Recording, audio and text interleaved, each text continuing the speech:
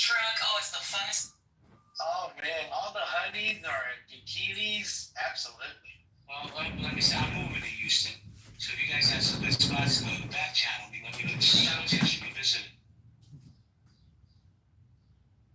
Yeah, you know what?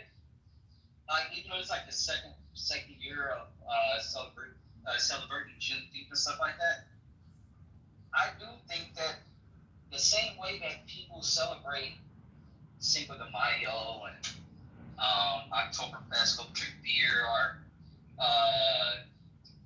what's it called, St. Patrick's Day, different things like that. I just wonder why do a lot of people, even schools or people like that, have a problem with celebrating Juneteenth? Because I see a viral video going viral, and these people's like, oh, the bank's closed. Why? Oh, because it's Juneteenth. They like, what is Juneteenth? Wait, Tony, from what I understand, I could be wrong, you could correct me. Juneteenth has been celebrated for many years. It just wasn't a federal holiday until 2 years ago. No, we always celebrate it. That's one thing. Like, we always celebrate it. But I think on a national level, a lot of people never really celebrate it, stuff like that. Because I never knew Juneteenth was a specific day. I always thought like the whole month of June and stuff like that. But like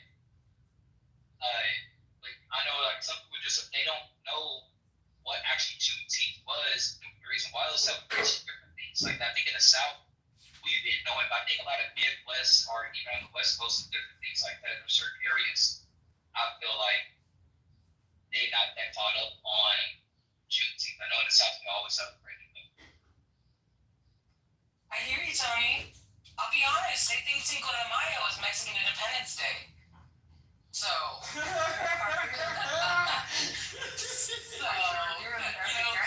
the source. You know what I'm saying? That people be thinking that we're celebrating Mexico and shit. You know what I'm saying? No, people don't really know what the hell's going on. They just see a celebration. You know, Sig said it yesterday, which I think is hilarious. Sig was like, we be celebrating too much shit. Maybe we are. Because we don't even know we're celebrating nowadays. We just be having parties and shit. But, you know, I'm here for it even. But I'm going to say this, though. I think, okay, Cinco de Mayo, everything else, I think we know how to celebrate it because every club, every bar does also think that. A lot of times people do try to celebrate a black holiday like Juneteenth. I think some people don't know how to celebrate it, meaning as in, okay, if I brought chicken and candy yams, is that racist?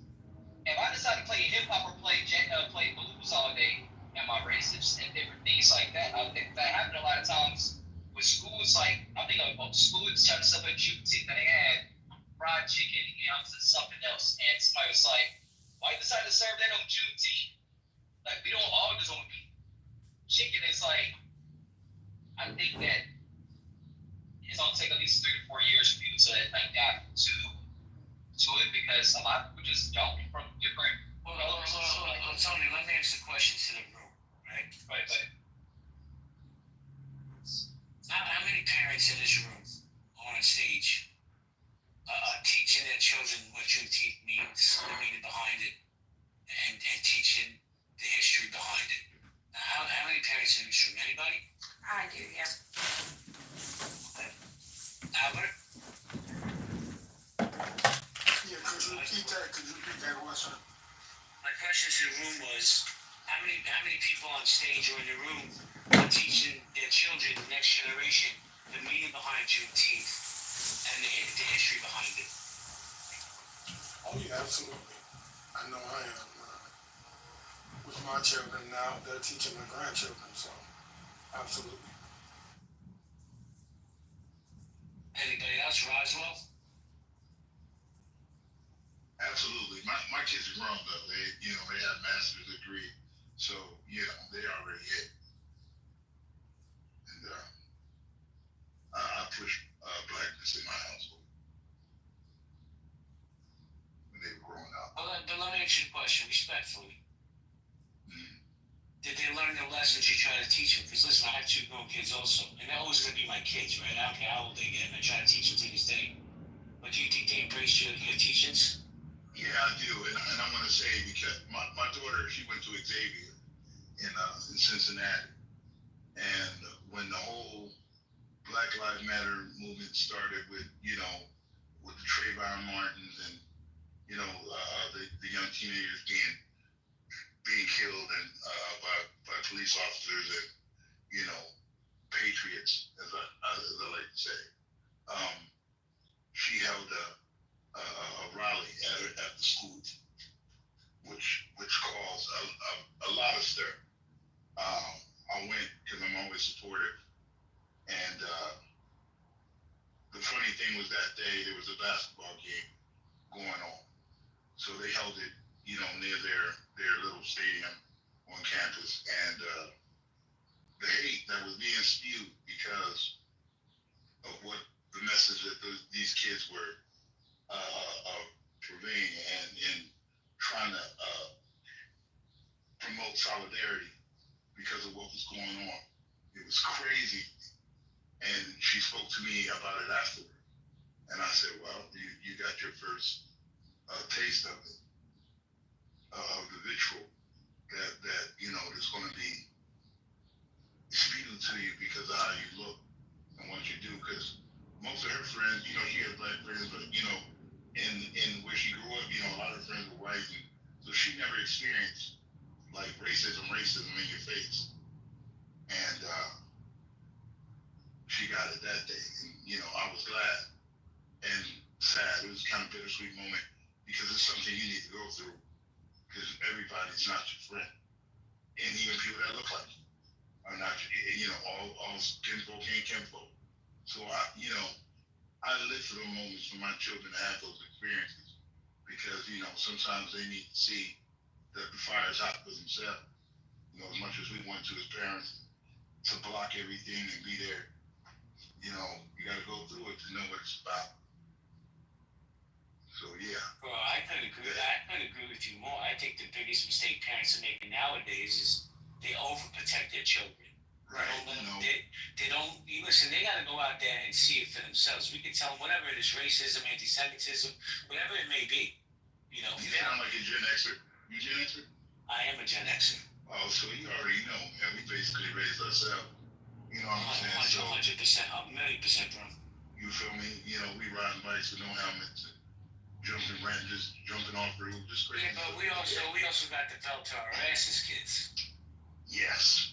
You know, definitely that. And the switching cords and go pick a switch. Racetracks on the, you know, the Hot Wheel racetrack.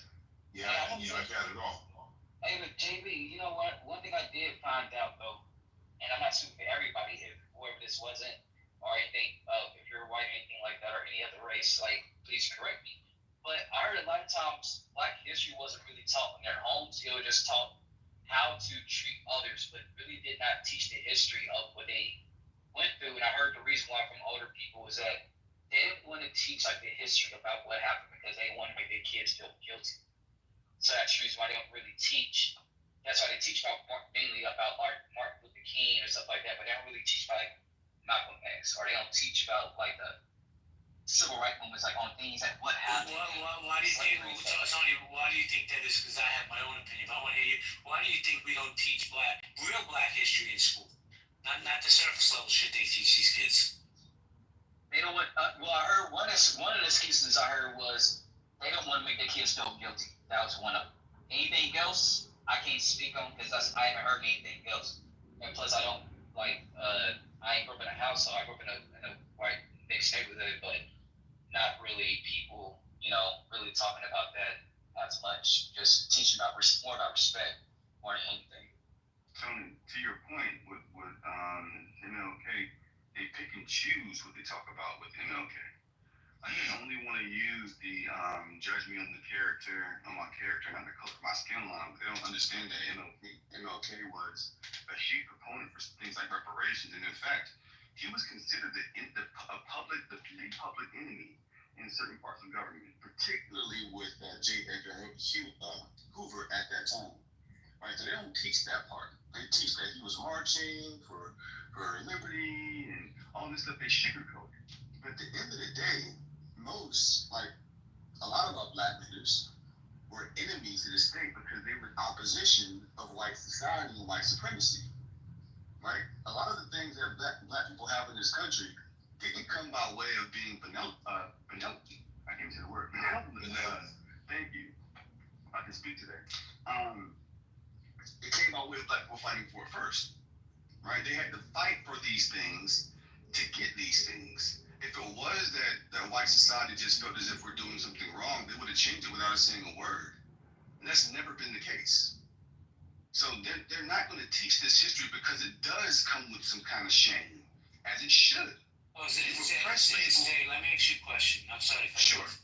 And I agree with what Sid wrote, right? But he wrote, they won't dare teach about Malcolm X. He's too radical and conservative. What do you think about that? Sure. But again, it doesn't take away from the point that I'm making about our black leaders in general, right? The optics on our black leaders is that they were either unalived or made political prisoners. COINTELPRO was a real thing. They felt threatened for the liberation of black. The civil rights and what we got out of that is not what we actually wanted, right? It was like a settlement. They still sugarcoated that, right? So again, they're not going to teach that part. I give credit to Malcolm X, cool, whatever you want to say about him, but it's the holistic thing about black leadership during that time. That's the issue that's not being taught. All of it should be taught. Huey Newton should be taught, right? Like all of these people, James Baldwin should be taught. All of these people should be taught as a part of black history, in addition to people like Charles Page, who was the first person to create an aircraft, right? It was sabotaged on the way to a world fair. It was already operational, but it was sabotaged. A train car blew up. Hey, what's that kid? What's the kid that died? What's his name? They jumped him and stuff like that. Emmett Till. Like they don't want to show pictures like and different or tell people about that stuff. Because when you hear racist people or people that are not educated as much about it, people always want to bring up slavery. Like, oh, he wasn't a slave. Like, okay, yeah, let's check that out. Cool. I wasn't a slave. You're goddamn right, I wasn't. Well, look though, my grandparents did not have the what's it called? The resources or have the ability to do certain things because of the system and everything else like that. And I feel like they don't want to teach that stuff on what happened. Let me ask you guys a question, right? And anybody's welcome to join, by the way. Do you feel by the lack of education that these kids are getting, right? It's a form of oppression? I think it's a way of trying to build. I think it's they trying to build the next generation to not feel guilty. I don't know if it's oppression, but I think they try their best not to have these kids feel a certain way. It's indoctrination. It is a form of oppression. Sure, I agree, Tony. If you're black in this country, and there are attempts, all right, allegedly there are attempts to take your books, your history out of publication, out of schools, right? That is oppression. If the history that you learned about has been whitewashed, that's oppression, right? If your black leaders who fought for liberation were assassinated or locked up, that's oppression. Let me ask you a question, Zay, because I'm just playing devil's advocate.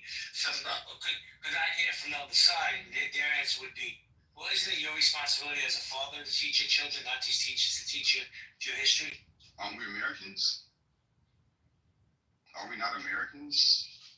Is it not a privilege for is it not a privilege for white society to only teach their history and they're considered Americans?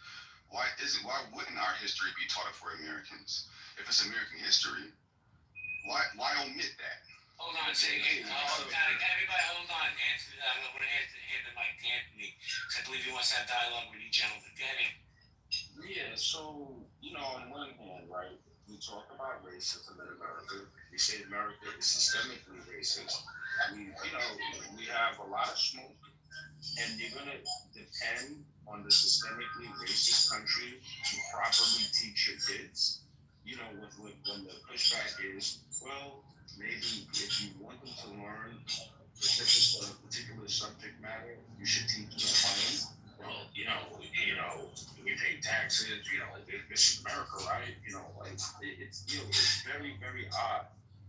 This is how we get to upside down. This is how people just don't. It's fundamentally a lack of responsibility. People want to abdicate their responsibility and blame the system. If Johnny can't read, it's his parents' fault. I don't care what the system, school system does or doesn't do. You know, we have responsibility to our children, to our loved ones, to the people that depend on us. And we need to stop shucking and jiving and own that shit. Can I add something to that? Whose responsibility if Johnny doesn't know foundational principles of algebra? Yo, if Is the parent is supposed to teach does the parents if teach Johnny your does child not algebra? know, okay, if Johnny Of course does not. there's no principles of No, they algebra, don't. it's They reinforce it when they get home. Hold on, bro. Okay, no. Zay, you asked a question, and I'm answering the question. Let me respond to that. Okay, cool, no problem. I'll pass it to you. Can I go after Zay? So, like, no problem. You got it after. And I'm gonna go after that. All good. Got a nice little cue going. They're making Zay, smart Zay, okay. So here's what's up. Now we have people that complain about the system. The kid doesn't pick the school that they go to. There are clearly schools that are capable of teaching that kid whatever it is that you're saying that should be the school's responsibility, which I even disagree with that, idea. But at the same time, it's still the parent's responsibility for the school system that kid lives in. You can't run from it. It's up to the parents to make a decision. We are sum total of our choices. We can't shift and shirk responsibility for our choices. We make up our minds how we want to live, where we want to live, what's important to us in our so-called community. This is what we do as adults, as autonomous beings. Autonomous beings don't blame others for their reality. So I think when you do have a point, right? I won't be obtuse or intellectually dishonest and say that you don't have one to a degree, right? But I think if we're being honest about the conversation, kids are sent to school to learn. They're being taught there. Not to say that parents don't teach as well, but what kids are learning in school when they come home to do the homework, that's being reinforced about what they learned in school, right? So the initial point was, why are we relying on a racist system to teach our kids anything? Why not be racist? This is the point. Why not? How about don't be racist? And we wouldn't have this conversation, right? If we acknowledge the system is racist, then that's the issue, right? Everything that black people have done has been done in spite of the system. And we still get blamed. And we still get blamed for anything that's happening, as opposed to looking at the system and saying, well, this is the biggest problem. The reason why we had to have HBCUs, because the system was racist. The reason why we don't have free healthcare, because the system is racist, right? The foundational principle of America is racism. Now, what do we like? If we're having an honest conversation, we can't absolve the offender and then blame the victims. That doesn't make any sense. Like, oppression again happens to you. So if our kids in underserved communities aren't receiving the education they need to receive, yes, parents do play a part. Don't get me wrong, they do. But why are we shifting the blame directly to the parents and not looking at the fact that the way it's set up is to not serve them? It's by design. So how about not blaming the parents entirely? And let me ask this question, percentage-wise, how much blame do you think should go to the system because it's racist, inherently? 0.0001%. Gotcha. Okay. So I know where you stand. I do appreciate the conversation. I'll disengage. Y'all got it. Okay, Zago, you got it. Yeah, you good. Earlier I was trying to tell y'all how I started out my journey. Is he in the matrix or is it me? I think he's in the matrix. This experience. I do medical transport, and I was dropping somebody off at the hospital. I went inside to use the restroom. I came back to my car, and I was backing out, and I looked to my right. I see a white man smoking a cigarette, running his mouth. I rolled down the window and asked him, "What you say?" He said, "You can't park right there. You're not handicapped." Mind you, the whole parking lot empty. Nobody here. We in the back of the parking lot. I said, I just ran there to use the restroom. I came back. I just do the medical transport to drop somebody off. He say something, nigger. And my mind just flipped. I say, fuck you, bitch. I can park whatever the fuck I want to. And tell him why he try to flick his cigarette at me. And I pull off. I thought about it. He get out the car trying to chase me. He a cripple. He got a cane, all this. He talking all this shit, but he a cripple.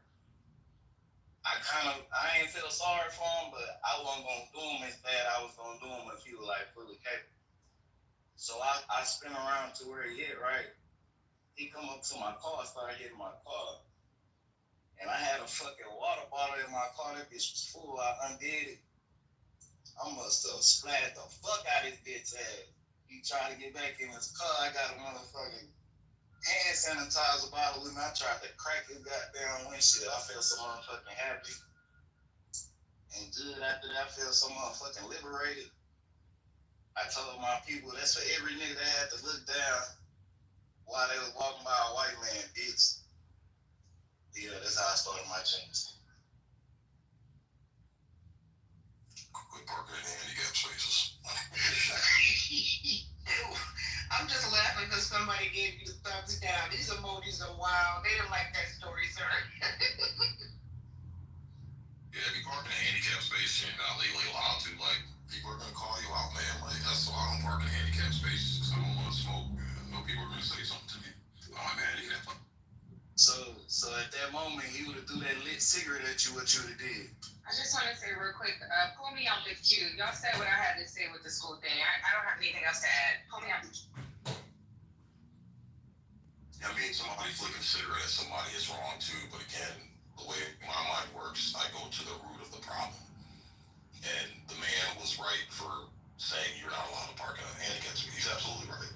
He's absolutely right. Now, if he took it overboard, okay, I mean, yeah, that's a problem in itself, but again, the root of the problem was if you hadn't parked in a handicap space, this problem would have never started. It sounds like you technically weren't supposed to be in that space. It's just logic. Sig, let's get back to the conversation. Hold on, Anthony. Now I'm curious in your opinion, Sig. Hey, John. Yeah. Legit black history, not the type of stuff they teach. What's I'll that? ask Sig as well. I'll get back to you. Can you talk for a second? Yeah. Hey, how's it going? Are you Princess, the PTR in here, the black girl? No. It sounds like a transgender chick that's obnoxious all the time. Oh, I think I know what you're talking about, but no, that's not me. You're not. I think her name's Princess. It's a black girl. She comes in. She sounds like a dude trying to pretend like he's a girl's voice. And I swear to God, I thought it was you as like a undercover one because it sounds like your voice trying to be a woman. She's sweet. You know her. Okay. I just didn't see that in a long time. But every time I hear her, I'm like, that's you know. And then I wanted to say. There's somebody that goes in this like freak house center room all the time, and they're like, I'm in the bunker. And they say all kinds of crazy shit. That's what she sounds like, though. She sounds like you impersonating a woman badly on purpose. Like, it's so comically bad Yeah. that I don't know why people take her seriously, but they do. But she also says obnoxious stuff sometimes, outrageous stuff sometimes. Interesting. Okay, it's fine. All right, fair enough. Yeah, I'm just live streaming Jay Breska's Room of Bullshit. It's like daily racial ideas for Yeah, so, and that's the thing about, so I like Jay personally and Mark, and he's just an excellent but he's doing the same exact topic every fucking day, and it's like, I don't want to hear about black people complaining about systematic racism every fucking day. Yep. It sucks, because he is a good mod, and if he would mix up the topics and quit, like, shilling for the frickin', black cause just to get big audiences, which is what he does. Yeah. And it's the same shit every time. Like, Sig has a good point. Like, he's a black guy that understands that they got internal issues they got to deal with, And he tries to be, he's kind of like little Bill Cosby in that respect. And he's unpopular on the black community for it. At the same time, he's got a message that makes sense to me. But again, that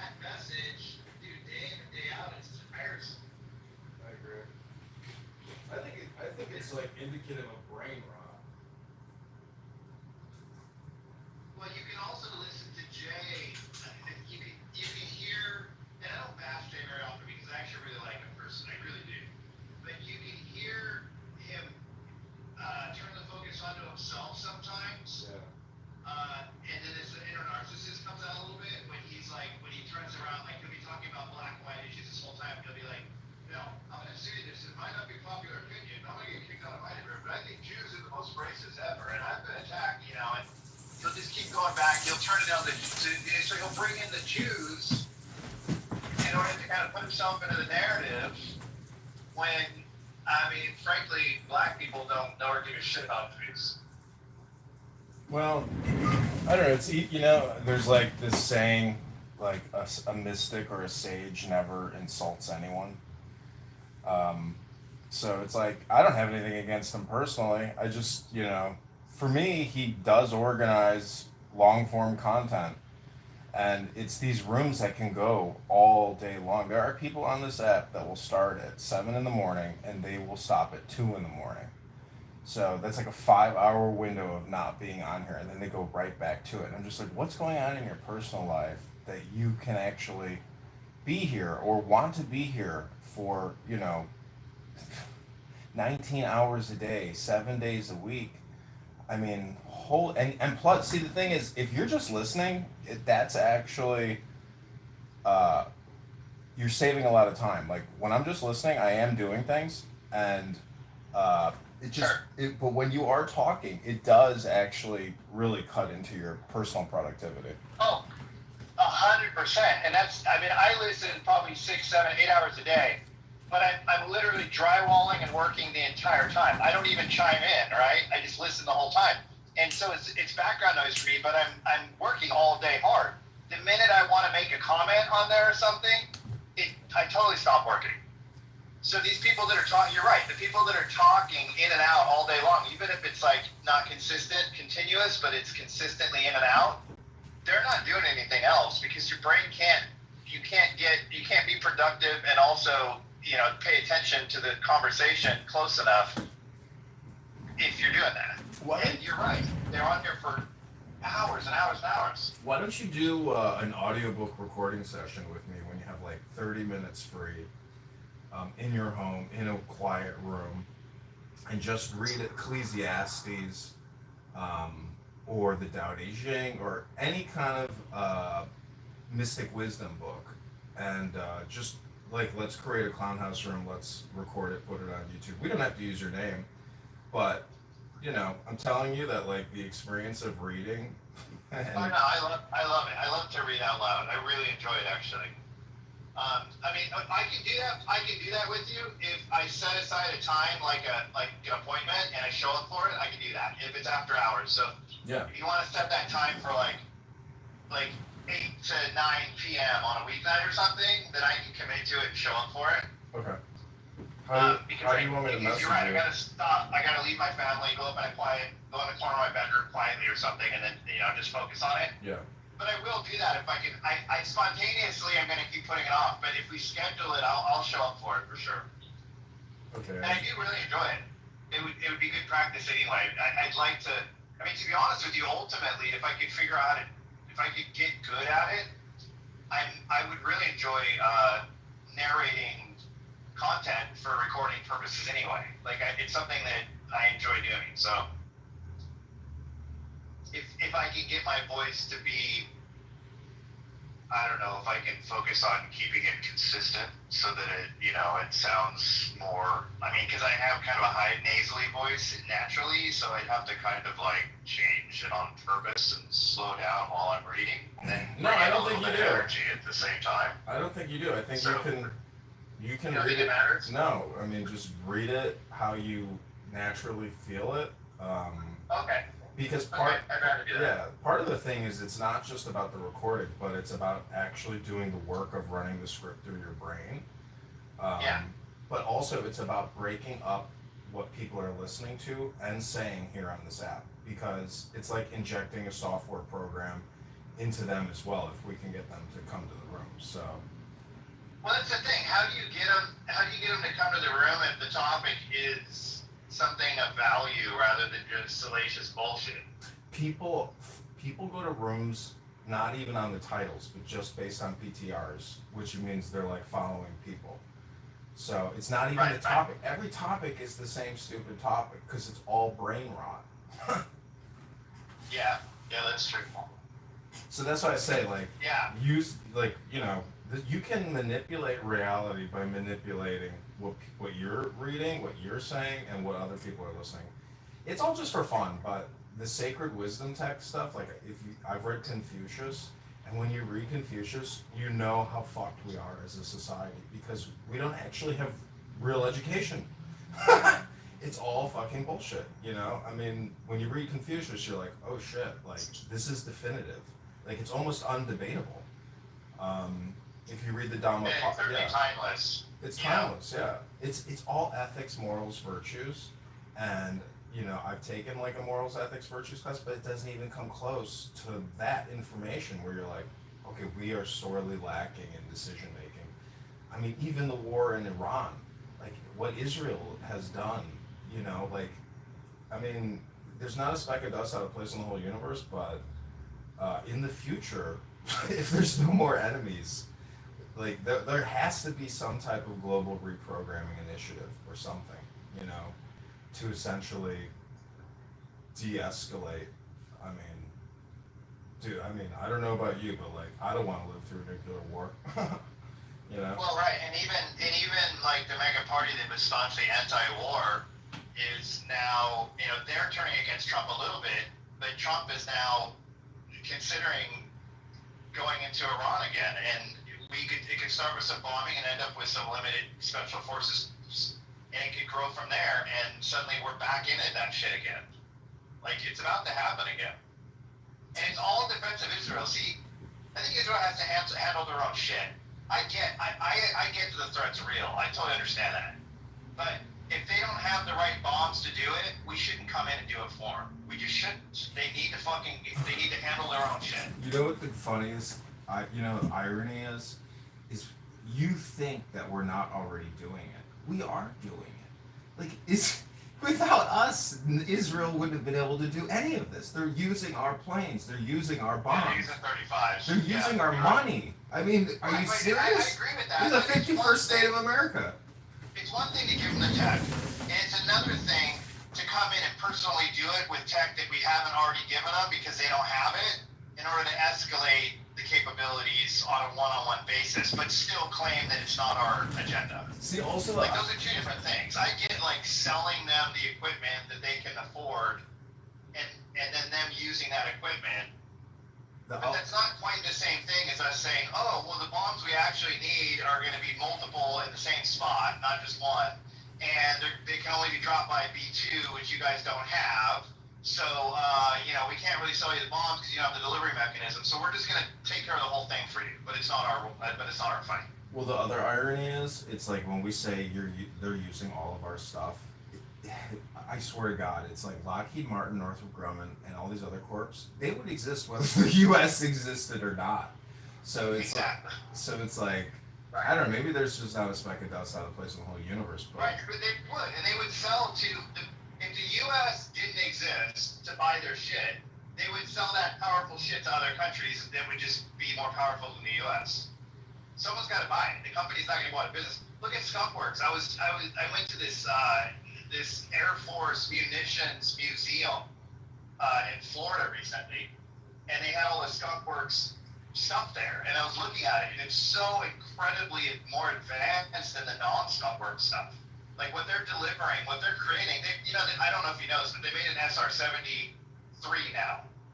Is SR-71, 72, 72, whatever the number is after the last one. I think the last one was 71. So they have an SR-72 now. It's about ready to be released to the public. It's already flying, and it's Skunk Works. They're like decades ahead of what I think most Americans even think is happening, and they're not going to stop doing that just because the U.S. quits buying their shit.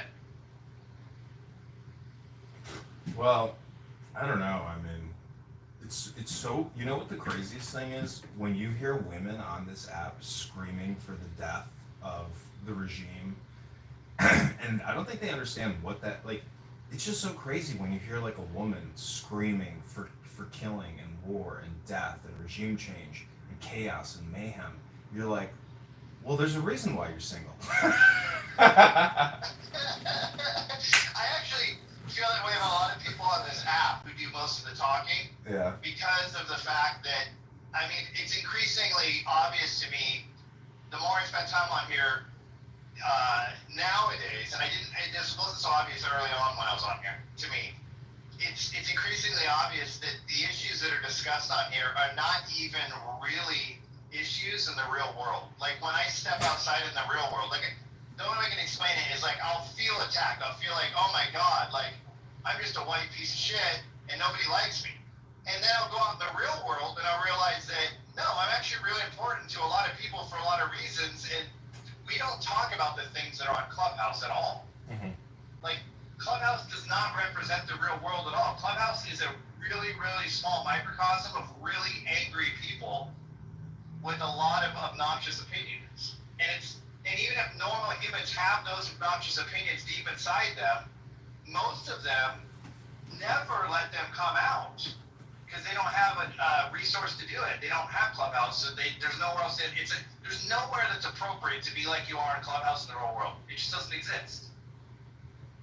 Well, it doesn't exist. There's this extreme politics. There's this good saying I read the other day. It says, "To know all is to forgive all." So, like everybody is like this hyper conditioned product of their past. What was it else I gonna say?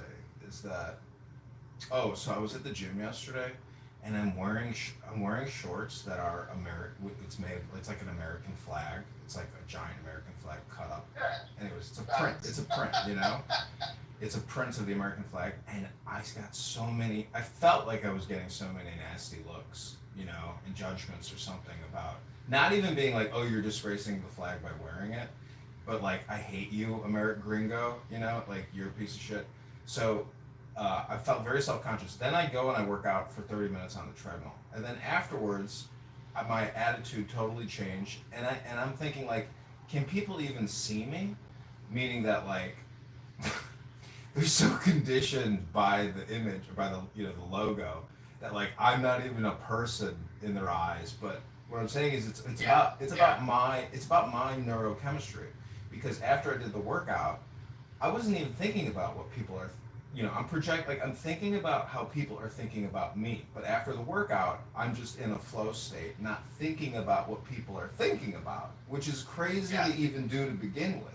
You know, it's like mind reading, and you're like, okay, I'm not a mind reader. Why am I thinking about what I think people are thinking about me? It's so crazy. It's true. It's true. My daughter watched Interstellar with me for the first time this weekend, and she absolutely loved it. But what she loved about it is that it's so realistic and sci-fi at the same time. It's not like science fiction sci-fi. It's more like a non-fiction sci-fi, and in a lot of ways. And she loved the movie. It's a masterpiece anyway, and I think it's one of the best movies ever made. So I was really excited to share it with her. But I think she talked a lot. She told me yesterday. She said, I keep thinking about that movie now and again. And she goes, you know what I keep thinking about is how we all think about we all worry about what other people think of us, and we all spend time doing this amongst one another, and then across the board, we are all completely insignificant in the greater scope of things. So we're like creating drama that's completely unnecessary between ourselves, when realistically, like, none of us are important enough for the drama to even, be of value. Yeah. And it's true. It's complete, and she's right. And it's like, yeah, when you look at the greater scope of things, what we are, is absolutely nothing. We're a speck in time of nothingness that will not be remembered, no matter what we accomplish in our lives in the long run. It just won't happen. So I don't know. It's just interesting to think how finite we are and how unimportant we are, and yet how incredibly important we all think we are ourselves when we're stuck in our own brains, and how we worry about what other people think of us. You're absolutely right. Yeah, it's stupid. I worry way less about it than I used to, for sure. But I mean, I don't talk a lot on Clubhouse ever anymore. I just don't like it. I just don't like the task. I don't like how it takes me away. I'm a busy dude. I get a lot of shit done, and I don't like how it takes me away from getting shit done when I'm engaged in it. But as background noise, I mean, I go between Clubhouse and audiobooks. And the audiobooks I usually listen to are topics that spur my attention on Clubhouse that I want to go deeper into. So I might get, yeah, I'm listening to this because of Jay's rooms, actually. This guy challenged me to listen to this book. I'm not going to get all the way through it. I can't handle it. I can't handle the narrative, but it's called My Grandmother's Hands, and it's kind of like a secondary version written by another person of the White Guilt was the one that Angela, what's her name, wrote. You know, I'm talking about D'Angelo, whatever her name is. Mm-hmm. Which I also actually read the whole thing of. I really want to understand if systemic racism is real or if it's not. I really want to understand it. I'm really curious to see if it's a real thing or if it's completely made up or what. It's totally everything is a construct, but right. The thing is though, like right. If you've been through the military or if you've been through some type of like initiation with a black African American, you judge each other based on your proficiency and intelligence, decorum, etc. Right. So it's like, well, and that's why I tend to think it's bullshit because the people that talk a lot about this stuff, none of them have been in a situation where you had to depend on one another on an equal basis. That's what the Marine Corps did for me. yeah. Is that when I hear people like, oh yeah, racism doesn't exist in the military. Well, I'm not saying it doesn't exist in the military, but it kind of doesn't exist in the military. Like when you're there doing the fucking job, you're absolutely right. Like you depend on each other, and you really don't think about it. You really don't. I never did. I thought less about race than ever when I was in the Marine Corps. I know it's bullshit because I've worked with enough black people in my life to know that they're actually better than me.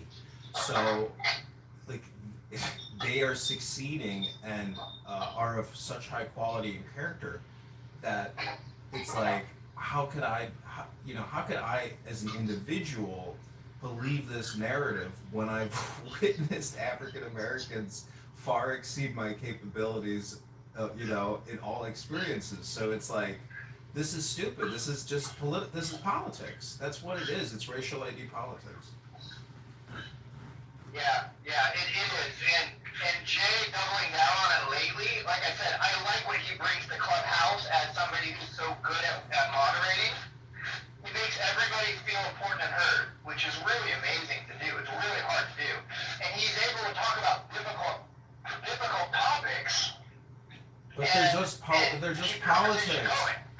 I agree, but it's all just politics content. That's all he's really doing. And well, I guess that's where I'm going with this. He's good at it. I wish he would talk about other things. Well, this is the funniest thing when a guy, like a very strong African American male who is, let's say gifted in speech and what you could call the spirit, because he starts referencing God and the soul and how we're all brothers and this is one huge humanity. There are really great African American preachers essentially that essentially deflate the racial ID politic and increase the spiritual politic to a very high level. And that's when I can't stop laughing because,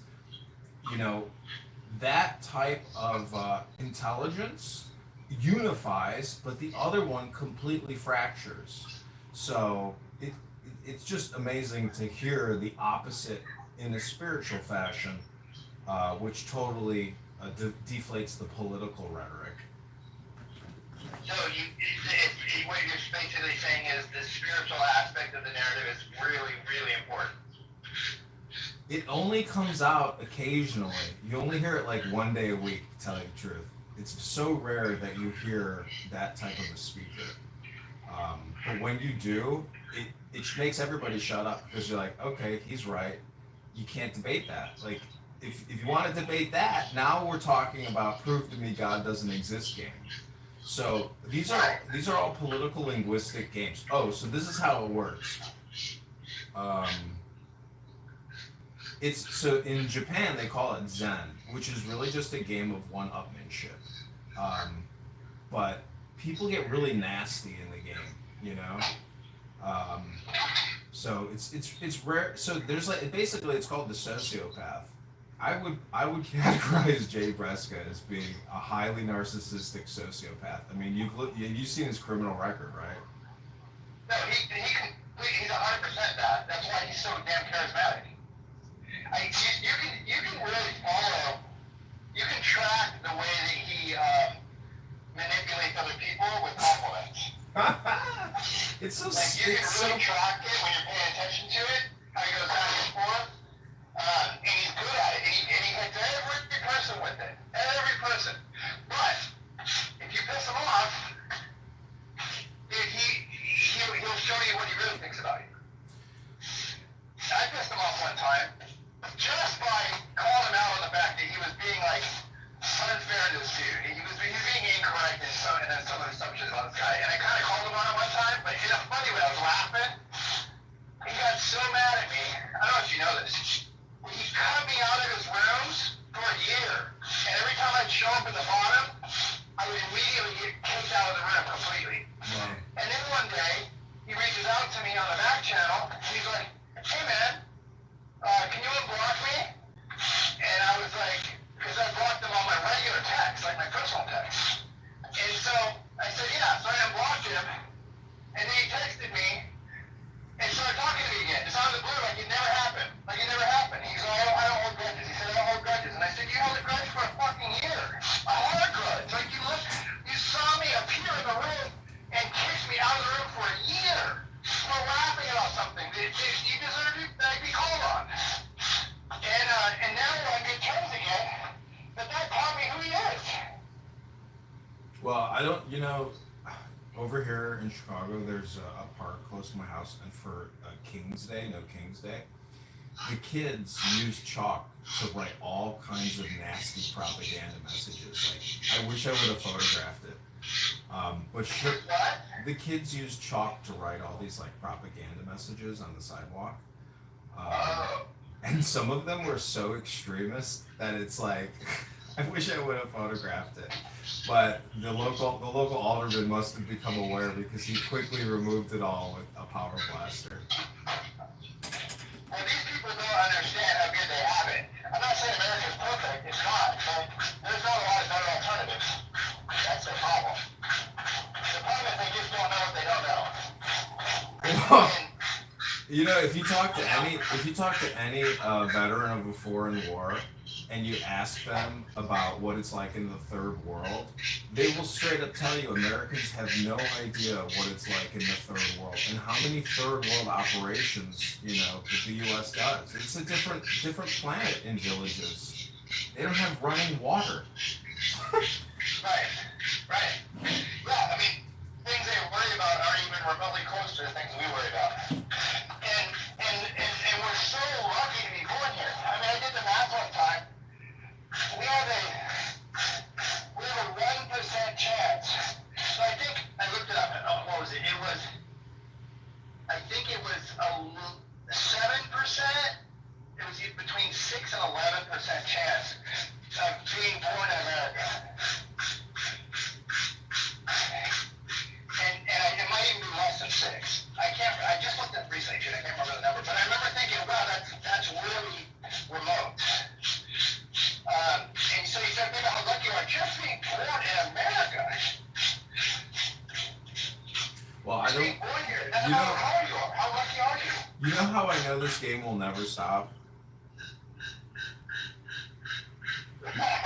Because I'm looking at like books from West Point, from VMI, from Citadel, from the Naval Academy, from the Air Force Academy, and then you have 150 other ROTC colleges that put out officers every single year, adding to the ranks.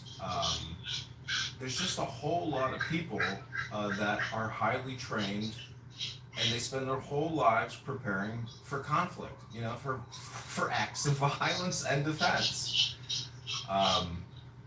I don't know. Isn't it weird though that like we also don't put out like a meditation, a peace course, philosophy, psychology? I mean, this is all therapeutics. It's like we do therapy with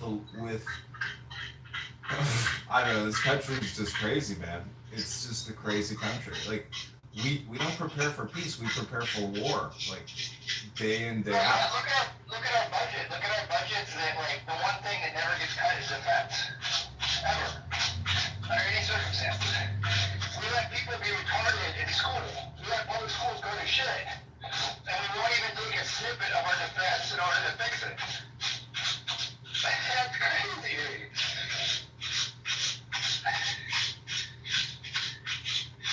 I don't know, man.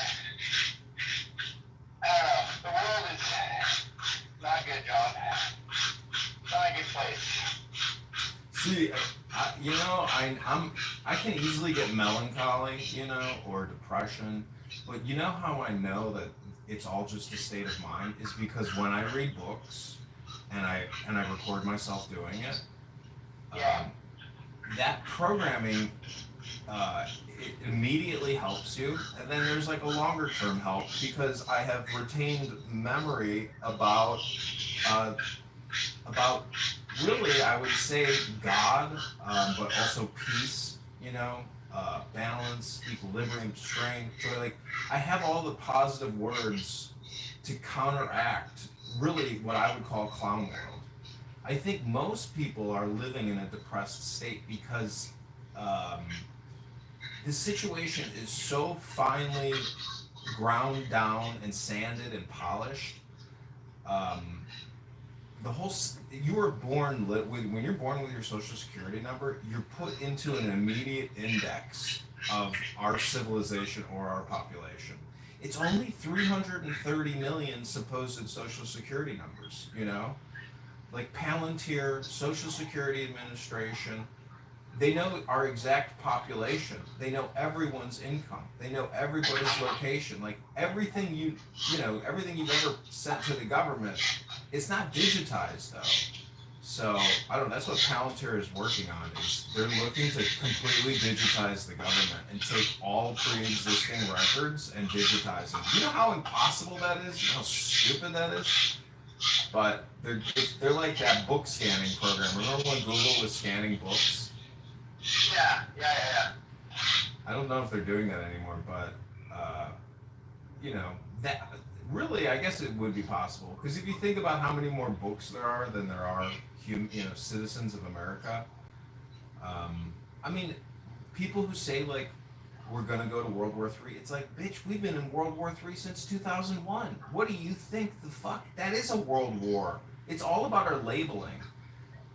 It's about what the media says and what the government puts out.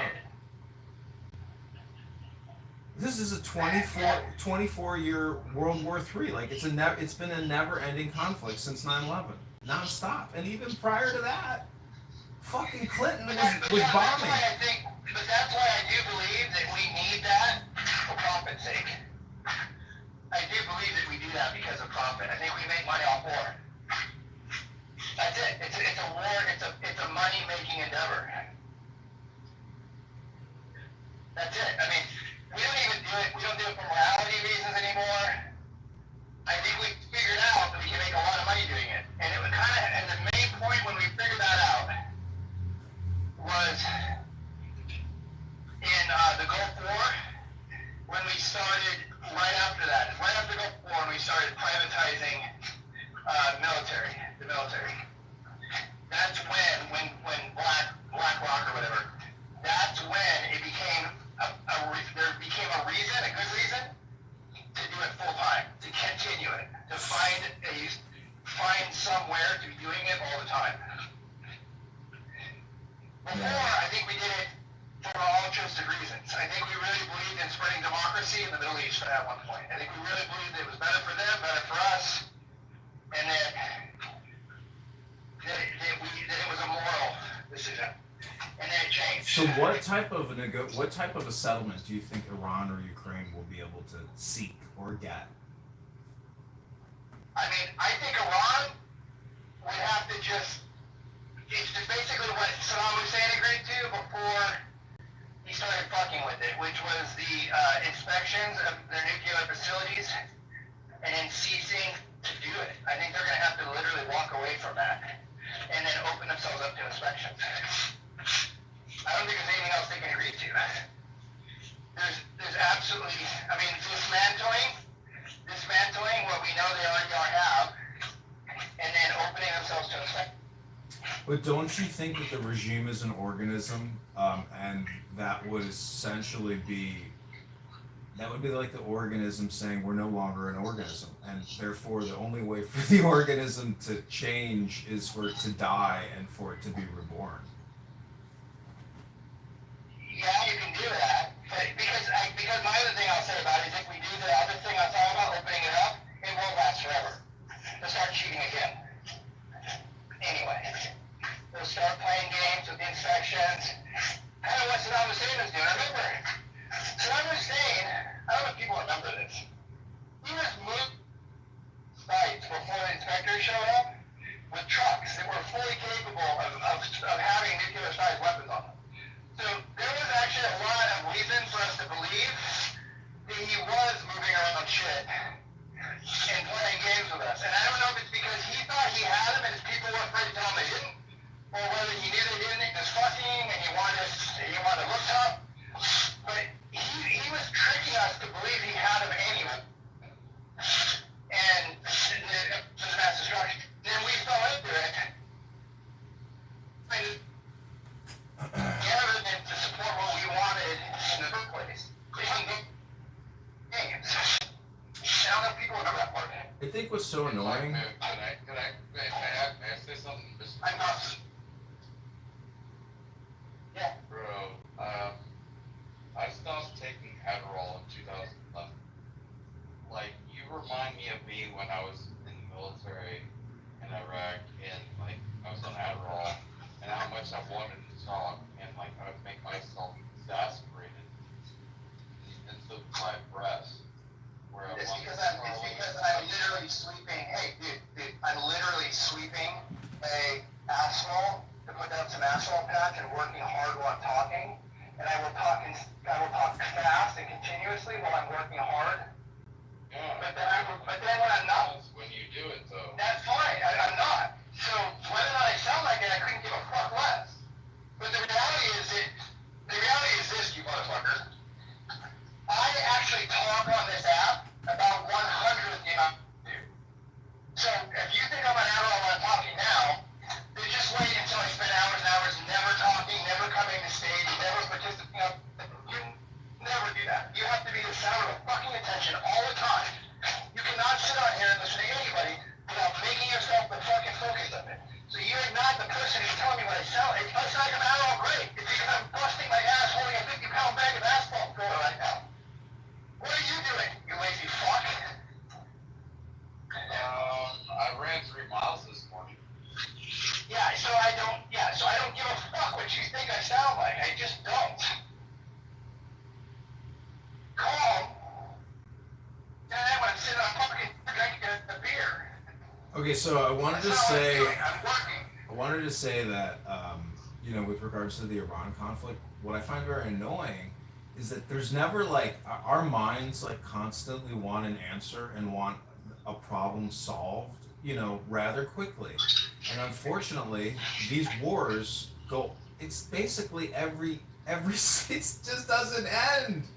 Every single fucking day continuously since 9/11, it's like, the point is, the one with Iran, this is the big one, This is the big one. It's the biggest again. It's only because the Jews are so fucking defensive and afraid that they'll bring us into it. Mike, you're a Marine, and I'm an Army guy, Hebrew, and you don't like me, so let's fight about it. What? Listen, Let's fight about it. let's just take a deep breath and do no personal attacks in this room, and don't mention any other speaker's name. I'm gonna invoke the Uncle Steve rule, and why don't you two just go within and take a deep breath and not mention it. I'm not even looking at my phone. This fucker has to come in a room and start telling me what I sound like. I'm talking to Josh, but I'm having a conversation with him. It has nothing to do with your stupid ass. Leave the fucking room. You do this. You're a authority. You're a with me.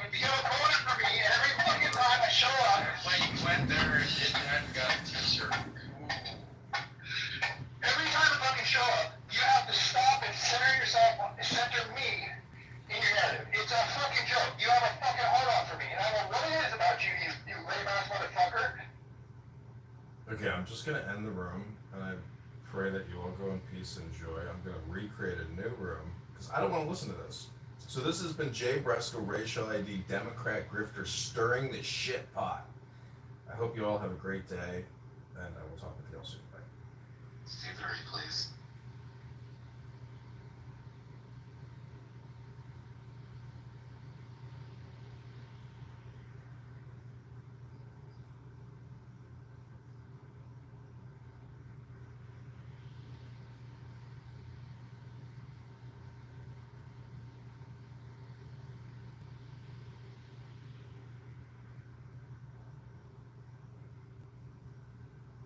Okay, this is listen, don't speak, stop talking, meditate.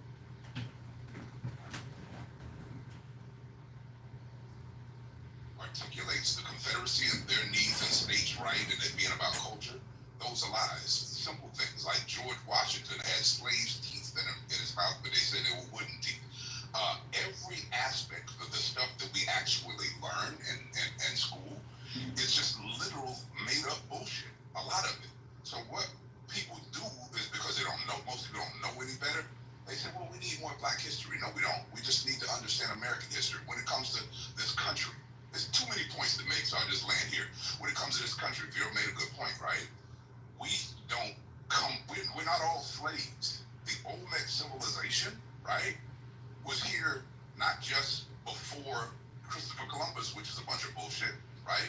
But they were here before most of the Aztec, the Mayan, and the Incan civilization. Phenotype Negroid faces were dug up out of skin 3,000 years ago, and mysteriously, I don't know how these heads got here. There's not enough proof. There were civilizations of Africans in America thousands of years ago. That's factual. The state of California is named for a black woman named Khalifa. I asked all of my friends in California, did they teach you this? The state that you live in is named for a black woman because they thought they had reached the mythical land with black women on horses? No, they didn't even teach them that. So yes, you guys are sort of right. Black history shouldn't be taught. But the reason that Keegan has the mentality that he's had is because what Bernard Kinsey, he has a collection called the Kinsey Collection. You guys can research it. He's a good friend of mine. The Kinsey Collection teaches about the myth of absence. If you continue to teach history as if black people were a part of it, then there will be otherized. Their children will think they don't have a contribution, and it literally contributes to a version of an identity that doesn't have them have confidence. And even spiritually, right? The reason that you teach people, let's say in Christianity, that they are the inheritance of God and they have a house on some hills or what have you, that language is so that people don't feel less than, so they feel an inherent spiritual wealth. If you continue to teach the lies that were designed to disenfranchise, to otherize, and to subjugate our people, if you just taught the truth, you don't have to call it black history. Call it history of America. That's what it should be called. Thank you, CO. So listen, guys, I'm going to be listening in, but I won't be able to chime in. So I'm going to let the other mods run the room. CO, Keegan, did you want to say something in rebuttal to that?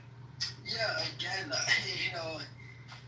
this is my point will continue to be, I think, a lot of point that a lot of people are at, even not just white people, black people as well, which is that when you teach history in the scope of these people are evil, they've done wrong to you, that you've gone from the worst of the worst situation to the worst of the worst situation to the worst situation to now a situation that they won't acknowledge, right? This is how a lot of black people, a lot of white teachers will also teach black people their history.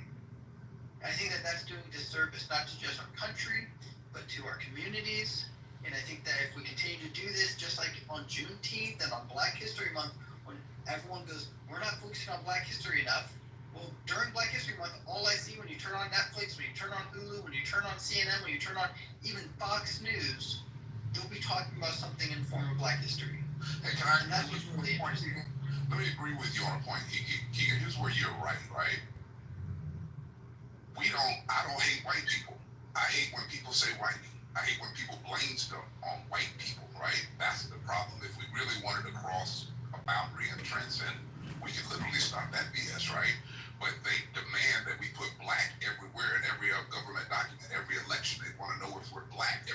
way they want to know we're black. I agree with you. I'm tired of them trying to otherize us as black for the purposes of the government.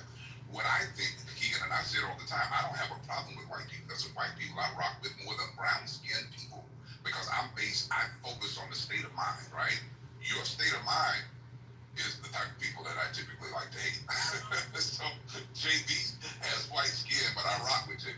I'm being funny, but let me just say this. I hate Confederates because they're treasonous anti-Americans that wanted to subjugate people and they were too lazy. So I don't think history should be told through the lens of these were the bad white people, but just the bad Confederates that hated America. You fall into that category. You might be a descendant of the Confederates, but I think the Union people, whether they were liberal or Republican or Democrat, they fought for, even if it was beneficial to them at the time, they fought for black people being free. That's what Juneteenth is about. So I despise the context of demonizing white people just because their skin is white. Just like I don't like that we sit in this room and say JB should be ascribed to or an ambassador for a certain type of nigger. JB. But I don't think black people should be having ambassadorship for other blacks. I think we should break it up and not do any race with a broad brush and be more fair. And let's do the Martin Luther King thing if we're talking about Juneteenth and celebrating our heroes. Let's talk about the content of the character. If you come on this stage, Keegan, and you don't speak to black people as their one monolith, and you don't have the hatred because you see black people on screen talking about American history, the reason that, and this is where I'll close, the reason that they're doing that is because black history is a corrective holiday, a corrective month, because the country has not had the courage to tell the fucking truth about its existence. So when we talk about, the courage, like what we do is we try to weaponize words. And we try to use words. The irony is we try to use words to censor people. So what happens is we'll have somebody like a Keegan, who I've been on many a stage with, who I definitely don't agree with as being racist. I think that's nonsense. We'll try to put that label on him. We'll try to put that jacket on him. In street vernacular, it's trying to put Keegan into a trick bag because he's damned if he does and he's damned if he doesn't. There's no win for Keegan. So, what we hope will happen is he gets silenced. By calling him a racist, we'll effectively shut him up. That is the goal of, the people that focus on calling everyone that critically talks about, people other than themselves as racist. That's just a net effect. That sounds like something a racist would say. Well, here's the irony. So it's good that you're saying that because you know why, Devon? Like, it's hard for them to say, oh, a black person is racist. It's hard. It's like, like when a woman, speaks ill of feminism, it's hard to say, that she's, a misogynist. It's hard. It's the same concept. They would if they could, and they sometimes even try to do it. They will sometimes try to do it. We look at those police officers in Memphis. Oh, yeah, they got castigated, and, that's systemic racism. The crazy part is that they got acquitted. But we don't hear about the acquittal. We hear about the sizzle, the noise when it happens. Let me jump in here for 2 seconds because I'm doing some things around my house. And this is no smoke for Keegan, right? I've shared 1,000 spaces with this gentleman. I'm not going to call him a racist, but I will say I've heard him say some racial ideologies. I'll say that. JP, can you give some examples? Wait. Well, he wants to separate blacks and whites. They should live separately, but he can give his own example. Blacks even agree with that, JB. Hold on a second. I'm not saying that. Can I finish? Thank you. And I'm not saying those blacks aren't racist. I know it's a shock to some people that blacks can be racist, in my opinion. And I'm not going to speak for Keegan. Keegan can speak for himself. I think, listen, I'll be honest with you. Keegan and I aren't fans of each other, but I've seen growth with Keegan. Right? They'll have the conversation civilly now, where before he would just shut it down. That's why I asked him to stay a little longer today instead of dropping when he's going to drop and walk out the door. I understand. Listen, Keegan's a father. You know, I'm sure he's a great father. Right? He has a life. He has a job. But I know what I heard. That it went into the thought of my head. He has racist ideologies. Now, if he wants to dispute it, be my guest. No, I'm not going to dispute what JP said. I do believe that black culture is in 2025, because black culture has shifted, I think, from the 60s and the 50s. But black culture in 2025 is anti-American culture and should be separated from American society. In New York or like Southern black culture? The typical mainstream black culture. I think that involves New York and Southern. So you would say, from a non-black person, that all black culture, and I'm assuming by black you mean like American black people, that they all share one culture? Is that your perspective? No, I mean they all have like everyone has subcultures, right? Like Midwest whites have a different culture than Northeast whites, but we all still have a typical atypical culture that we all still coexist in, and then we might have our subcultures. So I say that black culture, the rap, twerking, drinking, drug use, that type of culture is anti-American, and we should all Right, no, I understand that. And what about the black people that don't engage in that? Those black people are not engaging in that culture. Can I get in the queue, JB? Wait, so can I just say something really would quickly? that mean that they are, so if they're not engaging, One mic on NY. I'm sorry, Devon. One mic on NY. Roger's here. Hold on. Let me just say this before we move past. Wait, did somebody mute me? Okay, let me say something. Okay, I just want to say this. Hold on a second.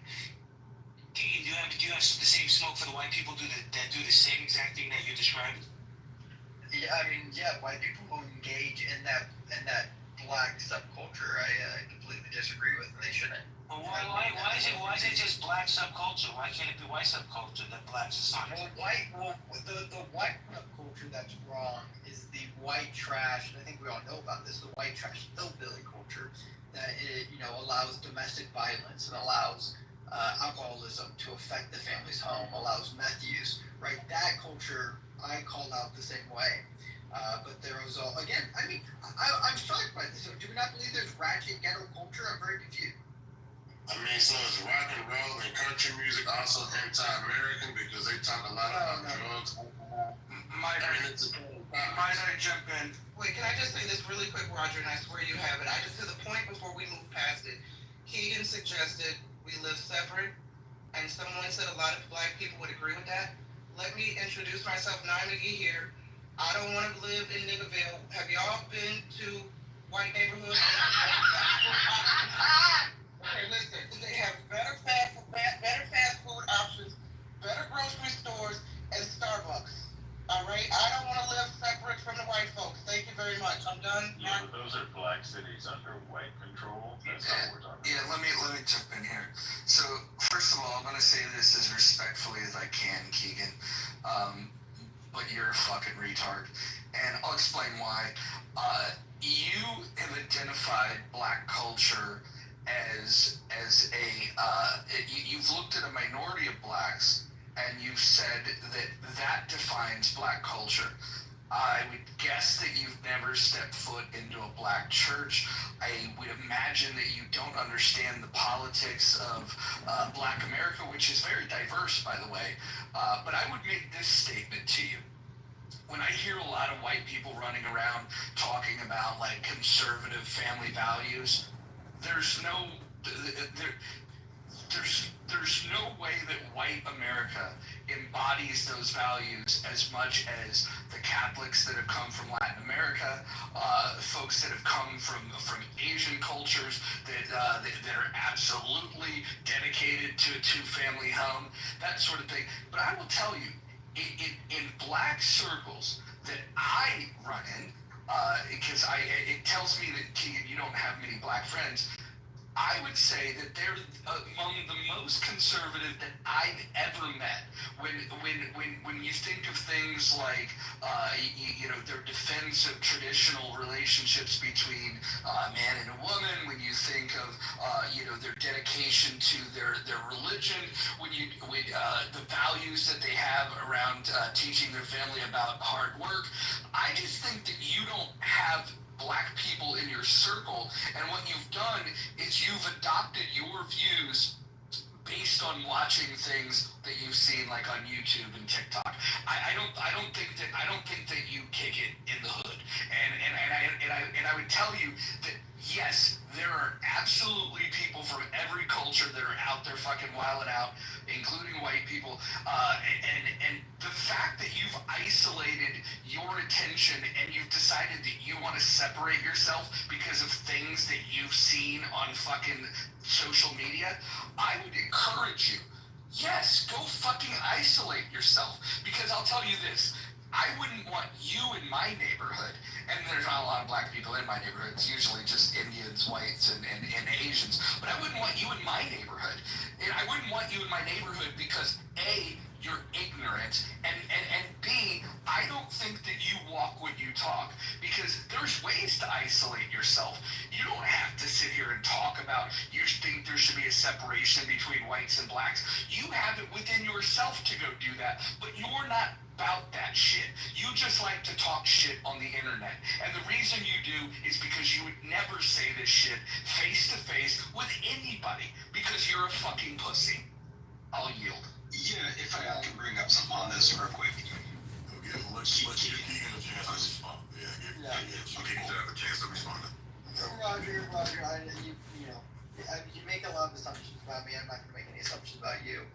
I did actually attend one time a black Pentecostal church when I was living out in Virginia. I've been to Southern Baptist churches that are full of black people as well. I actually don't mind Southern Baptist blacks. I went to an all-black Pentecostal church. It was really interesting, actually. I saw women twerking for the Lord, for the name of Jesus, twerking at this black Pentecostal church. But my point again is I don't want the separation of black and white. I've made this very clear. I want the separation just like, the separation of white trash and your regular suburban whites.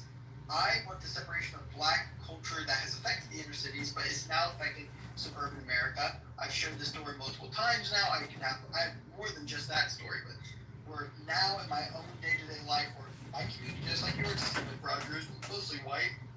And but now I go to a park, and those apartment buildings that were just built that are government housing, and this park is now full of is very ethnically diverse, and I've already had to deal with a swath of individuals who could care less about everyone else in the park, and they play their rap music really loud, and they don't care what their children are doing, and they again have no decorum and respect for the public space. And again, my point is that I don't like ratchet ghetto blackness, and I think that we should separate that from society. And the difference between white trash and ghetto black is that white trash, they stay out. They stay in the country in trailer parks. They don't affect anyone. While ghetto black travel now. They travel because of gentrification, and they go into the suburban areas, and they travel, and they, again, have no decorum, no respect. I can talk to white trash, and they usually aren't going to try to fight me over it.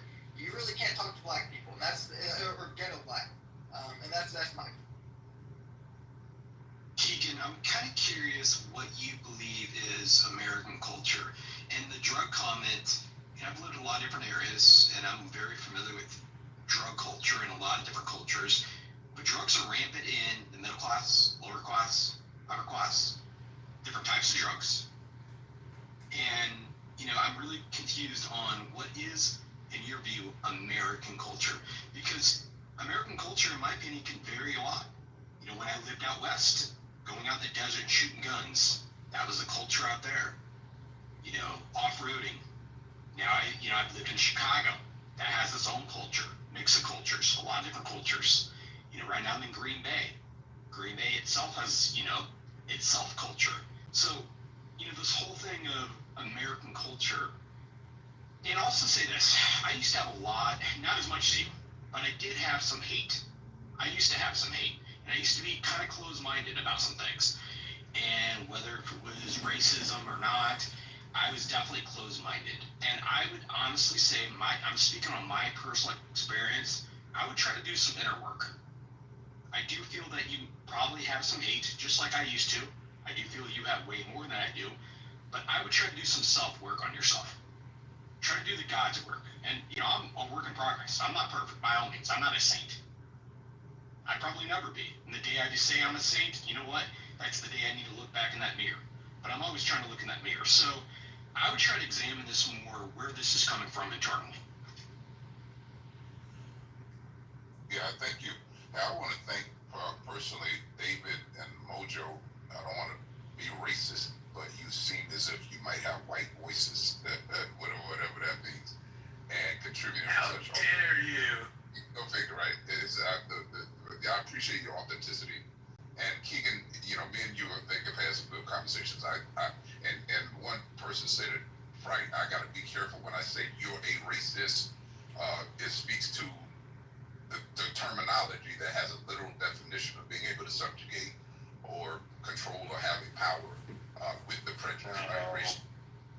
Hold on a second. I'm just saying the words racism, prejudice, and bias, what they literally mean are different things. So we use the words interchangeably, but they actually mean something separate. Is the point I'm saying. My point is I can't judge your heart or your history, but most of the shit you say that I've heard is pretty fucking racist for what it was worth, right?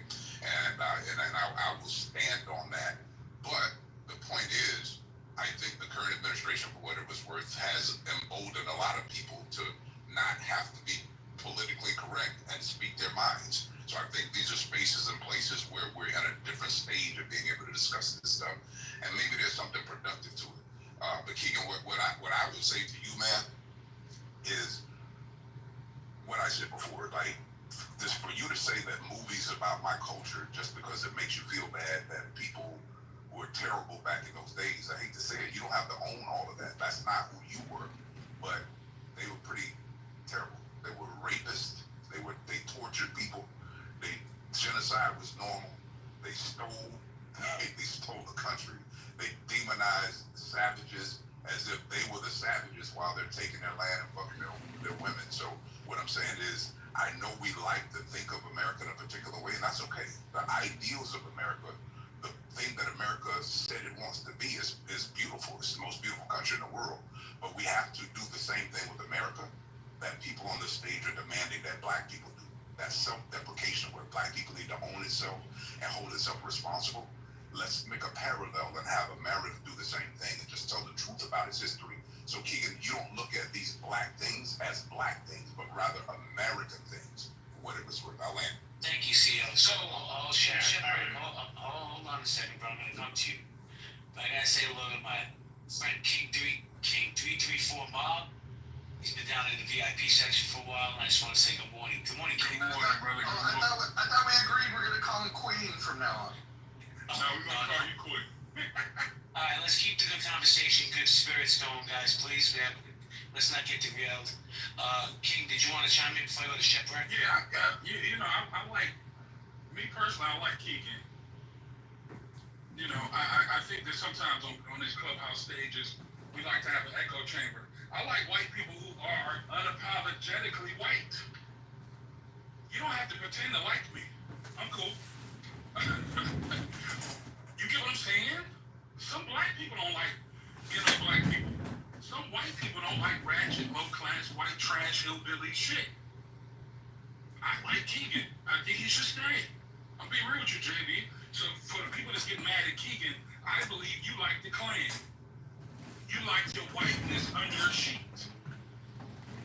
I like white people who will say, no, I don't like that shit. And sometimes, I'm going to be honest with you, JB, sometimes it's a neighbor like Keegan who, to be honest with you, he won't fuck with you all the way, but he'll say hello, but he won't terrorize you.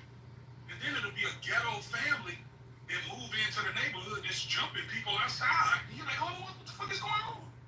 Why are they jumping people? Oh, they just moved here from Chicago. And I love Chicago. But this is what's going on here. So I think that people like Keegan should speak, and I think more black people should actually speak and say, you know what, I'm different. My mom and dad been married 40 years, still together. My aunties, my uncles, everybody's married. We come from black fathers that raised their kids. Okay, so black people have to start standing up too and separating ourselves from the bullshit. So that's how I feel. And shout out to Juneteenth. JB, that's another thing. I ain't even gonna elaborate on that, but shout out to you. Thank you, kid. Hold on, Anthony. I'm gonna come right back to you. Let me get to Shepard, because he's been patiently waiting. Hey, JB, great room as always. As another white person, I suppose. Algonquian white, but kind of mixed between. But these rooms and these conversations are great. Keegan, your contribution to it, even if you're getting beat up a little bit, you just have to look at the viewpoint that you're looking at it as. If we tie back to the original point of the conversation where you're saying, yeah, every movie has to be about this. Well, why don't we take some honesty out and say, hey, why did Grandpa give him that many firsts? History is about firsts. We're gonna record that. Those are what the movies are being made about. Our people as a whole, if you're gonna group of white people together, gave them a lot of firsts to have to overcome. We have to own that. We also have to own the fact that every man is responsible for their own actions and their own growth. So you have some growing to do, I have some growing to do, everybody in this room has some growing to do, and the only way we can do that is having honest conversations and being able to view a situation from somebody else's view. You think of a cup in the middle of the room, you're seeing one side of the cup, CO, JD, everybody else is around that cup looking at it from a different angle. We're only going to be able to see that cup fully when we're talking to other people and having these conversations and able to switch our viewpoint. That's all I. Thank you so much. I'm going to hand it to the mods. I got to step away for 5 minutes. My dog's driving me crazy. Mods, please take. Yeah, we got some new people on stage. Steve, Doc Adams. Guy, I know you chimed in a little bit, but I don't know if you were able to, bring a point besides interjecting, taking part of a point that was made by another speaker. But if you guys want to go, feel free. You guys can get some airtime, and then I don't know. Something happened when I was in the middle of asking Keegan kind of qualifying questions about what he actually thought black was. So I don't know if that was inappropriate or something. Well, no. Yeah, I wanted to give you some space to bring your own opinion on the topic. I know you were kind of asking questions, but you didn't really get a fair chance to bring it. Well, here's the deal. I was talking, and he jumped in, and I asked him to stand down, and he continued to talk. So in order to grab control of the room, I had to move it down. I apologize for that. But I only have a few rules. When the mod speaks, we shut down, and one my policy. But I apologize for moving you. The mic is yours, sir. Okay, yeah, no, I didn't hear the. Yeah, I apologize. I didn't know that was going on. I mean, I think that it is interesting that, well, sometimes it's the this and sometimes it's the that, but overall, I think that you would want in your neighborhood somebody that had a broad view of all cultures, especially a culture that you come from, versus this kind of this is that. And that's why I was trying to qualify questions about if black culture is this twerking, the 3 or 4 bad things that you think are Is he breaking up or should be? Yeah, I can't hear you, sir. Okay. It was basically saying, are those people still black if they're not engaging in this black culture, this bad black culture? That was my question I was trying to get at. If I could, I think this is a good point. And Keegan, if you want to respond, I think Keegan's on the phone. But yeah, the whole thing, I just think there's a disparity in terms of ambassadorship, right? Black people have to own everything. So a lot of the lectures that people give is you black people need to own it, you black people need to own it. So it's basically like if I come out of my mom's room and I never shot up a building or twerked or, gone into twerk culture, don't listen to drill music, then just because I'm black, I need to own it. So that's the silliness of how black people on the scale have to be the most self-deprecating people. We need to own everything that anybody black does. And I just think that that's not how white, quote unquote, in this social construct, this BS anyway, that's not how white works. White people don't say, oh, there's a serial killer. Oh my God, what are we white people going to do about the serial killer? Oh,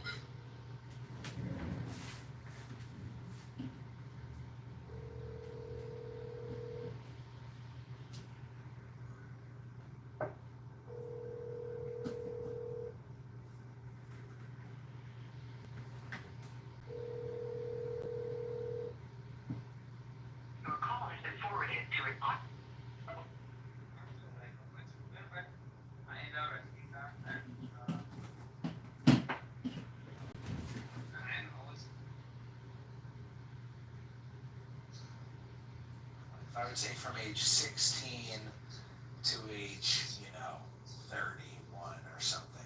Is that kind of? You were like the lefty, like pro-Palestinian, right? Yeah. I mean, don't you have friends like me who are like white American Jews who are against Israel? Don't you have a few friends? Oh, yeah. So I was just like one of them. So anyway, I say, why don't you continue to waste our time now that John Kitover is here? You can continue to waste our time all day as long as you like. Keep making your point. Don't interrupt him. He's not going to be able to make his point. All right, everybody mute up. So it's funny you mentioned that because I used to, before I came on this app, I used to say like things about like Israelis or Like, stuff, and I was like, like, man, like, don't interrupt him. like, Don't interrupt him. He won't be able to make like, that point. like, You like, better not like, interrupt him. like, Otherwise, like, he won't be able like, to make it. like, so we get it. like, Jack, like, Jack, you gotta like, give me the green. like, Give me the green. like, What are you trying to do?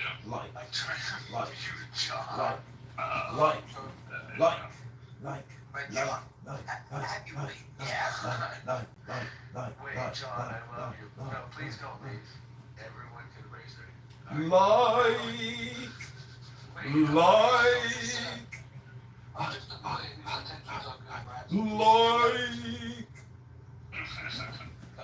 So this is the thing, exact. Like, well, before I came on this app, I was kind of impartial. I was like, maybe the government is.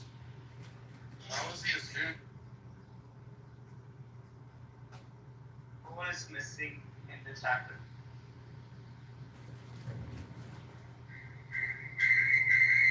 Is the racial part. It's not a black. This is a segment of society. That's what it was. That's what it is. One other quick point, if I could indulge people, I know that was a little bit long. The sort of called Democrat-run cities that are really just black cities. We gotta understand. Europe went through dark ages, right? Ireland went through spaces. There are a lot of countries and civilizations and eras throughout history that were pretty much shot out and downtrodden, right? So this is a short period in the birth of my remarkable culture that we're celebrating today. So I don't want to judge the history of us by small segments of our existence, right? So in those quote-unquote black cities, those were proud black cities or brown cities or American cities at one point not that long ago. And I just want to begin in the Industrial Revolution and with the transitions that happened, all of the migration, with the xenophobia of black people migrating from the South and the hate and the race crimes and all that kind of stuff when they were working in jobs in St. Louis and Philly and Detroit and Gary, Indiana and Baltimore and all of those when the South came to the North and the jobs were there. There was a pride in black history. Afterwards, the Harlem Renaissance and all that kind of stuff. What happened was, to some extent, as one context, not an excuse, but context, the jobs ended in those cities when all of those plants and factories died. So the children of the people who were proud black people that bought their first Cadillacs, bought their first homes, had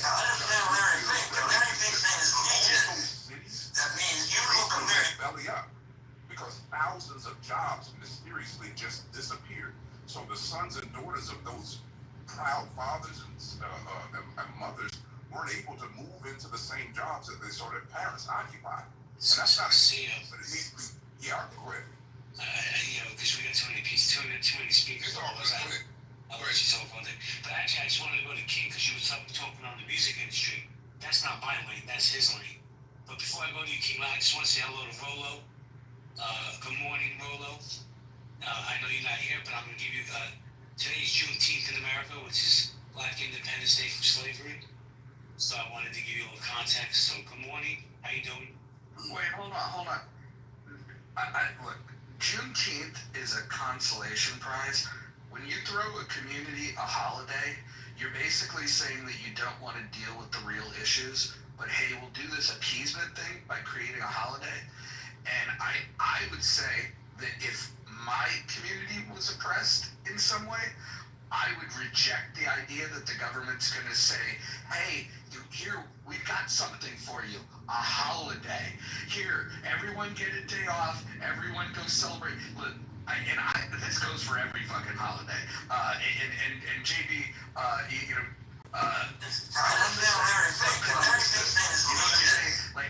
I don't fucking fuck with these holidays as consolation prizes. I think it's a mistake for us to say, oh my God, the government's really recognizing the injustices of the past, and we have the evidence of it because we have a holiday. I think that's ridiculous. Thank you, Mojo. I don't disagree with what he's saying. And Columbus Day here in New York has been changed to Indigenous People Day. We don't all celebrate Columbus. Just saying. The king, because he's been perpetuating. I know CEO says some things about music and he was on noise. Yeah, man, I want to respect the Mojo too. I know it's his space. JB, shout out to y'all. So, the brother CEO is a little bit better than me with speaking. I don't like to kiss white ass or black ass. I'm more like Mojo. I actually agree with what he said. I wish it was a black man who said what Mojo just said. Thank you for a holiday where we can buy watermelon ice cream. We appreciate it. JB, white supremacy systematically created the conditions of the ghetto. I want you to hear this. White supremacy systematically created the conditions of the ghetto through slavery, Jim Crow, redlining, and the deliberate suppression of black education. For centuries, black people were denied the right to read, write, and build generational wealth, then punished for the inequality that was enforced upon them. Now those same forces blame the black community for the very conditions that they designed. I need you to think about that. Because you plant a seed and then you say now that motherfuckers want to dance or twerk or make a rap song to try to, deal with these conditions that we didn't design. We didn't create this. Now that the girl wants to twerk, now that the guy wants to rap, now what's the problem? They say it's ghetto. Ghetto is only culture that has not been stolen. It's fucked up when Chief Keef does it about Chicago, but when Eminem, and I think he's one of the greatest MCs, when Eminem from Warren, Michigan raps about what happened to him, he should be praised. What are we doing here? Is she bad because she wants to dance? And she's dancing through poverty? And shout out to Mojo for actually standing up and saying, you know what? Fuck a holiday. Why? Because the holiday acknowledges the Black Holocaust. Thank you for freeing us. God made me free. The white man didn't free me. God made me free. But shout out to Mojo for what he said, because the holiday says, I acknowledge the Black Holocaust, but I don't want to give you what's owed to your people. I looked it up before I came here, JB. I see that the Holocaust survivors got reparations. Japanese Americans got reparations. The Native Americans got reparations. The Tuskegee men with the experience things that went on, they got reparations. Why can every group of people get reparations but us? Black people, happy Juneteenth. Is this really something to celebrate? Is this, I'm happy for us. My ancestors paved the way.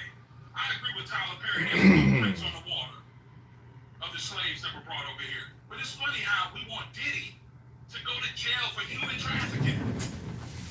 You want to see him hung, but we're just cool with a holiday. Black people, I agree with Mojo, bro. We look like fools out here. Motherfuckers are playing in our face, giving us holidays to eat a pecan pie. And keep this in mind. The holiday is for you to spend more of your black dollars. And this is the things we get. Appreciate it, JB. And I want to apologize to Mojo. I did not know he owned the house last night. I got love for him.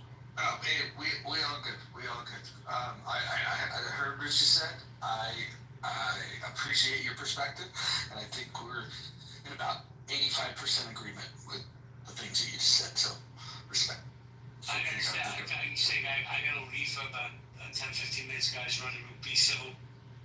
Roger that. I just gotta correct you on something you said.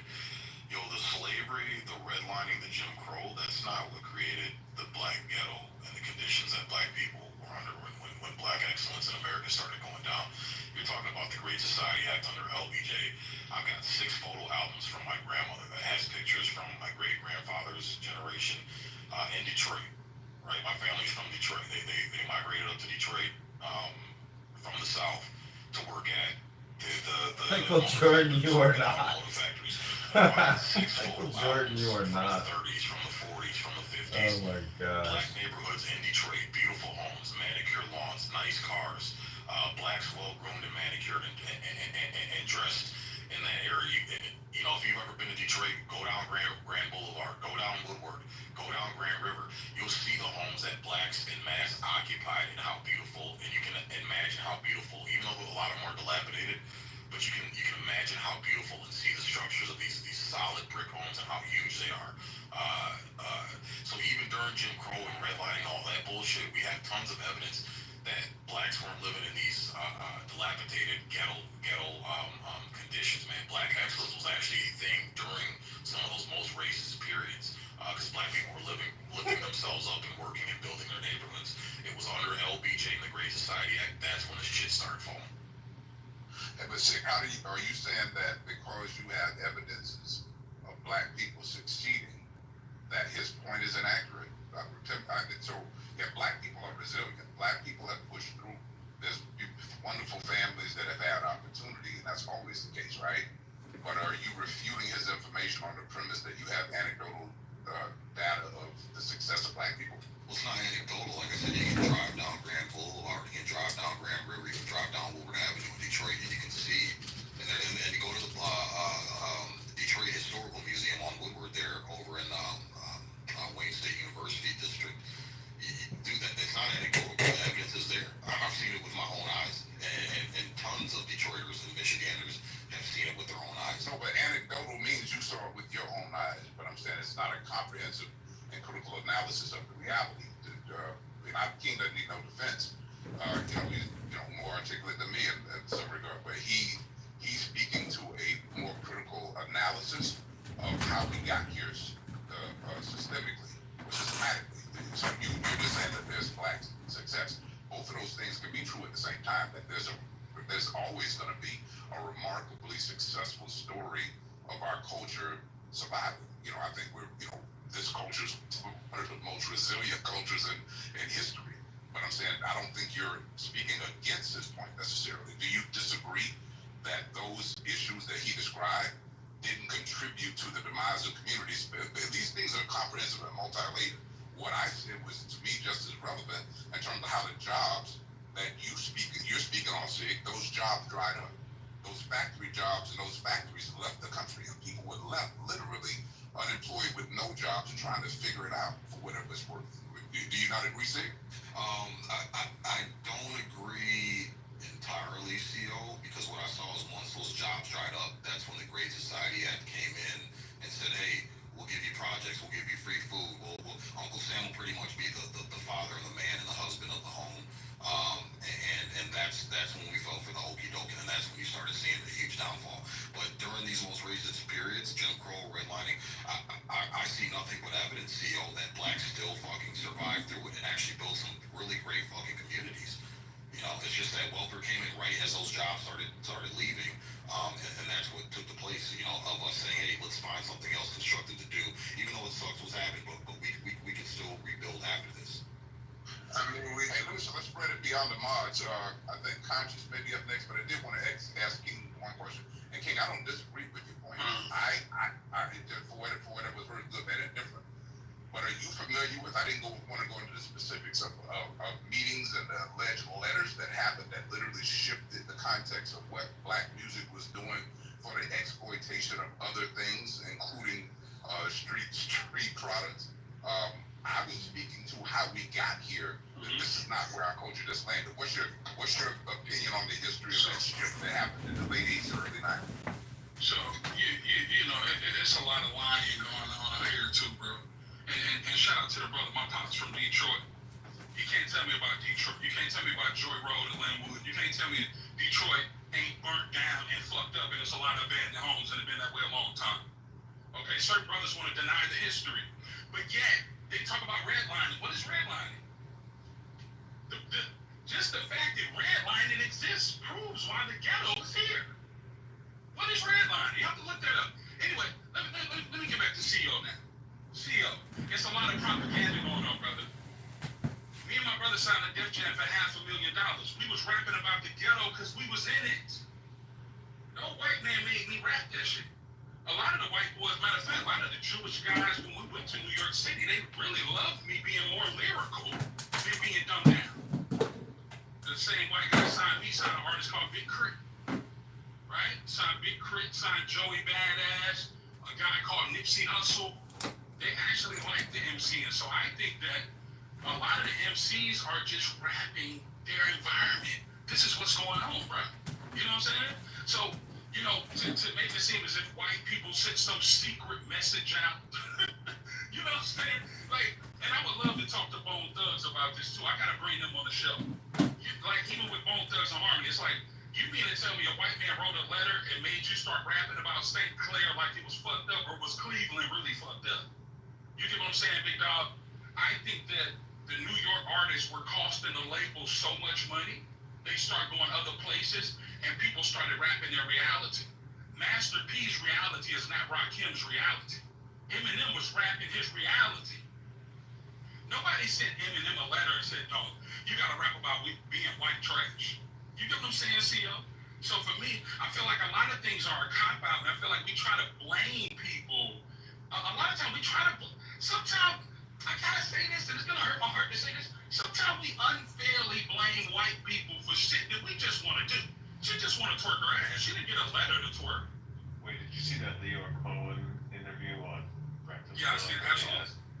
Okay, so it's not necessarily, and I'm just repeating what Ice Cube basically said, it's not that these white, like better word, white, right, like executives are writing down, you know, are grabbing the pen of the artist. It's that back then there was no internet, so there was only a certain gatekeepers who would allow what was coming from the streets to actually make it to the airwaves and then influence the culture on a broad level. It's one thing when you're listening to Drake songs that you didn't think you were gonna like, and then oh fuck, now I like the song I heard a few times.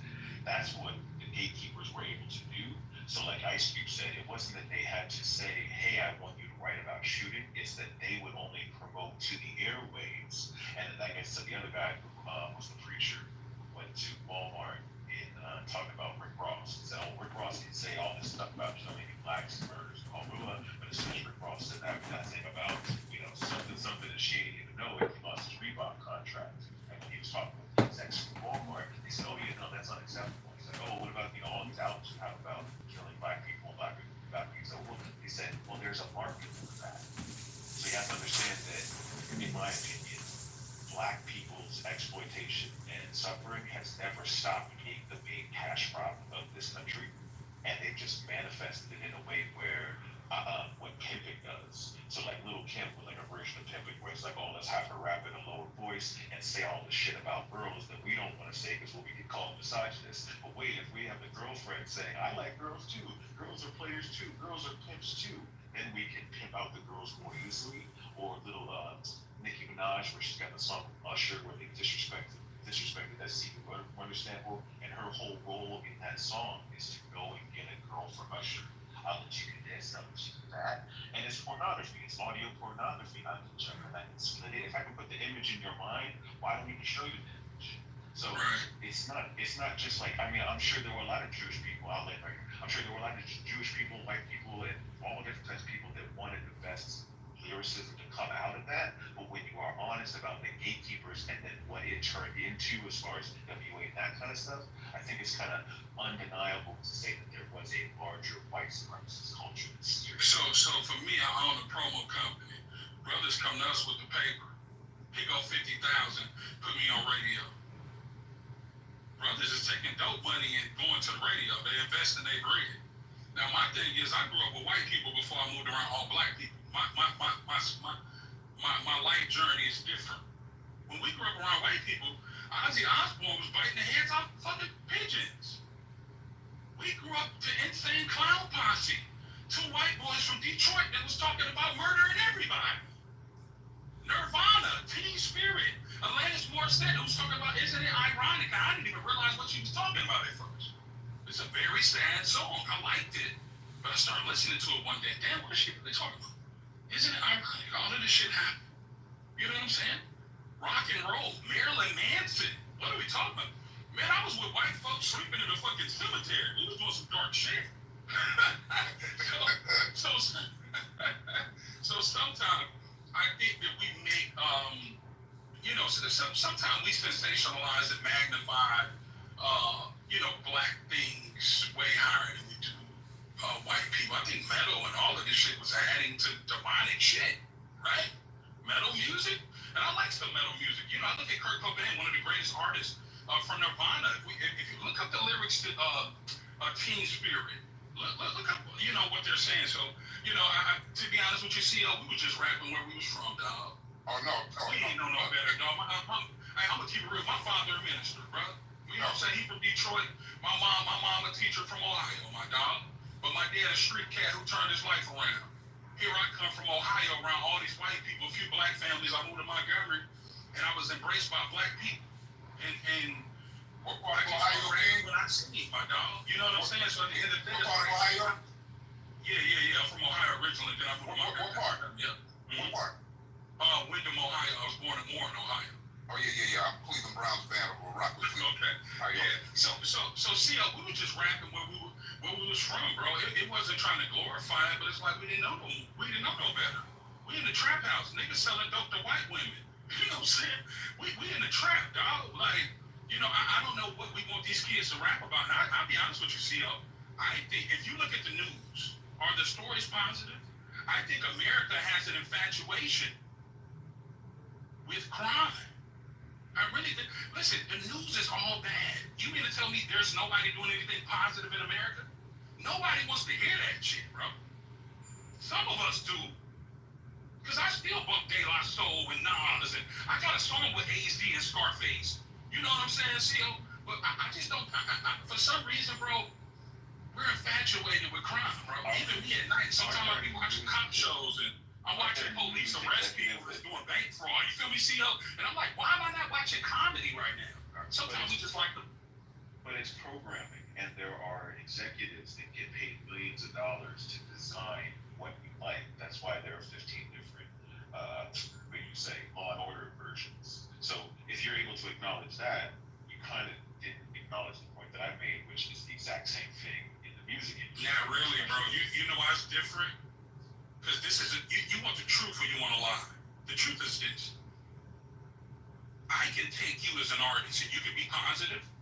I can put 50,000 behind you and I can make you number 10 on Billboard tomorrow. It's a money game. A lot of the executives aren't picking you, but looking at the BDS reports, the media-based reports, this record is doing good. This artist is gaining more followers on Instagram and TikTok. They're doing business. They're not just listening to somebody saying, he's rapping about killing niggas, let's give him $1 million.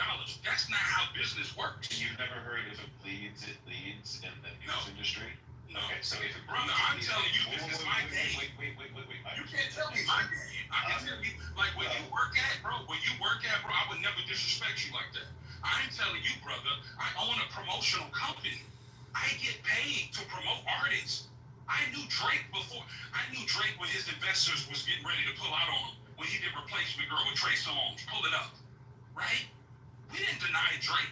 To be honest, there's a lot of people that do like conscious hip hop, but you know what the problem is? A lot of conscious hip hop dudes don't have the money. So if you believe in that artist, put the money behind him. You can buy the radio. Sorry, I hate to say this, because the replays is on. But you can buy all. Everything is about promotion, bro. You could buy this shit. I'm just keeping it. Hey, real quick. Hey, let me do this real quick. And King, for what it was worth, man, King is spitting the truth, the facts, the whole truth, and nothing but the truth from my observation and my relationship with the music industry.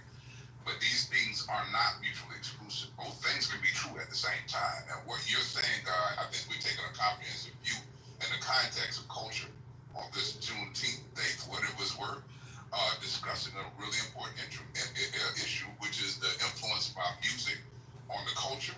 how our music got that way, who it reflects us, because art is supposed to reflect society as a whole. And King brought up some real points that I need to make sure that I stay true with, which is from Tupac to King, to Big Crip, to Banner, to all of these people. They literally were doing what he said. They were rapping, and their art was about their environment and what their environment spoke to them. And that was a powerful art. And that's how art should always be, how these environments get here. There's systemic ways and systems with the government that include how history is bastardized and demonized cultures in a wrong way to sanitize it for other people. So all of these points are relevant. So I think, God, to lead to you, what you say is true also, man, because even though King, who's very well vested in understanding the industry, but there are and were things at the top that made people invest in certain things, one, and advertisers wouldn't put their labels and their brands associated with things that kill animals or that alienate other cultures or their genders, but the industry and the world is comfortable with black debauchery and crime on every airwave, and that's problematic. If we were really talking about it, is it the person that's on the street corner, or is it the people flying the dope in? If we talk about the dope game, same with music, right? Is it just these people that take our deal to sell their art, or do we hold some people responsible that are investing in and advertising through this thing that has a negative influence? And I think all of these issues need to be Now, hold on. Can I jump in really quick? That's my last point. I know I started something, but yeah, let's go with King, then God, then who said? Let me say something. That's nine. I just want to jump in really quick. King, nine, God, hold tight. Let moderators get a couple points. Then let's make sure we go to God because he had a point. The New Yorkers were waking up people. The MCs, be a god, wake up, black man, do your thing. Flavor Flav was on crack. Sometimes we like to be lied to. Word. See, let that marinate your spirit. I hope you caught that. That wasn't for the slow class. I said it fast. But you get what I'm saying, CO. Sometimes we want to be lied to, bro. A lot of brothers from the bottom was like, I'm not gonna lie to you. This was going, I'm selling crack. What's up? I got a pocket full of songs. Pimp C. Word up. Let's talk. I just want to really quickly, two points I just wanted to pour into King right quick, because King, earlier you said, and we've moved past this, but I wanted to address it at the time, you dropped the best bar today, and I think you said the ghetto is the only thing that hasn't been stolen truth. And to your point about crimes, we're infatuated with crimes. Listen, I observe this every day in my work as, I work in media, and I work for multiple outlets, black owned and white owned digital media outlets, and it matters not what the topic is. The stories that get the most hits are crime. And I talk about this with my editors all the time. Why are we as a society so obsessed with crime stories? The crime stories get the biggest response. And it truly needs to be a case study. So I just wanted to say, man, thank you for mentioning that, because I see it every day in my line of work. Thank you, Drew. Okay, let's let God, and who's after God? God, go, King Conscious. Okay, let's go God and conscious. Well, one thing is also just a human thing, because there's a whole bunch of white women that love listening to the murder podcasts and Snapped, and they're all like Jennifer Lopez movies which push too far. So that's a human thing, and that's what if it leads, it leads. That's why back in the day it was, hey, did you know that your house could be killing you? Tune in at 5 because it scares you, as opposed to, hey, it was a beautiful day. Tune in at 5. That's not going to get you to tune in. It is about marketing and advertising, but once that gets fed to a population, then they just start to like what they like because they get fed it more. That was the whole point. Like you said, you can buy the airwaves. So if you buy the airwaves, you can pay to program people with things that aren't necessarily good for them. So to the point of, they're just rapping about what they know, then that extends to, because they're just a violent type of people, and then it just keeps on going further until you get heated and saying, well, their culture is twerk culture. So that's why the nuance in what happens at the beginning needs to be addressed before it gets exported out to random white person who has no black friends, who says, oh, look, that's what I see. I see 10 songs about this that are all getting put out by people who aren't either look like them or from their culture. And so that must be what they like, look, they do that to themselves. So that's the nuance I was trying to point out. Conscious? Yeah, and I was gonna keep it short. I just wanted to address some of the stuff that Keegan was saying. I think the issue is that with people like Keegan, they're basically just victims of media propaganda. You understand? They repeat a lot of the stuff that they see in the media, not realizing that, you know, it's like when they bring up crime, they don't realize 70% of the crime in America is committed by white people. You know, he's talking about drugs and alcohol. Alcohol was outlawed in America. It's the white gangs and mobs that fought to get it. They was trapping alcohol back in the day. The drugs come from them. You know, the media has them thinking that all of the issues in America start with black people. And it's like they don't realize that majority of the issues that it's like, why don't we have you know, like there are no art, like why don't white people address issues in the white in the white community? Like there are no articles on white crime. They don't have no articles dealing with, like when he's bringing up rap music, okay, well how can you talk about rap music without talking about the effects of rock and roll in the country? Y'all kind of addressed that already. You know what I'm saying? The fact that he don't see a difference, the fact that he sees a difference between the impact of rock and roll, which has been pushing white kids to commit suicide, white kids to get on drugs for fucking decades now, and he think there's no issue with that, but there's an issue with hip hop. You know, it shows the mentality that a lot of people have and a self accountability on their part. But I learned. I think you make a good point, man. If anybody else raise your hand or flash mic if you want to speak, man. But thank you for the good point, Conscious. Thank you, God. King made a good point. Now, I thank you for jumping in there for whatever it's worth. And if I could just say, man, listen, at the end of the day, somebody earlier spoke about brute force and the fact of how force impacts or is the only thing that people recognize, man. But it ain't really force, because if you understand history, which is important, when you learn from history, no matter how strong the military force, you can't hold a population or group of people that you conquer without changing the mind of the populace and the people. That's why, for whatever it's worth, historically, they've used religion or other things to try to create a like-mindedness to steal and win the hearts and minds of the people. What am I saying? I'm saying how you influence the mind of a culture changes the culture, the cultural appetite, the social norms. So what we're all saying is there's disparities in how the story on Juneteenth of African American people is taught. So whether it's through the music, through the art, through who invests in the music and the art, through the stories that are told on the news and how the stories do. We know crime is insatiable appetite is a reality, but are we projecting more black crime? Do advertisers feel more comfortable with black death and black crime than they do with other cultures? We have to be stewards and custodians of how our story is told, because that's what determines, in my humble opinion, how the Keegans of the world that are infected with propaganda treat our children for the future. We really, really have to understand that good, bad, and different, no matter how it got here, what's authentic, what's real, what the music is saying or what it's not saying, how our history is taught in schools, how the media reflects our culture, impacts people. That's why King gets paid the big bucks to promote people, because brand matters. We would be stupid to think on Juneteenth that the brand of our culture doesn't have a direct correlation to how people treat us. I'll land there. Does somebody want to speak on? Yeah, real quick, because everyone has mentioned my name in every single sermon. But here's the thing, and why this does matter. Context. When everyone says 70% of all crimes are committed by whites, guys, go look up the top 5 safest states in the United States, and then I want you to go look up their demographic, and then I want you to tell me what are some really, really unsafe cities in America, and then I want you to go look at the demographic. White people, we definitely commit the most. We definitely commit crime. I want to make this very clear to you. The crime is different. And the idea that crime isn't different, the idea that aggravated population density or energy. Sure, you can say population, but the same thing is that when we look at black majority towns, not cities, we don't need to look at cities. They still have completely different crime statistics than white towns. Right? And again, I think it's the culture that's been taught. I think it's propaganda. CO is hitting on something. I think it is propaganda. I think it's the wrong propaganda. You guys say that, well white crime isn't explained in the media, that the media, all I heard from the media for the past few years is about sex trafficking, about Jeffrey Epstein, right? This is all I heard. Many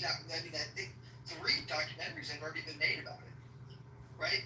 That's white crime. I mean, you call it Jewish crime, sure, but it's also white crime. Pedophilia is something that white people have tried to deal with. We created nonprofits. We created over 10 nonprofits that all are multi-million-dollar nonprofits dealing with sex trafficking in the United States. There's many social media accounts of white people, go look it up, of Alex Rosen or other white individuals who go and honeypot these individuals, trap them, and then beat them to a living pulp. They're beating pedophiles on the street. We love it. We praise them to do that. My point is that we don't see the promotion. I don't see white people promoting the bad acts of what white people do, right? Whether that is pedophilia, whether that is alcoholism, whether that I don't see the promotion. So Keegan, let me stop you really quick. So let me respond to it. Okay, hold on a second. And I appreciate Keegan, you taking this beat down, that you kind of could get the verbal lashing and being spot on, and you at least you man your objective or whatever it's worth, even with what we some perceive as your racist views. But the argument that you make, and then I want to hear the rest of the room respond to this, the argument that you typically make and join others with these statistics seems to imply that black people are just genetically predispositioned to be trifling, right? It's almost like, listen to what I'm trying to say. What you argue most of the time, knowingly or unknowingly, is that, hey guys, you aren't paying attention to the fact that this is a reality. These black people are this, and you guys aren't looking at the facts. What you just said is, look, you own all white people. Us white people don't do these things. Us white people do these. Us white people's cities are this way, right? And you black people's cities are this. And you black people do this. And you black people do this. What is the actual opinion that you have of black people? How did they come up? How did they become this thing that you hate to see 42 and you don't want to see these movies on TV where all these black people? What is it that you think of black people really? It's again, I've explained it, I think, very well, which is it is the culture of inner city ratchet, and it's being promoted. I absolutely agree with you. It is being promoted by the media and by black individuals. And the media, I believe, is owned by Jewish people. So I think that that's actually a really clear distinction that we should be making, and why Jewish people control our media and why are they promoting this to everyone? Because not just black. I wouldn't blame it on Jewish people either, man. I don't like that either. I'm not sure. You don't need to blame it on them. Yeah, I'm just saying. You can just say there are Jewish people in the music industry. You can say that, but let's not say all. Sure. Well, I don't know why. All black people or all white people. Hold on a second. Keep let me finish. CEO, you own it. You own it. Let me finish. Yeah, I just came back to the room. Let me finish this thought. Okay, go ahead and finish your thought, Keith. Yeah, and just 30 more seconds here. Sure, if you don't want to say it's just all Jewish people, I'm not saying it's all Jewish people. I'm just saying the people who own the media are majority Jewish, and they are promoting this behavior. And I think that a lot of black people and white people are done with behavior. The behavior of single motherhood. I mean, the Jeffrey Springer. Like, why? How did he even have a show? Why is Murray still on TV? Right? Like, these individuals just promote degeneracy, and I don't understand why we, as a society, even decide to give it airtime. And my point is that we all agree. It's like we all agree that this is ratchet, that this is ghetto.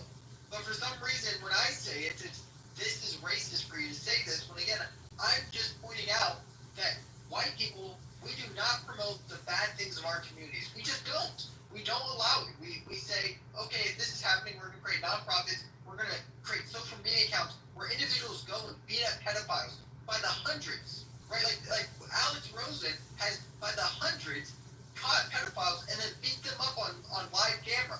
Right? I don't see black people. I don't see black people.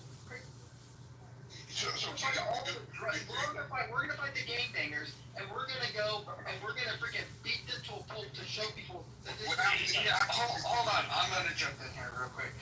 Listen, Keegan, these little word games that you play might work on retards.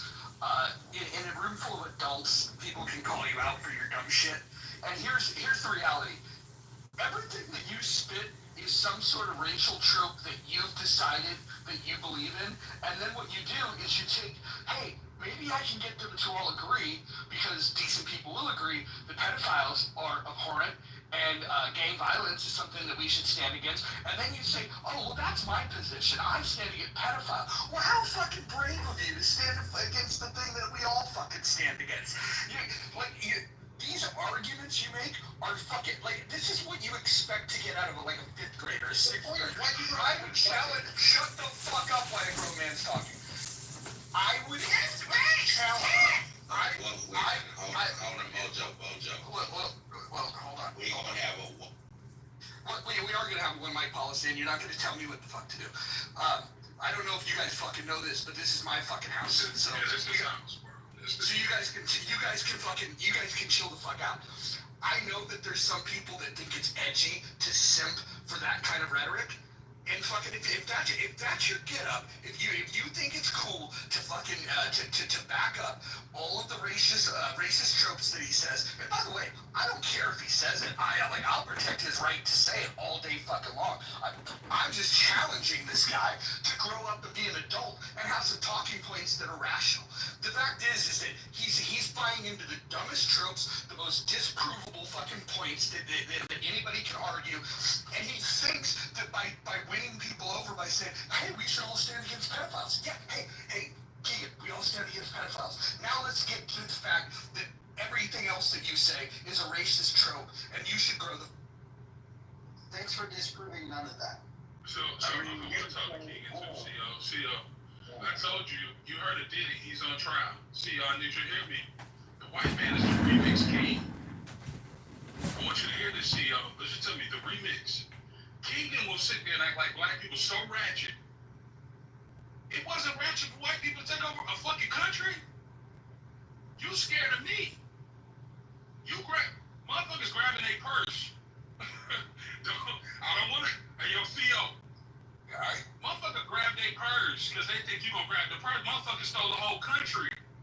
And I'm not scared of you. I let you cook. Why is Keegan scared? Brothers pointing the gun on each other when they should be pointing the gun somewhere else. Wait a minute. See, I need you to hear me because I'm a real MC. You gotta hear what I'm saying without hearing what I'm saying. I hear you, bro. You understand? Motherfuckers should be happy they feel safe. You don't put the piranhas. You don't put the piranhas in a fish tank and we're eating each other and you're safe. I think you should stay where you at. You should stay with the white folks. I agree with you, bro. But the thing is, I don't like how you remix shit. Black men are the criminals now? Who's done the most crimes in American history? As they look at black men like we're the boogeyman. What have we done? We sit here with some of our slave masters' children, respecting and loving you. I'm not going to call you a criminal. I'm not going to say it was criminal to take over the world through stealing, killing, right? Rape, everything. With the Bible that says, thou shalt not kill, steal. The white man done everything they tell a brother not to do. I want you to hear me, CO. Because they're going to sound crazy, but I want you to hear me, CO. Everything that some of the white men tell us not to do, they've done it all to take over the country. Then they create laws to make sure they stay in power. Because if you do it, your ass going to the penitentiary. Wait a minute, CO. But he's scared of me. Brother, if you come to my house, I'll feed you. If you come to my mama's house, she gonna feed you. You get what I'm saying? Even through the atrocities and the black holocaust, there's a lot of black grandmas and you go to the crib where they'll feed you real good, bro. It's a lot of young black brothers that if you come to the block, they'll embrace you. I got some of my black homeboys, hey, they'll get on me about a white boy. Nah, bro, he a real GD, he a real gangster disciple, bro, leave that boy alone. I'm keeping it real with you. So what I'm saying is, CO, there is validity to what Keegan's saying, but I think sometimes white people have remixed shit so far, they think they're righteous. This is a wicked land we live on, y'all. Come on. I'm sorry, y'all, because I just gotta be real. So shout out to Mojo for actually standing up and saying, you know what? I don't like some of the shit you said, Keegan. But you know what I like about Keegan? He's real. And he's right. See, y'all, I want you to hear me. He's right what he's saying about white people. White people don't stand for certain shit. Why do you think they don't like Donald Trump? Because Donald Trump is the white man in the living room who says, I don't give a fuck what none of y'all think about. This is how I feel like the Mexican needs to go home. Why don't you think some white people don't like Donald Trump? He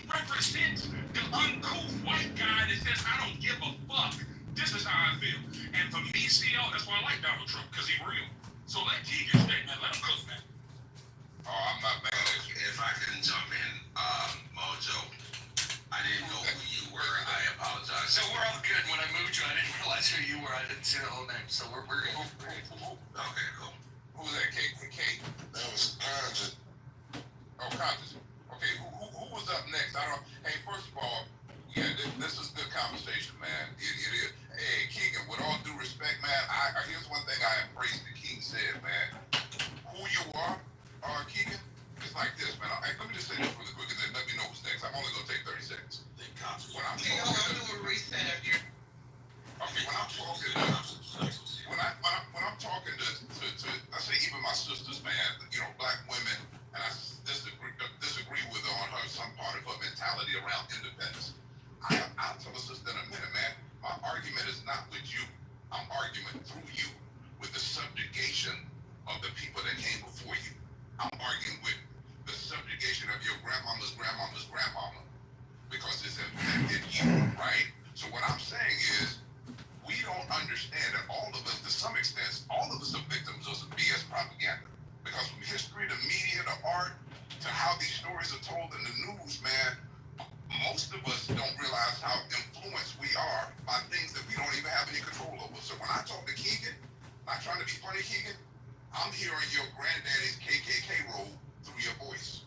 I don't even think it's necessarily you because you literally, in an ignorant, not pejorative ignorance, but literal ignorance, I feel like you don't know sometimes how you sound or how other people reflect your views, just like Mojo was saying. So I know you don't think it. You think this is just something that you just came out of the room and you made up all on your own, man. But we're all subject to the influences of our environment. These are not genetic dispositions that we had at the womb. I'll just land it there and say all of this is about reshaping our mind. That's why the crux of most religion and spirituality centers around the concept to some extent of repentance. Even in the Christian usage of the word, it actually doesn't mean what we use it to mean. It means, it comes from the Greek meaning matauai, which means to put the old mind behind you, which means to change your mind. So anything and everything that we can do to change the mind of the collective, man, the better society we have. These conversations are part of that. Go ahead, now. Okay, quick room reset, just really quickly. If you just came in the room, Healthy Debates. Mojo's on stage, aka Roger. This is his house for those who don't know. Some of y'all come in, you're new to the space, you might not see him often, you always say JB, you see JB, but Mojo's actually the godfather of this house. JB is out right now. He opened up this space and kind of appointed primarily black mods to lead this discussion on Juneteenth. We're talking about Juneteenth holiday. Trigger warning, racist, we're celebrating Juneteenth. Do you love it? Do you hate it? Is it racist? Do we need to be celebrating holidays? All voices are welcome. We just ask that you keep it civil, keep it peaceful. It's popcorn style unless the other mods feel like we need to start a queue. And I'll land here. Please don't burn down my Starbucks or take my black card. I'm not defending Keegan, but I agree. I have observed myself. Other cultures do not, or was it King who said this? One of y'all said this. Other cultures do not celebrate and elevate the ratchets of their culture. Black folks seem to do this, and for the slow slugs in the back, I'm not referring to all black people, okay? Don't take my black card. I don't like the twerking. I don't like the ratchets. Keep them away from me. They're just destructive to the race, to the consciousness. And you know what? When the rapture comes, some of us need to be left behind. I don't want to go into the new world where AIs are taking over and half of y'all are robots. I don't want to see ratchet twerking robots, okay, when we merge with the machines. I'm done. Next speaker. Well, yeah, I mean, this is guys, real quick, 1 second. I want to be fair, because CO did say Conscious could go after him, so I do want to give Conscious a mic, and then we can popcorn it. But Yeah, I gotta disagree with that statement because what are you talking about? White people, Asians, and Hispanics. Majority of movies and TV shows that come out about killing, murdering, raping, robbing. So how is it that when we create movies and stuff like that, it's us promoting, but when other groups of people do it, they don't promote it. There are more gangs in Central America than we got here in America. The majority of the drugs that are pushed through the white community are pushed by white gangs. You understand what I'm saying? So y'all can't say that y'all don't promote it when that's majority of the entertainment. I think it goes back to what King said earlier. As America, we just like crime and corruption. America was built on crime and corruption. The problem is that's why I brought up the media propaganda, because we at a point now where don't see nothing wrong with it, but the minute you see a movie with black people killing each other, it becomes a topic of discussion. Conscious, only because you took a pause. Only because you took a pause will I just interject and I'm going to give it right back to you, sir. I don't want to interrupt. I just want to make it clear. I'm not referring to movies because I agree with your point. I'm not referring to the movies. I'm just talking about just the community and the voices that we seem to elevate. Again, I'm not talking about all black people do this. You know, for example, I was in a room not too long ago, a black-led room. Somebody on the stage, a brother said, we need to teach our brothers to pull their pants up. You know, black men on the stage went off. If black women tell other black women, keep your legs close to married men or keep your legs close to your married, stop having all these babies out of wedlock, build up, you know, do better for yourself, you know, don't depend on the system, you get attacked, right? So what I'm saying is we seemingly elevate the most ratchet behaviors and voices, right? And social media is evident of this. We don't see that in other cultures, right? I'm not talking about the movies, sir. Thank you. Go ahead. Hold on, let me respond. I still gotta disagree with you. Sagging came from skater culture. So why is it an issue with how black kids dress and there's not an issue with how white kids dress? We're in a country where they promote the propaganda of transgender. Transgender's been who's behind the transgender movement? You understand what I'm saying? There's degenerate shit pushed through all cultures. There's nothing that you're gonna see in the black American culture, the black culture, that's not pushed through all cultures. The reason why people leave their countries is because of crime and corruption. We're in a country where people leave their countries to come here, then they try to criticize us for the crime and the stuff that happens in our country. There's nothing that happens in the black community that didn't pre-exist in other communities in this country and all around the world. My point is that there's only a spotlight put on black people, and it comes from the self-hatred of black people. And I think somebody brought this up earlier. It's really up to y'all. Y'all allow other groups of people to identify you by the degenerate shit. And I blame all of y'all. It's like we don't have conversations about the progressive black people in America. When I bring that type of stuff up, I get kicked out of rooms. We don't. It's like he brought up about the crime in the black cities. Well, around every major city, there are black suburban cities without no crime. We don't like to talk about this stuff. We don't like to talk about all of the black business owners, our black millionaires, our successful black people. That falls on y'all. Y'all are victims of media propaganda just as much as. Your phone breaking up, big dog. Your phone breaking up. Hold on, Conscious, you're in the matrix, but wait to your point. I've heard black men say that sagging started in the prisons from the guys who were advertising who was giving up that ass. They did a whole documentary on it. The black man said he wanted the booty, and he knew who was giving up the booty because they had the sagging pants. I didn't know about the skater culture, but continue.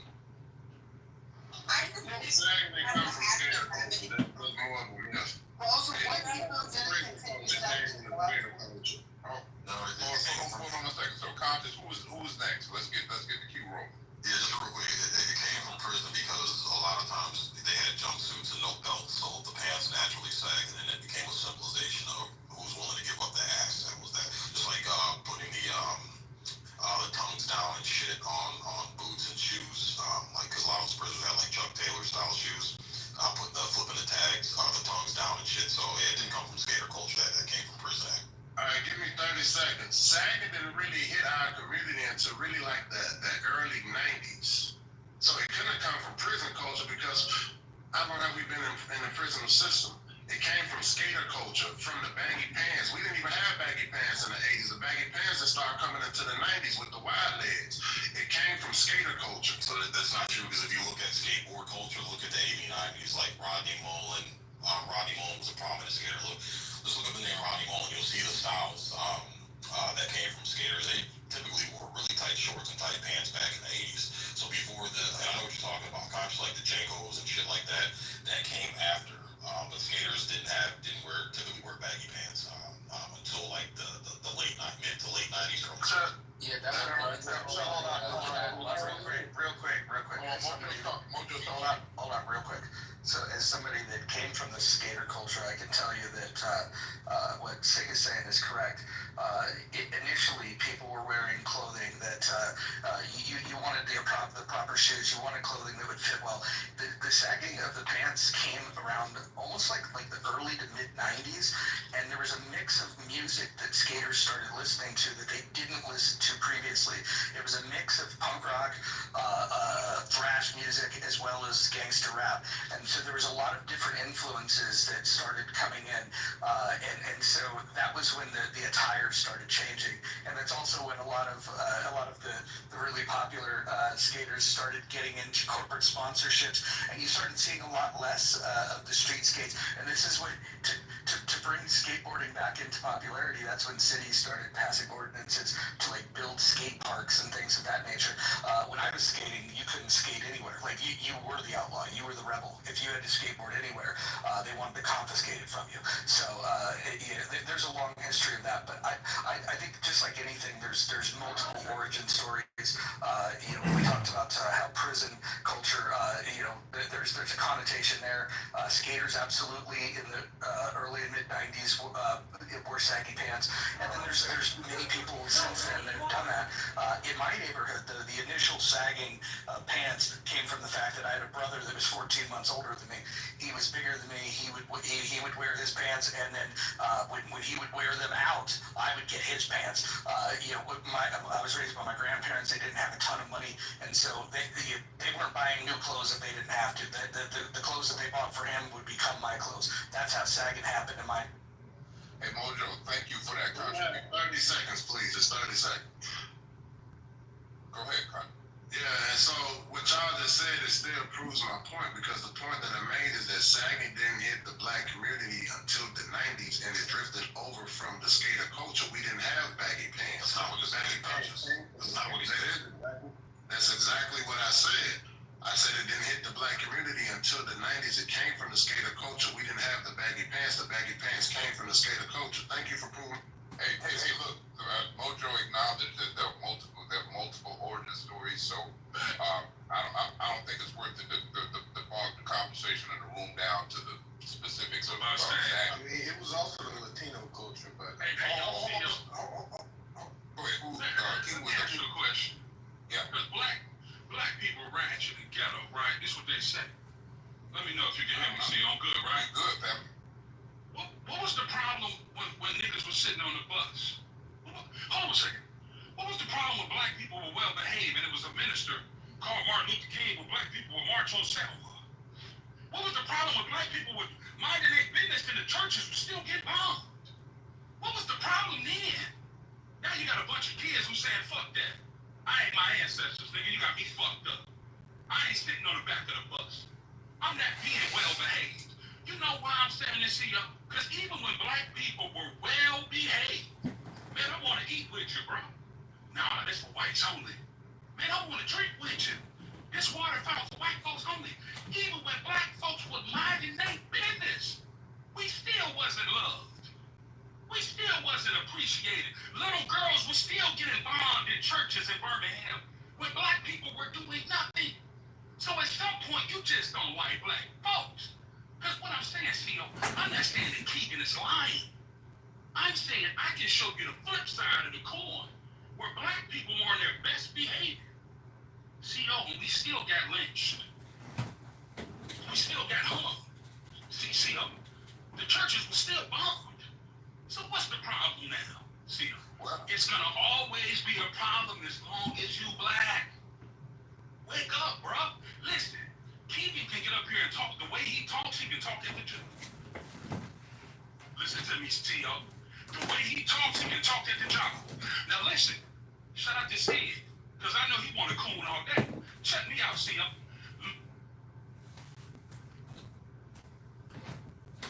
That was passed where black women could wear their natural hair to the workplace. Tell me that black people don't have to code switch at work to make white people feel more comfortable. Huh? And you still won't get the promotion. Not over the white girl. Not over the white man, you won't get the promotion. Even if you well behave, you still a nigga in a coop. That's all I'm saying. Go. Cat Williams said if it's nappy, white folks aren't happy. Go ahead. Yeah, mine. If Sid caught that straight, he needs to respond. Yeah. I mean, he called it but everybody's got a code switch, bro. When you go to work, they make you wear a uniform that they dictate you have to wear. Not everybody wants to put on their hot dog hat, when they're working at Happy Hot Dog World, and look like a goofball. But everybody's got a code which you have to adhere to the uniform and the rules of how that company wants you to dress. So it's not just black people, bro. Bro, I'm not talking about clothes. Listen, what I'm saying is, you talk on the stage. Go ahead. Hey, yeah, yo, Sid. I'm saying the way Keegan talks on the stage, he can be confident enough to talk at work like that. I noticed that a lot of black people, when they go to work, they feel like they got to put on a white voice. Because the truth is, if they talk black or more urban, the white person is going to feel less comfortable. Sid, listen to me, bro. We gotta be real at some point. I never worked a real job in my life, Sid, but I see it. I see how my girl from the west side of Atlanta, Bankhead, she gotta pick up the phone and talk like a white girl. She really don't talk like that, my dog. I see how the Crown Act says the black girl can't, she needed a law to wear her natural hair to work, see? Like, it's a problem going on outside, Sid. So I get what you're saying, brother. I love you. My bad. I shouldn't be disrespecting you. Attack the point, not the person. Wait, Tori wants to get in there too, Co. Tori wants to get. And then I'll go after Tori. Yeah, so I heard the person say, "Is this a mod conversation?" We went back and forth. We've tried to spread the mic around. I'm sure that's what Mojo and JB would want. Hey, Tori, I did want to respond to him because he did mention me, but I'll let you go ahead because I think you probably got a question. No, Tori, go ahead. Can you make your submission? No, go ahead, Tori. We want to hear you. You got a beautiful voice. Your voice sounds better than T.O.'s voice. Go ahead. Go ahead, Tori. Other than I know you weren't speaking to the uniform of code switching, right? It's about the mere uncomfortableness that white people have with black existence, right? And that's what I think you're speaking to, King, especially in the workplace, right? You as a black woman cannot be quiet around a bunch of white women because they see you as a threat. Oh, why isn't she talking, right? There have been women who were wrote up in HR, right? Because she's too quiet, right? The manager said to her, how about you be more relatable? How about you, talk a little bit more? Why? Why does my existence make you uncomfortable, right? And so I think that's kind of what you're speaking to about the having to appease and please them. Fuck that. I don't want to talk today, and that's what the fuck it is. But this is what black women and black men go through in the workplace, having to deal with white women, especially, right? I think that white women are the most exhausting group of women when it comes to working with them, and it's unfortunate. And I'm sure, Tori, you don't mean.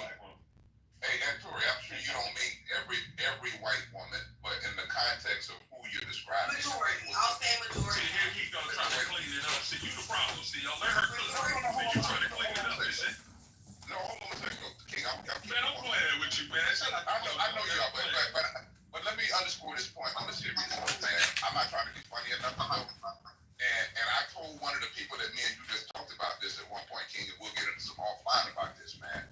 But we literally, and sometimes people might disagree with me.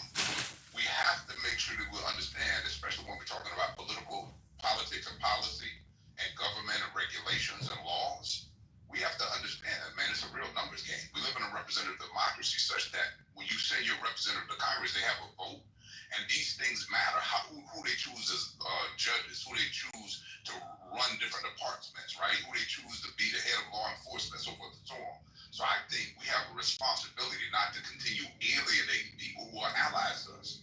So for whatever it's worth, you know what I'm saying, white women aren't my issue.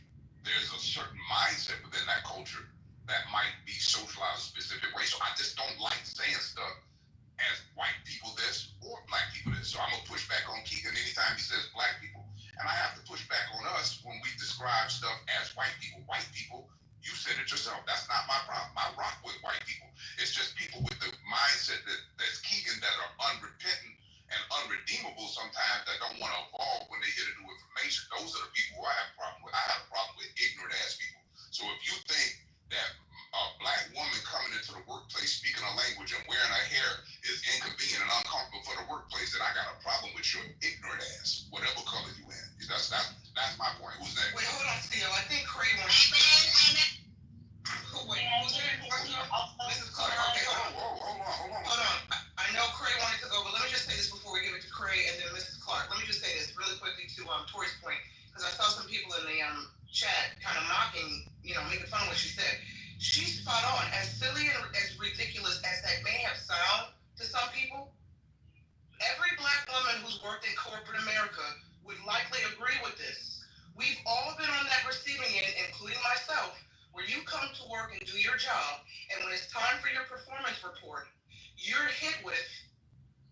angry? Are you mad? Because you don't talk.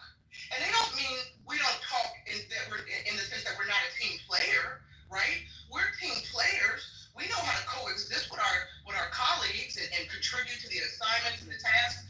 But the fact that we sit there at our desk and silently do our jobs, I've been working since I'm 14.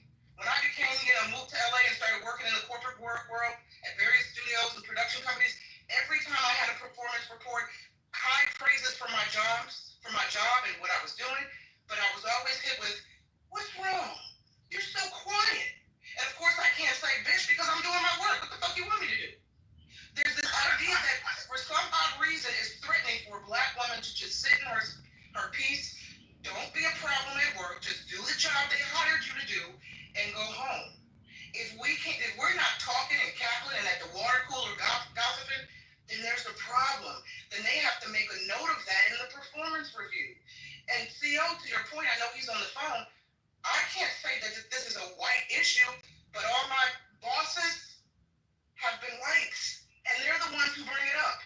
So, well, I'm not going to blame white people, but they're the seniority. They're the ones, overseeing these positions and these performance review talks, and they're the ones who are like, listen, we've observed that you're not talking and you're not kiki and kaka and TT, and what's wrong, sis? You got an attitude? Is there a problem? No, bitch. I'm just here to work. Pay me my money, sign that check, so I can go home.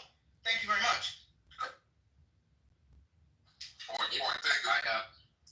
Go ahead. No, you got it. Who is it? Craig and Yeah. Craig and Miss Clark, I think. Yeah, I think T wanted to speak before me, Okay, and I Craig. saw her come off the mic first, so I want her to Craig, speak, then and then I'll speak then after. Miss Clark. Let's. Oh, no, you good, girl. You got it, girl. Okay. Go ahead, Craig. Okay. So yeah, I definitely do agree with Nye, because I definitely hear that a lot. I think two things kind of can be existent at the same time. I know with that bill that did pass in California, that was a big thing. I'm from California, so I definitely remember how big that actually was. So that definitely is true.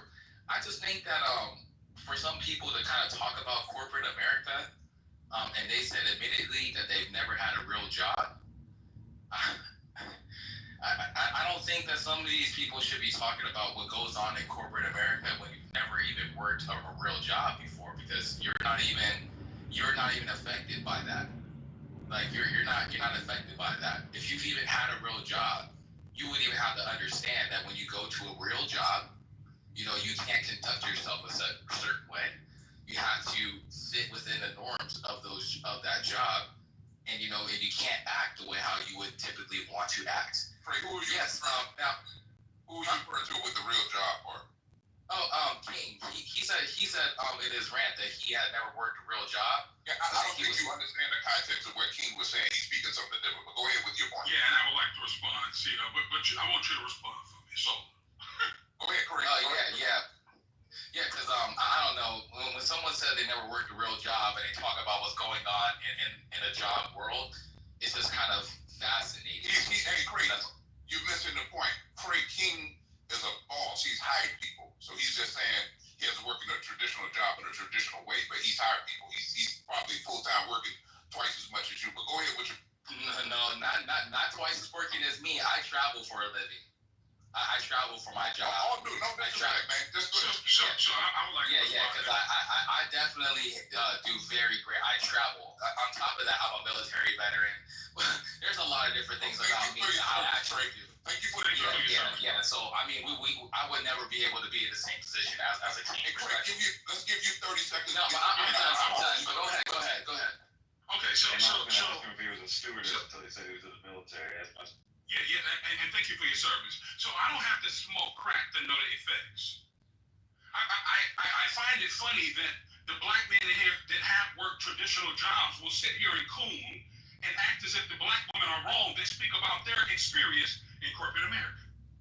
Even if I did work in corporate America, I wouldn't be a woman in corporate America. But I'm with a woman that's in corporate America. And I empathize with what she goes through. So I get on this stage and I talk about what she went through. And even when the sister began to speak, they laughed at her. she truly goes to work. Surely Nye worked in corporate America. But even as the black queens sit on their throne and begin to speak, look how you discredit them and prove their point. Black men, we have to wake up too. Because you work there, but you won't talk about what goes on, will you? Because you don't have the heart. But shout out to you and thank you for your service. And I think that I said that black women didn't go through that. No, hold on a second. Great. Hold on a second. Let's go to Miss Clark. We'll come back to you, Color. Go ahead, Miss Clark. Yeah, I'm sorry. And if you hear me clanking, it's because I'm cooking like a mid-afternoon breakfast with family. It goes beyond just corporate America too. I was in the military. Quite literally, when I first got to my first duty station, when I did my 6-month evaluation for my PTR, like just getting there, that little initial thing, I got docked on my EPR because I was not social. And quite literally, my sergeant stood there and said, it's not that you're not nice. It's not that you're not professional. You're an amazing worker. It's just, you do this thing where you come in and you do your work, you speak to people. He was like, don't get me wrong, you speak to people, but you just do your work and you go home. And I'm like, yes, what else do you want me to do? And he's like, well, I just feel like, you could be more giddy, more social. And I'm like, so you want me to focus on interacting with people instead of getting the work done? And he's like, no. I still want you to, just make time, but have conversations with people. Like, ask about people's families. Talk to people about your family. And I'm like, no, I'm not gonna, I don't know you guys. Like, granted, yes, I've been here 6 months, but I don't know y'all like that. I'm only in here to work and get my stuff done and go home. It goes well beyond just the corporate. Even when I first got my first job as a cashier and I was working, one of my evaluation EPRs, they still said the same thing. Oh, you're great. You scan people out. Your scan times are good. We haven't had a single complaint about your customer service. You're really nice. You're really attentive. It's just, you don't talk much. You kind of just sit and look at people. And I'm like, yeah, because I'm trying to figure out who y'all are or what you're doing.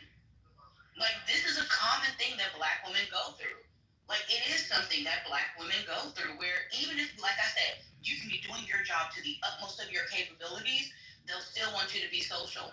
I could be sitting and doing my work, and I distinctly remember times my sergeant would come by and touch me and be like, hey, are you okay? And I would be like, yeah, what's going on? And he's like, oh, no, it's just, you're just doing your work. And you're just quiet. And I'm like, yeah, I have headphones in. I'm focusing on getting things done. Is that a problem? He's like, no, it's just, I would have swore you were mad. And I'm like, why would you think that I'm mad? And he was like, well, you're not talking to people. And I'm like, okay, but why would you think I'm mad? I would ask him, is my face tuned up in a weird way? And he's like, no, it's just, you're not talking to people. Like, that was like a literal experience of mine. And it happened so many times. Hey, Ms. Clark, I could really quickly. Next point. Hold on 1 second. I thank you for your service to the country, Mrs. Clark. I'm so mad that you have to deal with that. But I just got to address a point. There was somebody that put a thumbs down and then a laughter on Miss Clark while she was telling that story. Is that person on the stage, or does that person want to reveal themselves? Because I really want to know when she was sharing the first part of her lived experience about what she was doing while she was working on defending the country, and what would make somebody put a thumbs down on that. Does that person want to speak? Is that person on stage?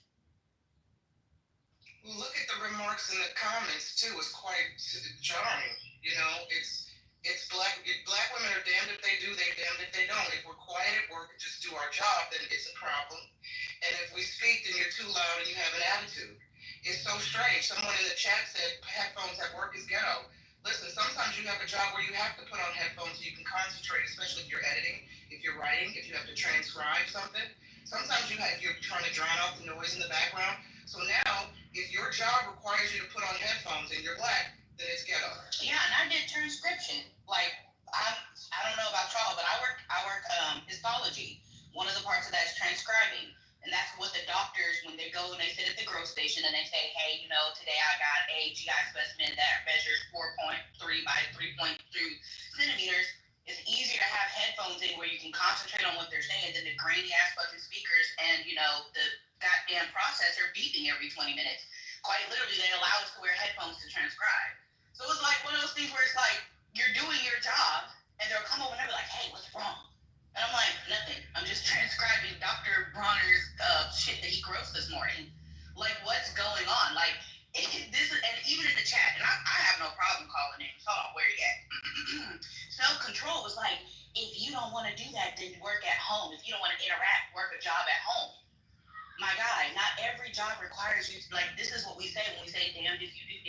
up, but these are the people that you work with. Hopefully this person isn't somebody's supervisor. Because that's what we're saying. It's not that the job's not getting done. It's not even that the job's not getting done well. You're putting out immaculate work, but because they feel like you should be performative for them, it's a problem. And you know what's also interesting, and I hate to even think this person, but it kind of reminds me as well about black men not telling black women to smile, right? Because the sheer uncomfortableness of your I guess just bland face in public is uncomfortable. So I kind of can see where they may have gotten it from, because it all just brought up these different things. Like I had to deal with that as well. It was like black men, not to smile, and you just not even probably having an attitude. You just probably thinking about something that is showing on your face, and so I think all that shit kind of plays and goes to. Hold on, really quickly. Hold on a second. Let's get a cue. Go ahead. Who's there? Let me just say really quickly, why do we have, to a point that was raised, why do we, when we come to work, and this is for everybody, black, white, male, female, when we come to work, why do we have to personalize our experience with our coworkers? Why do I give a damn what anybody's personal life is like? Because you know what that does? That opens the door for them now to expect you to overshare details about your personal life. And you know what that does? Leads to office gossip. And you know what that does? Let something about your personal life get back to the manager or HR, then you're distracting, you're disruptive, and you probably will be out the door. People are too judgmental. Why do we have to overshare or even pry about people's personal life at work? Just like they say, keep religion out of the workspace, keep politics out of the workspace. Why do I now have to come to work, do my job, and then check in with my coworkers' psyche in their personal life? Are you okay? What was your life like? What did you eat last night? Where kids going to school? Did you go to church? Nobody gives a fuck. No, and everybody in the chat who thinks y'all don't care, come up on the stage and tell us the last time you went to work and started a Q&A session with your coworker about their personal life. You don't do it. Well, here's the thing. What's wrong with it? You please add Leroy to the queue. Thank you. Who wants to jump on the queue? Yeah, Leroy. Leroy. Okay, go ahead. I go after Leroy. Hold on a second. Let's make sure that we respecting the ladies while we're on this point. Was there any lady that didn't get an opportunity to add on? Somebody said quickly, what's wrong with being personal? Describe personal. If I come into the job and say, hey, so-and-so, good morning, how you doing? Did you catch that movie over the weekend? Right? Did you watch the season premiere of that new show? What did you think of the score of that game last night? Above and beyond that, what are we defining as personal in the workspace? Right. Basically exposing yourself, your truth. Really what they want to know if the stereotypes are true.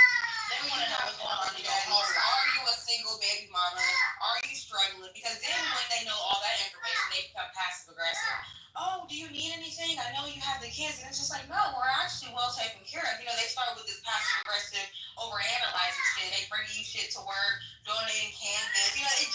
It's weird how they treat you. So yeah, they just want you to overexpose yourself. It's the prying into like they want to know, like how Tori said, is your husband being faithful to you? You're not ranting about how horrible or anything about your life. If you come to work and you don't really express or tell intimate details of your life, then they're like, why are you not being personal? Because quite literally, like I said, even in my military, when I was in the military, I gave up no personal information about my family. Yeah, you knew I had a mom. Yeah, I would speak on my sister, but that's it. You didn't know anything about the woes that was going on. The most you knew was when my grandmother died, and I said, hey, I got to take off because my grandmother died. I'm not about to tell you, oh, my grandmother's in the hospital because she has 6 hernia sacks and stuff. Like, no. I love that the people in the comments are triggered because black women are speaking. Shout out to black women speaking. They so beautiful. Shout out to black women. And they got the They're so triggered that black women are speaking about their lived experiences, especially on the workplace. Shout out to being triggered. Shout out to being triggered. And welcome back to the street. I want to say happy birthday to his Clubhouse birthday show. Thank you. You can shout out my cash app and my body. Look at that. Shout out to the cash app and my body. Jay Brooklyn. Mrs. And see, that's why we have to go and Hold on a second. In the spirit of JB's cash app and his ladies he's honoring, let's make sure we get one mic. Who's speaking? Yeah, I just wanted to say real quick, Mrs. just like you. They shut the fuck up, came to work, minded their own business, and did their work. I think a lot of these places of employment will be will be way better. So you would get promoted if you work for my bank. Can we get some of these ex-cons off the stage? I'd like to say a few things. Clean up the stage. Oh my God. Everybody mute up. Everybody mute up. I haven't said a word to you, fucking retard. But you know what? I'm not only fucking throwing you out. I'm gonna block you, you fucking dummy. Back to you guys. Can I go next? Yo, it's funny. May I go next? I didn't want Absolutely. Go ahead, bro. Go ahead. Is that Leroy didn't get a voice? As long as the ladies have finished saying what they were saying, I thought that point was important. So did I'm sure Zig King and everybody else moderated on stage, including JD and Mojo. Hold on, see, before we get long, what was the brother that said I never worked before? I couldn't speak on it. When the sister spoke, and she's been in the service and everything, I didn't hear a rebuttal of what she was saying. Is he still here? See him? I don't even remember who that was. Oh, okay, I don't see either. him it was Crane. I don't see him in the Oh, he left. Oh, okay. I appreciate that. Leroy, did you have something to add to the combo, my brother? I hear you, King. Yes, what I'd like to do at this moment was give a nod to our ancestors. I made an agreement with my ancestors that I would join the universe and making them so proud for what we have accomplished and for what we have become. Juneteenth started in 1865, but in the 1800s, we had tons of black businesses flourishing that service white and black people. Let's go back to 1672. During the period of revolts, we know in Virginia that fugitive slaves and small armed bands raided nearby towns hoping to convince others to join them. 1712 in New York City, slave block rebellions. Stony South in New York. Why is that important? Because Abraham Lincoln said, I'm only going to free the slaves in the state of rebellion. If I didn't have to free one slave, I would. Let's go to 1829. Education was fed by slave owners because slaves might read of their natural right. You see, for me this day, I celebrate the black woman and the black man because I want you to know one thing. Don't ever be ashamed of your scars that life has left with you. A scar means the hurt is over and the wound is closed. It means you conquered the pain, learned a lesson, grew stronger, and moved forward. A scar is the tattoo of a triumph to be proud of. Don't allow your scars to hold you hostage. Don't allow them to make you live your life in fear. You can't make the scars in your life disappear. You can change the way you see them. You can start seeing your scars as a sign of strength and not pain. Stay brave, stay fierce, and remember, your spirit is already free. I just wanted to express that from the sentiments of the ancestors. I want to acknowledge them, acknowledge the ancestors in each and every one of you. And that is the way I want to continue to celebrate Juneteenth. Let's go back and recall a historical moment, like in 1869 when they had, when education in 1869, there has been great progress, right? For the whole colored population called colored people back then, right? So you see, in 1869, we were progressing in education. Schools were flourishing in 1864. Come on now. Shit, fuck these people, man. We got so much to live for. Hey, for whatever it's worth, good and bad, if I let that breathe before y'all put the hate back on it, we're allowed to celebrate our day, and that was such a beautiful message. Let that breathe. And church, amen for that, though. And if I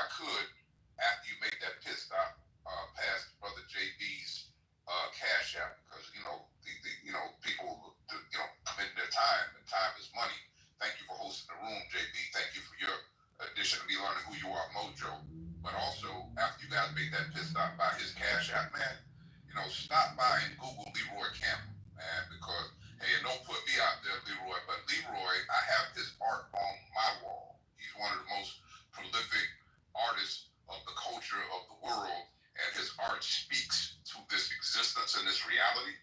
And I just think he's been an incredible human being, just through and through. Wait, is that the Leroy that's on stage?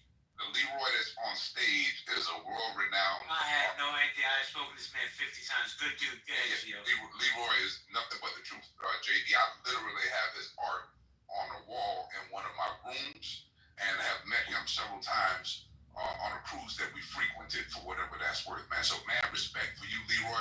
Hey, Leroy, I'm going to inbox you. I actually tried to find an old number that I had and text you when I saw you on the app last time, brother.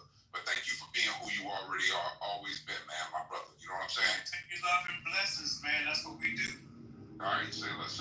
All right, anybody else want to add to the conversation in the spirit of Leroy? Can we have a 5-minute moratorium in this room on hate and just speak on anything that could be productive or positive about this day that he just spiritually uplifted? Anybody want to add that before y'all jump back into the traditional hate mantras and all that kind of stuff? With what he said was. Right.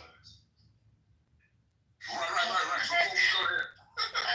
I'd like to shout out to everyone related to and also the people of Jamaica, just in general, and here's to getting rid of the monarchy and getting in a proper republic, hopefully by the end of next year.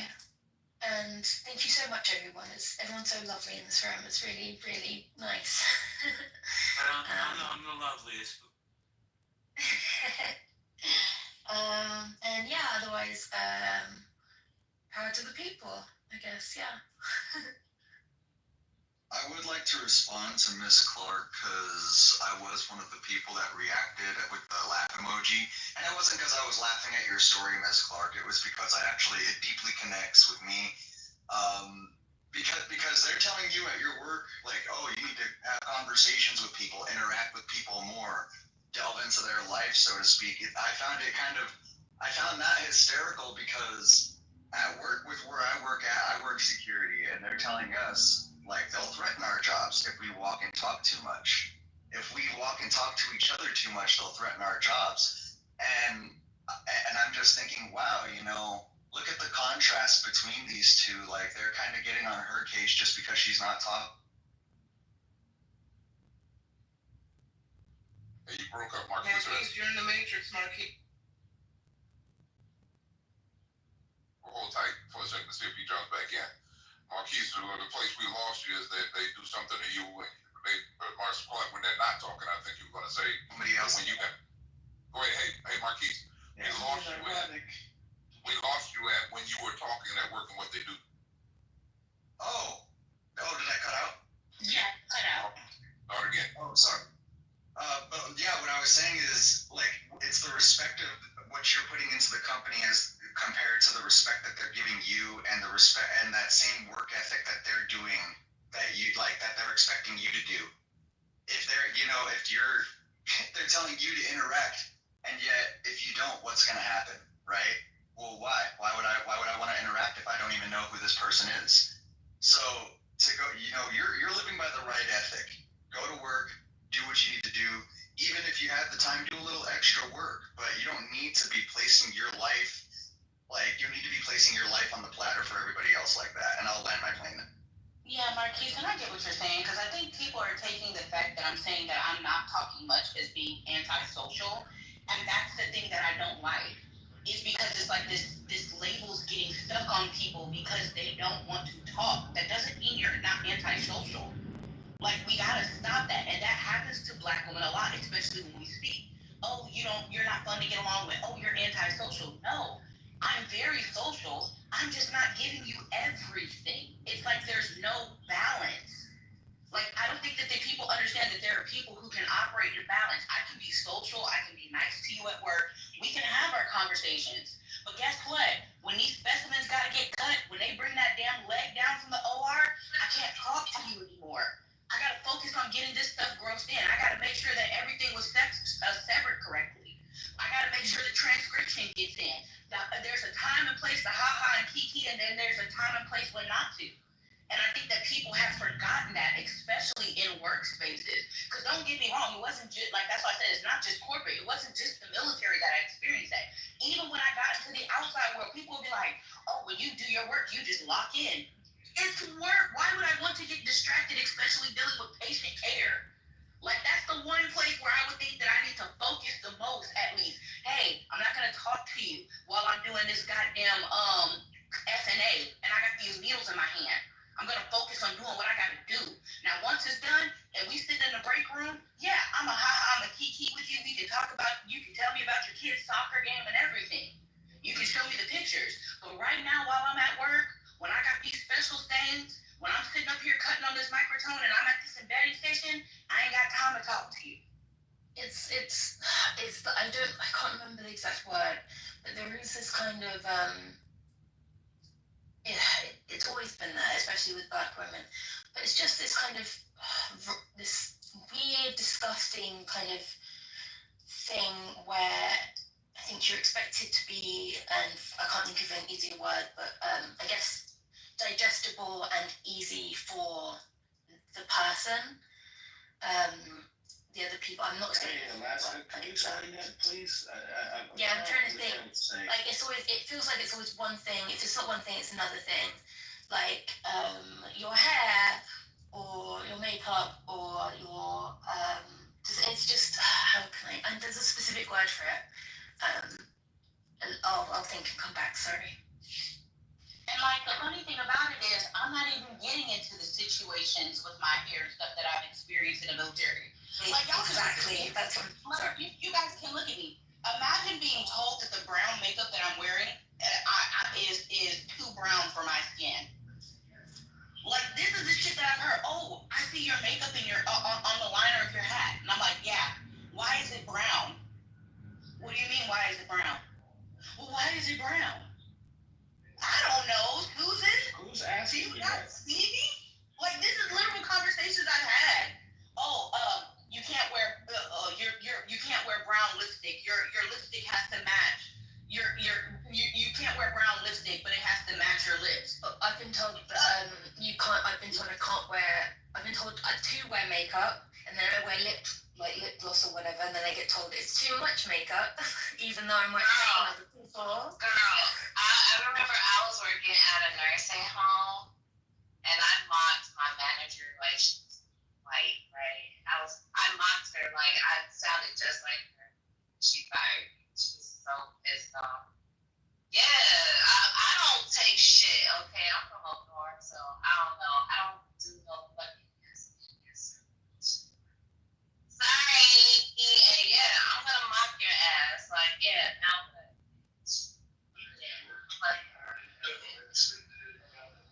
But like, there's so much that I can get into. Like, even when I was in the military, even when they did the thing where they revamped the jurisdiction for your hair, like where they said, okay, look, you guys can wear braids, and when you wear braids, they have to be a certain length and size. There was a lady on our base who was an officer's wife. She was a Black woman, and she used to braid every Black woman's hair on base because she braided it within regulation. Still got shit for it. I remember one time my supervisor told me that, you know, my braids are nice, but they could be a bit more professional. And I was like, okay, how can I make them more professional? Couldn't tell me. And I'm like, you say my hair can be a bit more professional. I'm asking you, how can it be more professional? But you can't tell me how it can be more professional. It's like crazy shit that we would deal with. And then he was like, I feel attacked. What do you mean you feel attacked? You said that my hair was not professional enough when I asked for ways to improve it, or what are you seeing that's making my hair unprofessional? You can't tell me. Like, this is shit we deal with. Exactly. But, and then when we try to act like them, they get upset too. Like, it's like we can't win. Like, what do you want? What the fuck do you want? Hey, ladies, that's because it's tough for white people to exist around melanin. I'm gonna just be honest, man. That's bullshit. Even the frequencies, like black intellects, black music, black rhythm, black culture,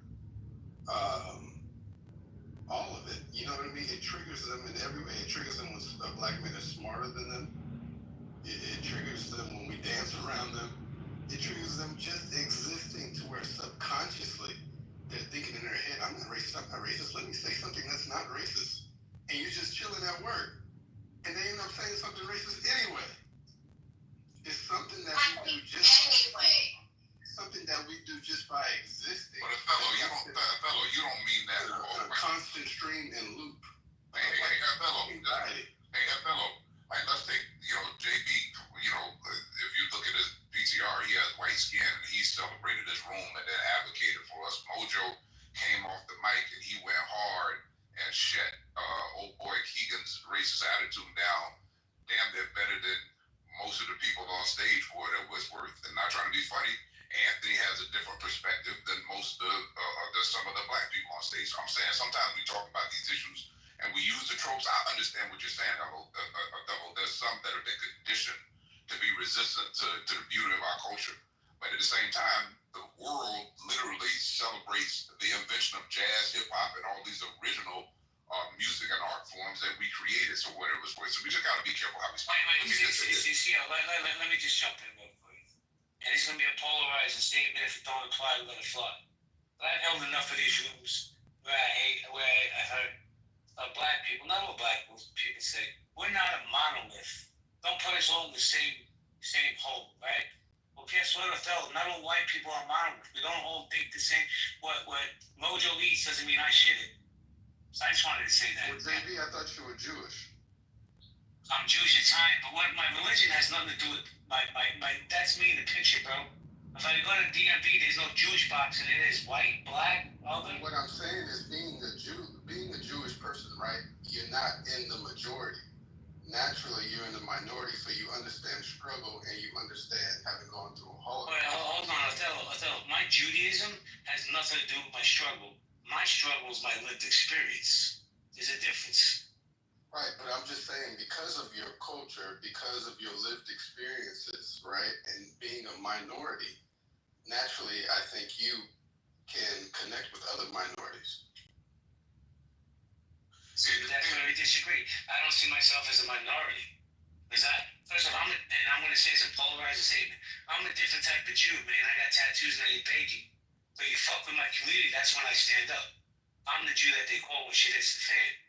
But I don't live the life that the other Jews live. I live my own life. I live JB's life, right? I respect what he's saying, Othello. But I don't see myself, and this is going to be triggering Othello, and I say respect it. I don't see you as a minority. I see you as a man that can do anything you want in this country. But I will say this: oppression is real. But I see you as a man first before I see your skin color. That's the truth. Okay. Yeah, and then that should be the North Star for everybody, man. If we're really talking about it, I don't want to get over kumbaya with the shit, but keeping it 100. Like, people are always saying, I want something specific for the black community, right? And I get that. But at the end of the day, what on Juneteenth, as we celebrate this specific level of freedom for our culture, the real freedom is demanding what King demanded, which is that the American Constitution, its Bill of Rights, its preamble, is just the whole truth. You know what I'm saying? That's what King was saying when he was on the steps of the Capitol. He was basically saying, be who you say you are. So we're founded because people didn't want religious persecution. Why we persecute people because of their religion? If this country was founded with all men that are part of the country and women having inalienable rights that couldn't be taken away from them, and that people get to practice, think what they think, say what they want to say with the freedom of speech, my point is that our condition should be advocated for not just by the black people on the stage, but by everybody on the stage, because it represents, and it's the most idealistic American ideology. So you can't say America first, but bump the black people. They need to pull themselves up out of that bootstrap. You can't say I'm all about America, right? And the Constitution and what it stands for, and then people aren't. Don't even get up, man. I just want to say this. Because we have this myth in America that America was built for all created equal. America was built by white supremacists for white supremacists. That's just a fact. 100%, that's the fact. And then the point has been in the evolution and the amendments of the Constitution,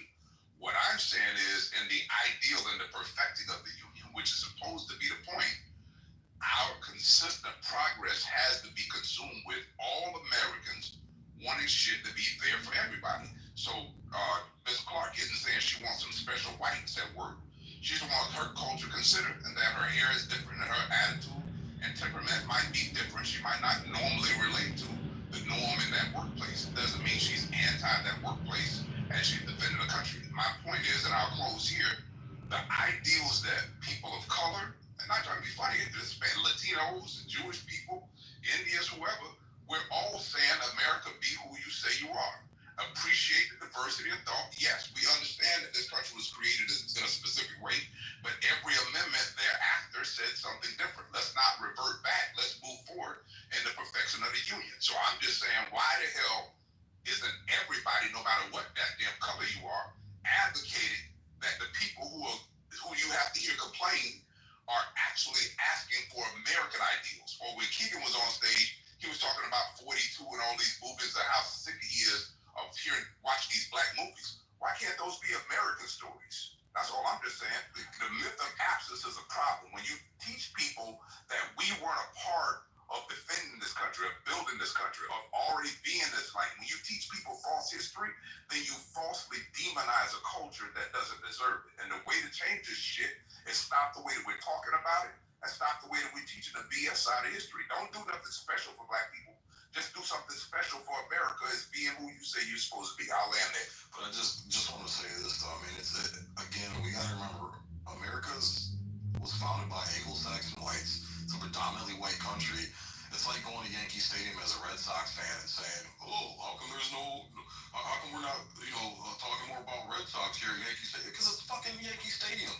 So you're gonna hear more about Yankees, and you might see a blip on the radar about some of the games and maybe some of the beef with the Red Sox, but it's Yankee Stadium, so it's predominantly going to be about the Yankees.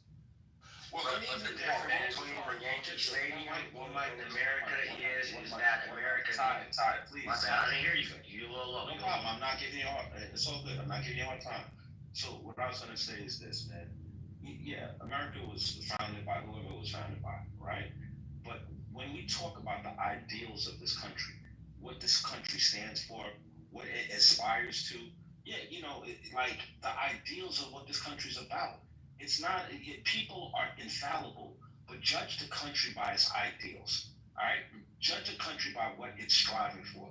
It's the most amazing country in the history of the known universe. Yeah, I was going to say the difference between the example that you gave, Sig, and actually America is that, kind of what Anthony said, the idea is what was put on paper. When you go to a Yankees game, they don't say, hey, all teams are created equal and we're all going to get the equal chance to score. No, that's not what they do when you go to the games. It's, hey, we're the Yankees. We're gonna whoop the fucking whatever team you said ass. That's usually what's going on. It's a competitive atmosphere. It's not an equal atmosphere. America set the tone on paper for it to be an equal atmosphere. That's the difference. So that example really didn't stick. It's sticking and slid right down the wall. No. It actually sticks because of equal opportunity. The Yankees still allow the Red Sox to come in their stadium and equally compete. I think where a lot of people are getting a misnomer is they want equal outcome. And that's not what the promise is. The promise is only equal opportunity. Exactly. It's not they agreed to compete, though. There was an agreement to compete. It wasn't, hey, I'm going to bring all these people over here and now force you to work, and then I'm going to take away that forced work and give you nothing, and then now tell you to go ahead and try to get an equal outcome as me. But I've already done up the scoreboard on you. You see, every example that you give, I can have another one that's going to equally combat it, even worse. So, this idea, just one real quick, Ms. Clark. This idea that in America, all white people are rich, and they've upped the scoreboard. It's nonsense. 10% of the population controls over 50% of the wealth. So you this is a complete misnomer. And people think that life should be fair. It's a nice thought, but life will never be fair. Life is inherently unfair. The best you can pray for is an opportunity. Anthony, that's the best you can pray for. Anthony, let me ask you a question, man. And I agree with you. Life is unfair. But do you think it's unfair for some people and more so than others? Keep it real. So I don't even understand the question, JB. I think it's either fair or it's unfair. And if I like this You're being obtuse. unfairness, You're being obtuse. respectfully, like I don't understand the question. Like JB, everyone that I know that's doing well, it's because of their choices. Everyone that I know that's not doing well, it's because of their choices. In this unfair environment, like like I just don't understand the question. I understand the question, Jake. What do you think, Ken? Was it a bad question or was it an honest I think it's question? an honest question. Can you repeat it? Sorry. I understand. Yeah, I understand the question. I want to give it to Ms. Clark before I respond. How do you guys measure the degrees of fairness? That's if we could let Ms. Clark respond. I just was just speaking out loud. Bro. I just don't understand. No, I get it. Conceptually, the degrees of unfairness. That's all. I get it. The thing is this: you're like a black white supremacist. So I get it. Like you like to protect whiteness. And I get it. You know, JB is just asking you, is it unfair for some people, bro? This is not rocket science, man. You know, I mean, even as the brother means well, he's a genuine person. Hold on 1 second. Even as the brother time begins to speak, to tell you the history, you instead continuously go against this black man who's just, he's not saying you're wrong. He's just saying acknowledge the history. Do you know black people were enslaved longer than they've been free? So when JB gets off the mic and asks you a question, right, that's really in defense of black people, here you go, shucking and jiving again, doing the coon dance, and I get it, and I like you, Anthony. But King, you're factually incorrect. What you said. It's factually incorrect. I know you're mad at me. Go ahead. No, I'm not. I'm not giving you no negative energy. Okay, thank you, man. You know, like we're good. I'm just saying to you that you're factually incorrect. That's all I said. I feel like at some point, you know, black people feel like they gotta deny their truth to make white folks feel comfortable. You know what I'm saying? But at the end of the day, it's like I told my girl, when JB step in the room, hold on 1 second. When JB step in the room, we already know he pro-Italian. He pro himself. For some reason, with black people, when we're pro ourselves, we always got a few niggas cooning for white folks who ain't trying to make you feel comfortable. JB gonna say his truth, bro. If it's between you and the Jewish man or Italian man, he gonna stand up for himself. For some reason, black people, we feel, hold on 1 second. For some reason, black people, bro, we feel like we gotta deny our history to make people feel comfortable. No, bro. It's unfairly weighed. We went through a lot of shit in this country, bro. I believe it's a beautiful country, bro. It's a beautiful country. I like what's going on. But we can't deny the history and the black Holocaust. That's how we say it. Here's what's up, King. Here's the problem, right? King, like, what happens is Keegan gets called racist. You know, me and Sig, we get called coons. This is your ways of trying to silence us. It's you say, yo, you don't agree with groupthink. But this is what you're advocating for by calling us these names. I'm not matching your energy. I'm not calling you any kind of names. You know, like, listen, man. I think that the most dangerous thing you can do to a person is to make them dependent on you. That's the worst thing you can do to a person. To pretend, like, I love people that tell me, yo, this is what they're about. This is who they are. I respect that. What I don't respect is when people make other people dependent on them. They make people, they have this one little idea. And this is the only way everybody's supposed to think. And if you don't think like that, I'm going to call you some really disparaging name. I'm going to curse the day you were born. This is, and then you know, some of these people, what they're going to do is they're going to do it with a smile on their face. They're going to do it while they're giving you a pat on your back. You know, wait, Anthony. Hold on, everybody, hold on. I'm not even gonna give you smoke. I'm just gonna give some context. When he was called a racist, Keegan, I don't know if he's still here or not. I waited, I let everybody speak, and I let Mojo pack him up. I came off the mic and said, Keegan, I'm not gonna call you a racist, but you do have some racist ideology. And you know what he said? I'm not gonna argue that. So if he self-admittedly says I have racist ideologies, what would that make him, Anthony? So Not a racist. JB. Is he not a racist?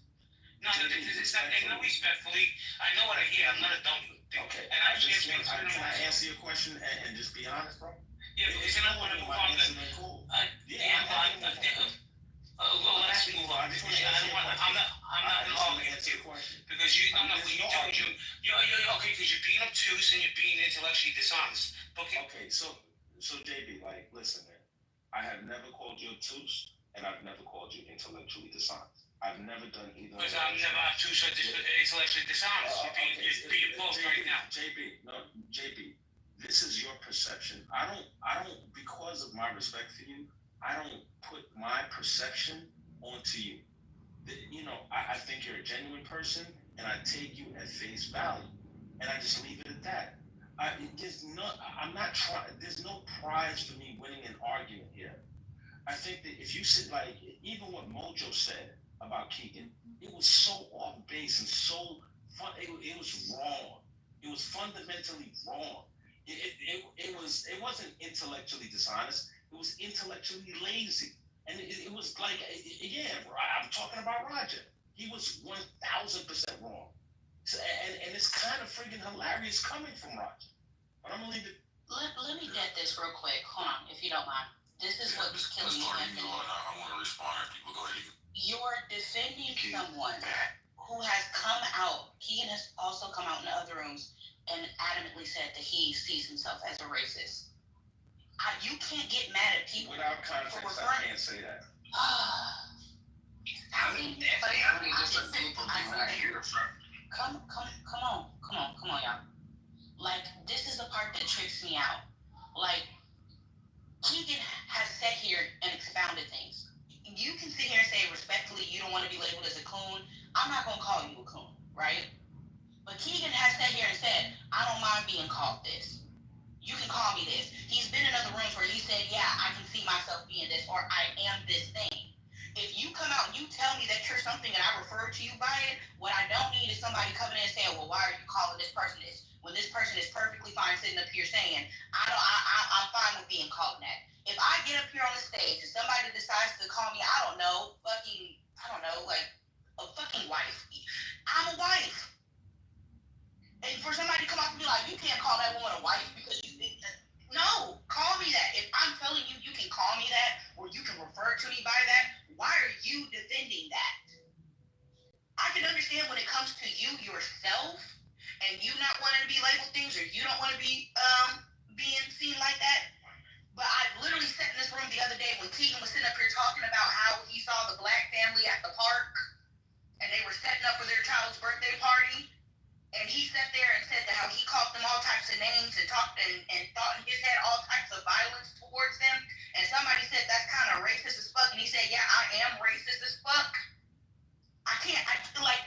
What the fuck is going on? So that's not true. He didn't say he had thoughts of violence towards that family. That's not what he said. So let's keep it real and be honest when we're talking about this. But Sorry. Yeah, just real quick, Alaska. And I know Free was trying to get in. What's going on, Free? Welcome, man. I definitely want to give him a chance to chime in. But the thing is, King, you can call us coons and whatever you want. That's fine. I mean, you got a right to free speech. But JB's correct. I hear all the time black people say we're not a monolith. But it seems like that only applies when you're going with the black narrative. As soon as you step outside of the black narrative, then, that we are not a monolith. It goes by the fucking wayside. So again, black people are racist as fuck. We heard on the stage, we had a black man refer to white people as crackers and nobody batted an eye. Nobody said a fucking word. But if a white person said these niggas, everybody would chimp the fuck out and go off. So there's a double standard here. Black people are racist as fuck, man. Bring home a white woman to your black mother and see what the fuck happens. She's gonna have a problem with it. Not because she's a bad woman, not because she's an ugly woman, not because her hair is fucked up or her makeup's fucked up, simply because she has white skin and you're bringing her into a black environment. So if it's okay for blacks to be racist, it's okay for whites to be racist. And King, I'm gonna tell you something, bro. You can make whatever assumptions you want. but people do have their lived experience. I grew up my whole life hearing white people are evil, white people are racist, white people are going to keep you down, this and that. And then I got around whites, and they did nothing but embrace me. I was able to open my own fucking business because a white man allowed me into his shop rent free for 6 months to give me a fucking opportunity to be an entrepreneur. And I was able to sell that business. If it weren't for him, I wouldn't have the money that I have now. I was able to sell that fucking business for a profit, but it was a white man. Never had a nigga come up to me and say, hey, bro, you can set up shop over here. You don't have to pay rent for 6 months. Just build yourself up to be successful, and then we'll talk money later. Never had that fucking happen, bro. Detroit, all the years I lived in Detroit, niggas robbing me at gunpoint, breaking into my house. As a kid, I had to sleep in a bathtub. And you know Detroit. Finkelman fucking Pinehurst, 7 Mile and Livernois. You know that area, King. You know how rough that fucking area is. I had to sleep in a fucking bathtub every fucking night because niggas was shooting.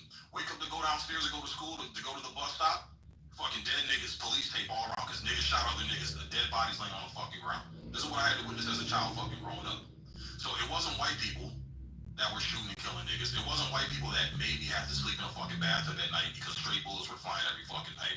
I move around white people that I've been told were evil and racist and hated me, done nothing but embrace me and help give me opportunities because they weren't looking at my skin color, they were looking at my character. So that's where some of us are coming from, King. It's not just a coon. Hey, yo, can I respond to that, JB? Can I respond real quick before I go to the Hold on, Miss Clark, let Kenny, no, let Kenny respond because he addressed you directly. Yeah, Kenny. Yeah, I want to say, my apologies for what the brother went through. I encountered a lot of my brothers and sisters that went through a lot of things in the hood. I want to tell you, I got a lot of love for white people. JB, like, that's my real homie, bro. But, at some point in life, I had to learn I don't have to deny my blackness to love white people. You get what I'm saying? And when I sit here, I hear brothers like you overlook redlining and things that happen to black people. It's almost like you feel like you have to deny yourself to make somebody feel comfortable. So when I'm saying the things like the cooning and stuff like that, I'm really advocating for the kid that you were, bro. To say, he still exists. What about that black man that did sleep in the tub, that didn't want to go through what he went through? He does not exist now. We don't believe that there's good black people in the Detroit community now. That young black boy that had to get that opportunity from that white man, he doesn't deserve to know that black excellence exists. He doesn't deserve to look in the mirror and love himself. He has to deny himself of himself. He has to hate himself to make somebody feel comfortable. Brother, I just don't want you to do that, bro. I love you for real. Anthony, I admire the way y'all brothers speak, bro. Y'all the ones we love. But it really don't help the community when y'all get on and y'all don't really come back and speak to the hood and say, yo, bro, this is how I got paid. Because if all he see is the drug dealer, if all we see is the gangsters outside, because you don't got your college education, now you too good for us. You too good for your own people, bro. There's some good people in Detroit, bro. Y'all, all I'm saying is don't turn your back on them, dog. I see at work where black people gotta be fake. I get it for a check. But on Clubhouse, niggas ain't getting no money and still shucking and jiving and shit, bro. But I love you, bro. I can't deny your story. I grew up around white people. That's why I got love for white folk. I didn't know I was black until I read the autobiography of Malcolm X. I'm gonna tell you, I moved around all black people to Montgomery, Alabama. I was almost scared of my own people. And I got so much love, bro, from my people. I tatted that shit on my arm. I represent Alabama for real. Because I got love down south when it was waving at us. I got hugs from my black people, so I love everybody, bro. But I don't have to deny myself to make anybody feel comfortable. I want JB to be the best Jewish man he can be. And I know he still love you, bro. That's all. So I love you, bro. I apologize if I offended anybody. I get you. Can I Perfect. I just want to say that I definitely do reach out in the community, and I definitely do, show love. I give back in a multitude of ways. The number one way being my time, my efforts, and transparency in terms of how I was able to accomplish what I've been able to accomplish.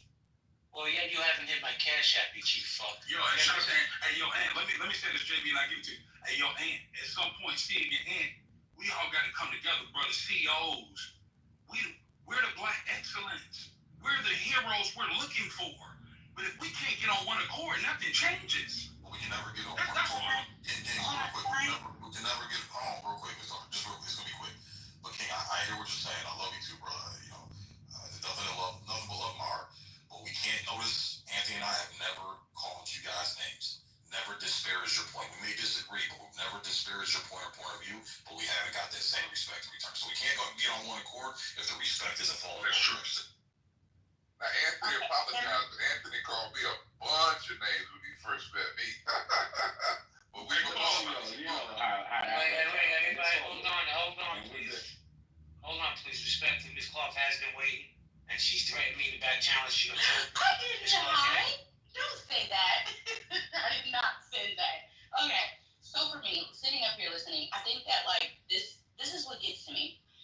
Sig, I can feel you. I can understand your plight and where you came from. Congratulations, you grew up in the inner city.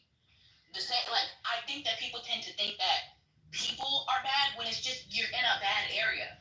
Regardless of who would have been there, it would have probably been, if you grew up in a bad area, it's a bad area. I live here in Mobile, right?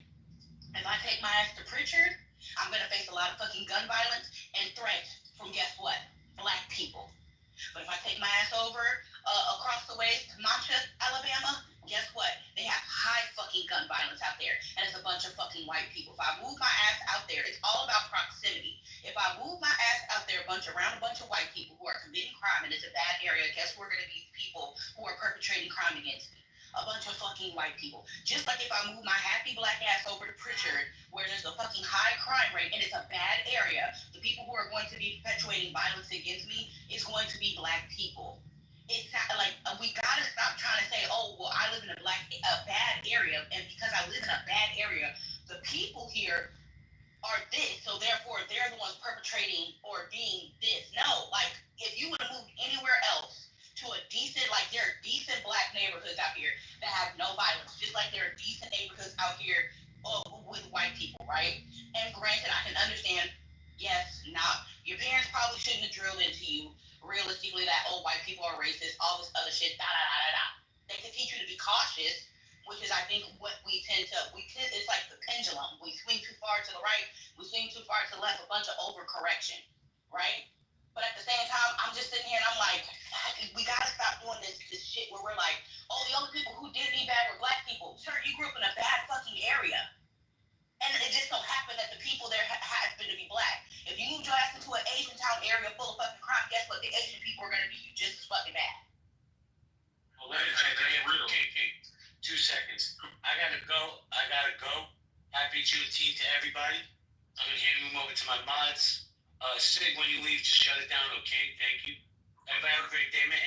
Listen, let me say, thank you, bro. Get that cash out. Let me just say this. We had, maybe it was in the spirit of Juneteenth, I don't know. But we just had a conversation between King, Sig, and Anthony. And at the end of that conversation was apologies, love, and respect. That's amazing. That's what we need to do in these spaces. Have the discourse and then meet back in the middle with respect. Man, I love my mods. Guys, have a great day. I'll speak to you soon. No problem. I know the mods, man, we kind of been hogging the stage. I just want to say one thing to Miss Clark, because I really like her. You know, I gotta keep it real. When I was around all white people when I was growing up, my problem was black people. Even though it was only a few black families. Then I moved to Montgomery, the hood. And my black experience was good. I got a lot of love. But I tell you, when you deal with black folks who really from the mud for real, who really from the ghettos and really grew up in that shit, they talk different. A lot of them talk like Sid. Especially if they went to school or tried to make their way out, they really talk like that. Like my girl from the west side of Atlanta, Bankhead, the worst part. She talked kind of like Sid. And I gotta talk to her every day to say, nah, baby, believe in that black girl you was when you was growing up. But she say, you don't know what I went through. And she right.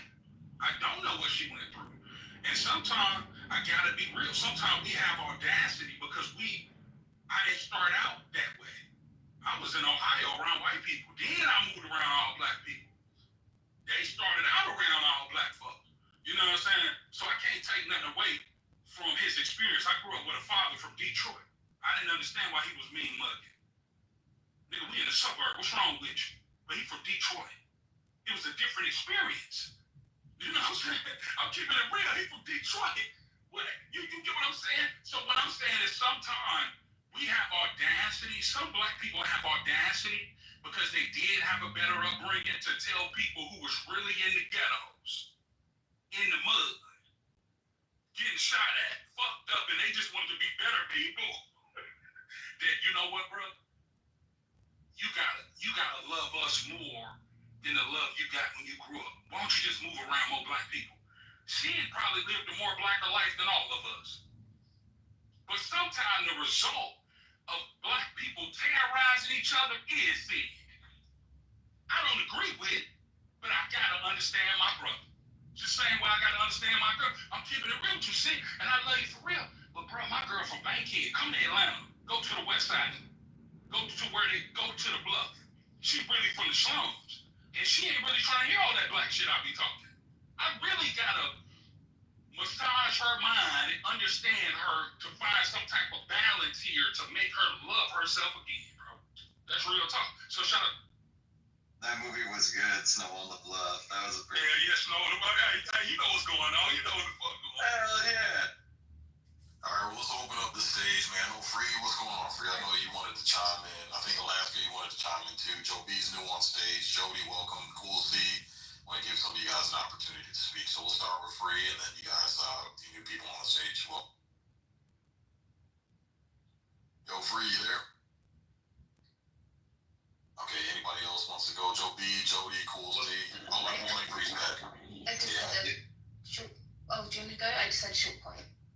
Yeah, we got some brand new people. Oh, okay. Well, Free's going to yield his mic to you, Alaska. Go ahead, then Free, and then we can open it up. Thank you so much. Welcome new people as well. Yeah, just to say as well, when we talk about areas being bad, it's really important to also look into why those areas are bad. Usually it's because of historical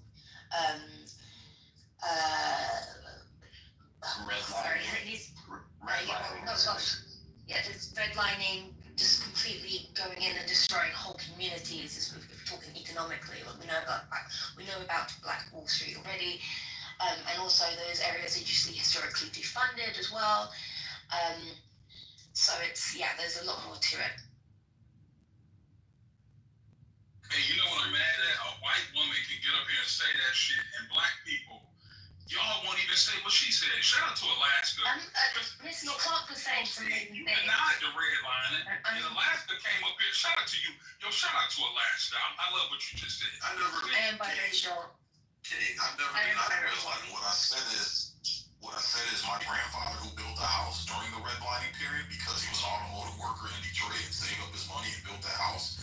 And my grandmother and her sisters and brothers who grew up through Jim Crow and redlining did complain about it, still got college degrees, still got fucking educated, still had full-time jobs and retirements and stuff like that. They weren't complaining about it, using it as an excuse. I just don't see why the modern day 2025 people now are using it. If the people who actually went through it didn't use it as an excuse, that's my only point.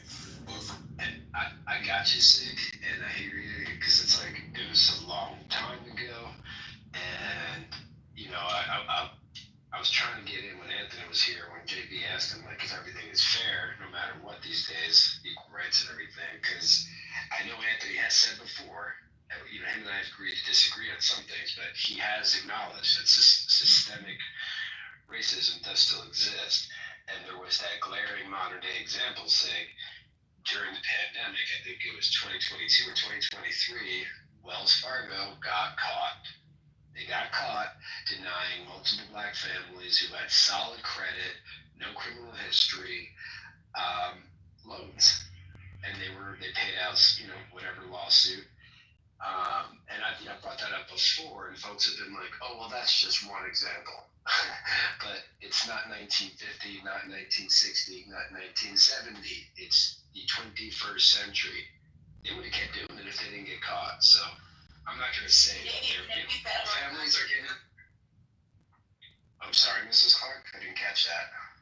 Navy Federal, the military bank, got caught doing the same thing as Wells Fargo during that time too. There you go. There you go. Anyway, so when folks say, well, how come redlining, it was so long ago, you know, it shouldn't have, folks that weren't directly impacted, grandparents and such, they were able to get past that and all the power to them. But the fact that these banks are still some part of their brains, and we're talking about powerful banks with the executives making these decisions, are pulling these strings is absolutely wild. That's all. It's just absolutely wild. All right, Free. And to your point, folks. Yeah, what's up, man? Just been listening to that, man. It's hard to chime in. So, it's been a while since I looked into the cases that we just talked about with the red line thing. So, long story short, the DOJ, Eric Holder, who was there at that time, they did change some of the laws about it. Long story short, it was basically the government just sucking money out of these banks because they couldn't. So it was a legitimate cases of them actually hurting people because there was no actual victims that came forward. They just found technicalities in the law to actually rob the banks. So the banks in settlements, which would happen because they didn't go to the trial. In the settlements, the banks were saying that we don't admit any wrongdoing, like in most settlements, and they just paid the fine. So the unfortunate case is people use to make this argument for redlining is not legitimate. It sucks to be in this space with these arguments because the thing is that it's almost no position of resolution. It's like we just want to get on here and bitch and say white people are evil, and that's all that needs to be said.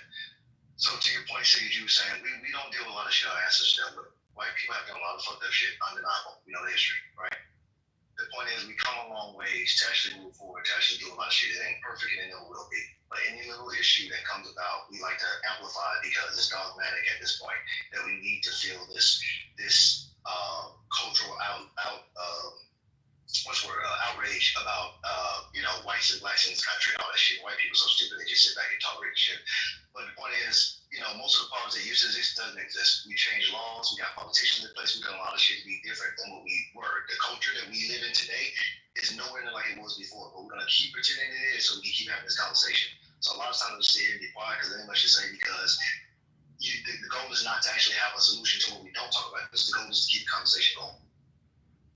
How did he get white people are evil out of that? I don't know what's going on. It was white people that just got on the stage talking about redlining, and you took that and made it. Yeah, I never seen that conversation. That was wild. That was bizarre. Yeah, I can explain how. That's what it boils down to. Yeah, I know. Yeah, Free. Respectfully, you talked very quickly. So I think you said that they paid out fines or they didn't go to court, so it really wasn't redlining. Can you explain that? How is that not redlining? I said a settlement. They paid out a settlement. They was fined. They were sued, and it's a settlement. So in redlining, you have to prove that it was actually redlining. When you settle, like as you know, most cases that happen like this, you don't go into details of what actually happened. That means the party agreed to resolve it by the settlement. There's not an issue of guilt.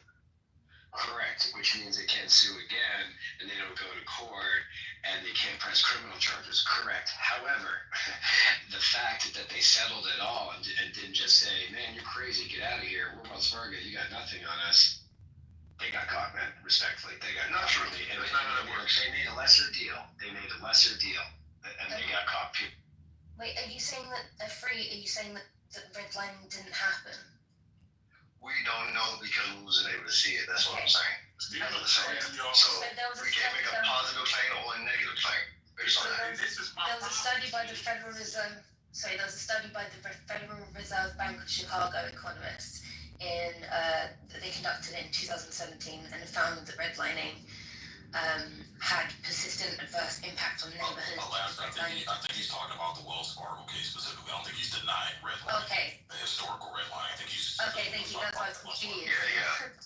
Specifically said that, modern times, again, they changed the law in, I think, 2013 or something like that. And then they started applying it to the banks. There was one that was big with Citibank. And like I said, it's been a while since I looked this up, but they was pushing back because the bank saw, there was a lot of banks that got caught up in this. The bank saw that they was just using this to siphon money from them. with this technicality. So what happened was, of course, they ended up selling it. They did not make guilt, but they started pushing back because they realized that, hey, you guys are using this to just get money out of us, and there's no real victims behind this. So look into it. Like I said, it's been a while since I looked at it, but I'll go back into my archives and pull up. And this is why I don't think white people are evil now. Because white people watch the news and study their history. You know what I'm saying? See, white people get up here and say, this is exactly what happened, right? Then you got brothers who say, we think white people evil. What's going on right now? The white folks on the stage are acknowledging what happened to black people to keep black people in certain positions, right? So can I respond to you, King? I'm black and white, just to be clear. This is just my conservative disguise. My first Jamaican, black, British, white. Okay, so shout out to Jamaican, black, British, white. So what I'm saying is, know your history, y'all. That's all I'm saying. All I'm saying is we should know our history before we speak. There's downstream impacts of things, family. That's all I'm saying. Dr. Kaba said, knowing history is like a slingshot. The further back you go, the further forward you will propel. So I think that we have to study our history to not think that people are trying to pick on us. You know what I'm saying? There's downstream impact. Do you agree, Sid? There's some downstream impact from the history and the things that black people went through in the past. Look, I agree there is some for those who are directly involved, but the issues we're facing today in 2025, I don't think that's impacted because, again, directly after slavery, blacks had businesses, they had their own towns, they owned land. Like, my grandmother spent time in Harlem, and I remember hearing stories of her, and she was over there in that, she kind of helped orchestrate that Harlem Mosque with the Nation of Islam. That's why she went to Harlem. Because my grandmother's Muslim. I come from a Muslim background. Come on, Detroit. Yeah. She worked in, and she actually moved back to Detroit to help set up the mosque there. I used to, Malcolm's brother, Wilfred, his wife used to babysit me. Like, it's a long story. Oh, that's so good. Yeah. So I got my family has ties with NOI back in the 60s when they were developing and branching out. Yes, sir. But I've listened to my grandmother, and even in Harlem, she was saying white folks came into our shit, patronized our businesses. We went over their shit. Yeah, there were certain rules in place. There was certain segregation in place. But even my grandmother was saying, like, it wasn't, like, this is why Malcolm X changed his whole fucking view. He ended up changing his view because he was on this NOI rhetoric. And then he was realizing, wait a minute, I kind of got told a lie. The evil shit about white people, it's not really true. And I've heard this account from my grandmother as well. You know, so it's like, if I'm being 100% honest, King, and it's all about being honest. I'm not taking away from the history. I'm not taking away from the bullshit black people went through. If that's where you're getting or where you're taking from it, I'm telling you right now, that's not where I'm coming from. But what I'm saying is I've heard and listened and talked to black people that grew up in these areas who were directly affected by this. They even were saying it wasn't as bad as this generation's making it out to be, based on the pseudo history and hyperbolic history that's being presented. But I agree. The arrested development, right, is detailed in data. Like, you could, this is not something that you have a conversation with somebody. Well, how did you live? Oh, how was it back then? Did you have a good childhood? That's bullshit, right? There's a wage gap, right? These are statistics. This is data, right? It shows you what that wage gap is and where it's gone from point A to point B. And if you don't see a real significant change in that wage gap, there's a problem, right? So when people talk about systemic racism, right, and how you have institutions in the United States of America that have been in place since prior to emancipation, that have kept the corporate culture, right, of like racism, right, and impediments to black upward economic mobility. That shit needs to be addressed. There needs to be actions taken to undo the harms, because white people who have not had the impediments, they've had access to resources, access to all kinds of benefits that were intentionally kept from black people, right? They benefited. They've been able to propel themselves economically, right? Where blacks have not. And not only blacks have not been able to propel themselves economically, but they also have inherited, right, the negative impacts, right?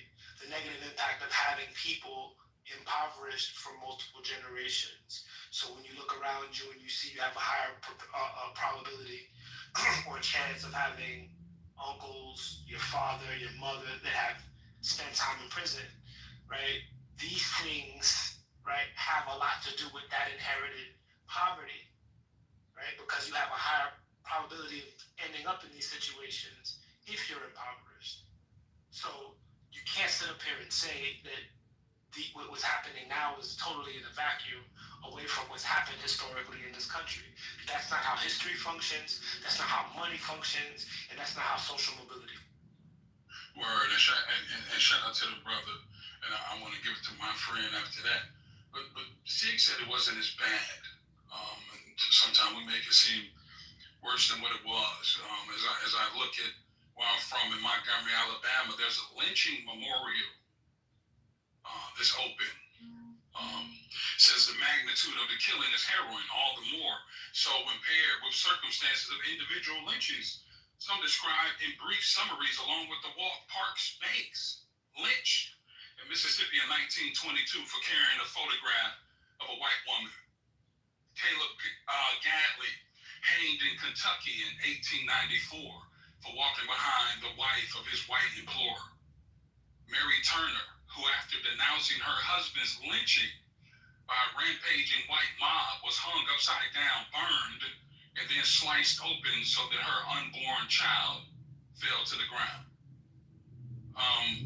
Brother, it's that time is going along, and we're trying to live. But our ancestors went through a storm here, brother, and it was bad, family. Like I said, I'm from Montgomery, Alabama. It's a lynching museum. I want you to look these things up tonight, see? It ain't all peaches and cream, bro. That's all I'm saying. You're coming from a point that I'm denying this. Look, I understand that there's 4,000 documented lynchings. Over 4,000. I know. And again, I'm not coming from a place saying it did not happen or atrocities did not happen. I'm not denying that. For sure. I acknowledge that these horrible, right. I acknowledge these horrible things happening, but is it possible that maybe some of this stuff is being is hyperbolic? And maybe being made worse than it was. Is there a possibility? Look, it's a possibility. Now look at this. Is it a possibility that your upbringing in Detroit was better than you make it seem? You know how you told me you lived in Detroit? You get what I'm saying, bro? I cannot take away from your story, bro.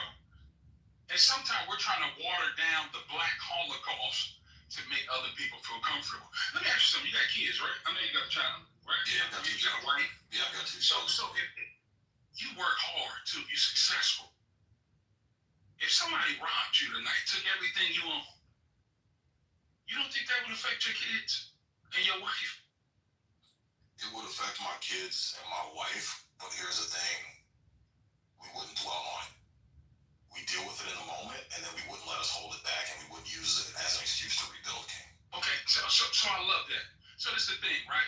I'll never tell a Jewish person they're dwelling on the Holocaust. Because that shit really happened, and it messed people up, bro. It affected people, bro. I'll never tell people to deny their history. I don't think you should dwell in it. I don't think acknowledgement of monstrosities or things that happen to your people is you dwelling in things, bro. I think it's you acknowledging what your ancestors went through. And I believe a lot of our ancestors will be disappointed in us for sitting here singing Kumbaya with people that enslaved them. They would want us to acknowledge what they went through. But seriously, bro, my thing is, bro, I really love you, bro, but once again, you do not have to deny yourself to make nobody feel comfortable. That's all I'm saying. What did you say that, King? I'm listening. What do you mean by that? Right? You said, like, we trying to make white people evil. I don't think white people evil. I love white people. I got really, bro. I'm like white friends. If it weren't for white Some of King's best friends are white. Can I tell you what signing a death chain for $500,000, bro. I love me some Jewish people, some white folk. You know what I'm talking about? But at the same time, I'm still pro myself. And guess what? How come you're not pro white like you people more too? when you pro yourself. But you know what? You know what black folks want to do? We want to deny our blackness to make white folks feel comfortable. You know what white folks really saying? Look at this nigga cooning for us. Like they don't see that you black. No, that's what black people say. That's not what white people folks looking at you like you a fool. White people today don't use the word. That's not true. That's not Listen, true. why are white people up? Hold on a second, I got you. I'm gonna let you yell later. Why are white people sitting up here defending our history? Because even they know it's some wrong that's been done, bro.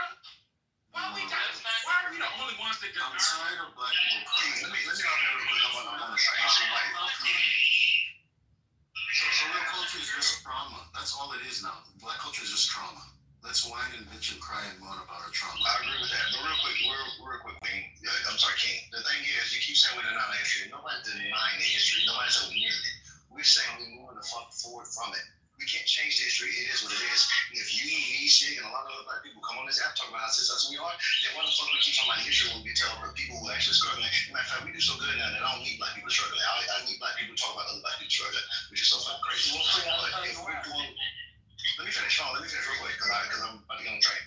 If that's the case, then that means we made enough progress to where we don't have to keep looking back at the past. Right now, in my own lifetime, if I was a millionaire at 20, and I lost my money at 30, and I got it back good at 40, what the fuck am I talking about what my dad did and he was there as a child? Like, I'm capable of doing more. I don't have to keep referring on the past because you see me go through cycles. So we seen black people who actually went through oppression achieve and succeed.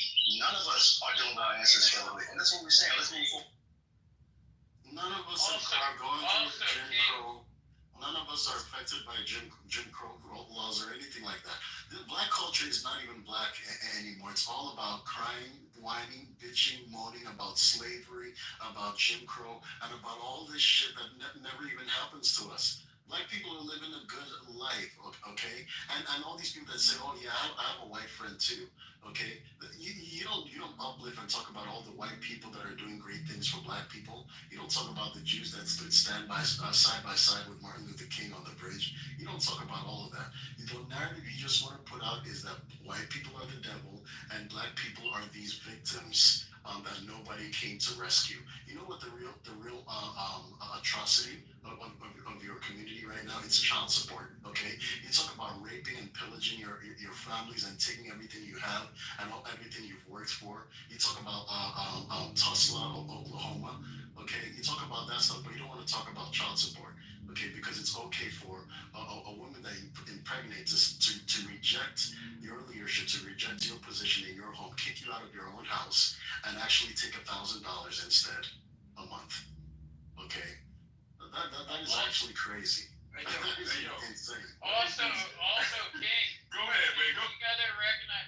You gotta recognize that Major General Gordon Granger, which was from the North, came down and finally 2 years later, after the Emancipation Proclamation was done, actually let you guys know that you were free 2 years before, that you had the opportunity to do anything you wanted, and yet the Democrats are the ones that kept you. The Northern Republicans are the ones who let you know you were free. Abraham Lincoln let you know you're free. And that's the thing, you don't look at your history and thank the white people who did it. The Northern white, Abraham Lincoln, Major General Gordon Granger. I love that he said that. See, a lot of people don't know the history. I see I'm talking to a lot of people that don't know the history. Even with Abraham Lincoln, his plight was not to free the slaves. Do But you know he did. Hold on one second. He did. Hold on 1 second. Hold on. See, I'm about to do the history with him. See, a lot of people don't want to know the truth about Abraham Lincoln. Yes, See, he the had problem slaves is, in one let me tell you point, something. but yes, he did free Listen, them. a lot of people don't. He only did it to have no war. See, yeah, let's tell the truth tonight. Let's tell the truth today. He did have slaves. Abraham We know Lincoln that. did not want to free the slaves, y'all. I want you to know. That's why he did the I'm telling you. Emancipation Proclamation. He was the one that the Emancipation Proclamation Hey, yo, was nah. under. Hey, yo, Nod, I just talk like this. I read. I know my history, Nod. You can't just come up and tell me some bullshit, Nod. I read the same history you do. Okay, well, Cool C, hold on. One mic on King. Yeah, but because King has a point, a lot of people don't know the history of today. If y'all would let him kind of finish what he was going to say about Abe Lincoln, because I know we have some folks. No, it's all good. All right, go ahead, Cool C. We know that he had slaves. He actually freed them under the Emancipation Proclamation. Every president except for Donald Trump's family had slaves. Even Obama's family.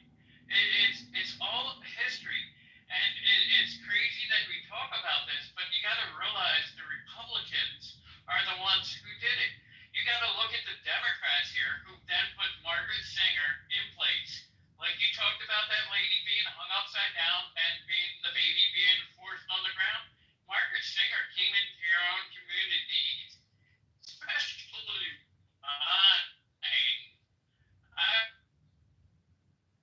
Your phone breaking up on my side, brother. I don't know if it's just. Yeah, we can't hear you, sir. Man, you know Abraham Lincoln ain't want to free the slaves, man. Essentially, we should be thanking black soldiers for the fact that black people free. Essentially, you should be thanking the soldiers, man. Because the soldiers fought on the front line for the freedom of black people.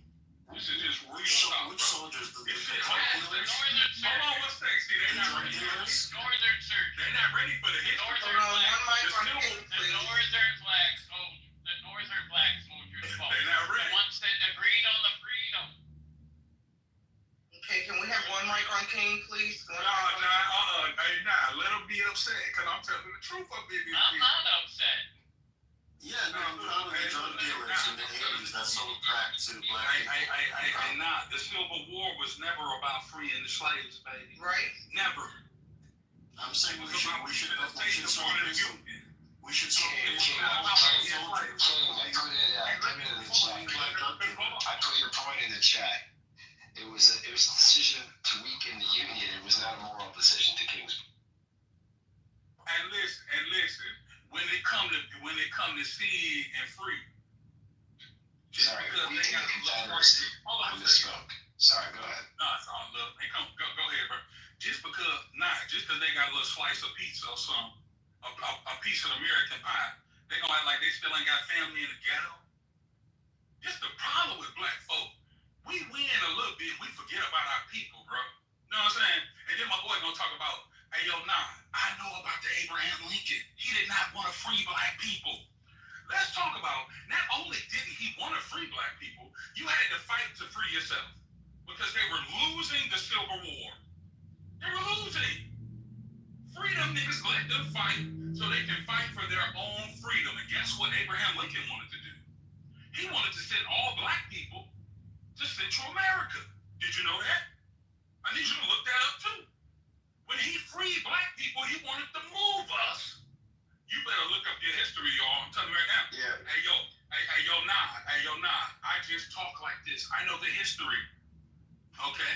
So the brother now, he wants to make the Republican Party look so pretty. I got you. I'm not mad at Republicans or Democrats. The only reason why I can't be a Republican is because they'll say, pull yourself up by your bootstrap. Well, give me a boot, bitch. You paid reparations to everybody else. But a motherfucker, this is my problem. You say pull yourself up by your bootstrap, but you had to boot 400 years and still won't give us a boot. But you know what you'll give us? A holiday. Thank you. No that holiday was given to you by the Democrats.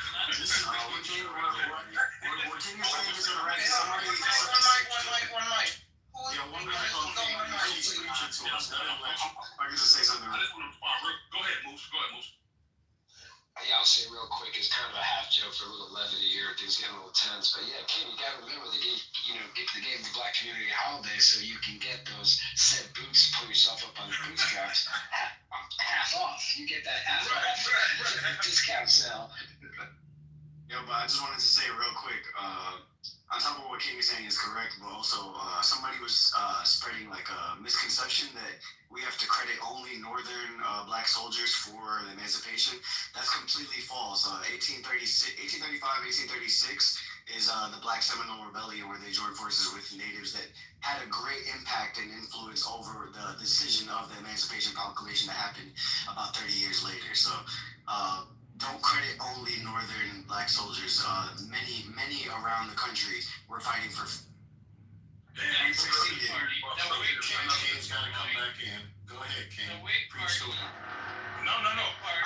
say shout out to him knowing the history.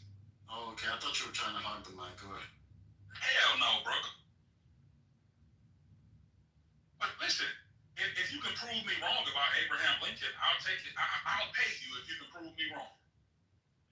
That the Civil War was not about freeing the slaves, and Abraham Lincoln's initial thinking was not to free the slaves. If you can prove me wrong, I'll send you $100 cash out right now. Send me the links, send me the research, put it in the box, and let's do it. It ain't even. We also got to even if you realize saw the the Whig truth, you Party. wouldn't accept. We also got to realize the Whig Party, which then became the part of the Republican Party, also had a lot of black Americans in it. And you got to realize the first black American senator was a Republican in 63 or something, 1863. The Democrats didn't do that till the 90s.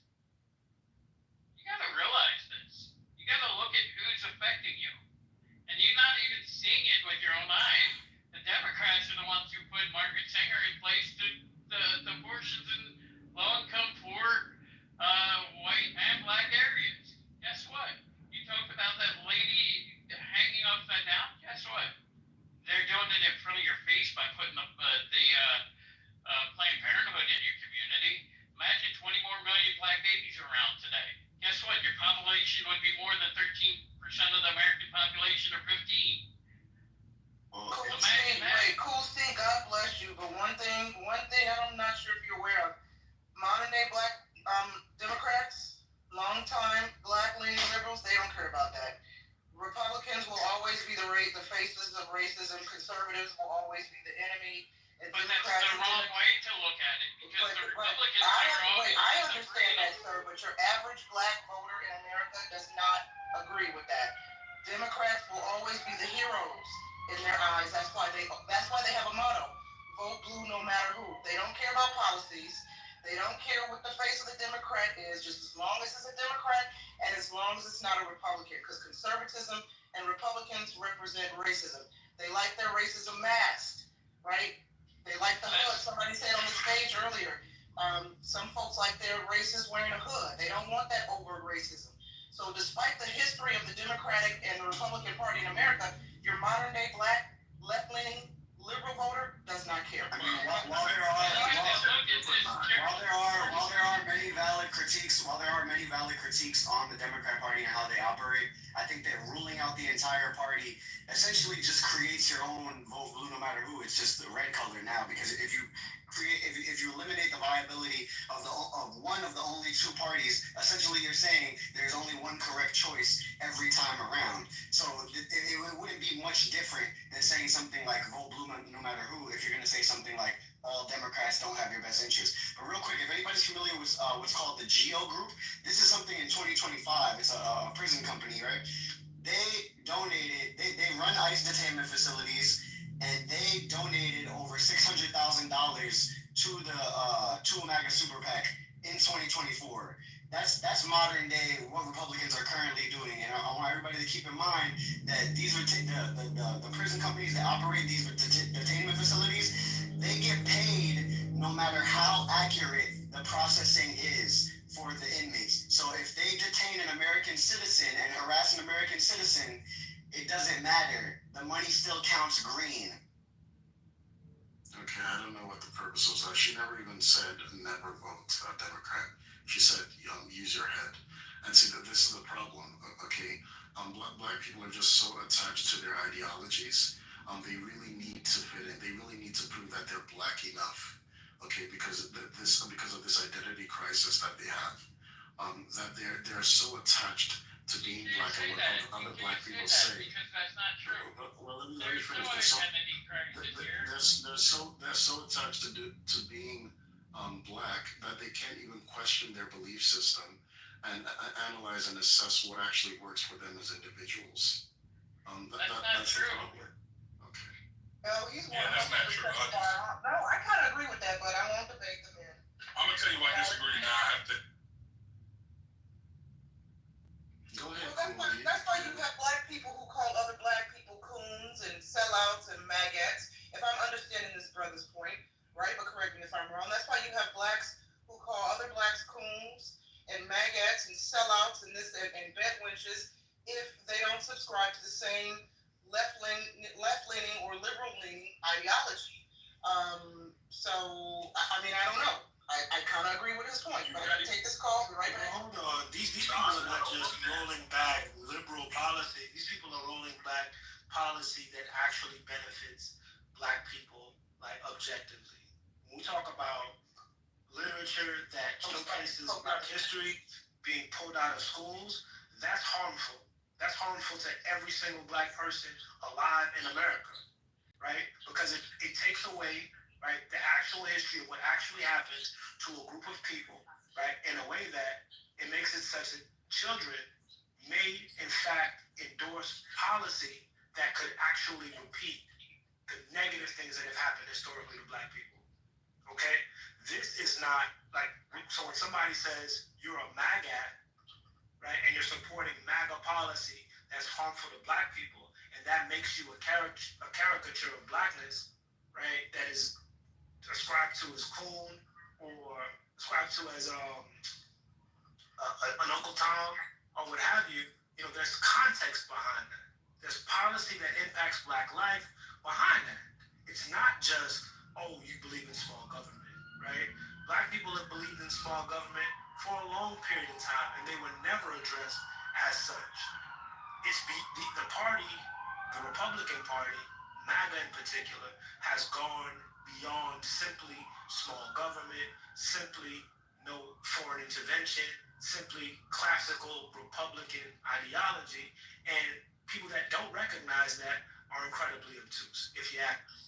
So, just real fast, what up, Moose? Sorry, didn't mean to step on your toe. No, all good. Truth, good to see you. Go ahead, brother. Appreciate you. I'll make it quick.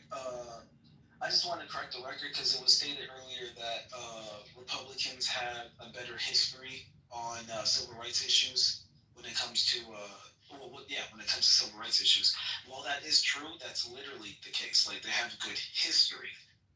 From around 1960 to 1980, you guys might have heard of this, the phenomenon known as the party switch, triggered by the dissolution of the Dixiecrats into the Republican Party. So it's like, it's disingenuous to use the Republicans' history as if to suggest that's who they are today. They've been rolling back. I mean, they're talking about renaming military bases after Confederate generals. A treasonous. Let's not even get into it. But the point is, these are not the Republicans of yesteryear.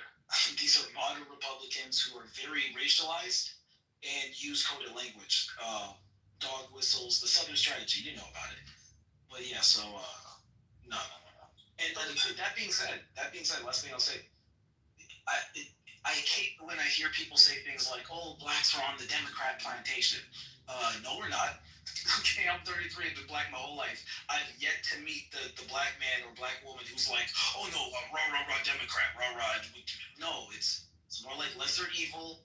Okay, we know we playing with the lesser demon instead of the devil himself. Okay, like there is no and I think that's a projection because conservatives can get really sycophantic about their leaders. But anyway. Wait, True, let me ask you something really quick. You don't think it's important to actually promote you getting black people getting jobs, getting out of the situation? You don't think that's important to I think Democrats are demonstrably better for the economy. And I think they're we'll not. just fuck the economy up every time. We can go through the game. You look at the Clintons, you look at Reagan got our economy back in order. I'll give you Clinton. Clinton was horrible for the economy. He's an exception. So is Obama. He deregulated. No, Obama was actually good. Okay, cool. See, we know every Democrat president was the worst. Can we move on from this diatribe? But he's talking about jobs. You pretend as though rolling back DEI policy. Hold on. You pretend as though rolling back DEI is going to help black people get jobs. Okay, wait, gentlemen, we can't hear everybody if they're speaking at the Yeah, same he's time. pretending as though rolling back DEI policy is going to help black people get jobs. Since when? Why do we got to separate people from being Americans? That's not what Why can't? So cool. Yes, it is. Cool. So that's not what DEI policy does, no, bro. it says a black person who has a supposedly better education can get ahead of a white person. That's not what it says. That's a show of your ignorance. Diversity. You Styles, the mod just said one at a time, please. The DEI is not about You keep quotas. speaking, but you don't let anybody finish a statement. Like I feel like you're just talking just to talk and to react. So get your point out and let somebody respond. Now, Cool C, hold on. MJ wants to respond. MJ, go ahead, let him finish, sir. Then Cool C, you can respond. But we can't everybody be speaking at the same time because no one can hear. Go ahead. The DEI is not about quotas. DEI is about actual opportunities. Giving people who would not get opportunities interviews for jobs, giving them an opportunity to be seen and considered, right, for different positions. It is not about picking one person over the other. There is no policy, right, that can sit up here and tell an employer who to pick and how many black people should be in a particular type of position. This is nonsense. Okay, now, Cool C, go ahead. That's what the DEI was. You're supposed to get an equal opportunity for being American. You put a thing in place, the Democrats did, so that you potentially could feel better about yourself. Why not just be better about yourself and apply for the same job? Why you got to depend on the Democratic policy to get you a better job? Why not do it on your own? Why not be the best you can be, and you will get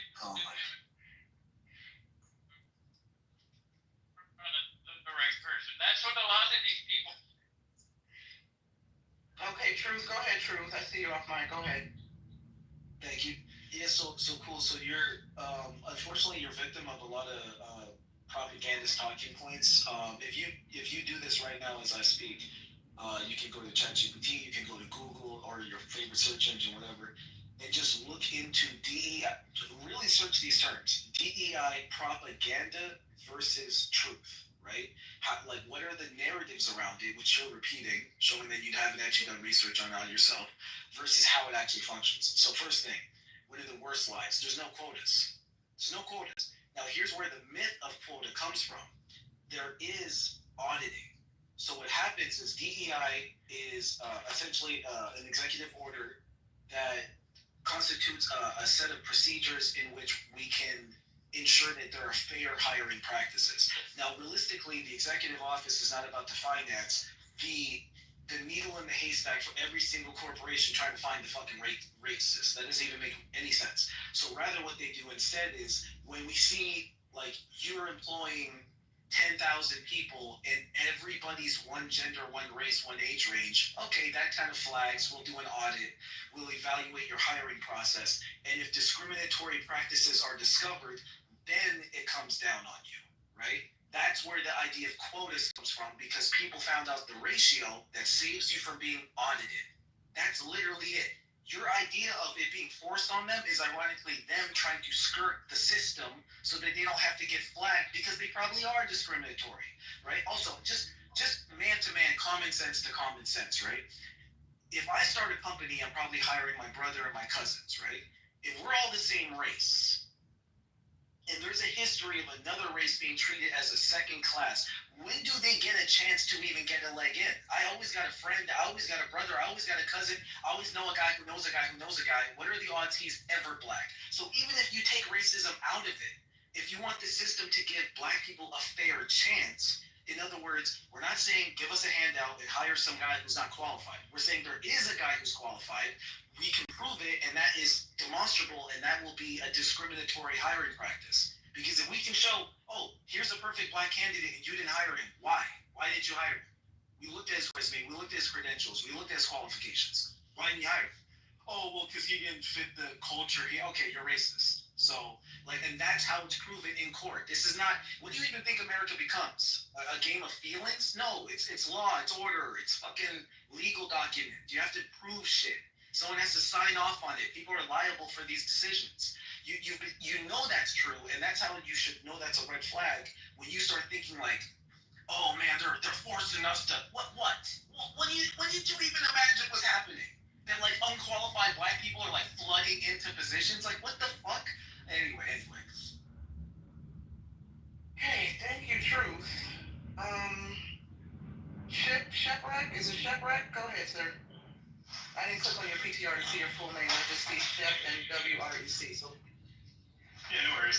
I just had a question. If do you think the pushback on DEI would be as great as it is right now if we hadn't moved over from like hard-coded kind of genetic breakdowns to preferential inclusion within the DEI kind of atmosphere?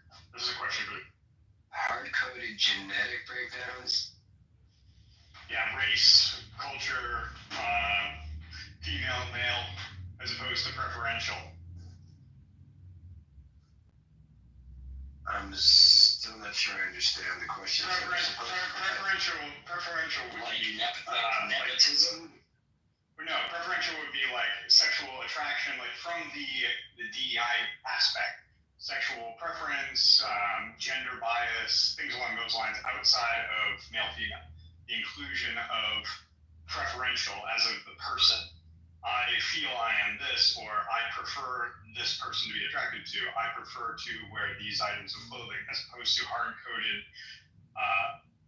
African American versus Asian American versus white versus those hard-coded genetic factors. Then prior to the past few years, the inclusion of other groups into the.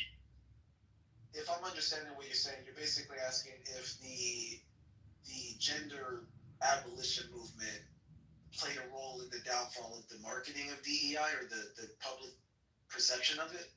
I think that's actually a pretty fair question because it's like realistically, if you just focus on DEI and minorities, I think that's more palatable. But once people start conceptualizing, oh, you got to hire this this gender non-conforming person, and that makes a lot of people in the country uncomfortable. I can see that.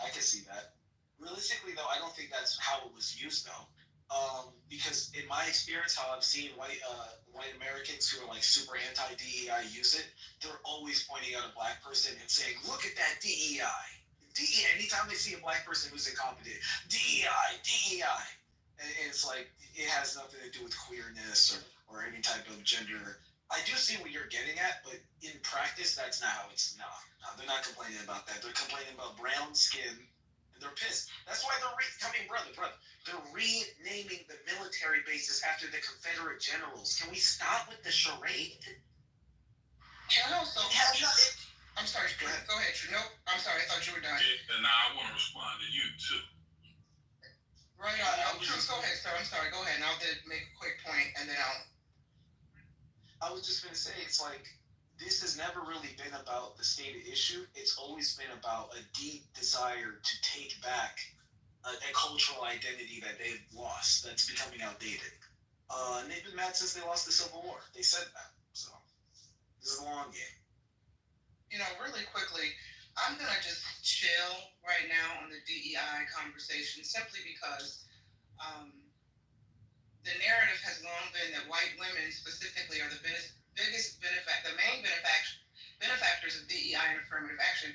Number one. Number two, I've been working since I'm 14. Now I'm going to transition with my adult life when I moved to California and began working at the age of 2021, primarily in corporate America.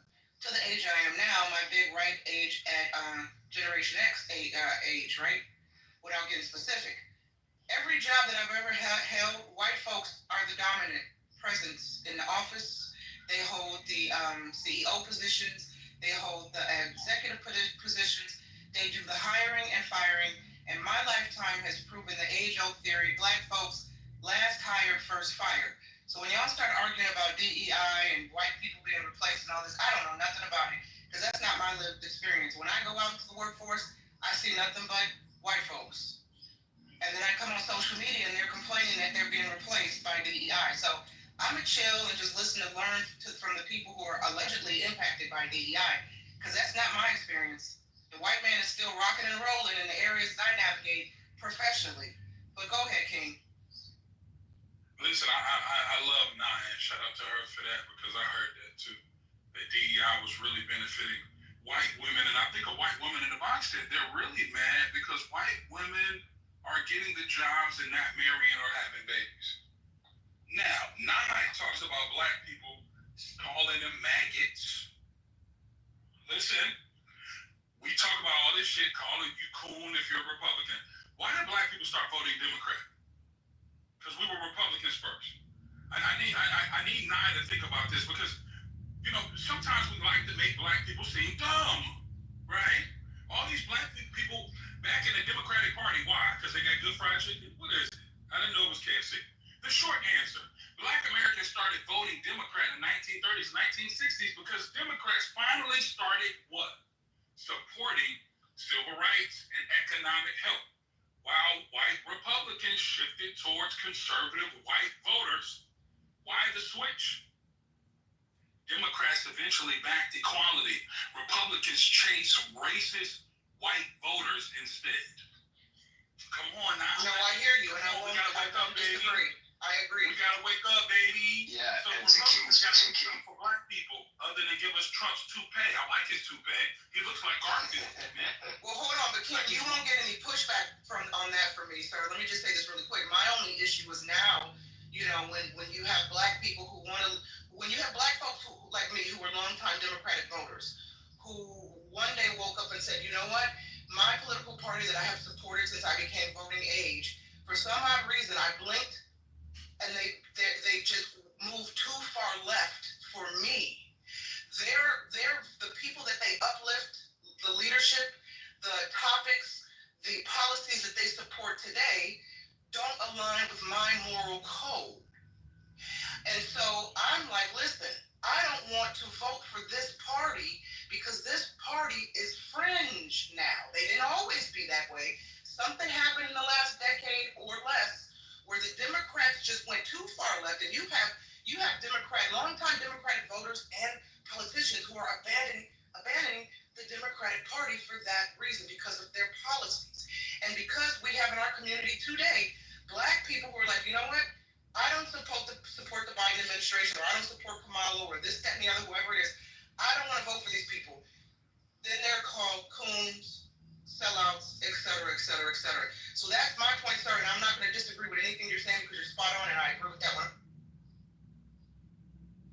Nah, I'm with you. I just think that black Republicans have to have grace for black Democrats because you never ask why did we switch. You get what I'm saying, Nah? So I think that black Democrats are looking for something more from the Republican Party than just a candidate with a nice toupee. But I like Trump though. And I want to say this too. Sometimes the problem is you're a conservative, baby. A lot of people don't know what conservative and liberal is. Sorry, my grandma don't know. Okay, grandma, do you know you're liberal? You're voting for the gay man? And shout out to the gays, no problem, do your thing. But grandma gonna go to church tomorrow with conservative views, but then vote Democratic because she doesn't understand the difference between a conservative and a liberal. You could be a conservative Democrat. You understand it right now? Absolutely. But King, check this out though. We have Democrats right now who can't even define what a woman is. As a woman, I have a problem with that. They put our first black Supreme Court Justice, Ketanji Brown. They asked the sister, what's a woman? She said she couldn't define it. Then you have black folks saying, well, she was playing the political game. No, she wasn't playing the political game. There's this mentality in the Democratic Party now where we have to protect men who identify as women. They say the male rapists, the kitty diddlers, these violent men can be housed in women's prisons because they identify as women. They can be in the spas with women, walking around with their schlong, hanging out because they identify as women. They can transgender the children and put them on mutilation drugs, right? Because of so-called gender-affirming care, which is completely made up, right? These are all coming out of Democratic policies, which are weird. And your average hardworking voting American doesn't care about all this stuff. Kamala Harris went on that HBC tour while she was running for presidency. She spoke to black women at HBC schools. These are female doctors of the future, lawyers, educators. And that woman got up there and told and pretty much encouraged, in part of her speech on these tours, was promoting abortions. Lady, how dare you tell these black women, put in their mind, put that seed in their mind to kill their unborn, right? And they're black babies. They're black babies. Yeah, kill black babies, you know? So these are things, I'm just highlighting these examples. I don't understand how the Democratic Party has moved so far from reality, right? Men and women's sports. We've gotten to the point now where you have Democratic leaders and conservative leaders and voters and supporters on both sides now in the 21st century, 2025, arguing about the biological differences between male and female, and you have some people saying it's not a thing. Throughout history, it's never been a debate. Humans have always known about the biological differences between men and women, and now we've politicized this issue. Not to mention we've politicized where folks should be using the bathroom. Biden said on the White House lawn a couple years ago, I think it was Transgender Day of Recognition or something. This man actually said, and y'all can pull this up on YouTube, that transgenders are the most bravest people that he's ever met. I was offended by that because I'm like, well, wait a minute, these are the most bravest people you've ever met? What about our men and women who sign up for the military? What about our men and women who have lost their lives fighting for this country, who've come back with PTSD, who don't get help from a lot of our veteran hospitals? They have to struggle just to get help because they have trauma. But the transgenders are the most bravest people, you know? Come on. That's why I call this party the party of the loony left. And until we burn down this modern day Democratic Party and some new leaders rise from the ashes like the phoenix and bring us back to center and common sense, I will never vote for another Democrat. And I hear you, sir. Everything you said about the Democrats and why black people have been loyal to the Democratic Party, 100% agree. But if somebody can tell me why they've gone to loony land and the Democratic leaders are constantly seemingly at war with God, nature, and biology, I'm here for it. I'm open ear. You know, I hear you, and valid points, and I'm on the left, probably more moderate. But yeah,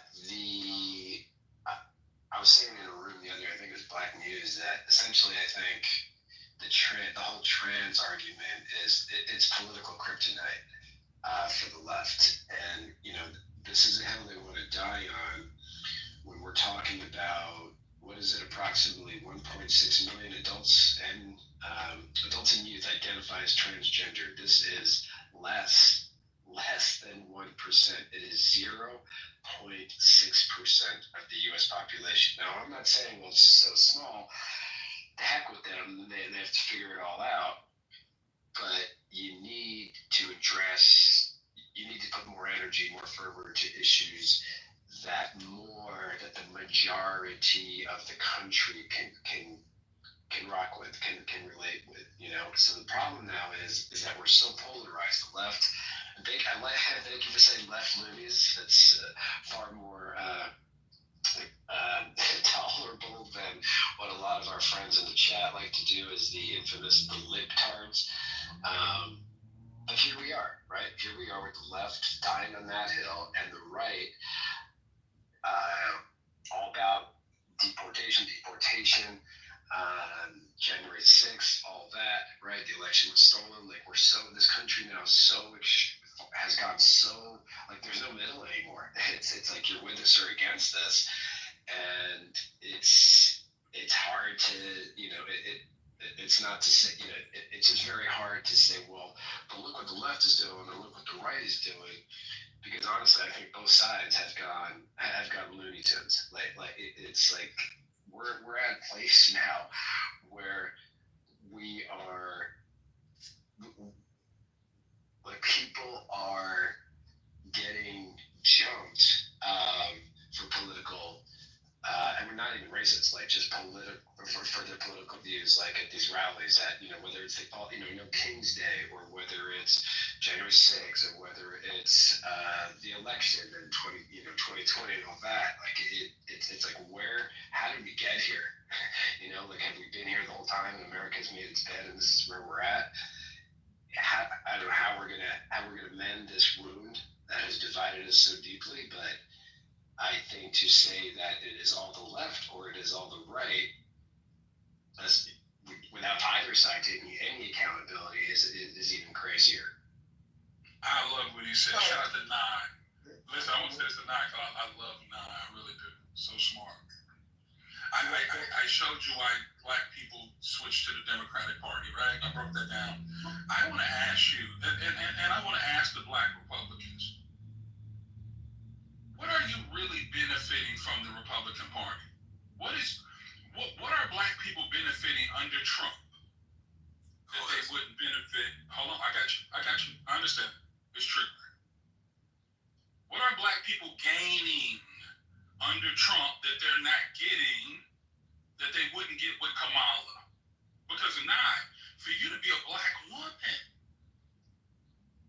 I want you to hear this. For you to be a Black woman, and I get it, Kamala, she washed collard greens in the tub. I don't like her either. But for us to say that Kamala wasn't more groomed, I want you to hear this. For us to think that Kamala Harris wasn't more groomed, wasn't more poised, wasn't more presidential than Trump is crazy. We're brainwashed, not? Because I'm asking you now once again, what has happened better for Black people up under Trump than what happened when Joe Biden was in office? You got to tell me that. Because if you want Black people to really shift, you got to show Black people the change that we're seeing as Black Republicans versus being Black. Okay, let me just say this, and I have to speak from, I can only speak my truth, and I have to come from an individualistic point of view, okay? First, let me make clear, I'm not a Republican. I've never voted Republican, I've always voted Democrat. But I was very, very disappointed in the Biden administration for a number of reasons. And when Kamala Harris was grilled about how her presidency would be different from Biden's, and she said it wouldn't be, and then when she said, a couple years ago, I'm not going to do anything for Black people. Well, no, I'm not going to do, write policies that support Black people. I'm not saying that she was not deserving of the presidential ticket. She just wasn't going to get my vote because I didn't want to deal with 4 more years of the Biden administration. I didn't like how this administration handled COVID. Okay, now I know the argument can be Trump, COVID started under Trump. But it was really, a lot of the COVID policies coming out of the Biden administration, I didn't like. I really didn't like. Listen, I'm pro-woman all the way, right? I support women, staunch advocate for women. You know why I voted for Trump for 2 reasons. I can't tell you how Republicans or Trump are going to be better for Black people because that's never really been my stance. I voted for Trump for 2 reasons. One, I didn't want this administration again because of how they also, their LGBTQ plus MIA policies, remember, this is the same liberal-leaning politicians. I'm not saying Kamala or Biden, but liberals, the past 4 years are the ones who've been coming out saying, we can't call pedophiles anymore. We need to call them MAPs, minor attracted people. Then I started seeing in certain states, right, LGBTQ politicians in office rewriting laws to protect pedophiles. Look it up if y'all don't believe me. I said to myself, if I vote for liberals again, will they legalize and romanticize pedophilia? Because I see it coming. They're using this LGBTQ umbrella to normalize pedophilia. And again, I work in news, so I probably see things and read a lot of information that comes across my news desk that most people don't see. My vote for Trump was a vote against degeneracy, and hear me out. I'm not saying Republicans and conservatives are perfect, okay? I'm not saying that they don't have their own issues with PDFs, pedophiles, and all that stuff. But I wasn't going to take a chance on this administration with supporting more of anti-woman policies, right? I voted for Trump when Trump said, we're going to get men out of women's prisons. We're going to protect women's spaces. We're going to protect women's sports, right? Trump got my vote for primarily that reason. And because my vote for Trump was a vote against the loony liberals, i.e. Biden. Now, if there was any other Democratic candidate whose ideology represented my moral code, who I felt was for the Americans, wasn't pushing abortion, wasn't pushing transgendering the children, wasn't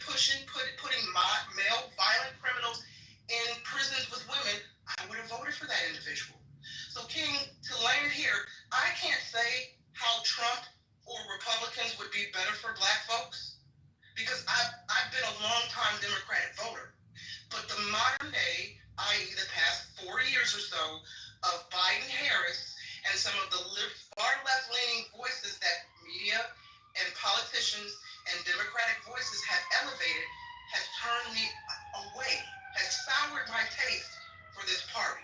Now, when 2028 comes around, and if there's a dynamic Democratic candidate that they prop up, that I think is, you know what, you're a solid man or a woman. Jasmine Crockett said they've already picked their candidate, and it's a man, right? Then that person will likely get my vote. Okay, so that's the best way I can answer that statement, sir. So Nye, real quick, if I could ask you, so you pointed out what you don't like, or excuse me, you pointed out what you do like. Apparently, in your perspective, Trump is protecting women, bathrooms, prisons. Is there anything that you've seen thus far in this, we're not even a year in, that you are alarmed by this administration, that you don't agree with, that you may have potential buyer's remorse, anything in that area at all? Well, you know what, listen, just like I think there are Democrats in this room, long-time Democratic voters, who I would like to think that you don't always agree with the policies of the candidates you support. The same goes for folks who vote for Republicans and or Trump. You don't always agree with the policies, right? I'll say this: black liberals have been saying since late last year that this administration is going to roll out ICE camps for black folks, that we're going to be put on the concentration camps and be locked up. And here we are, how many months into Trump's presidency, and I'm still free like Amistad. Where are the concentration camps, right? But no.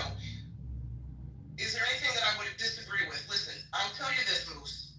Every time I hear that Trump is doing something that affects civil rights or black people, I always dig a little deeper to see what the truth is, because I know the liberal-leaning media exaggerates. Let me give you an example.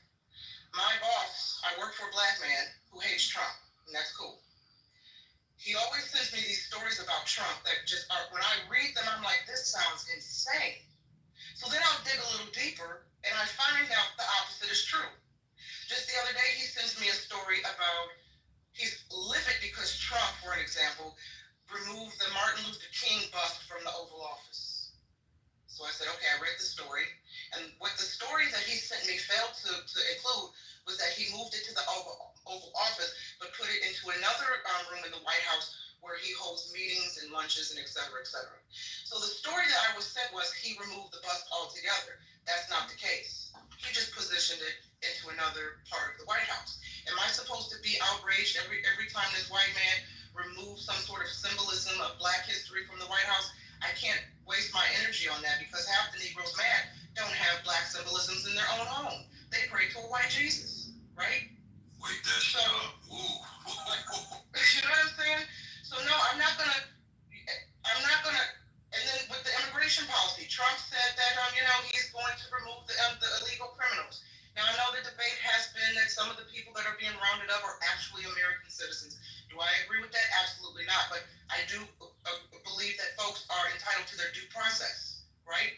But I also don't believe that Trump is going to be successful with this push to get how many millions of illegal immigrants do we have in this country?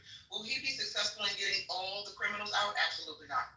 But that's also not a hill I'm willing to die on. So to answer your question in a nutshell, do I have buyer's remorse? So far, no. But again, I welcome examples from anybody on the stage or in the audience who's like, nah, did you know he did this? Did you know he's doing that? Did you know? I'm open to having my mind changed, right? Yeah, just one quick. I have one specific example, and then I don't want to take up too much time here, but because I don't think a lot of people know this. Did you know, to your point, that he fired, arguably one of the most decorated generals in the Air Force,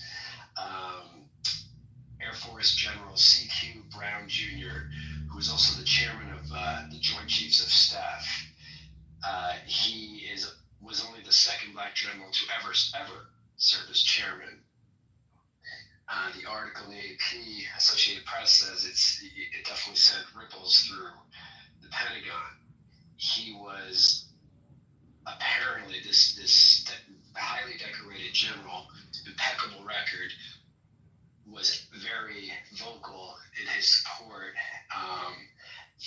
BLM, and after George Floyd. I'm not saying that is why he was fired, but when Trump was pressed to come up with any reason, any performance issues. I mean, we're talking about this man was literally in the war room dealing with the Ukraine war and Israel while all that was going on.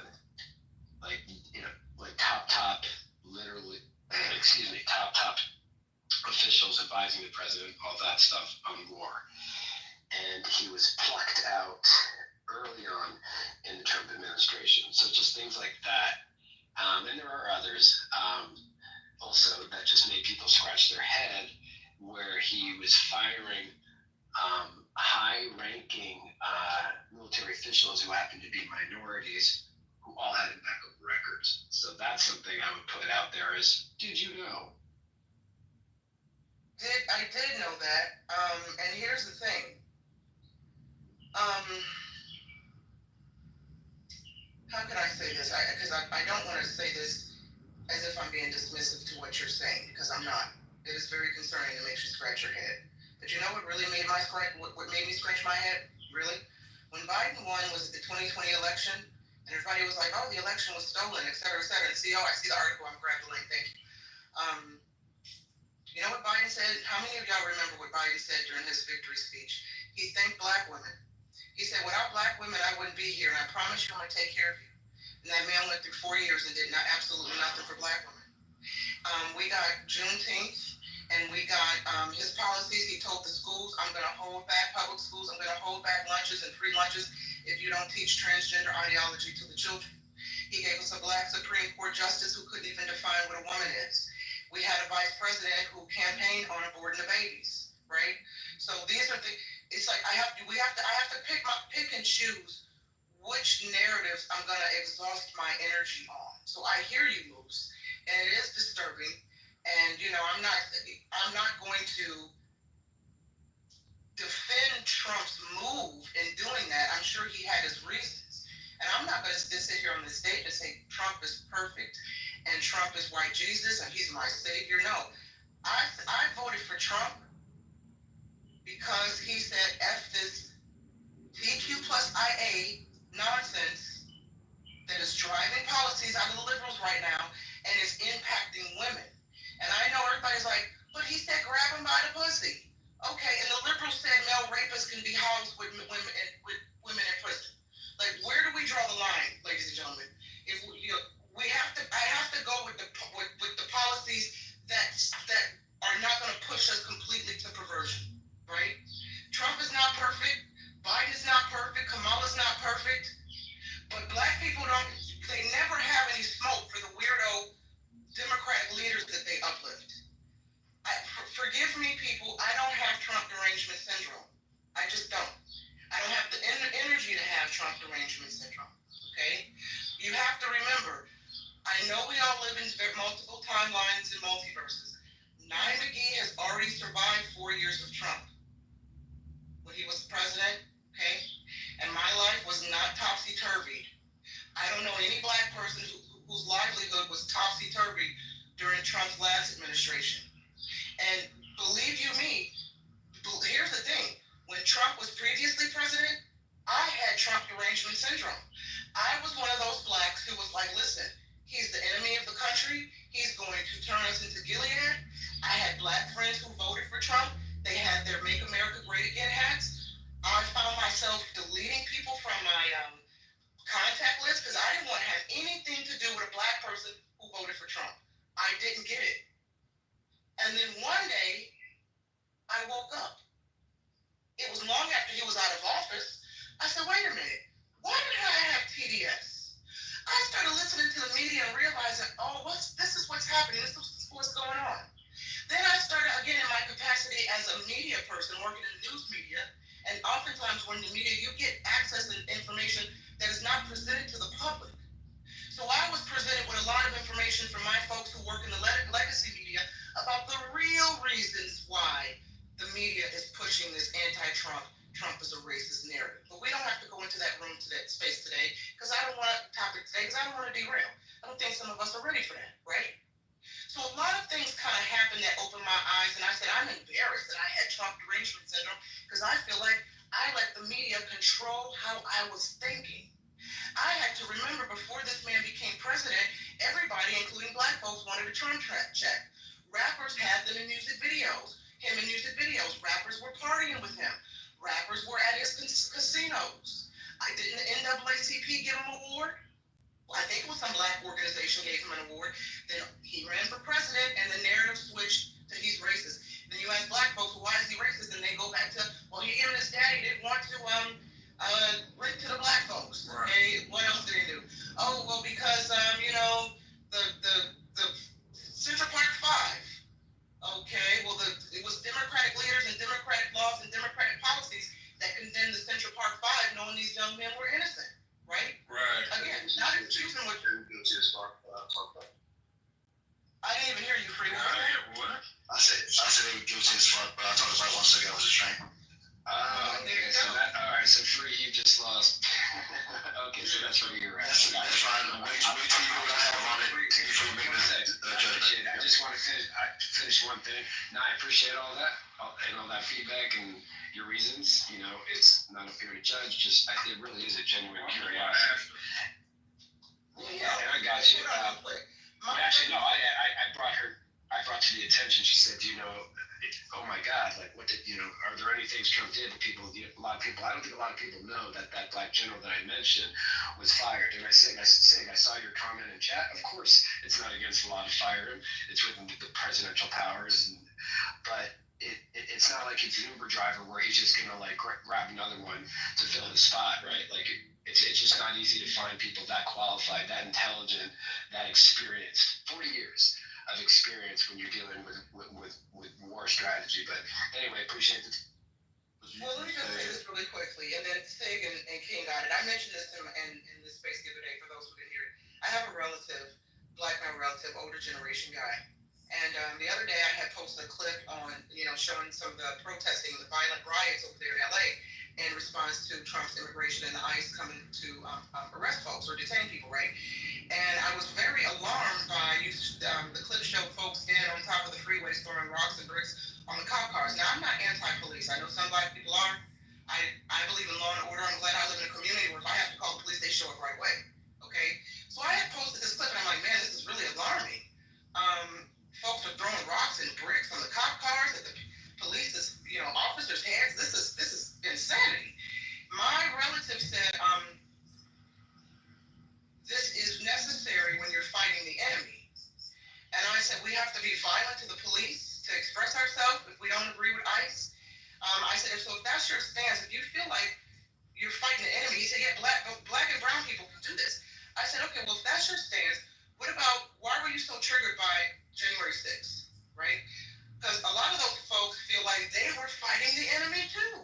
It goes both ways. And you know what he said to me? You wouldn't understand because you're white. You're white-minded. I said, so let me get this straight. Black and brown people can be violent toward the police and destroy the communities because they're fighting their enemy. But if white people do it, they can't. And he said, yes. And I wouldn't understand that because I'm white and white-minded. This is what I'm up against, right? Yep. So I'm sorry, Stephen King, for cutting y'all off. No, you're good, and it's absolutely correct. You're 100%. And King, another thing too is, Trump's not 100% perfect. I have some disappointments with Trump and some of his actions currently, but overall, when you talk about protecting human decency, and especially when it comes to the women, a lot of people don't understand this. The open borders policy, allowing all these illegals to flood in, not because they're illegals and we don't like them, but because when you open the gates like that, guess what? It opens up the gates as well for coyotes and these sexual human traffickers that are taking advantage of these little girls that are trying to cross the border. You know how many of these young girls are subjected to rape? And you understand too, like New York City, for example, they pump all these fucking illegals. New York City took them on with these open border and sanctuary policies. They'd only help them out for 60 days. You got 60 days to be in a hotel. We'll feed you, we'll house you, we'll clothe you, we'll give you medical care. Once your 60 days is up, you're out on the street because we got to replace you and bring in more people. Well, guess what happens to these little girls when they're out on the street with no job, no money, no nothing? They get fucking victimized, bro. These fucking gang leaders and these motherfuckers that are loving these policies, they take advantage of these little girls and subject them to prostitution, bro, and they human traffic them. So you're talking about millions and millions and thousands and thousands of young girls who, because for political reasons, you want to flood them in here to get votes and displace conservative votes. Now you're subjecting these young women to prostitution and human trafficking and sexual traumatization and victimization. Nobody ever talks about that part.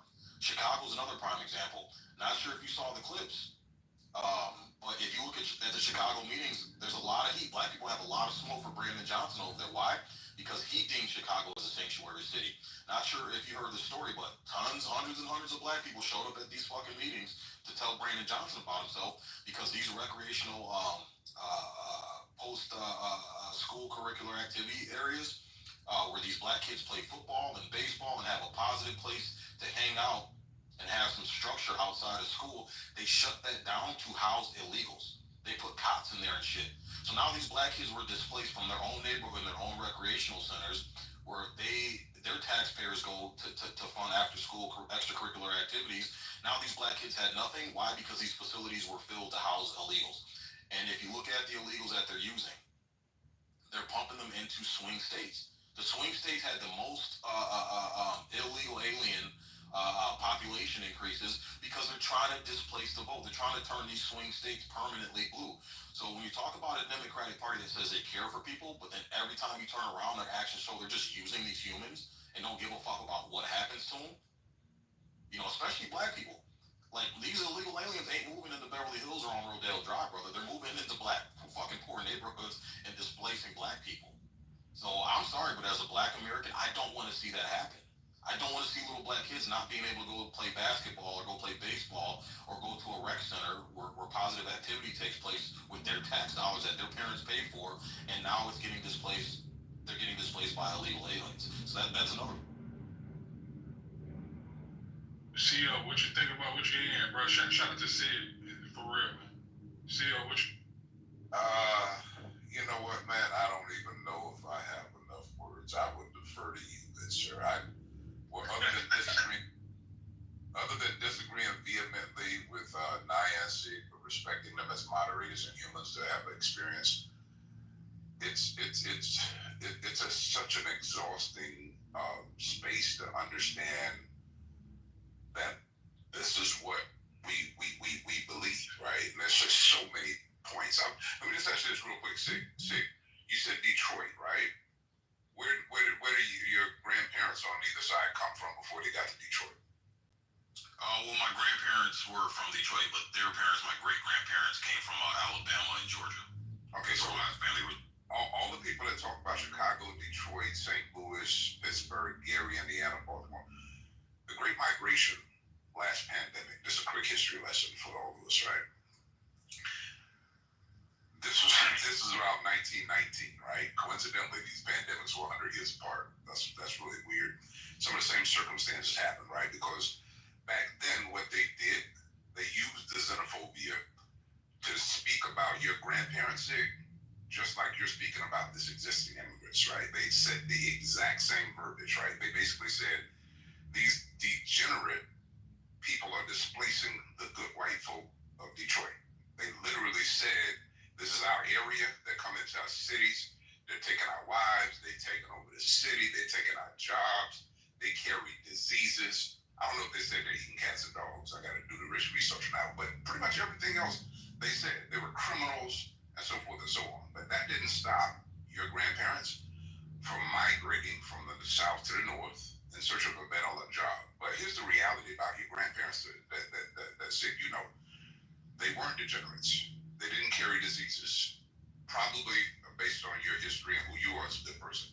Probably didn't take anybody's house nor their jobs. Actually, in that era, they contributed to a booming economy in the Detroits of the world, right?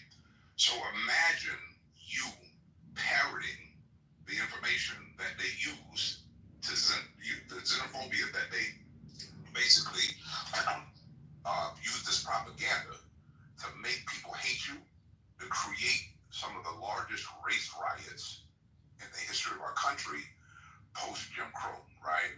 And what I'm saying is, we really have to learn history in a proper way so that we don't repeat it. So yes, I said, King, you ain't shit, man, because you got me into this. You set me up big time. You ain't shit, King. But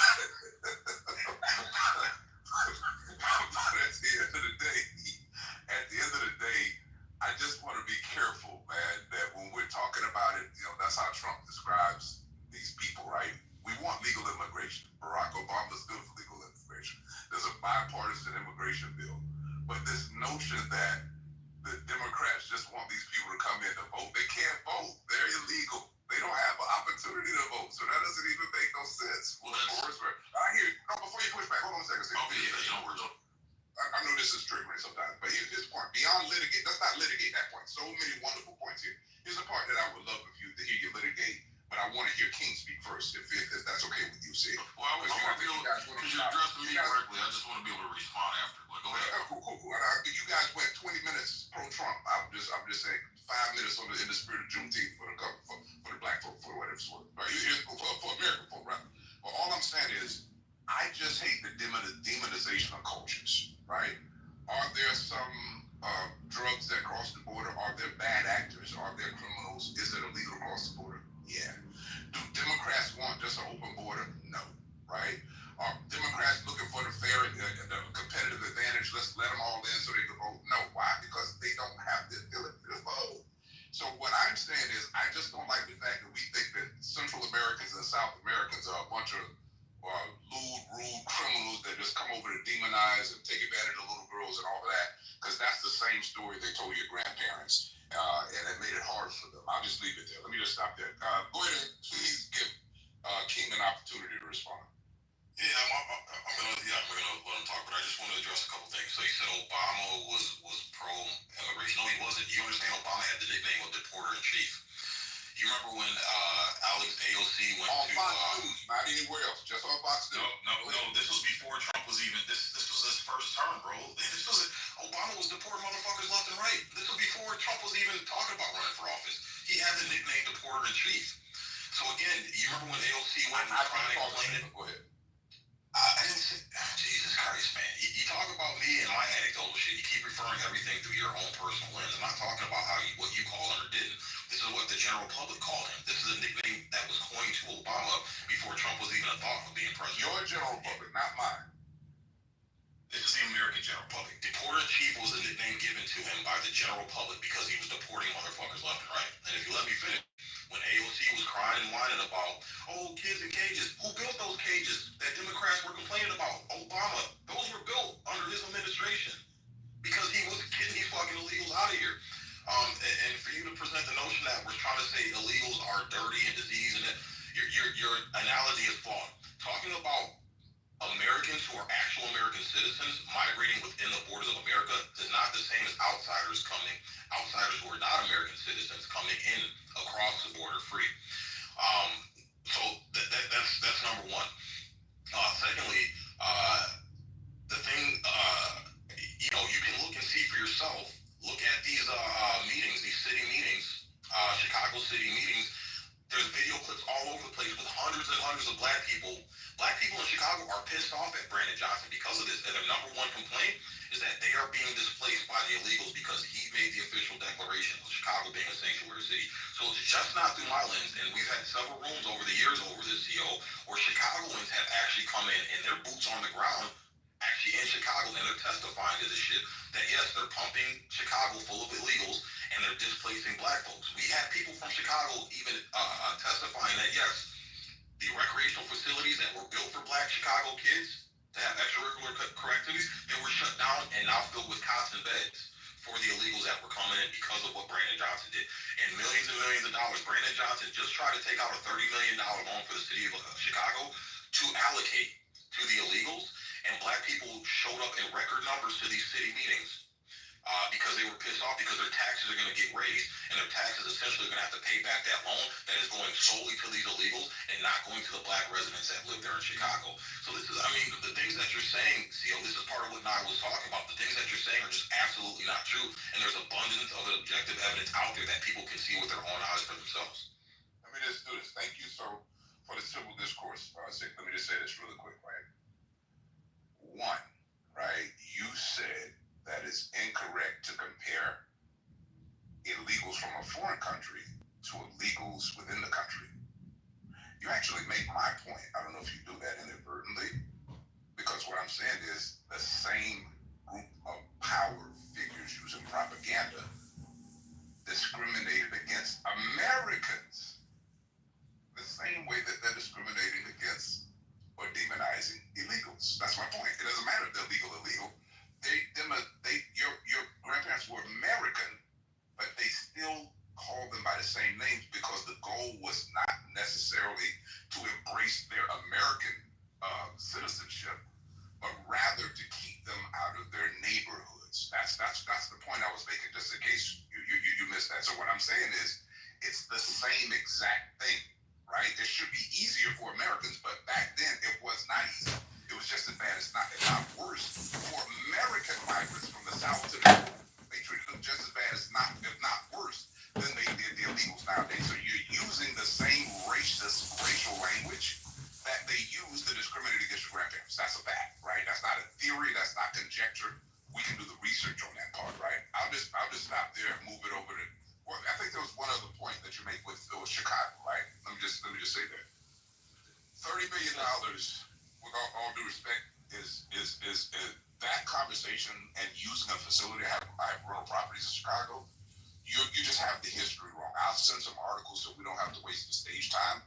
The understanding that you have of how dollars are spent for illegals is different, and making the case that because Black people have been incentivized to join against this "you're replacing us" theory, I agree with you. There are a lot of Black people, to some extent, that don't understand the history of this language in the country and how bad it is for the country. King, would you please add your point now that you set me up, because I wasn't planning on. Okay, for sure. And shout out to Rosalind. I want to let everybody get in it. So for me, I'm gonna tell you why I didn't respond. See, there's a quote that says, "A good architect knows his job is done, not when there's nothing left to add, but when there's nothing left to take away." Once I heard Nod and Sig begin to defend Trump and the Republican Party, and never tell me the benefit that Black people got from voting for Trump or being a Republican, I was done with the conversation right there. See, I'll be honest with you, bro. But King, I said I couldn't defend that because I'm not a lifelong Thank you. Republican voter. What I'm saying is, I love you for real, but you went on a long soliloquy, and your voice is so beautiful. I mean, it sounded like Sade to me. I almost fell in love. But it's smooth operator. There you go. So that's a smooth operator. But it didn't make me feel like Black people were dumb per se for sticking to the Democratic Party. We said again, the short answer: Black Americans started voting Democrat in the 1930s, 1960s because Democrats finally started supporting civil rights and economic help, while Republicans shifted towards conservative white voters. Why the switch? Democrats eventually backed equality. Republicans chased racist white voters instead. Right now, so Cole, after I said that, and she said what she said, bro, I didn't have nothing to say, because I just don't see the benefit of Black people switching to the Republican Party, and I don't believe her or Stig had great arguments or statements that were convincing enough to make Black Americans switch over to the Republican Party. But wait, brother, you do understand? My position was not to convince Black people to switch over to the Republican Party. But I stated I'm not a Republican. Well, that was the question I asked you, though. But I said that in my answer, though. Okay, and what I'm saying is, even with your position and the soliloquy you went on, it was just all over the place. I think you're grasping for straws. I think the majority of people voted for Trump because they were personality voting. I don't like Kamala, but you're not going to convince me that Kamala's not a better speaker or more presidential person than Donald Trump. Well, she advocates for killing Black people. She advocates for killing Black babies. Hold on, one mic. Can I just say this? King, can I say this in response? King, I absolutely adore you, okay? I really do. And here's the thing, I want to make this clear. I am not a Republican. I was not attempting to defend Trump. I was defending my vote for Trump because it was anti-Biden and Harris. If we had a Democratic president on that ticket that was someone other than Kamala, and I'm not taking from Kamala's her career credits. I'm not saying she wasn't deserving, but when I have a woman who's advocating for abortion, when I have policies that coming out of liberal liberal leaders that can't define what a woman is, that wants to mutilate children through gender ideology, and when I have my community saying to me, you gotta vote because our people died for the right to vote, and if you don't vote, you're this, that, and the other. Then I said, because many of us in our community say, well, it's the lesser of two evils. I said, my vote for Trump is a vote against this loony liberal ideology. I'm not pro-Trump, but because I wanted to vote in this election, I voted against the degenerate policies that I feel were coming out of the liberal leadership. That does not mean I'm trying to convince black people to be Republican. You asked me to explain how the Republicans have benefited black folks, how Trump could benefit black folks. I made it perfectly clear. I can't say that because I'm not a Republican voter. I'm not a lifelong Republican supporter, right? So you can call it a soliloquy, sir, but it's really not as deep as some in the room may think. I'm pro-woman, and if I'm not voting for any politician who cannot define what a woman is and who wants to put violent male criminals in prisons with women. Quick question. I know there's other new folks on the stage. Super quick question. So you said that you were open to a Democratic candidate in the next election, who is more aligned to the main points that you've repeatedly outlined. Governor Gavin Newsom of California has actually surprised folks by being so progressive, yet speaking out against trans competing in women's sports. I believe that was one of your key points, to protect women. So would you start thinking about someone like Newsom because of a move like that and being that outspoken, such a progressive governor, that he's actually said publicly that trans should not compete in women's sport? Absolutely not, but I vote for Governor Gavin Newsom. Isn't California the same state where they tried to pass a law? I don't think they were successful, or maybe they did. I lived in California for 20 years. I moved out like 3 or 4 years ago, so maybe somebody in California can confirm or deny this. But I remember reading reports that California lawmakers were trying to pass a law that would remove children from their homes if the parents did not co-sign the gender ideology. Isn't California the state that tried to pass laws where teachers, to protect teachers who wanted to protect trans kids, if trans kids wanted to go get the, what do they call it, the sexual reassignment pills and medication and all that stuff, teachers don't have to tell the parents. If the minors came to the teachers and said, listen, I want to change my gender, help me go to the doctor to get the pills that I need to change my gender, the estrogen pills, the testosterone pills. If I want to use, don't use my dead name in school. Wasn't California trying to pass laws to protect teachers' rights to keep parents in the dark on what was happening with their LGBTQ kids?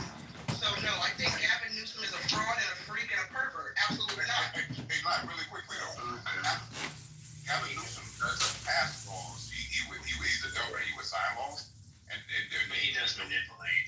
Well, hold on a second, bro. But I'm just saying, she said California, and then Gavin. I said California lawmakers, right? And doesn't the buck stop at the governor, though?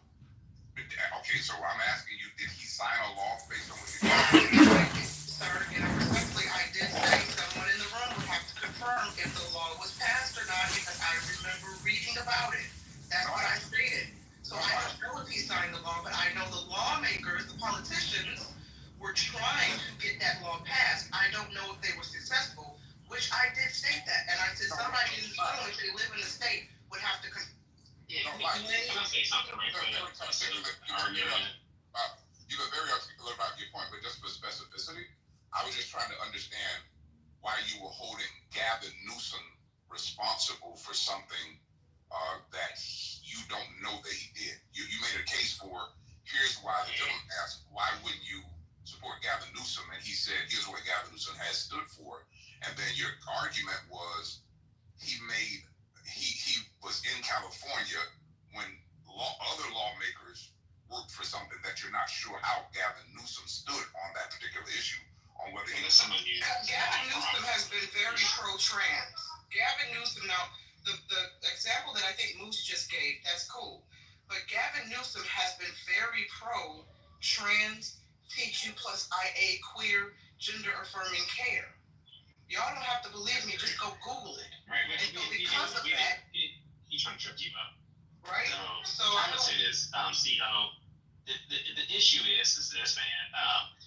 To sit here and use the plight of Black Americans, right, with an immoral injustice for us to fight to get our freedom and a fight for all these other human rights in logical, correct rights, even though it was laws against us and we fought against those laws, to make that type of sick analogy, just sit here and say, we use the same type of rhetoric. Listen here, every other country, including your own house, if somebody break into your house, that's against the law. And it is a moral law, right? That nobody should be able to break into your house. Nobody should be able to break into your country. That's against the law, and it's morally correct as well. But it's immorally correct to have Jim Crow laws and slavery. So stop using Black Americans as like a pawn. When you don't use Native Americans, why don't you ask Native Americans how they feel about somebody breaking in their house? But you see, nobody said a peep word about using their plight as a way. I'm pretty sure they don't want their country, or the country they used to have, flooded in with other people too as well. And so if a Black American sit here and say, hey, I want my resources, because it's our freaking money, it's our tax money, and your resources in your neighborhood goes to support and illegal immigrants, refugee or not, these type of programs are locally funded. That's why in Chicago and Illinois is in a $2.5 million debt because of this crisis. It takes the right away and the voice away from the Black Americans to say, hey, we want this. When Biden and Kamala got elected, they never said on the campaign trail, we're going to let in millions upon millions, give them complete funding from your money. No, they said we're going to help you with COVID-19. I didn't even vote for them or Donald Trump, but to sit here and tell these blatant, disrespectful lies about these type. Hold on, wait a second. I'll let you speak. All right, these motives, hold on, brother. I'm only done to 10 seconds. They have motives that they don't talk about. These are motives. Respect it not. Yeah, hey Nathan, I was just trying to ask for clarity because you were going on and on. Just give me the what this, I don't understand the disrespectful lies that you're talking about. What just give me, can you say that in a real short statement? When a person say things right and say things to you, I love you, right, and then you see them burning out your house, right? So it's two things. That's what's happening. They speak whatever type of game, but the results are in from the Democrat Party. I don't care about abortion. Go have an abortion, but there have been 28 million Black abortions since 1972. Our neighborhoods have been pretty much dilapidated, neglected, right? Then the illegals they bring in gets dumped in our neighborhood, right? The drug, that fentanyl, all these drugs since 30 plus years. I'm looking at the end result where they Can you hear my voice? Yes, I'm good. You can't hear my voice. I was just saying, you didn't answer my question for clarity, but you made, I think, the same point. I think you said that you don't like illegal immigration. You told me the Democrats' position on it. You don't like immigration. You don't like abortion. And then you think that the Democrat has some hypocrisy. Okay, thank you for your contribution, Nation. Hey, Moose, were you saying something? Hey, we want to give it to Ron Salam. No, I'm good. I was just wondering why he wasn't respecting the mods when that's all. But I want you got new voices on stage. No, go ahead. Go ahead. Thank you, though. But we definitely got beautiful sisters up here, Rosalind got. No. I appreciate you, King. I yield my time. Yo, Moose, you shouldn't yield your time, brother. You got a lot to say. I love it. Hey, Rosalind, we'll go to you and then we'll come back to Moose. Rosalind, did you have a voice for something to add? Sure. So many points have been made. It's hard to know where to start. I'll just make one small point, is that we seem to forget that the immigration crisis has been a crisis for 30 years. And so wherever that crisis lands, it's an overwhelming crisis for the government. And what happened is, wherever the immigrants go, it's overwhelming for the city to deal with it. It's overwhelming whether they're in Texas or whether they get bused to Chicago. And so it's overwhelming for that mayor to deal with it. So it's a crisis, right? They got bused from Mayor Abbott, sent them, or Governor Abbott, isn't it Governor Abbott in Texas? He sent them to the Democratic cities, to the sanctuary cities, to cause havoc, which it did.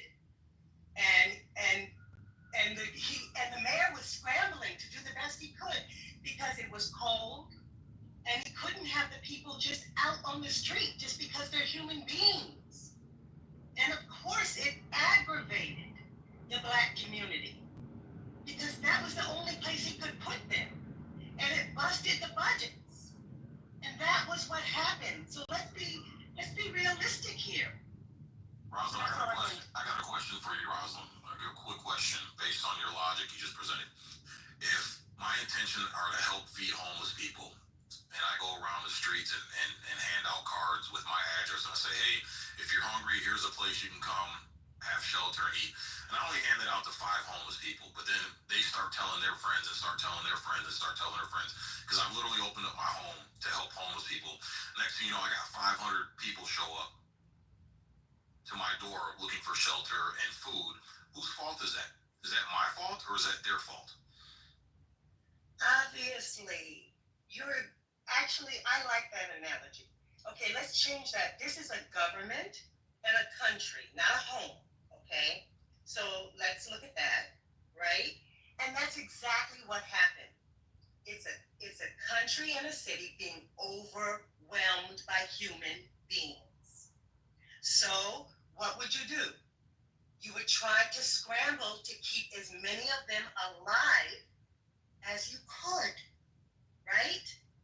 And that's what the government is doing. That's what the mayor was forced to do. No, you're missing my point, Rosalind. So the thing is, as a mayor, you should understand what your budget is for your city and how many residents you can accommodate. When you make the declaration that we are a sanctuary city, you have opened up the floodgates to start sending people in. Like I don't like how people try to blame Governor Abbott. Governor Abbott, since day one, has said we don't want them here. There's a process. There's laws in place for them to come through legally, but just to pile over, we don't want them here, and we're using Texas taxpayer dollars to handle this problem. So when you have other cities, other mayors criticizing Governor Abbott, saying, oh, well, you're xenophobic and you're racist and you're this and that. We're a sanctuary city. We love the illegals. We want to help them out, this and that. It's common sense to say, okay, hey, I've always been on my square since day one that I don't want them here, but if you're declaring that you want them there, then fine, we'll send them over to you and you can handle it. That's exactly what happened. So what happened is Mayor Adams in New York and Mayor Johnson, they wrote a check that their city couldn't cash, and it ended up backfiring on them. And in response to that, what I mentioned earlier, Rosalind, is that if we're going to say we care about these people so much, then we don't put them in a situation where we can only temporarily house them knowingly ahead of time for 60 days, and then we kick them out on the street to, again, where these young women are being taken up by these fucking coyotes and forced illegally against their own will into prostitution in order to make money because they have nowhere else to fucking turn. So we really say we care about people, then we wouldn't put them in a position where the long term they end up actually being victimized and put in a worse situation than what they were. Does that make sense? Actually, no, it does not make sense. Because all these places that are sanctuary cities have been sanctuary cities for years. So no, that mayor did not all of a sudden declare that, oh, we're a sanctuary city. We have all been sanctuary cities for a long, long time. And like I said before, the immigration problem has been ongoing. And one of the reasons that Obama was deporting people is because he was trying to get the immigration bill passed. So it was a good faith effort. So what he did was he did it correctly, right? He let people go through the process, and he was deporting people who had earned deportation, who were criminals. Like after, if they had gotten crimes, he was deporting them. So they had gone through a process. He wasn't just snatching up anybody and deporting them like Trump is doing. That's why it wasn't chaotic. That's why you didn't see a young woman getting her baby snatched up. If you go on Instagram, you'll see what's happening with deportation. It wasn't the same Instagram, thing. man, please don't use Instagram as a credible source. Why not? Please It's got don't. video. Because Why not? because There's video.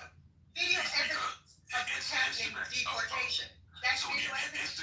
Instagram is the same source that said the Maryland man was just an innocent Hispanic father that Trump just snatched up and threw him into some El Salvador prison with a bunch of gang members. And what do we find out? Maryland man wasn't this innocent man. He was actually a fucking MS-13 member. And there's body cam footage. He was not an MS-13. There's body cam footage. There's body cam footage of the Maryland man. The cops pulled him over. He had 6 other illegals he was trucking in from Texas to St. Louis. So we find out that when you go on social media, yeah, they'll make it look like it's innocent, but when you actually dig down a little bit deeper, these people aren't as innocent as they're made out to be. These people are not getting due process. That's what we're seeing. All we're asking for is due process. And what we're seeing on Instagram is that the people are not getting due process. And we're seeing that the people are getting unnecessarily roughed up. That's a lie, Rosalind. That's a lie. That's not a lie. We're so seeing video evidence. Okay, so here's the thing. Here's where ICE is at. ICE is standing by the courthouses and taking these people after they see the judge. So that is due process. ICE isn't snatching these people up before they see the judge. They're waiting for them after the judge declares them that they need to leave. So ICE isn't just snatching these people up before they go in front of the judge. It's after, Rosalind. Like, you're telling lies. No, I'm not telling lies. ICE is snatching up people. You can see at the courthouse. You can see them at the schoolhouse. You can see them in all sorts of situations. You can see any old situation. And you can see them taking babies. You can see taking children out of foster care. Children out of foster care. So you see all sorts of situations. So we can just pick them. Yeah, Sig, what do you think about, I'm sorry if there's a cue, but Sig, what do you think about the gay makeup artist, the Venezuelan that was sent to the prison in El Salvador? What do you think about that one? I didn't hear about that one, Holly, so I can't speak on that one. They never hear about it. They never. Well, ma'am, I can't hear about everything. But did you hear what I said? I said she can post a link in the chat. I'm more than happy to read it.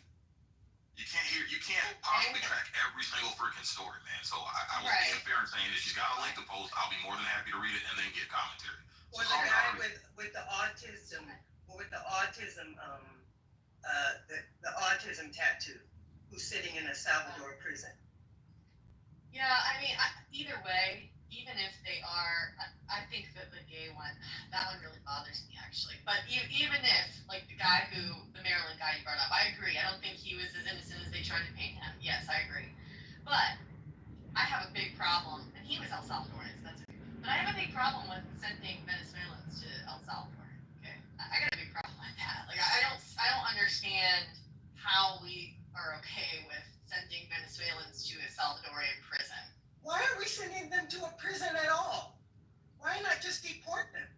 Why are they going to a prison? Because we hand them over to the government, and then that government decides where to place them. At that point, once we hand them over to the other government, it's out of our hands. But again, what Biden did, Biden actually broke the law by allowing these people to flood in the way that they did. There was actually laws on the books. Biden broke those. All Trump is doing is restoring the laws. And even if you look at Mayor Adams in New York, this is why the Democratic Party hates him, because he finally came out and admitted this is fucking nuts what we're doing over here in New York. And Mayor Adams actually came out and said, we're going to bankrupt this city. New York is going to be bankrupt. And notice how the Democratic Party, next thing you know, Mayor Adams has corruption charges pending against him. from the DA in New York. So when he comes out and tells the truth and says, yeah, you actually were doing people more disservice, Democrat Party tries to sabotage him with corruption charge. Hey, so sick. Which law did Biden break again? The immigration law. There's a process that not everybody can come in here declaring asylum. You can come in here declaring asylum, but you don't just get to automatically come in. It has to be evaluated. But Biden let all these motherfuckers flood in. I don't understand, but which law did he break? I'm just curious. Allowing people to flood in. Period. Okay, that's a lot. How did Biden specifically allow them to? Because he didn't have them go through the proper process. And also Democratic officials were telling these illegals what to say in order to meet the asylum prerequisites. Most of these people did not qualify for asylum. So when your party is telling these people what to say and how to lie in order to work the system and to get in, that is breaking the law, sir. Because if they answered honestly, they'd be rejected at the front door. That's breaking the law. Lying on official federal documents is actually against. Biden did not lie on a document. So you just said that. So let me ask you this one. Let's move the conversation forward a little bit. So how do you feel about? Because I think you guys made points. So basically, more of the moral ethics issues are the things that Trump run on, like illegals, abortion, school of choice, suicide. Okay, let's go with that's a whole other issue right there. But I guess the point I would make is, do you think they're politicizing this issue? Because during the Trump, Razo made a really good point, right? This sanctuary city thing and immigration has been a challenge for 30 years. Nobody's really solved the problem. And then Trump, for whatever it's worth, in his first 4 years, didn't really solve the immigration problem. Mexico didn't pay for the wall. The wall wasn't built. Immigrants are still flooding the border and crossing over. And then we get to Biden's term, and then they work for a couple of years, and they put a bipartisan immigration bill together. The fact of the matter is, Trump preferred to run on it because he knew we'd be having this conversation and it would benefit the party. And I think he won on these issues, whatever it's worth, like LGBTQ, immigration, abortion, not healthcare or any other policies. My question is, how do you feel about the fact that Trump put a kibosh on the bipartisan bill that would have hemmed up the border and sent more resources and more border patrol? But Trump said basically in so many words, don't pass that yet because I need to keep exploiting the people because that's a good issue for me to run on. How do you guys feel about that? Sir, that's not true. I'm actually in Laredo, Texas right now, right on the River Grand. Every fucking 20 feet, there's a border patrol car. And it wasn't like that when Biden was. I've been here working in Texas for the last 3 years. And when Biden was in office, there wasn't a border patrol car every fucking 20 feet. What I was saying is the bipartisan bill for immigration that we needed, right? What I'm saying is that was ready. They worked on it in caucuses for a year, 2 years, and then it was ready to pass like last spring. Trump preferred to run on the issues. I was asking specifically, he politicized it. He said, no, let's let the illegals keep coming over. That's good for me, so I can put a kibosh on it when I get there. I'm saying, how do you feel about him politicizing such an important issue to America? I've never heard that, CEO. If you got a link or something, I'll be more than happy with it. I've never heard this. This is my first time here. I would Homeland Security and Border Patrol is underneath the federal branch of the government, underneath its wing. When you go to the border and talk to them, they're underneath the command of the commander-in-chief at the border. He has complete command over it. You can enforce it. See, I've been to the border for 4.5 years. I've been there. I know exactly what you're talking about. The first time I seen it, he was fighting the first year. It was like only one goddamn security border patrol. I spoke to these people time and time again. It was directly intentional. He could have did executive order, and the reason why I'm saying what I'm saying is true. Once Trump became president, he completely used executive order to correct the issue at the border without Congress or the Senate. Correct, CEO? What I'm saying is right or wrong? Executive orders don't last. Biden actually used executive orders. Specifically asking your question, did the border get corrected when Trump became president? Right? Hey, Nathan, hold on a second. Here's one thing I'll give you, Nathan.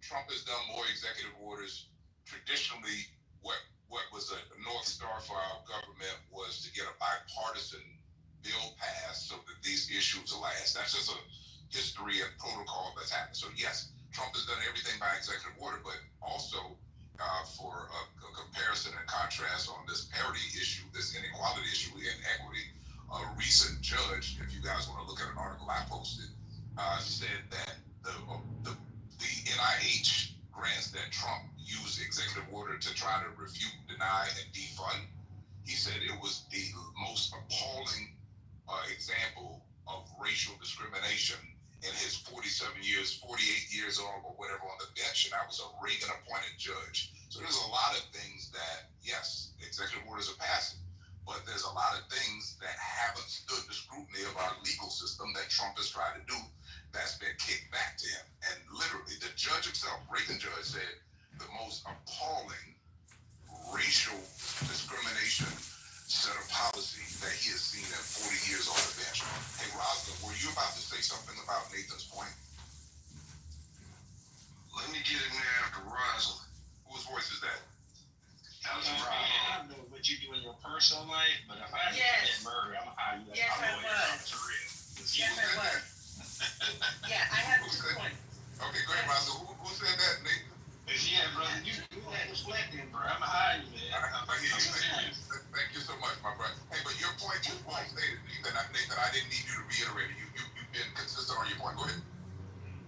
Executive orders don't last, like you were saying, and you need a bipartisan bill. And James Kennedy, wasn't it James Kennedy who was the Republican leader on that bill? And he sat there and he worked very, very hard on a bipartisan bill on the border that was agreed to by both sides. And Trump was the one, just before it was time for that bill to be voted on, he kiboshed that bill because he didn't want it to pass. He wanted to run on it. And you guys are not following politics. And then you come in here and say these things. And then during the State of the Nation, when Trump was speaking, James Kennedy sat up there and agreed that is it James Kennedy? Am I right on that? Is that the right person? I know his last name is Kennedy. He was the one who wrote the bill. And he sat up there and agreed that Trump killed the bill that he worked so hard on. It was when Biden did that State of the Union speech.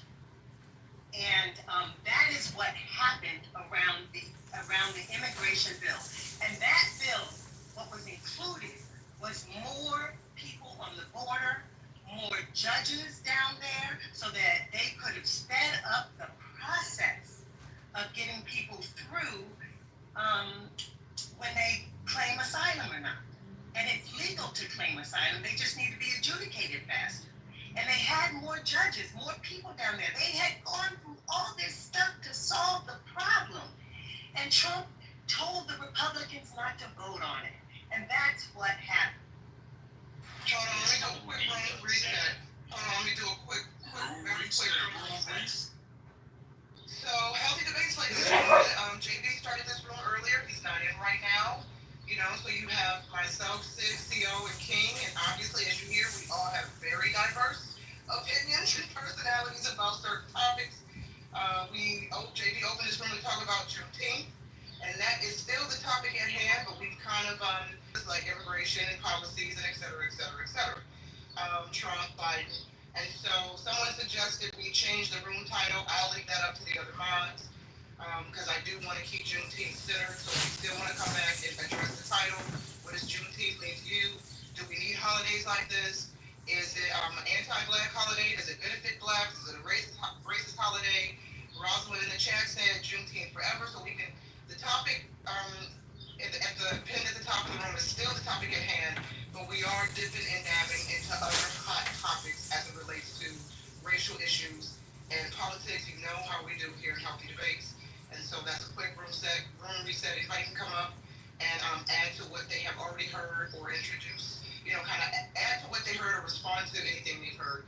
And whoever was speaking that I interrupted, the mic is I just want to say, anybody suggesting that Juneteenth is anti-black or anything is crazy. I've celebrated Juneteenth all my life. Like, this is a Texas holiday. It's never been a national holiday.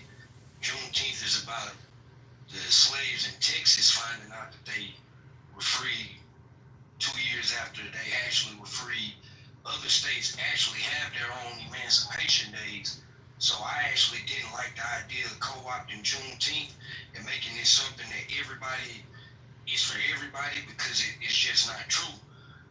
So I actually had a problem with that. I felt like that was something that I could legitimately say I didn't like from the Democratic Party. I don't like half of the conversation that I hear around Juneteenth. I've heard people saying some really ugly things about Juneteenth that aren't from Texas or never really celebrated it. So on that end, that's just how I feel about it. This is a Texas thing. We've been doing this. If anybody else want to celebrate it, so be it. But nah, this is a Texas thing. Outside of that, some of the things I've been hearing, in regards to Biden and immigration, most of his policy, most of it, what he did was by executive order. That's why it's been so easy for Trump to do what he's done, because these things weren't codified in the law. And again, as a lifelong born and raised Texan, I'm telling y'all this, that border issue that you said, Sig, you said you've been down there for 3 years, and 3 years ago it wasn't that type of security down there. I'm telling you that 10, 15, 20 years ago, that's how it's been, brother. The Republicans in the state of Texas are a joke. Like, they've always allowed illegal immigrants to come through our state. They've always allowed it.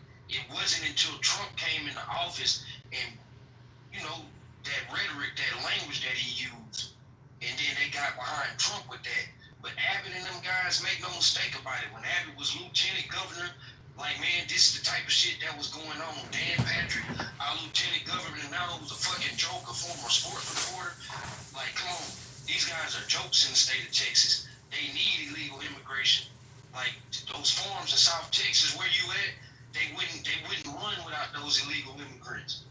So what happened with Illinois and New York, y'all failed to mention that Abbott was sending them people up there, and they inundated that city. It's not like the city of Chicago just wanted all those folks. Even though I do understand that Chicago is known as a sanctuary city, I know plenty of people who, well before this, they would travel to Illinois to go get their licenses and shit because they couldn't get their license in Texas. So this has been going on. But in terms of like what happened during that period, like, y'all being very disingenuous. So anybody bringing up Greg Abbott, like Greg Abbott is some kind of hero, I'm here to tell y'all, man, that this man is on the verge of being voted out. These Republicans in Texas are upset with him.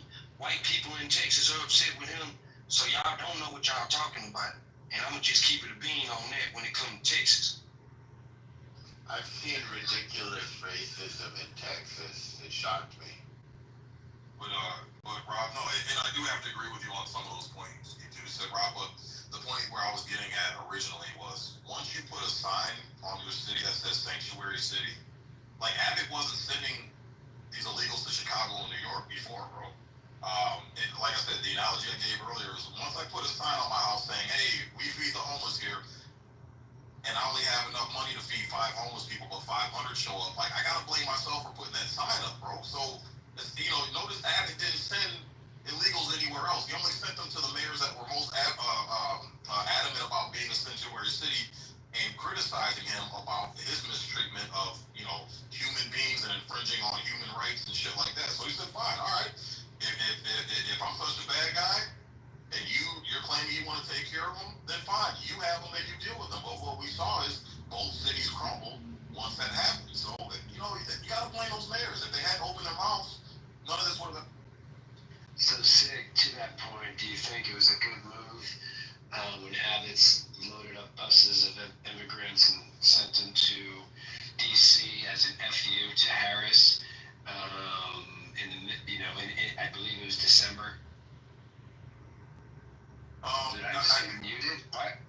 Yeah, I don't know if was Norm muted? Maybe Norm muted me. My bad. It was an accident. and then like what you're saying, but.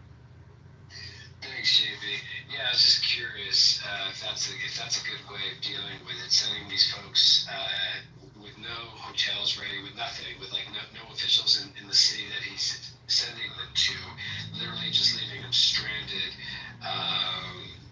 with no shelter, essentially, just literally as a political FU to Harris. Is that the best way to handle the immigration problem?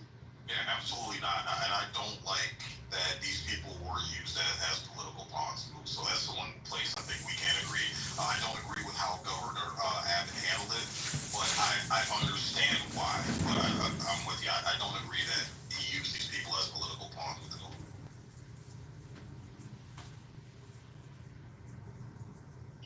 JB, you disagree with that? Because is that why you muted me? You think that was a good move by Abbott? I was just busting your chops. Happy Juneteenth. I got you, brother. Happy Juneteenth. Hey, can I ask y'all this? We distracted, JB. Black people distracted. We talking about Greg Abbott. Fuck a Greg Abbott. Let's talk about that. Let's talk about how niggas is happy to get a holiday where they can eat some fucking barbecue and potato salad and then have the audacity. JB, this is what I asked them. What do black people gain by voting Republican? What have we gained under Donald Trump? This is what I asked the people, right? So I hear the brother Steve talking about illegal immigrants. And the brother Cole said, they looked at your ancestors as immigrants as well. And some of the things they said about immigrants, the same thing they said about black people. So I had to do my research, JB. I looked at the Dred Scott decision, 1857. A landmark and infamous U.S. Supreme Court ruling that declared what, JB? Black people, free or enslaved, were not U.S. citizens and could never become citizens. I need you to hear this, Jay. Because as I sit on your stage, I hear a lot of brothers that like to deny the history of black people to make white people feel comfortable. Juneteenth, we're celebrating what? The freedom of black people, right? God made me free, right? I want you to hear this. I need Nye to hear this too. This is the type of stuff we need to be talking about on Juneteenth. 246 years, black people were enslaved, forced to build this country's wealth without pay. Then came Jim Crow, redlining, mass incarceration, and systematic death of land, labor, and opportunity. The U.S. paid the slaveholders for their losses, but never the enslaved. It compensated Japanese victims, Holocaust survivors, even Wall Street, but never black America for centuries of legalized robbery. The racial wealth gap today, that's the receipt, right? We're not talking about anything that's really about the bettering of black people's condition here in America. We're not, because we're distracted. We're talking about men in dresses. I don't give a fuck about a transgender, dog. But Naya said, well, the reason why I don't want to fuck with the Democrats is because they're advocating men being in the restroom with women. We understand, fam. But at some point, black people, we got to get back into black business. All of this shit is a distraction. We worried about white men and dresses and, you know what I'm saying? It's not just white men in dresses, but yeah, but we worried about what I'm telling you is, dog, the reparations was paid to everybody but black people. And we sit here singing Kumbaya on a holiday that acknowledges the black Holocaust in a country that never wanted to pay for it. So I don't want to talk about Greg Abbott and transgenders. Y'all want us to vote Democrat and be for Donald Trump, but what has Donald Trump done for black people? I keep asking Nye the same thing. If the black Democrat is dumb, why you keep voting Democrat, John? You got to tell me the benefit of black people voting Republican. And the truth is, today on this issue, I have not heard a great argument that says why black people should become. let me ask you a question. King, I'm gonna tell you this. Hold on. Go ahead, bro. Guys, give me 2 seconds. I just want to ask King one question, and I'm gonna be listening in. King, if we could push a button today and distribute reparations, what does that look like to you, and just you, What's reparation? Reparations? You said, what are they? Yeah, It will be payment for. Payment, but what's the monetary amount? How much we Listen, pay? bro, there's already a monetary amount by Ta-Nehisi Coates, and you got Bob Johnson. They already put a number on it. To be honest, JB, I'll be honest with you. JB, I think we will be able to have a better conversation, and it will be an even conversation, and we wouldn't have to blame white people no more. So because if reparations comes down the pipeline, what's the hold number? on a second. If reparations comes down the pipeline, who do you blame now? Now we can have an even discussion. Now we can have a legitimate discussion, JB. We don't need a fucking holiday. That's all I'm saying, JB. So I'll send you the paperwork, JB, to your phone. But this stuff is already typed up, bro.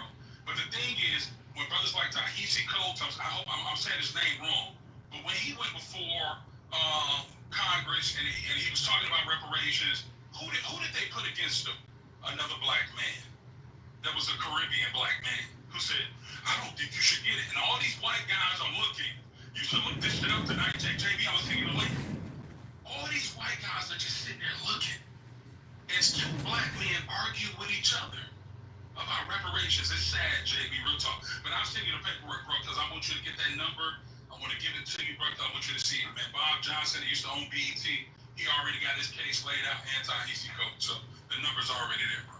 And I agree with the. Thank you. Rob, how you doing? Happy Juneteenth. Hey, appreciate you, man. Appreciate you. Okay, I got a quick question for you. From what I'm gathering, let me know before I start real quick. I just got a quick question for King based on his point. From what I'm gathering, your point of voting Democrat, not voting Republican, is your main point is reparations. But blacks have been voting for Democrat for over 60 years and they haven't given you shit. So when are you expecting them to fall in line and give you guys what you want? If it hasn't happened in 60 years, with your guys. This nigga talk like he not black. No. Let him cook, bro. Let him cook. So the thing is, we said earlier, hold on a second. We said earlier, black Americans started voting Democrat in the 1930s to 1960s because Democrats finally started supporting civil rights and economic help while Republicans shifted towards conservative white voters. Why the switch? Democrats eventually backed equality while Republicans chased racist white voters instead. What I'm saying is, brothers, I believe that the black Democrat is smarter than the black Republican if you can't show me any benefit of us switching to the Republican Party. That's all I'm saying, brother. Because the thing is this, I gave you the reason why black people switched to Democrats. Now you got to tell me more than just Donald Trump being the first orange president with a toupee why we should vote Republican. That's all I'm saying, bro. And nobody can tell me the benefit. That's all I'm saying, Steve. But go ahead. He gave you a bunch of benefits, it's just you didn't accept them, which is fine. I mean, no harm, no foul there. But again, I'm saying the Republican Party should do something. The Democrat Party had to do something to get the black vote. See, you're suggesting that people have been voting because of reparations, and that's not why people vote Democratic. So like, and that's. But you said that. I just seen it in the chats. You just said Democrats. We've been voting Democratic the last 60 years, and we hadn't got reparations. That's not why we vote for Democrats. King actually laid it out for you. No, King. No. We started voting Democratic largely during FDR. Let's keep it a bean. Prior to FDR, we didn't vote Democratic heavily. A lot of people think we started voting for. People think we started in the 60s. It was actually in the FDR period. So we start there. Again, me and a couple guys about 5 months ago, we went through modern legislation for the past 50, 60 years to see if it was any, and I'm not talking about a bill that a Republican signed that was pushed by Democrats initially. I'm talking about a Republican-led legislation that specifically aimed at courting the black vote. Is nothing that came around until Trump mentioned something called the Opportunity Zone thing, which, to be honest with you, if you don't make enough money to reach into the capital gains bracket, you're not even qualified for the Opportunity Zone shit. So the vast majority of us don't make that kind of money to even see capital gains taxes. So we wouldn't even be affected by that. So when King says that there's actually no benefit, there's no the Republican Party has not courted the black vote. And if y'all say they have, and I'm talking about it mad mass. I'm not talking about the individuals. And any of you people that are black that vote Republican, I don't have a problem with that. Vote your interest. I'm talking about your individual interest. But if you're voting individual interest, you need to stay out of the general conversations. Because in general conversations, the Republican Party has not shown us that they care about our interests in the last 60 years. I'm not saying that the Democratic Party cares about us like anymore, but they have shown that a lot of our interests matter to them. That's why they continue to get the vote. It's that simple. Let me ask you this: if a lot of their interests, if a lot of your interests matter to the Democrats, why do blacks still have the same concerns?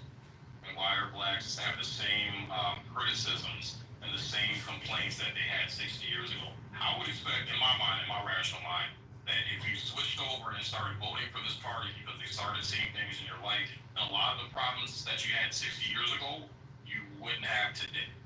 That's the point that I wanted to You're failing to mention how government works in America, see? Alright, so we do have a federal government, but we have state governments. You get what I'm saying? We have multiple jurisdictions. It's not simple as saying, and this would be assuming that for the last 60 years, it's been a Democratic majority in all facets of government, and it hasn't been. So when you make these kind of assertions, that's what you get. Like, look at my key is, we just talking about my state, and I'm gonna land on this. I swear to God, I'm gonna land on this. This is happening in my state right now. Trump is calling the Texas legislature, Texas government, saying, hey man, y'all need to go ahead and start redistricting now. Because we know we about to blow these fucking midterms with this bullshit that I've been pulling. So let's start redistricting. Although we just redistricted maybe about a year ago. And that's not how things work. But they're already trying to interfere into those processes. You got gerrymandering, you got redistricting, you got these type of things that happen. So again, it's clear that a lot of people don't understand basic civics in America.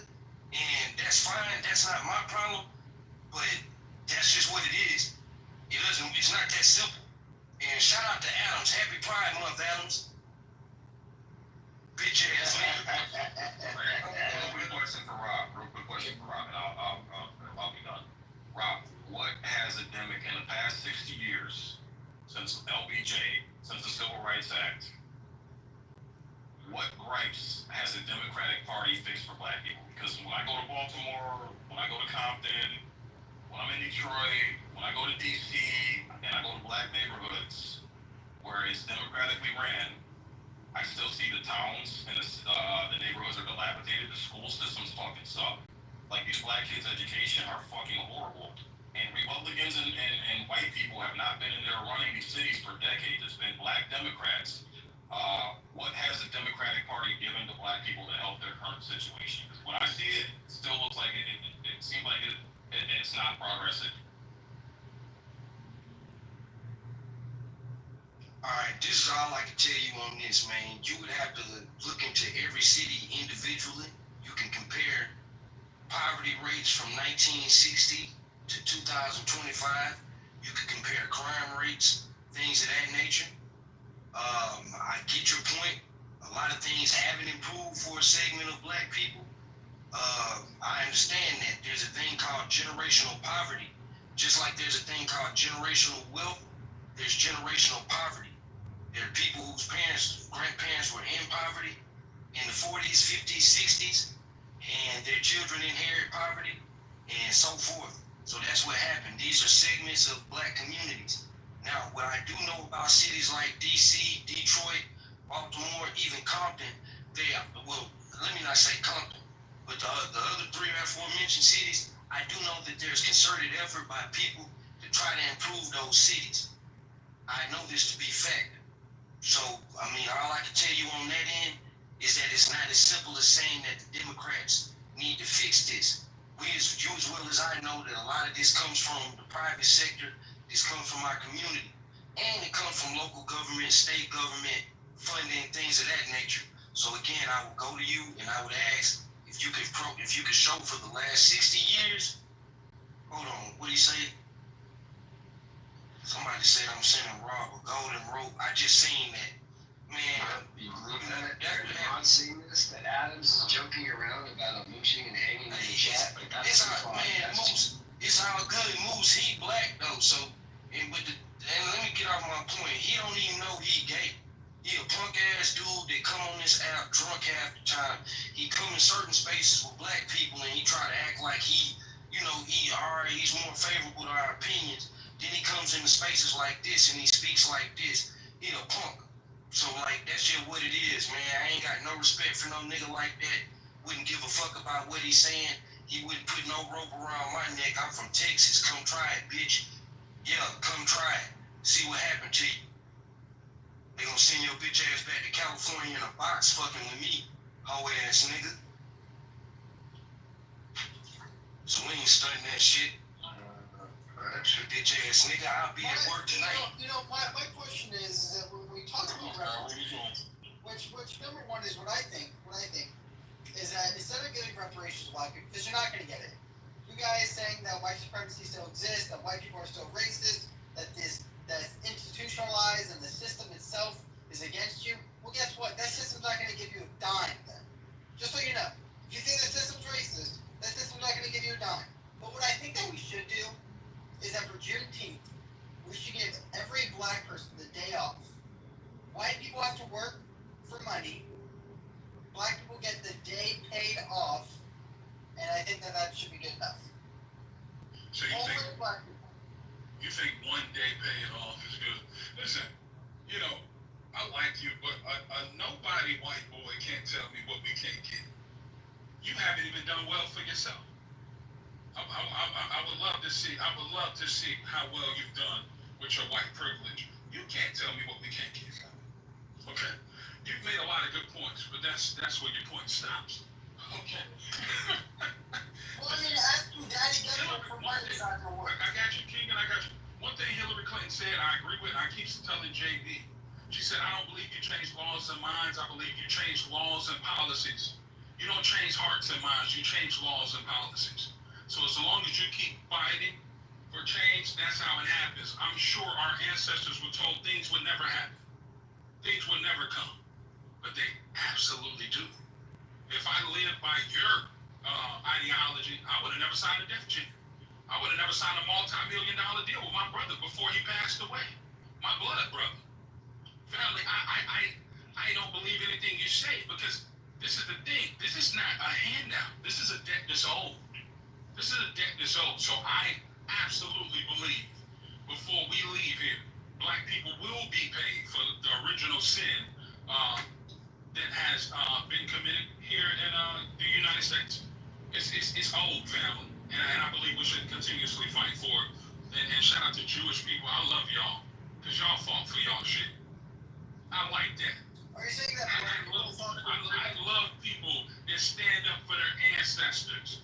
This new generation, you become so new, you don't even know your history no more. Maybe that's why you're so gay.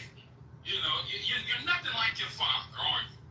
Because for some reason, we think we're better than our ancestors. When truthfully, they're the ones that paved the way. So for me, brother, until I leave this earth, I'll continuously fight and I'll continuously speak for the black Holocaust, saying that we deserve reparations. Our people absolutely do, bro. The wealth gap is proof that black people have got the short end of the stick here, family. That's why I'm saying I can't be a Republican. I don't even see it. And I like Donald Trump. I like Garfield the cat. I like Trump. JB, you know that. I've been saying I like Trump. But bro, what is Trump doing for black people? He freed Larry Hoover and Kodak Black. Thank you.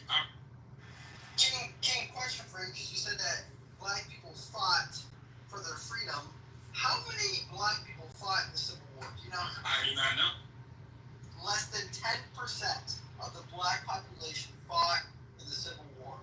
What percentage of America is black people? What percentage do black people represent of?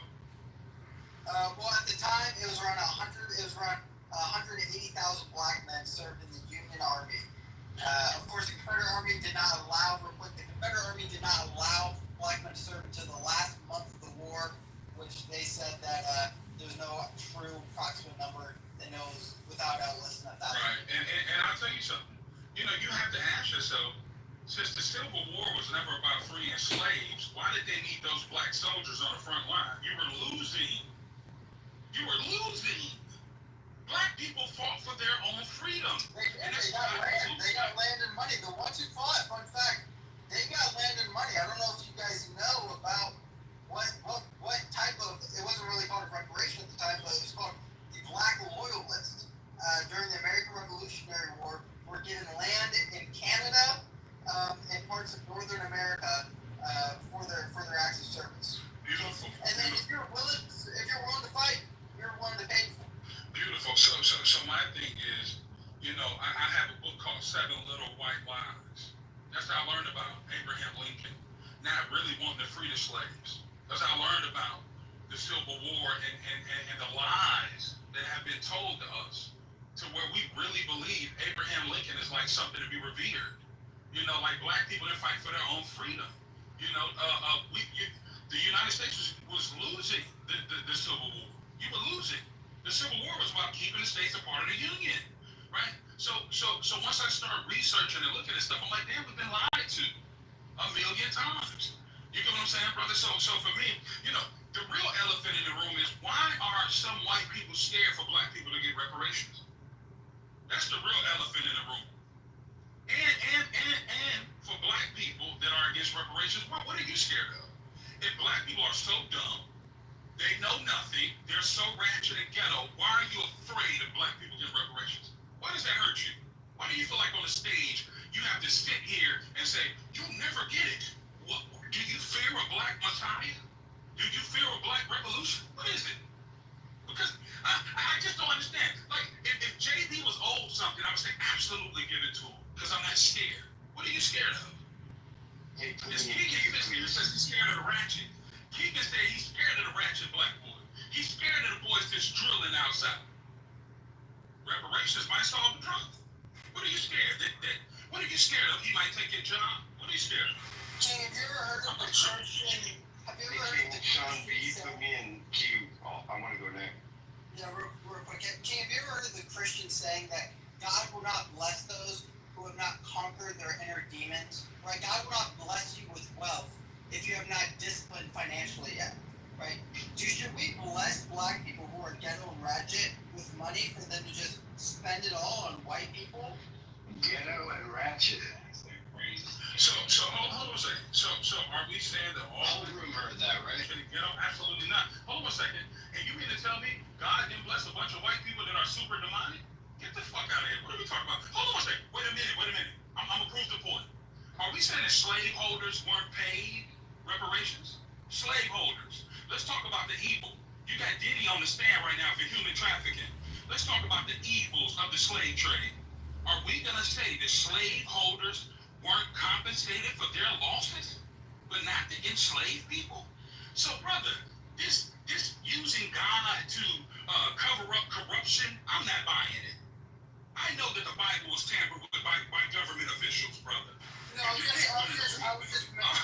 sorry. Hold on a second. That was the dumbest shit I ever heard anybody say. It was a comparison of analogy to show you a quote, just to compare the situation of, should you receive blessings if you do not know what to do with these blessings? That's the point. Whether or not you agree with it, that's fine. But I'm just trying to make the point of, should we give blessings to individuals? And this is what a lot of black people, I've heard on this stage, saying that some people may not deserve reparations. Maybe it deserves to go in a form of a fund, because these people will not and should not have that amount of money given to them right away, because they'll just blow right through. Listen, if I didn't know any poor white people that would trailer park trash in the Midwest, I would say your point would be accurate. Does every white person have financial literacy? Get out of here, brother. Just say you're scared of black people. Okay. Keegan, I can actually help your point. This is the one time, the only time, that I will agree with Keegan, but I understand the energy that he's coming at it with, because a lot of people, the average person, isn't really educated as to why Black Americans are the way that they are in current, like the modern generation. And then Sig, he's on stage, he discussed a little bit about how the older generations had more class, and anybody could look this up. There was a whole shift in the media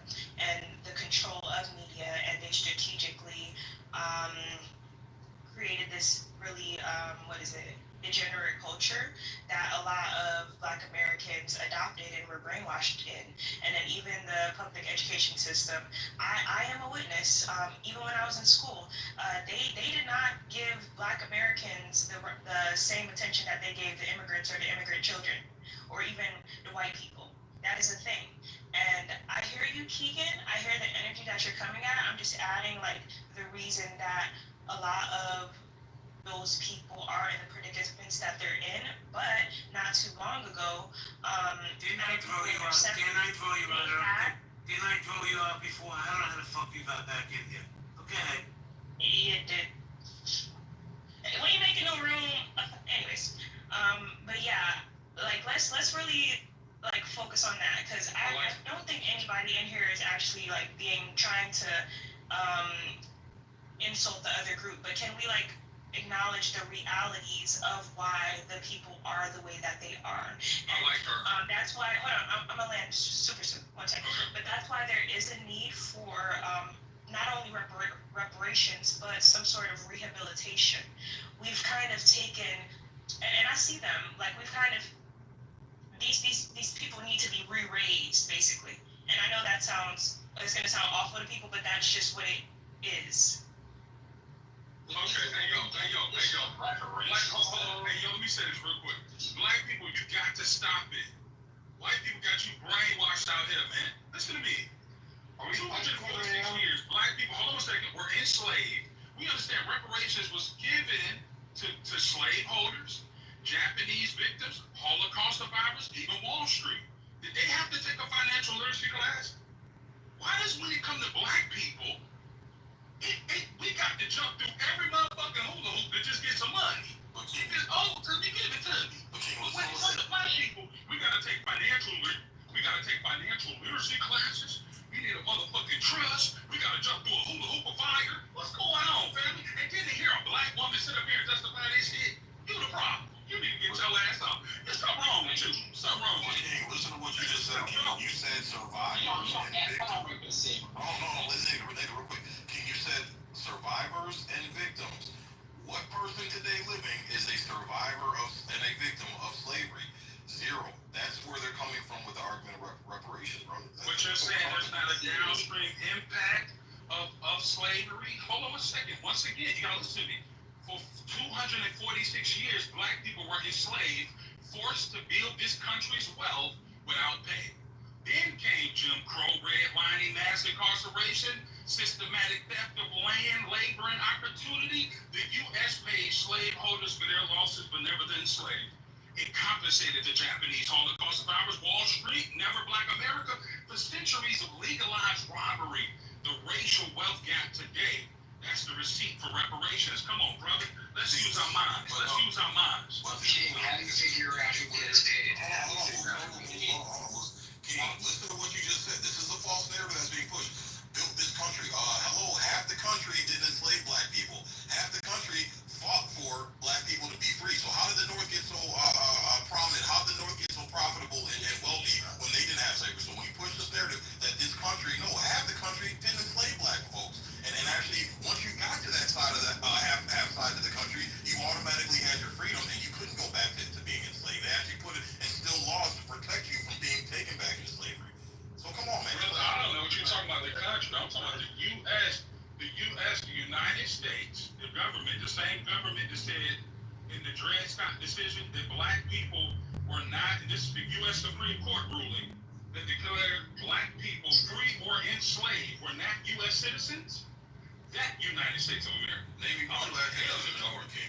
Listen, I read the whole thing true. Let me tell you something. We don't have no rights. One thing I like about white people, they know how to stay on code. A lot of y'all, bro, y'all done got so washed, y'all done got lost in the sauce, man, and y'all believe a lie, bro. You know what I'm saying? Bro, you know what Black folks went through. How the fuck you from Detroit talking like this, man? Cut it out, bro. Y'all want Black folks to do everything. You know, I look at it, right? I look at it. Obama had to walk right, talk right. The nigga had to do backflips in the sand, learn how to talk slow and everything. Donald Trump get up there and sound like a backyard. Obama ain't did shit for nobody black. Y'all will voted, but it's still just Stop. King, you're mad right now. I know why you're on a diatribe right now. King, I know you're being but why you keep going off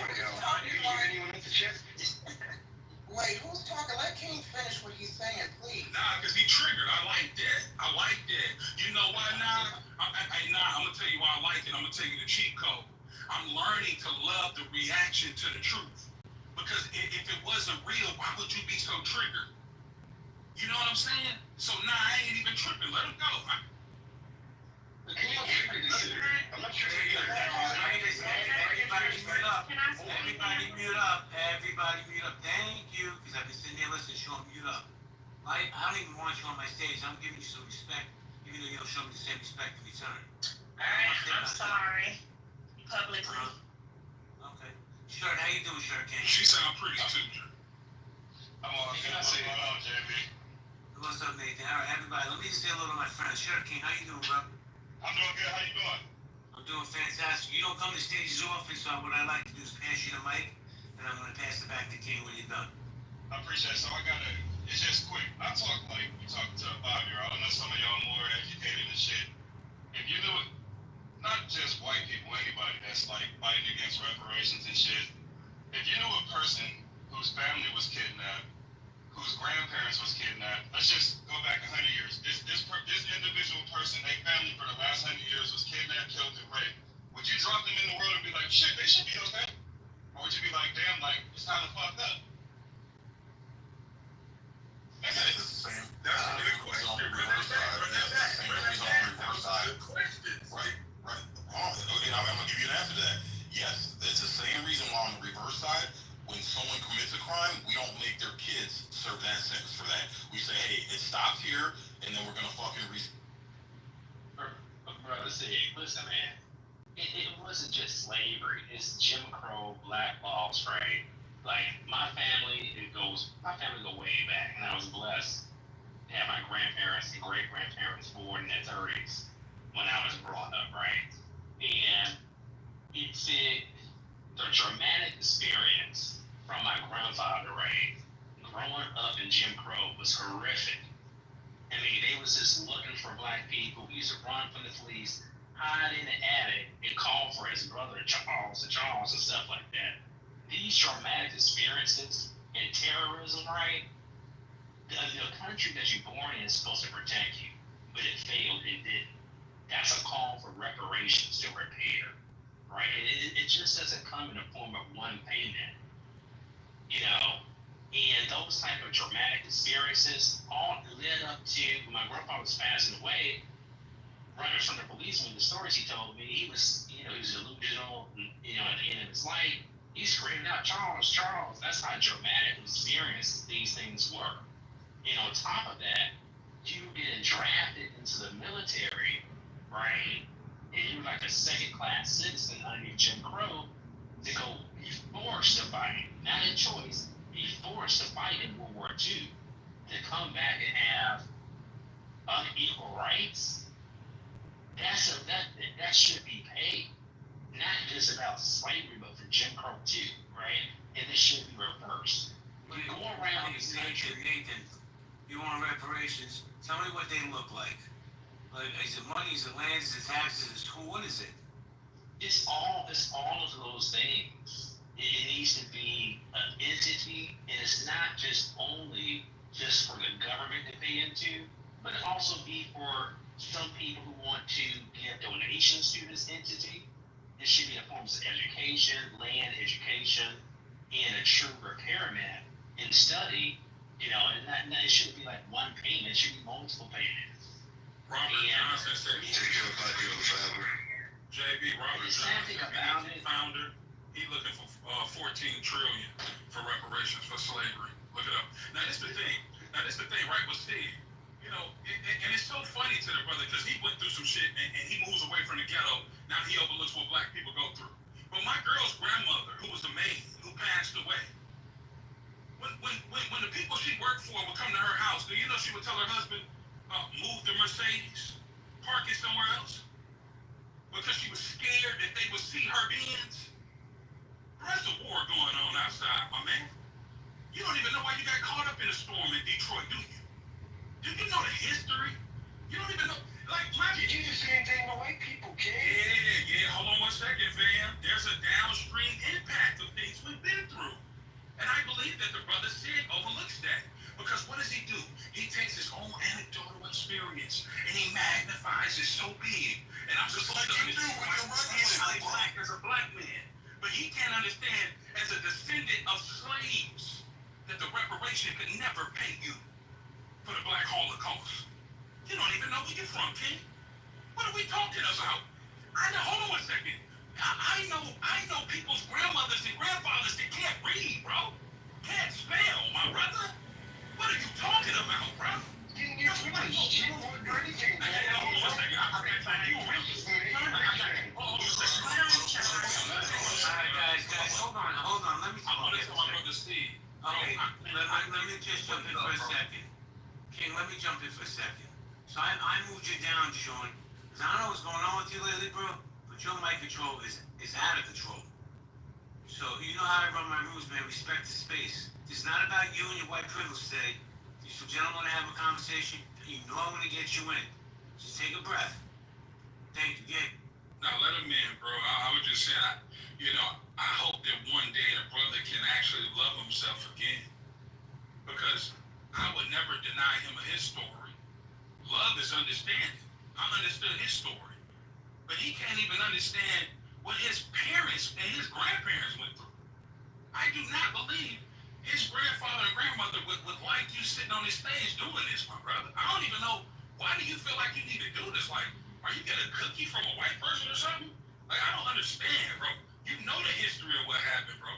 You know that black people deserve reparations. We're the fucking descendants of people that were enslaved, bro.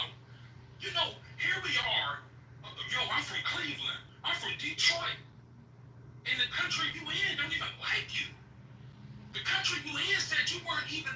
Look at the Dred Scott decision, bro. Look it up tonight, bro. All I want you to do, bro, do your research, bro. Do your research, because it's the thing.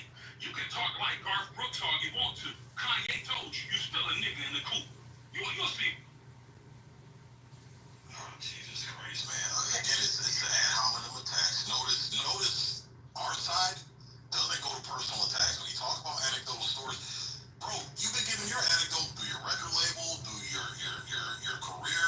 You've been giving anecdotes all day. Not one person on our side has dismissed your anecdotes. We've understood that, hey, he's going to see things through a lens differently because of how he was raised. But again, you're making the assertion that I don't love myself and I don't love black people and I don't understand where it came from. Again, I've sat and I've listened to my grandparents. I've sat and I've listened to my great aunts and my great uncles. Even hearing from them, they weren't bitching and complaining and asking for handouts and begging for handouts the same way these Negroes are doing today that haven't been through shit. Hold on one second, Nathan. 1 second.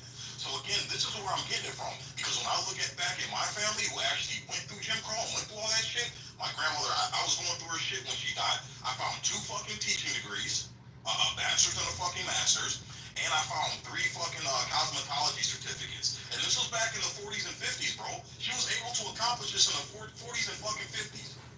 So what was holding her back? What was keeping her? Why every time, I heard my grandparents talking, my great-grandparents talking, her brothers and sisters, I never heard them talking about reparations and white people owe us this and we was going through this. No, it was like, hey, shit sucks, but fuck that. We're not going to let it fucking hold us down. We're going to still keep fucking thriving.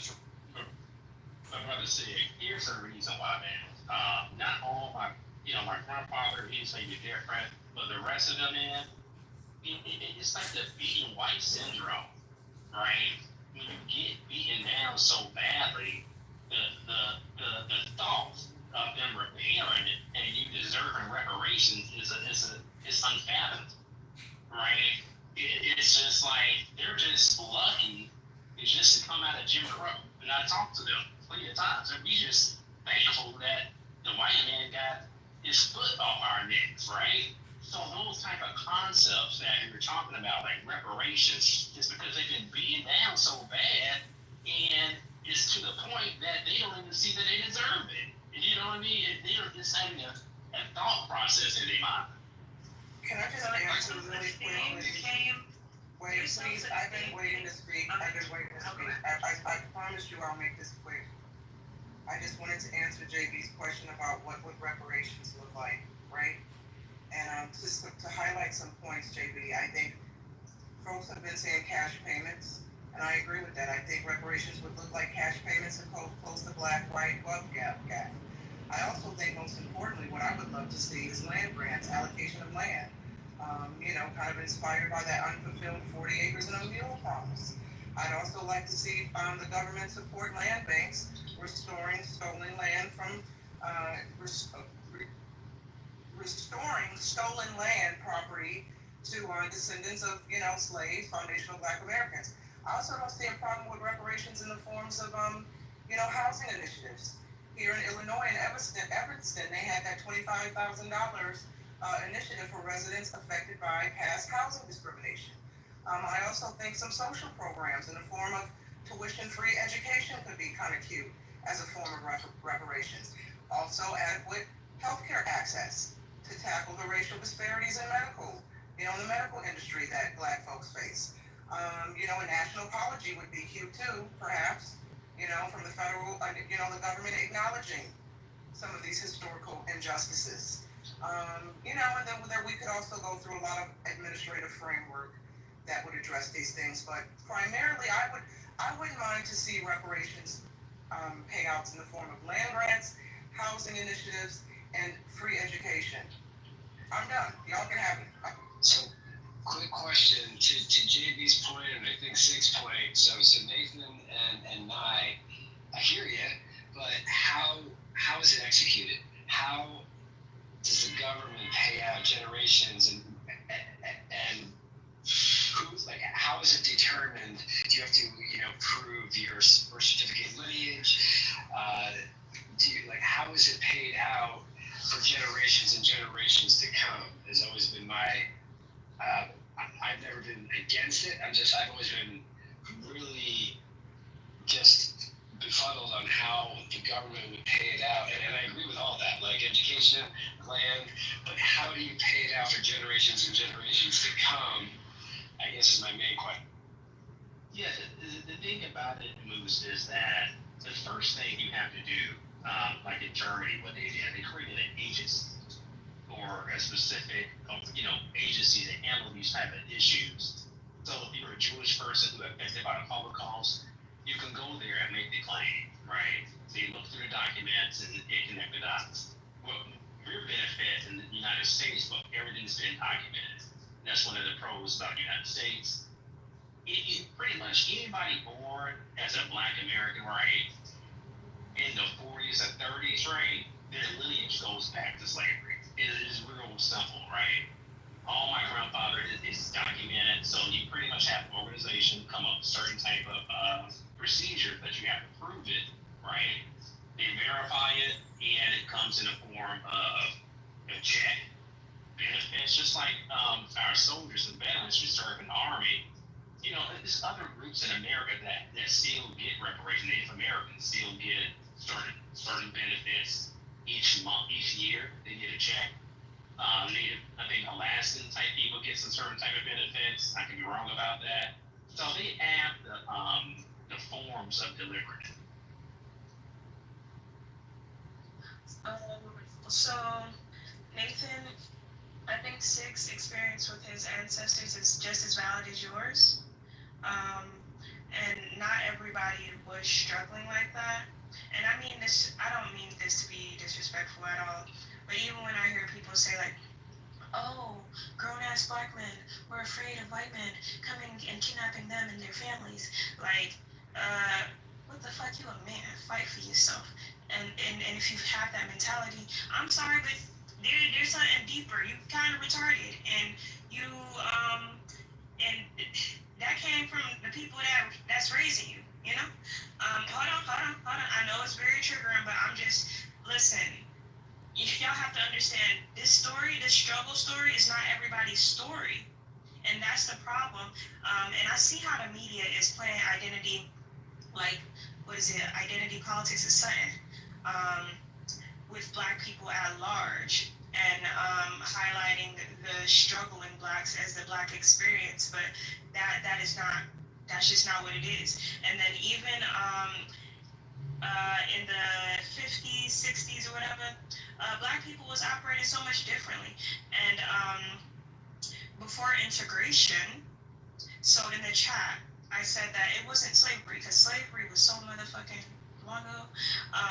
And so many successful Black communities have been formed since then. It was integration, which was forced. And I'm not saying all white people are to blame for this, because especially the ones on the stage, they weren't even fucking born for this. But there was an effort by some sort of group that, I don't know if they were Black or not, and through integration, that's where we find ourselves in this predicament where instead of Black people owning their own stuff, owning their own hospitals, banks, grocery stores, other things, their own communities, through integration, they kind of tricked Black people out of all of that, and they've made the systems to what we see a lot of today, which is where, non-Black people are in the higher positions, and Black people at large, I will say, are in the lower positions. But this was a strategic attack. It was not always like this, and the misinformation of Black Americans' history to the Black Americans millennials is also a part of that plan. You feel like you basically weren't shit, but it wasn't like that. Okay, let me like, I understand that you're young and you don't have the wisdom to have these type of conversations. No, Because you I mentioned talk something about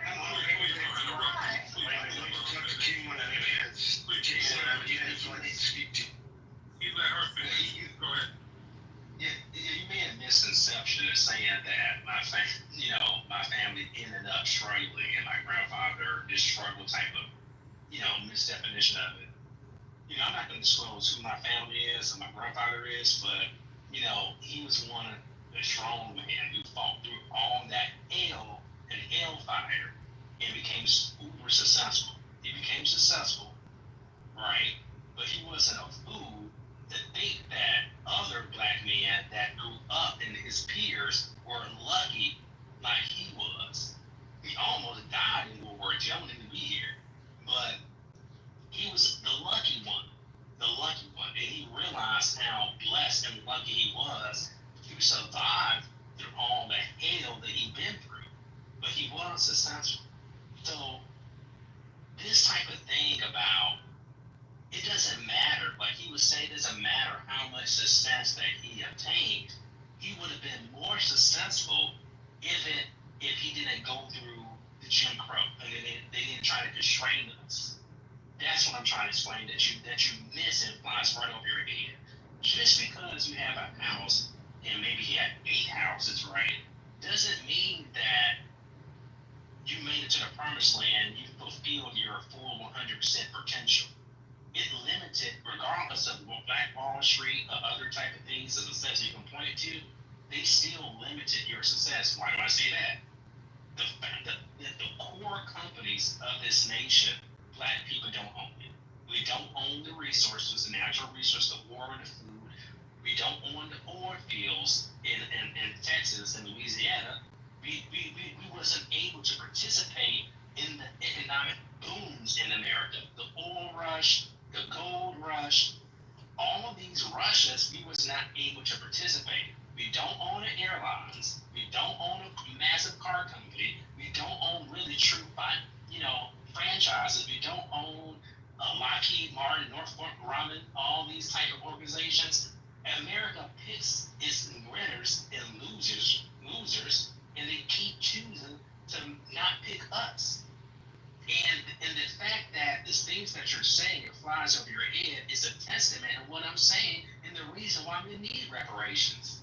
Because you fundamentally don't understand the need of why we need it. So, let me come in. You need it. When you're done. Go ahead. Damn, why interrupt him? He cooking, man. No, he's cooking, and I agree. No, really coming from my heart, like land and displacement of people saying they can't live somewhere because it's a white neighborhood.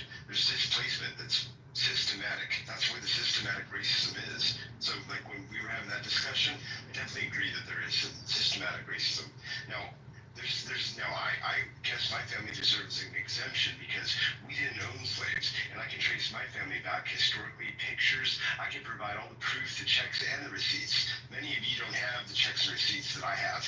I can literally provide you a whole history book of my family's history. We were homesteaders, and my family were preachers coming out of Sweden, inlay Sweden, in the mid 1600s when they came here. We never had slaves. So I guess I get an exemption from when it comes to reparations, because I don't believe that, I believe reparations are definitely deserved of people that are obviously going to be white, right? And maybe even the carpetbaggers, right? Because you remember that slaves were brought in by black people as well to this country.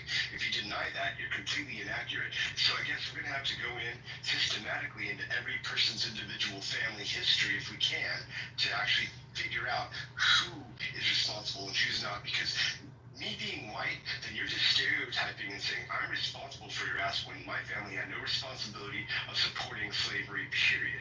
Done. That's all I wanted to say. That's all I've been doing. Exactly, man, brother Sean. Okay. Hold on, they can respond to that point. Yeah, I never. The thing about how you talk about this issue, you never point specifically to Sean or somebody else and say you owe me money. It's the government allowed it. That's why the reparations due to the government that has to pay it. The government allowed these things to go on. Even in Black Wall Street, the taxes that they was paying went into the government and they never seen a dime of them come back. Your taxes supposed to represent you. That reinvestment, when you pay the tax, it's supposed to go back into your neighborhood. But it doesn't, even when we separate it, we paid our taxes in our communities, and then they go back. They took it and ran off with it. This nation was created from taxation without representation, right? I agree. The game in 4th of July.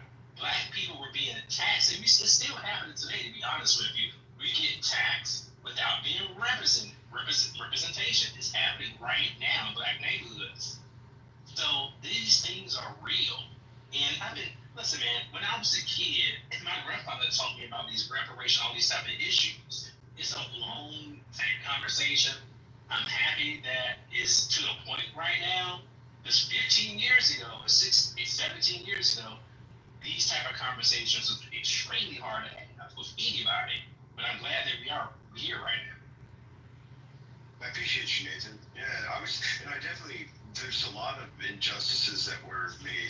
In some cases, the family members that currently live today and their grandparents, and I'd say grandparents, if your grandparents are 100 years old, born in 1922, give or take, there might be that, but it would be the great-grandparents and those great-grandparents and beyond on this land. We're enslaving people and people that were part of voting and supporting things that were supporting that systematic racism that held you back, then we're going to need to dig their asses out and fucking get the money from them. But you can't hold that against today's generation. Now, today's generation, to give a better example, with how does everyone feel about college debt being totally forgiven, and you paid your own ass through college for 6 years like I did, okay? How does that make me feel that I had to pay, and I'm finding out now I could have literally, I want reparations. And if that was the case, that's what Biden was wanting to do, college reparations in today, right now. But I have nothing to do with what happened to the people of color. I had nothing to do with the people of color. I'm 47 years old. I had nothing to do with holding you back. I personally did not. It's unfair to say I'm responsible. Well, what's wrong with that, King? What's wrong with that? Because you've been coming off on the table. I didn't do anything to oppress you, and my family history never oppressed you. My boy gonna cry about college reparations, man. He passionate about this. I'm not crying. I'm giving you right now how we're directly impacted in our generation of people that live right now. And China, right now. That's all I'm saying. Sean, hold on, wait. hold on. If the government, let's say, did harm to a person, right, today, don't matter, and just the government official raped or chopped her off her leg, and the government said, okay, we're going to give this person from our tax money $20 million as the repair, and what happened? Would you have a problem with that, Sean? No. And I want to go into the mineral. My family owns 250 acres of mineral rights in Montana. And I will say, if there was reparations, that was something where people of color were not given that opportunity to. So I could say if there was any kind of link in regards to where there was something that was where they could live, definitely where they could live, and what they could own, and what they could buy. Definitely was where there was an advantage there. Now, when we talk about the government, that's out of everyone's pocket. That's out of everyone's pocket. You got to remember that nothing is free. If it's government, that's our money. Let me explain something to you. Yeah, it is our money and our money too that's been owed. The protection that I don't want to get down to it, but it's not going to affect you. It may be, actually, it might do a big economic boom for this country. Americans that's been here, right? When we do get the money, we're not sending it to families in Africa or some other place that have this type of connection.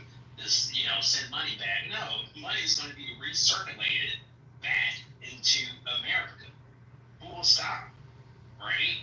And it's the human thing to do, right? It's the human thing to do.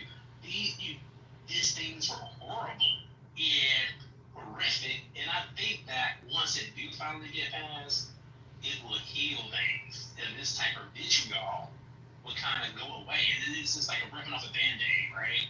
Once it's off, man. Let's move forward. Go ahead and pay it. It's not going to affect you.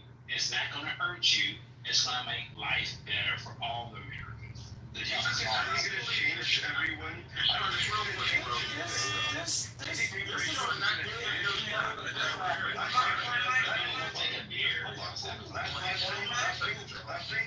Last thing, and I will be quiet. Hold on, let that marinate in your spirit. That brother just cooked. He did cook. I know you're He burnt the food. King, you're doing a terrible job moderating right now. I'm doing a great job. I'll be honest with you. I think I'm doing a phenomenal job. No, you're not. No, you went on a really nice King, there's no meat left. It's a charred patty. He burnt the food. It's overcooked. The alarm went off. It's overcooked. Okay, listen. Can I just say something? Because I've been listening for hours now. For hours now. I've been sitting out here. Go ahead. Thank you. Shout out to this black king here. Y'all complaining about racism. Okay, I've been out in these streets picking cotton. Okay, my fingers hurt, my feet hurt. Like, this is crazy. Where are my reparations? So when you say that first of all, just because something happened to you, don't mean that you're entitled to a check. Okay, even if you fall on the job, they still have to prove that your injuries are directly tied to your inability to cultivate income. So let's get that out the gate first and foremost, okay? Just because you showed up in this world black does not entitle you to a check. So that's the first point. The second point is, even if you were said entitled to a check that was directly going to fix the issues that are wrong with black America, how do we know that we're not being sold another bag of garbage? Because I'm looking at what is human, right? Because it's not what is human that, somebody did something to you and then on a human natural basis, you owe them money. What is natural to humans is when somebody does something to you and negatively impacts you, you move on, you adapt, you learn from it, and don't end up in the same situations again. So that practically and anthropologically, it would be scientifically human. But this whole notion that there is a rubric system to the amount of oppression that should equate to the amount of money you should be compensated, that is complete man-made bullshit. Okay, it's complete man-made bullshit, and it's been weaponized and it's been polarized to try to manipulate people into a sense of ownership of their well-earned, cultivated survival mechanisms, which is cold-hearted cash. If you have not adapted in this society, given your plight and shit that you did not live to actually go through when the system has created laws to be able to protect your most privileged black ass in the existence of black Americans that have ever existed on this earth, then that is your failure for survival. That is your failure for survival. Then I refuse, in me being out here picking cotton, to subsidize your nappy-headed failure. So you two Nathan, I'm going next, Nathan, please. One mic on me, Nathan, thank you. After you, I gotta be Nathan, man. He was responding. And then like, hold on, give it to so you know what? You can't. You got a fair point, Nathan. You're welcome to respond. I'm gonna go. I don't want this back and forth. You're welcome to respond. I'll go after you. All right, I'm basically just saying like this, right? Dr. Adams said correct issues and blase blase. When with the bank, when you owe the bank money, right? Dr. Adams never talked that way to the bank and say, hey, what you gonna do with the money? You know, you just pay it. It's a debt that's owed, right? It's not anything to be fighting over. It's a debt. Period. You gotta pay it, Dr. Adams. And that's it. Look, I don't have like my English levels. Yeah, I'm not about to be fighting back and forth with stupidity, and that is part of the reason why we need to pay reparations and actually have an education and be implemented so people can understand what it is. It's not a new concept. After World War II, World War I, Germany paid that's why they had to pay is the spark of World War II is because Germany was tired of paying these harsh reparations. Hold on,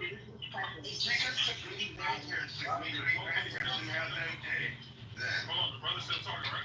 What's going on? Yeah, even when you work, like I worked in the press before, if I run over somebody in the accident, that person dies. The money goes to the next of kin, just like it always has been in reparations. Even in the Japanese, when the Japanese internment camps after they got reparations in this country, some of those people passed away, but it went to the next of kin.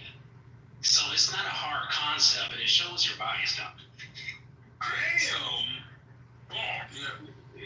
King, man. Yo, this is crazy. Yo. Yeah, this is crazy. So Nathan, man, to be honest, bro, I think you're being disingenuous. I think you could not literally believe that reparations would lead to healing in this country. It would have the exact opposite effect, and dare I say, it would lead 100% to a civil war that would rip this country asunder. That's what reparations would actually do. Now that we've got that out of the way, this idea that, people who never owned slaves owe people who were never slaves money for slavery is offensive. It's downright offensive. Now, it's when you talk about the Japanese and internment camps. The vast majority of the Japanese were the people themselves who were interned. I would love to see this evidence where you're talking about it was their descendants, and if it was their descendants, you're talking about a great minority of them. All right, and we're not talking about 10, 20 generations down the line. That's not what we're talking about. Reparations is one of the dumbest ideas I've ever heard. And really, it's the Marxists are the ones that are pushing this concept to try to rip apart this country. People that hate America are the ones pushing this. Yo, Moose, please, this ain't your other stages, bro. Yeah, so they're literally pushing this narrative forward. And I'm gonna land right here. I've shared many a stage with Nathan. Nathan, purportedly, you're doing well in life. You've amassed a certain amount of resources. This destroys your argument for reparations. Yes, the playing field is unbalanced. Life is unfair. Water is wet. All of these things are true. But you know what? There's people that risk life and liberty every day to try to come to this country.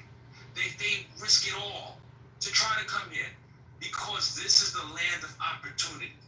So instead of crying about what it is that you don't have and what happened to your so-called ancestors, how about you continue to make the best life that you have? All right? Was this the land of opportunity 100 years ago for black people? I'm curious. Was this a land of opportunity 100 years ago for black people? Light has been trying to speak for a while. Light has been, gotta let it in. You walk and you bring it back. Like, we can't keep on letting this guy just take over the stage. Yeah, but you gotta let him respond to you. Last thing I'm gonna say, right?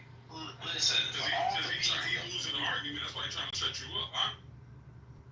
Yeah, so all the people that came here to the United States, right, when we had active slavery, that's your dumbass fault for coming to a fucking slave country and acting like you're not gonna have to pay, the country not gonna pay for that, right? That's like me going to Germany and bitching and moaning, oh, we gotta pay reparations to the Jews still to this day. But, well, that's your dumbass for not doing research.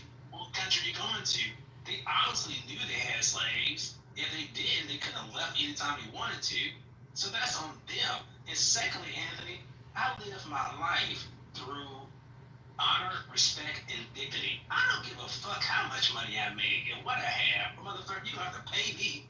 Shit, you have to pay. I don't care if I got $50 million, $100 million. Pay me, because I live my life and I die on it. Life, honor, respect, and dignity, especially to my ancestors, especially to my forefathers, that I'm willing to die for this thing. I'm not playing. You will have to pay for what you did, period. To my family, my great-grandfathers, and all of them. You have to pay hell. I don't care. Yeah. Well, take it back to blood. He ain't getting shit. Come on with some more. Because that's what you guys are stupid as hell when you're saying and you're supporting that bullshit. That's the biggest bullshit I've ever fucking heard.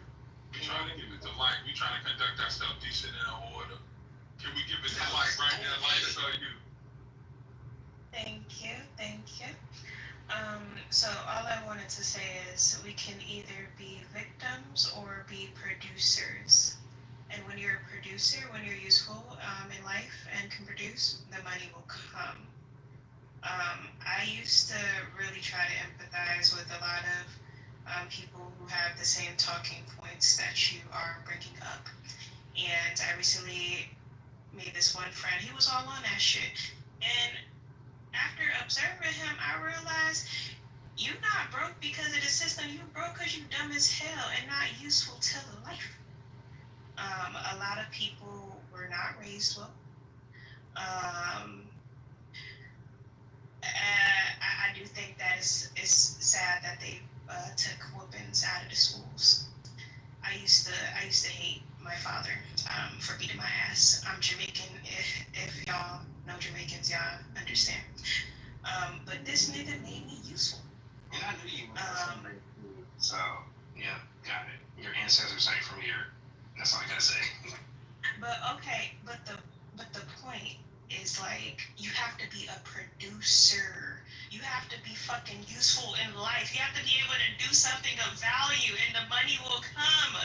You can be, as I said, you can either be a victim or a producer. Did she hit her head? Is this the same goddess?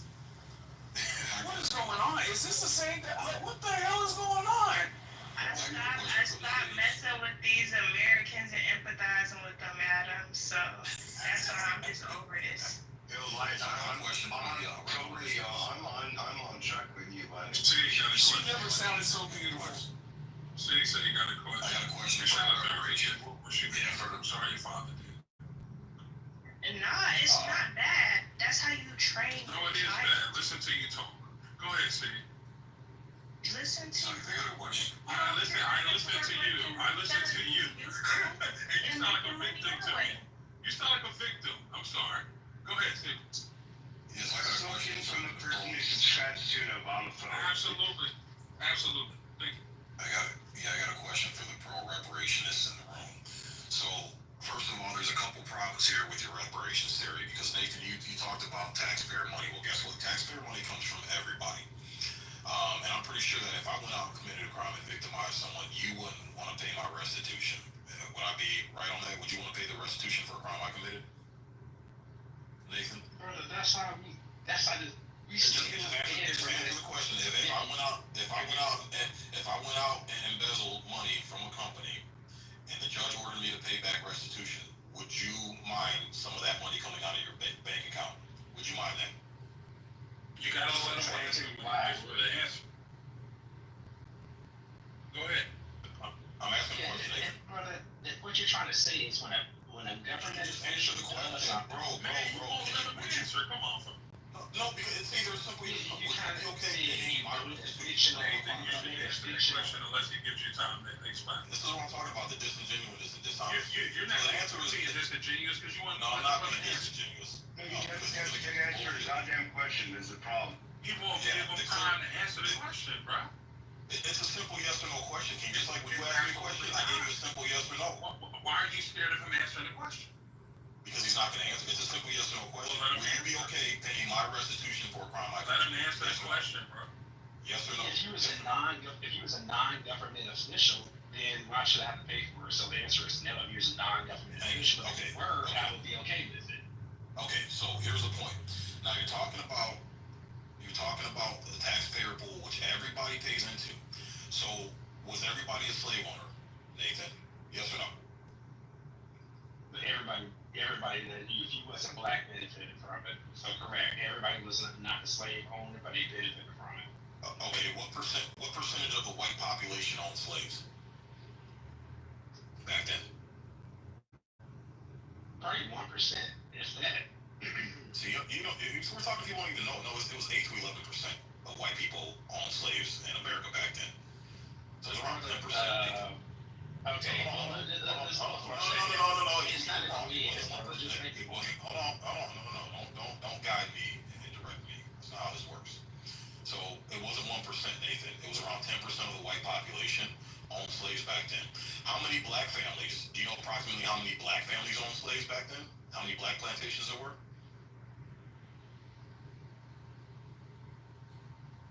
Nathan, do you know? So you want me to look it up for you? No, do you know off the top of your head? Do you know about? Because I do. Do you know about how many? That should be readily available information if you're going to blame white people. If you already know the answer, why ask? Just say. I'm just getting confused about your point because you asking me a lot of test questions. Look, hold on. But I'm aware that it works. Hold on, Nathan, hold on. I don't need any Captain Sable. What I'm trying to do is I'm trying to prove a point. If someone who's advocating for reparations doesn't even know the fucking basic numbers to what they're trying to advocate for. So my point is that there were about 3,000 black families, a little more than 3,000 black families that owned slaves back then, okay? And they owned thousands and thousands of slaves among those 3,000 black families. And why did they own slaves? So now, hold on, Nathan, hold on, because you're having a hard time answering. Oh, no, he can't answer. Yeah, because I'm running this train right now, King. Thank you. So here's my point. Free them. That's what I said. So hold on, man. Hold on. Relax. Now y'all are tripping. So here's my point: is that you're asking 90% of the population. First of all, you have to figure out who was actually descendants of slave owners, and it was only about 10% of the population. Okay, so now you got to figure out what 10% of the population descended from what part of the population currently descended from that 10% of white slave owners.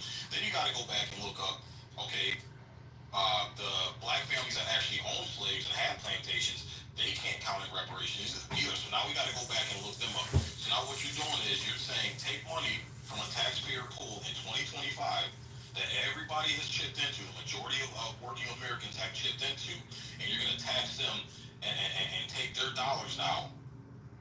When it's a 90% likelihood they had nothing to do with slavery, didn't descend from slave owners, and you're asking them to pay up for something that they didn't even descend from, brother.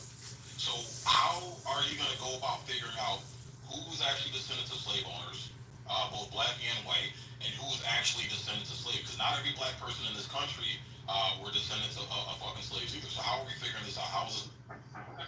Okay, so You do realize that reparations wouldn't be just based on slavery, right? Like that's any if you That's the start. if you kick that logic to them, that kills their whole. Go ahead. Hold on, Rob. let me answer the question. Here's the question for Nathan. So if you add up, let's just do it this way, right? Since you want to play this type of game, right? Add up how much black people paid in taxes from the centuries, right? Add up how much money they didn't pay them. Add up how much money they literally didn't pay them the labor costs, right? Add up how much black people were devalued on purpose and got paid less than, right? From Jim Crow, all other add that up, and guess what? That adds up to, hey, it's just our money getting paid back to us without even touching anybody else's money. It's our money. So, see, your calculations is so flawed. Brother, it's our money. What point do that you not understand? It's like a mental block going on with you, bro. We paid money for centuries. We did labor and did not get paid for it. We are asking that you want to play this, ask for that, add that up and pay that back first. Can you agree upon that?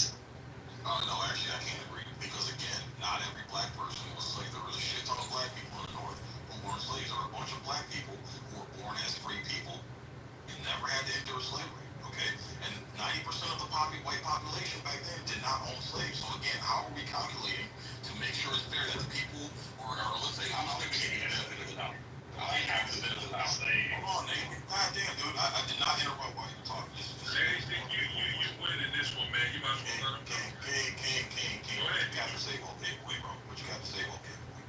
So, Nathan, what I'm saying is, how do we figure out 90% of the white population did not own slaves, and the majority of people in this country came post-slavery as immigrants? The majority of people that are in this country now came on boats into from Ellis Island, okay, and from south of the border. So, how do we figure this out? How do we figure out to make sure that we're not taxing people who had nothing to do with this, or descended from people who had something to do with it, or did descend from people who had something to do with it? How do we make sure we don't take dollars from them when their ancestors had nothing to do with it, and we only make sure we tax the people that actually were actively involved in slavery? Brother, you fundamentally don't understand. He doesn't get it. I never said go after and find these white people who had a part to play in it and tax them specifically. You don't. That's not what I said. The government has to pay it. Just like when I gave an example, if you go to SIG, of course, all of us, including black people as well, all of Americans supply the government with money. You take care of issues like this, just like a lot of different countries. Like I keep using Germany as an example. Everybody in Germany knows. Right, correct. And I'm using this as an example so you can help you understand it. When you move to Germany, you know that the Holocaust happened, and you know that that country did it, right? It's a factual fact. It's not a debate. And they're paying reparations. It's not a debate. Do you know, in this United States, what we did to the Native Americans, right? You know, as we speak right now, your tax money is paying for Native Americans, right? To this day. So, why are you being extremely biased when it comes to specifically Black Americans and not biased when it comes to Native Americans to this day? Why are you being?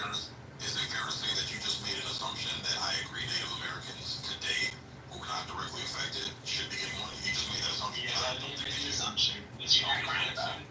Okay, but you're saying we're talking about black, so we were talking about Native Americans. I have the same stance. If you're a Native American today, you don't get shit.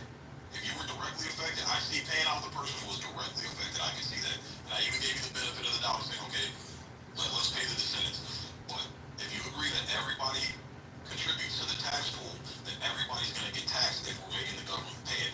And just like we established before, nobody's going to want to pay the restitution for what SIG does. Nobody else is going to pay. SIG has to pay that restitution. Everybody would agree that it's unfair for somebody else to pay for a crime that somebody else committed. So why are we taxing and making people who have nothing to do with any of this shit? Jim Crow, redlining, slavery. Why are we making people who had nothing to do with this, taking their tax dollars and paying for something? Take that, apply that argument to the military. Apply that argument to the military. I actually would prefer that my tax dollars not go towards weaponry that's used at destroying other people. But I have no fucking say so on what my tax dollars go into. And it's like it's really simple to me. Like there's a study, and you guys can look this up when I get back inside. I'll look it up. Nobody wants to look it up, but Citigroup did a study that said racism in America has cost America $16 trillion in the last 20 years. This is just the last 20 years. So if you were to apply that back to just the civil rights era, we don't even have to go all the way to Jim Crow, the origins of Jim Crow, or God forbid I go to slavery.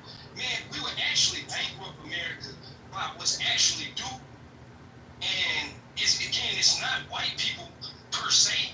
And I think it's really like arrogant, narcissistic almost to say that I don't want my tax dollars to pay for that.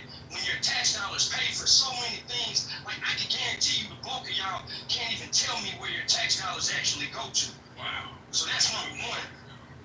Number two, reparations isn't just about a monetary thing, although money should be given out, but it's not just about money. Man, what we need to be doing is actually showing, like, educating Americans. Because if we were actually educated on what happened in history, we wouldn't even be having these debates. We shouldn't be debating factual things that happen. But the fact is that history is taught in America, is taught very slanted. Like American exceptionalism is taught. And I get it, see, you're a Marine, ain't you? An ex-Marine? Or at least I know you ex-military. Like you fought for this country. I know that you wear a different badge of honor for the country. But I would think that as a black man that served in the military and knows for a fact that other black men died, my nigga. Not just served, died, my nigga. And did not get the same benefits as their counterparts who have been able to benefit from that. Like, man, it's kind of absurd. So again, this is not about individual white people. The average white person can't do shit for us. We don't want shit from white people. The United States government, the justice system. We want the United States government and the United States justice system to do what it's supposed to do. And it's not just a money thing. Yes, money matters. It matters. But again, if we were to actually, and see it, I'm gonna assume that I don't even like using the word FBA, but I'm assuming that you a descendant of some slave sometime in your nigga. How do you know? I'm just assuming. Are you an immigrant? I'm just saying for the sake of the argument, are you an immigrant? Are you like a first, second degree, generation immigrant? Because your family been here. His family's been here, but that's all. I'll have you solid concrete. It's not about saying that you were a slave. Come on, man. Let him answer. It is fact. I don't have any concrete evidence that I was a descendant of slave. But you do have concrete evidence that your family was a second-class citizen. Like, you do have that. Like, it's what I'm saying, man. It's just wild to me. Like, I don't know, man. I'm not against white Americans. I want white Americans to know that I really don't give a fuck about y'all like that. I'm not walking around thinking that white folks. No, I'm just saying. Don't swerve. Come on, brother. I need you in the fight, man. You doing good. Don't swerve too far. Be catch, bro. Come on. Saying that we need to find the 10% of the people who were slave owners and their descendants. Now, man, it's about the country that benefited. It's about the fact that the wealth gap actually exists, and it's not just about money, though. The wealth gap largely exists because of two things. People didn't get their 40 acres and a mule, which land was a big thing, and the Homestead Act. Like, these things happen. Like, if land was equitable, if land was distributed equitably, we would have things like mineral rights. We would have those things. You wouldn't hear about a wealth gap. But you guys don't think about that type of shit because you only think about saying that we trying to take money out of fucking white folks' mouths. And I'm gonna shut up on that. Alright, so Here's the thing. So you are correct. Yes, my grandparents did go through Jim Crow and segregation, all that. So my grandmother, and my grandfather, and my great grandmother, and grandfather had agreements and wanted to be compensated for that. I agree. Why? Because they were directly affected. You weren't directly affected. I wasn't directly affected. And I'm sorry, if you grew up poor and didn't have resources, that's your fucking parents' fault for making shitty decisions. I know I grew up poor, and it wasn't a white man's fault. Wasn't Jim Crow. Wasn't redlining. Wasn't slavery. So my mom fucking made some stupid, fucking retarded ass decisions. That's why I grew up poor. If she had made better decisions, I would have been in a way better place than where I was growing up. So this is what I'm saying. We're looking at our how we grew up, and we don't have this, and land equitable, and we don't got this, and we ain't got that. Guess what? 90% of white people ain't. They're in the same fucking boat too. But they're not screaming reparations. I don't hear Irish people saying, well, you know, the way they treated us when we came over here, you know, this and that, Well, this is sad. our grandparents. I don't hear them saying that. When you look at the Asians that came over here and the bullshit they had to go through with the internment camps, during World War II, the people directly affected were compensated. But you don't hear Asians right now screaming, well, my great grandfather, and you know, they treat them like shit because of what the Japanese did in Pearl Harbor and this and that, World War II. You don't hear anybody. We're the only motherfuckers on the block screaming and crying and asking for free handouts for shit that we did not directly go to. So your assumptions are wrong, sir. You gotta let him respond. Let him respond. Go ahead. Yeah, brother. See,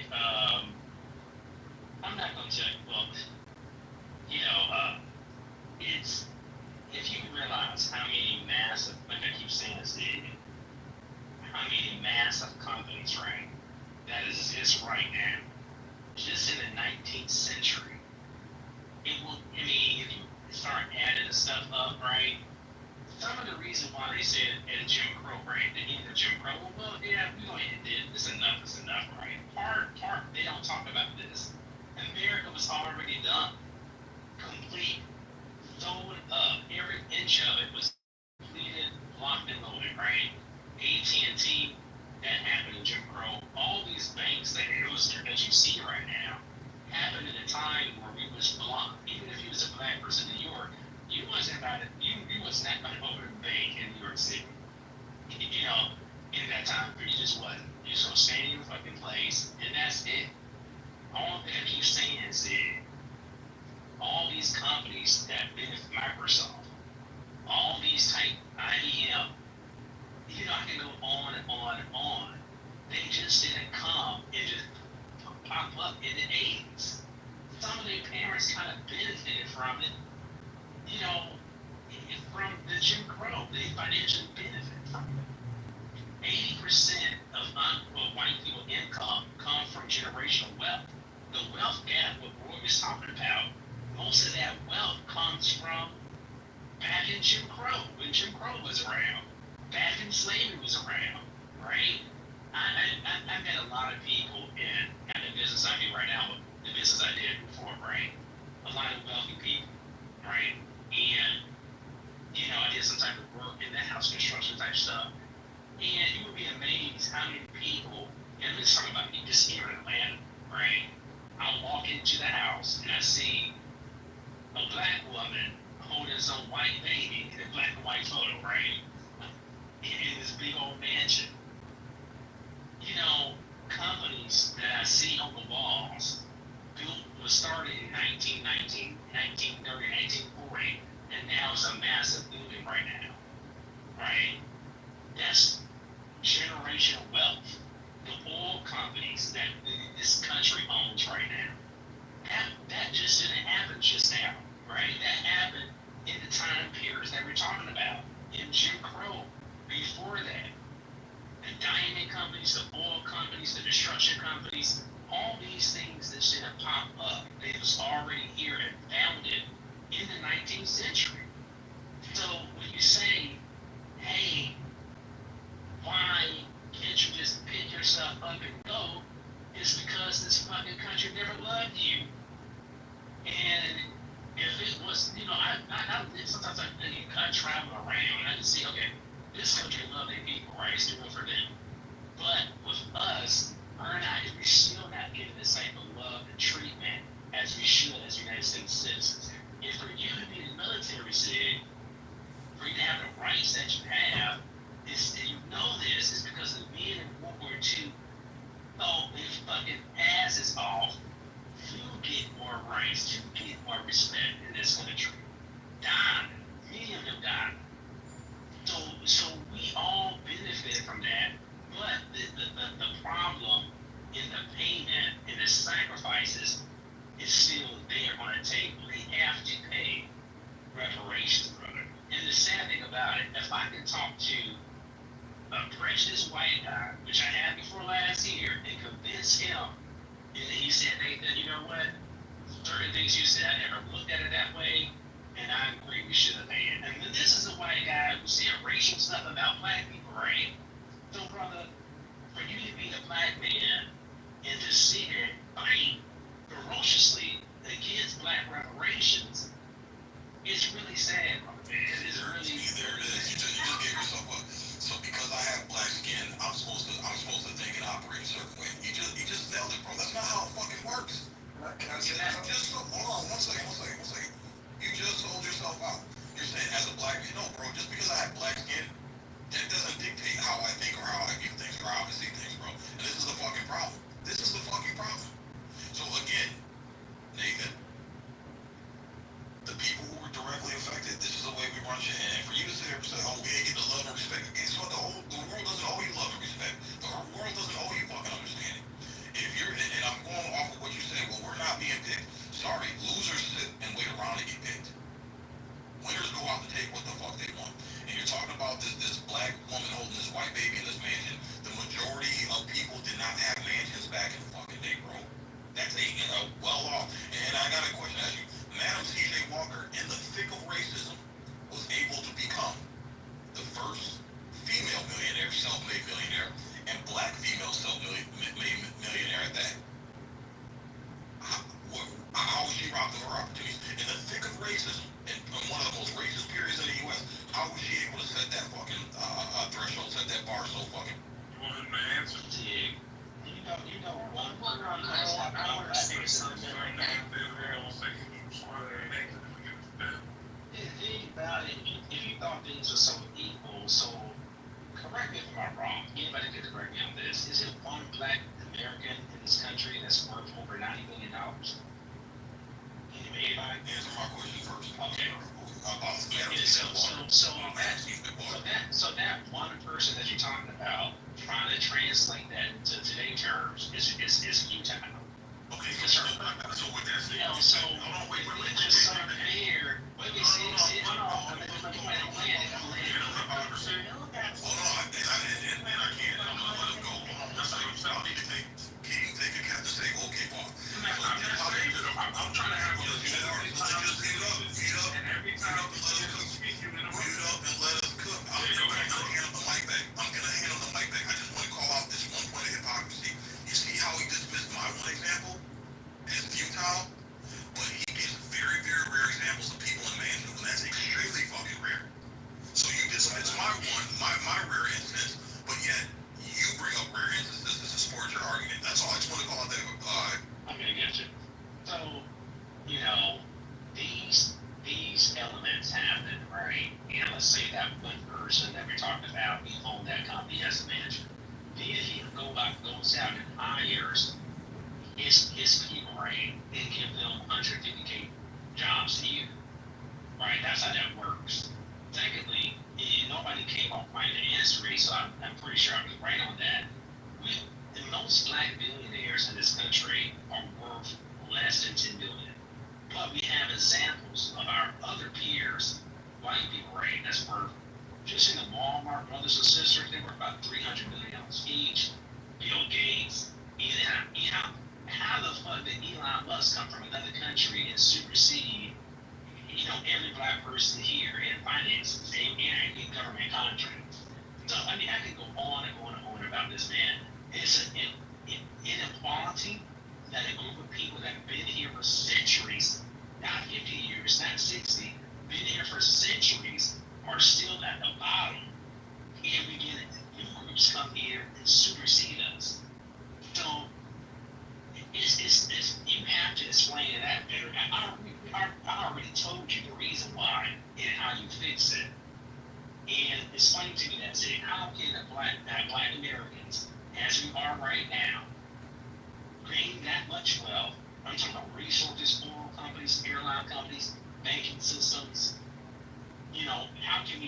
Can I speak? Yeah, let me ask you a question. Sometime. Sometime. Yep, no problem. Let me answer this question, then I'm done. We'll let some new speakers get in. Because I know Sweet is brand new on stage and hasn't said anything yet. But to answer that, life insurance. Guess what? We allow these Arabs and Koreans to come into our neighborhoods and open up liquor stores and gas stations and hair places and all that, and they're taking all that black money and putting it in their fucking community. So guess what we can do? We can buy life insurance. If black people right now bought life insurance, we would have black wealth in one fucking generation, bro. And then we can take that and say to the Koreans, bye, Arabs, bye. We're gonna open our own gas stations with that money. We're gonna open up our own nail salons with that money. We're gonna open up our own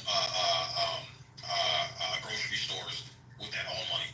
Because we don't, and even in our own neighborhoods, we don't own the bulk of the businesses. It's other races that do. So that's the answer to your question. We can do it, bro. It's simple. Life insurance. Instead of buying Jordans, instead of getting tattoos, instead of buying lashes, instead of buying lace fronts, instead of buying fucking ounces of weed, we can fucking take that money and sacrifice for a little bit, put it into life insurance, and guess what? The entire black race in America has a one big general wealthy fucking payout, and then we can start fresh. Thank you. Hey, yo, shout out to Sid. Welcome to Healthy Debates. Trigger warning for racists. We're celebrating Juneteenth. You want to get in the conversation? I want to give it to Beth. Let's give it to some of the ladies. White, Holly, Nye. Any of the ladies want to get in? Because the brothers, we got to cook. Because we can't let Sid get up here and talk this bullshit. And we can't. Ain't nobody willing to check it. You don't let nobody really check it. I can check it. Hold on a second. I'm just speaking the truth. Listen to this on Juneteenth. Let's get into the ladies. Yeah, y'all can have it, man. It's crazy. But it's hard for the women to get in. So let's give them a chance to, respond. Beth, right? Holly, where they at? Like, I'm just kind of taking it all in, guys. I think it's interesting. I don't have really, a dog in the fight. I'm just kind of reading. Oops. Nye, are you drying your hair? Okay. No, I'm here. I'm in the background. I'm working. And you know what? I'm kind of in my feelings because King went off and mocked my submission earlier. So I'm just going to be quiet. I'm not going to say a word. So I'm in my feelings right now because King misunderstood what I said because I said I voted for Trump and I ain't said nothing. No, I'm with you. Come on, King. Oh, like, wait, Okay with Trump supporters then, King? Beth is down there. She's back now. Well, I didn't listen to I gotta listen more, chime in. Okay, Beth, what? Yeah, I just wanted to respond to Nate then. Okay? All I really heard you stating, and I counted, you said 9 times generational wealth. Generational wealth. Okay, cool. Sounds amazing. Sounds like you've been stuck on Clubhouse for way too many years. My question would be, are you leaving behind generational wealth as far as being kind? Your family sees you out in the community doing stuff, or is the only thing you want to worry about is reparations and you leaving behind money? Because guess what? Go spend it now. Spend it while you're alive. I didn't hear anything very productive out of your mouth other than being a little bratty boy on the playground yelling, I didn't get the swing because these other kids were using the swing. So there is so much more in life than worrying about leaving money behind. And are my kids going to have money left behind? Sure they will. But right now, I'll spend it while I have it and have time with them, show them what a good human I am. And the most important job you could ever get in your life is being a kind person. So get out there, redirect your brain set, because if I had a child in your house with you and I had to let them sit and listen to what you just said, you are the problem. I'm sorry. It all starts inside the home. If I sent my kids to stay with Sig, I would have no problem because SIG would make them work and get stuff done, and no problem at all. He would not speak bad on anybody. But you gotta reevaluate yourself, dude. I'm sorry. And who she talking? She talking to Nate, right? Nate, who she talking about? Nate. Cook that shit, Nathan. Nathan, come off the mic and cook. Straight talking to Nathan. She cooked. Hold on, y'all. We gotta get Nathan a chance to respond to that. Nate, what you got, man? That's crazy. Yeah, man, I'm busy right now, but I have to jump off the mic. I'm gonna put this on pause. My phone's on pause to handle the situation. Look, yeah. Okay, and I work very hard. Hold on, brother. I work very hard in my business, and I do structured networking times that literally work 24 fucking hours, literally straight through, right? So when you talk about work ethic, miss me with that shit. I volunteer. My family volunteer. I'm not gonna say what we do, right? But my grandfather have his name on multiple states, right? Have purchased hundreds of acres, right? He was honored by the city when he passed away, right? So this type of disrespect because I'm fighting for a cause and to repair a man, not just for me. Listen, they don't have to write me a check. Just give a check to the black community and miss me with it. That's how I feel about it. Because I want to see a wrong get corrected. So when you sit here, what you won't do is tell a Jewish person they're lazy for asking for reparations for them. That's what you do best. So go check yourself with that. Talking about being nice. It's not nice to tell somebody that you shouldn't get reparations for slavery and Jim Crow. Okay. So can I give you something here, Nathan? I'm sitting here listening. Hold on, we want to make sure he was done. He was cooking. I want to make sure he was done. I gotta take a phone call. He was done. Go ahead, family. I just want to make sure that. Okay, so what I just wanted to point out, because everybody keeps talking about like the damages that were paid out as a result of the Holocaust, and so while you guys were talking about it, I looked it up, and I think between 1945 and 2018, the German government paid $83.6 billion, and that was over a period of 73 years. And so I calculated, and that works out to be $1.18 billion per year.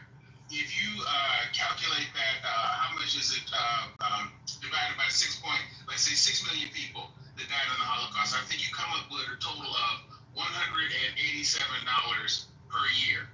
And then if you calculate $187 per year times the 73 period, that 73-year period, that's a total payout of about $13,800. So when people are like talking about reparations, they can't give me any figures about how much are they talking about per person, even within 3 orders of magnitude.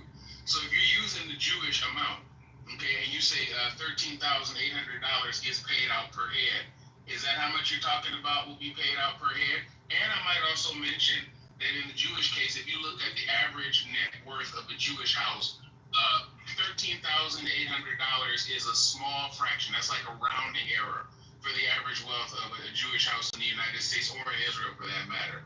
So you can't use the generational wealth argument because it's just not enough that was allocated. So what do you say from? Hey, you guys have to realize that it's not about direct payments to people. Like I think that's what you guys think it's about. It's not like Nathan, like use Nathan. Can y'all hear me? Yeah, we can. Anybody hear me? All right. Nathan doesn't, like Nathan's story, he don't sound like no brother that need no money. You feel me? But Nathan is not speaking per se about himself receiving a direct payment. When it comes to the German reparation, it wasn't just about direct payments. They had to repair the areas around them, infrastructure, education. These things cost. Some of that money, I'm sure, went to Israel for them to relocate in certain cases. So again, it's not about direct payments to people. And even if it was, when it comes to America, I think they said with the 40 acres and a mule, that might come out to about $106,000 per person. You know what I'm saying? So like some shit like that might with 40 acres and a mule might equal up to. But it's not about giving people $5, $10, $100,000 in their pocket and saying, hey, everything's gonna be okay.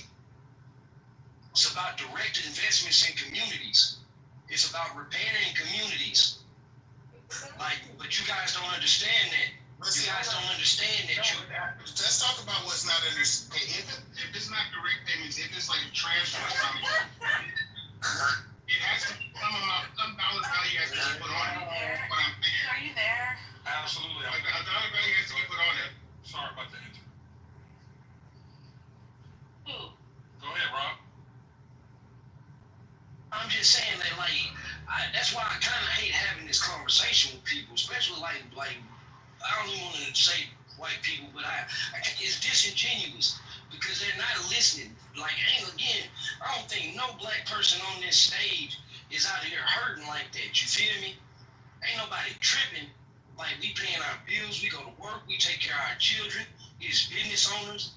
That does not mean that we don't understand what's happened to our community for hundreds of years, and in certain cases, things that are still happening. Come on. But unfortunately, when black Americans speak in certain spaces, it's always this, oh, we're victims, oh, we're victims, it's this and that. Like, man, I've heard y'all for the last 4 years cry about Biden destroying your lives. I've heard this on this app.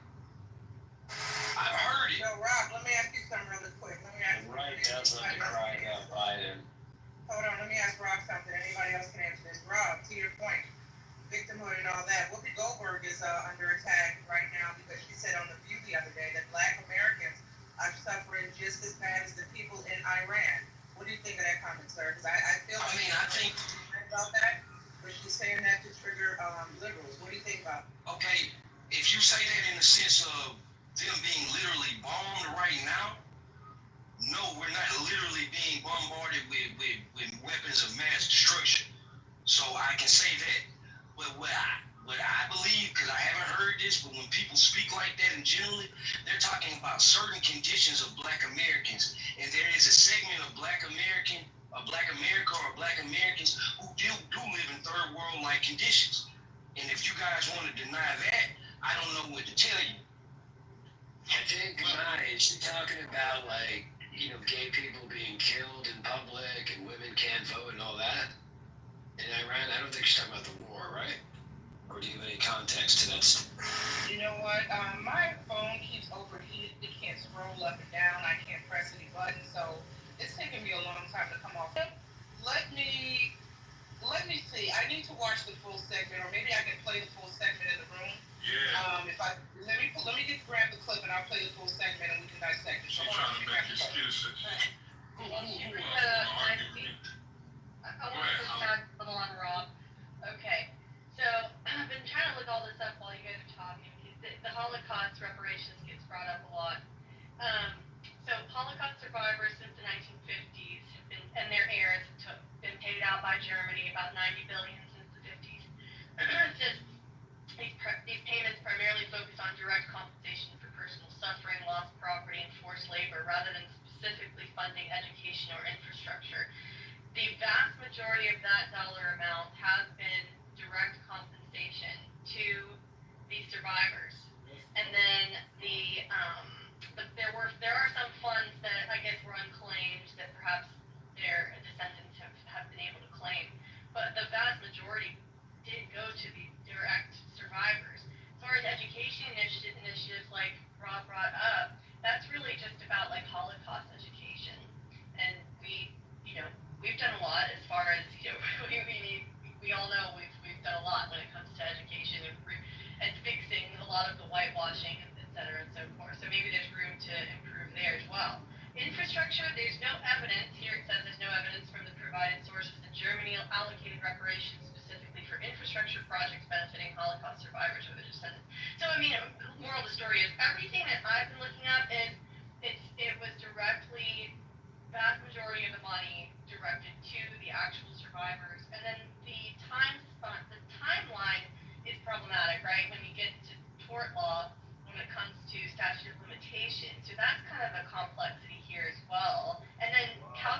mean, the actual, it's tough.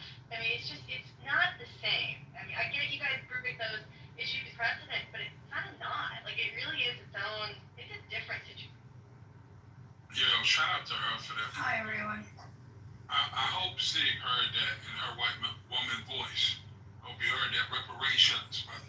Because I know you can't hear us when we speak. Sabina, how you doing? Beautiful. Hi. I'm fine. You want to do your day job? How are you? Yeah, I just wanted to make a comment on Whoopi, the comment she made on you. If we want to play the clip first. That would be perfect. Thank you. Okay, here we go. I queued it up. Here we go. Hopefully y'all can hear it. And it's slow. But let's just remember, so the Iranians literally throw gay people off of buildings. They don't have basic human rights. Here's the thing. Let's not do that, because if we start with that, we have been known in this country to tie gay folks to the core.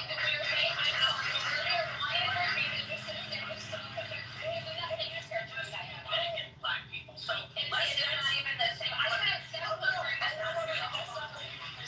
It is the same. No, it's not. But your 2025 New is nothing like if I step foot wearing this outfit into that I'm sorry. I can't have my hair showing. I can't wear a skirt. I can't have my nose out. I literally sent a clip to the Iranian people. And that's why I am saying that it is the same. Murdering someone for their difference is not good. Whoever does it. But that's what it is. Saying what I heard was not what you meant. I think it's very different to live in the United States in 2025 than it is to live in Iran. Not for everybody. Not if you're black. Guys, don't live in Iran. You're not any of them. Let me tell you about being in this country. This is the greatest country in the world. But yeah, I know that. And we all know that. But every day we are worried. Do we have to be worried about our kids? Are their kids going to get shot because they're running through somebody's neighborhood? They are not big deals. I don't mean to say they're not big deals to you, because that's not what I meant. They are not doing well there either. They are not doing well in Iran. They are not educated. They are not talking about the United States. I'm talking about here. Nobody wants to diminish the very real problems we have in this country. That was difference in intent. But I think it's important we remember there are places much darker than this country, and people who deserve rights. Not everybody feels that way. Not everybody feels that way. Listen, I'm sorry. You know, when you think about the fact that we got the vote in 1965, and okay, they don't have free and fair elections in Iran. It's not even the same universe. You can't go out of their house. There's no way I can make you understand. I'm not trying to. It's like trying to reverse roles with a black person in this country like that, because I think that's what you're talking about. Yes. Just trying to understand from their point of view. From that point of view, this country does not do that well. Does not go like that. And we should compare it. If you're talking about Iran, of course, is doing worse, but relatively speaking, you know feels bad. So I think you know that Iran is significantly more about this. And I know And there you have it. That's Whoopi Goldberg. She says black people living in America have it just as bad as people living in Iran. And I know some. It's all good. Play some Farrakhan. She's right. You got some of those? She's correct. Sabina was gonna respond, right? Yeah. I think she's 100% correct, and I think it's disingenuous to compare a war zone to a country that's supposed to be in peacetime. Okay, so for her to try to use the argument of a country that's in a complete war zone, how about this, right? How about she look at Iranian Americans? Okay, look at the stats of Iranian Americans who left Iran, who live in America, right? They're flourishing, they're doing well, they're actually one of the most economically wealthy people in America, right? So ask yourself, why is it that so many groups that are oppressed in their own country can come here and flourish, and you have a whole subclass of people who cannot, right? So I completely agree with Whoopi Goldberg, because at the end of the day, right, Iranian people want their nation to flourish for them to flourish as well, right? They want their nation, and I hope they get it. I do, I truly do. But My thing is that this comparison has become very insulting. I've seen Iranian people who also insult Western women and say, "Oh, you guys are bleeding hearts. You guys have all these rights." What's with the oppression Olympics? You don't need to get rid of one group of rights in order to gain the other. I even think the comparison in itself is insulting, and I think the whole reason why it was brought up was to try to say, "Oh, Black Americans, you don't have it as bad as somewhere else, so therefore you should stop complaining." And I think why the whole purpose is try to improve your own country. Okay, so at the end of the day, I support Iranian people 100% when it comes to improving their own country, right? Same with any other group of people. But when it comes to American people, they cannot improve their own country. They always have to worry about 100 million other countries. And that's not fair. That's not right. And that's what this whole isolationist thing comes from, right? It's one thing if America wants to get involved in other places. It's another thing entirely when other people want to tell you, and I've seen Iranians online saying, "You're a white savior complex, we don't need you, we don't want you to get involved," but yet they're begging America to get involved. So please, with all due respect, if you're going to approach America and want them to get involved, at least do it from a place of respect, okay? Because there are a lot of people in America who are suffering. And like any nation, like China or anywhere else, they focus on their own people as well as if they have something to give to other people, with all due respect. So I support Whoopi 100%.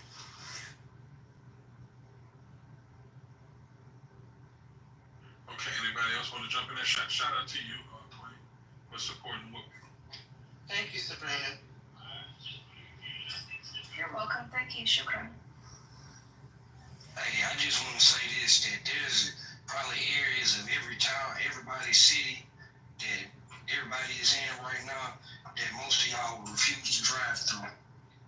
And the fact that I can say that about any city in America makes me believe that something is wrong.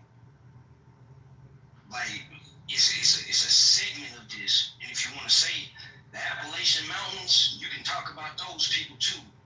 Because those people are downtrodden. It's a lot of white Americans that actually experience the same things that we experience as low-income Black Americans. Like literally the same things: food deserts, drug abuse, high rates of crime. Well, Nakeem, you're not. And I agree to that. I agree to that. But I'm with you. But I know where you're from. Ain't you from Birmingham? Montgomery. Well, either way, I know that you from a hell of a place. Yeah. Mm-hmm. The scariest place. The only time I ever been scared performing in my life was in Birmingham. I swear to God, that's another story though. That's a whole nother story. But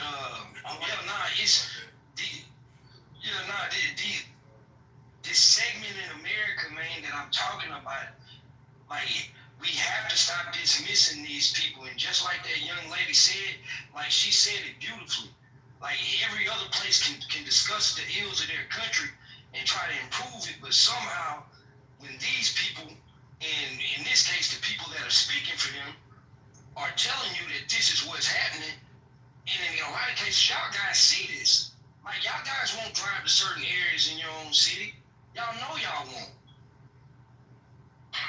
That ought to tell you something. Why do you say that? Well, I'm right. And no one would ever tell Chinese people, right, that you should not complain, right, because you have it better than other people. That no one in their right mind would tell Chinese people, don't complain because Iranian women have it worse than you. What the fuck kind of argument is that? If you're a citizen of that country, that's the rights that you have for that country to give you those, those opportunities, right?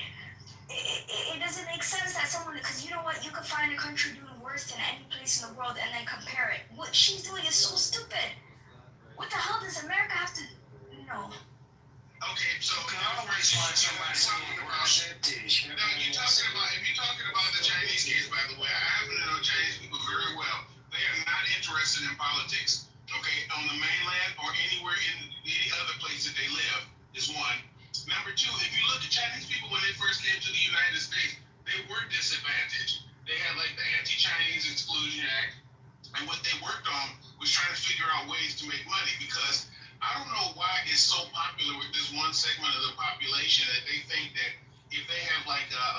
income that they're going to like vote their way to a higher income, or they're going to like petition the government and the government is going to take care of it. You know, if you look at people that started off worse, I'm using the Chinese case, they tried to figure out ways that they could make money, like by opening laundromats and restaurants and small businesses, and it took a generation. But eventually, once they were able to get together enough money, they went on ahead and they joined the middle class and they joined the mainstream. You don't have any Chinese equivalent of Jesse Jackson. There's no Chinese equivalent of Al Sharpton. There's nobody claiming to speak on behalf of like these people, and it's no grievance mongers, you know, that make their living off the backs of Chinese people, because those guys just go on ahead and they make money in a matter-of-fact way. So when people are talking about like these conversations, like that idiot Whoopi Goldberg, or when people are talking about the reparations conversations, these are fool's gold conversations, because the idea that somebody's going to, like, you know, elect a leader, this is at least a century old, like the time of W.E.B. Du Bois. We'll just elect the talented 10th, and then they'll take up the issue on our behalf. Didn't work, okay? People have been like relying on this or that government program for a long time, okay? All the way probably since like the Reconstruction period. It didn't work. Meanwhile, you have people that came in a bad situation, and they just figured out what was necessary to make money by focusing on what was in front of them, one household at a time, and usually the income disparities solved themselves. So it's like, have you ever seen like the Roadrunner and Wile E. Coyote, where every time Wile E. Coyote thinks he's gonna catch the Roadrunner, you know what's gonna happen? It's kind of like that whenever you hear somebody claiming to speak on behalf of, like, you know, black people and, you know, offer solutions or offer that they're going to petition the state in order to do this. Once that conversation starts, you know what's going to happen, which is that it's going to go nowhere.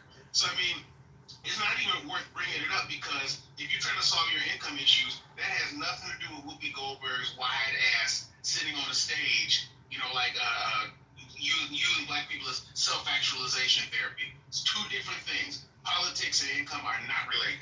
No, they're not. And you know what? Can I ask Lee a question real quick?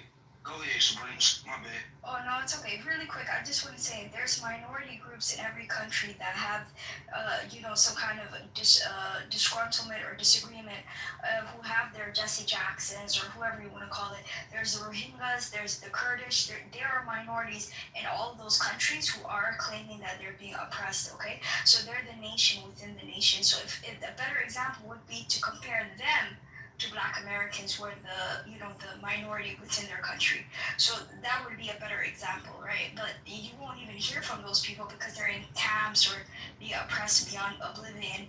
So no, it's wrong. Like when you think about the Han Chinese, you think everyone is that. No, there's minorities in those countries, okay? There's minorities in the Middle East, right? And the Yazidis, the whatever those groups, and to be honest with you, they get killed. So the minority in America, the most famous minority, is the Black Americans, right? And they hold that torch for a lot of people, and a lot of people look towards them as some kind of, you know, movement where, okay, because at the end of the day, countries are rated or respected based off how they treat their most marginalized, and that's what America does. They say we are amazing, we spread democracy, and therefore the way we do it is because we treated Black Americans well, and so on. Because how else can they be the beacon of the world? And now we know it's a lie.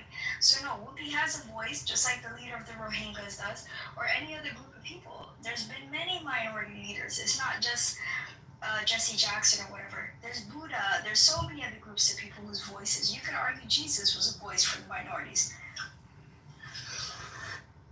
Okay, I just like to, when we talk about other minority groups, when we talk about, like, especially the Asian groups, like, I've seen this with my own two eyes in my neighborhood where I'm from. I don't know if any of y'all from Houston or ever been to Houston.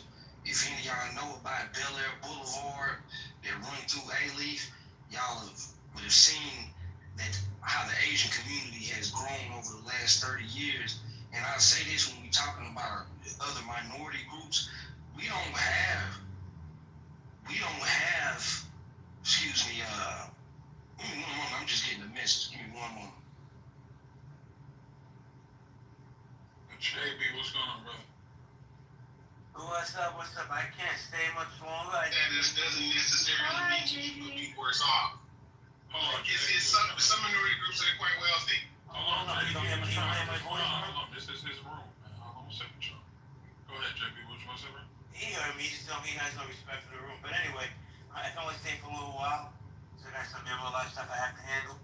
But if you and Steve want to keep it open, be my guest. Happy Clubhouse birthday. They have your birthday. Thank you. Happy Clubhouse birthday. Yes, sir. Go ahead. Yeah, Lee. Sorry, Lib. Yeah, you were talking? So what I'm saying is having like smaller numbers of people doesn't necessarily mean that you'll be better off. All right, and so you could look at like, and I know by the way that it is Chinese people other than Han Chinese. They got 55 other tribes there in the country. I'm aware of this. Okay, but I'm saying that you could have Chinese in places like Indonesia, and they're 2% of the population, and I think they finance 80% of the trade. So it's not just because somebody is like, it's fewer of them in number doesn't mean that they'll be poor.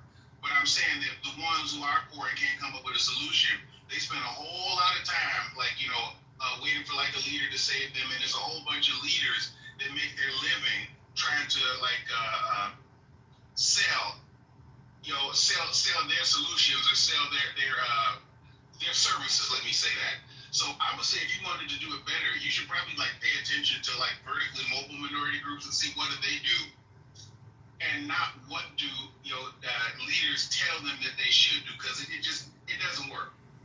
And for Rohingya people, even as much as you know who they are they going to get the upper hand in that situation in Burma? Probably. Yo, let me tell you something, man. Much respect. You're one of the few men on this app that I'll take a shot at, you don't get your feelings. So I just want to say that.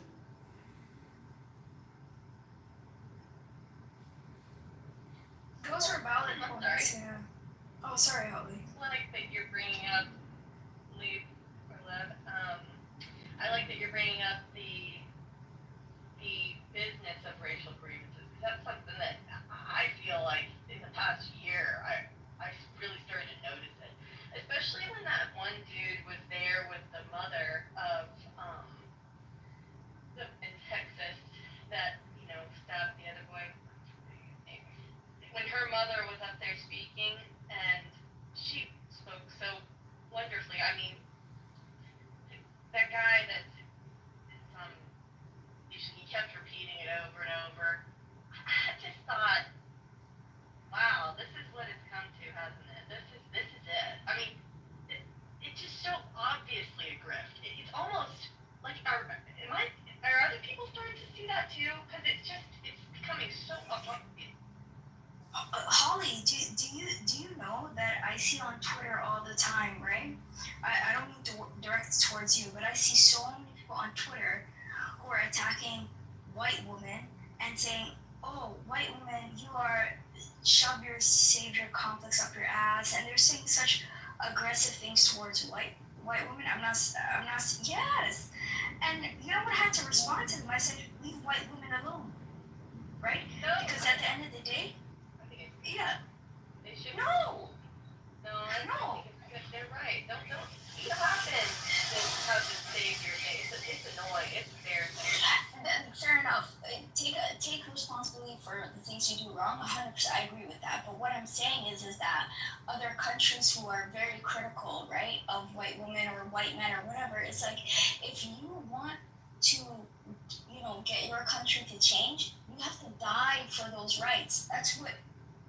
The ancestors of Americans did. You go to war, you fight it out, you do this. It's like no one else can do that for you. No one could come and create those changes for you, right? So they want to drag white men and white women or any group of people through the coal mines, and it's like, no. If you want those changes in your society, you have to go through the coals just like everyone else did. You see what I'm saying? So I don't even understand why they do that all the time. Why they constantly on. This is America can never be itself. It always has to be the police, and I just think it's unfair for white and black Americans, or black Americans and white people. You know what I mean? It's never your own country. It turns into this, fortress where other people want to tell you that, oh, you guys are hypocritical. You have to fight in this conflict for us. For what? What do they gain from it? It's what Americans are they starting to feel like they're being? I hear you now. You sound like you're coming in. I can hear you now. Are they starting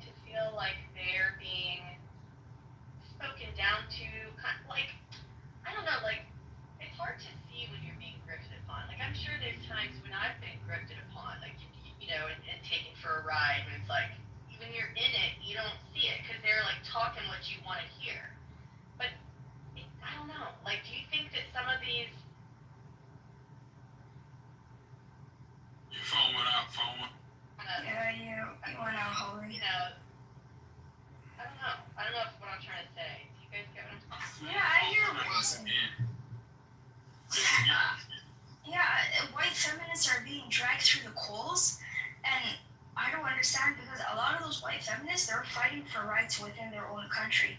And now they're being completely attacked and, oh, Western women, they don't know it. I don't understand it. Like, if you want rights, you don't have to attack Western women. You don't. You can, use any other group of women as an example.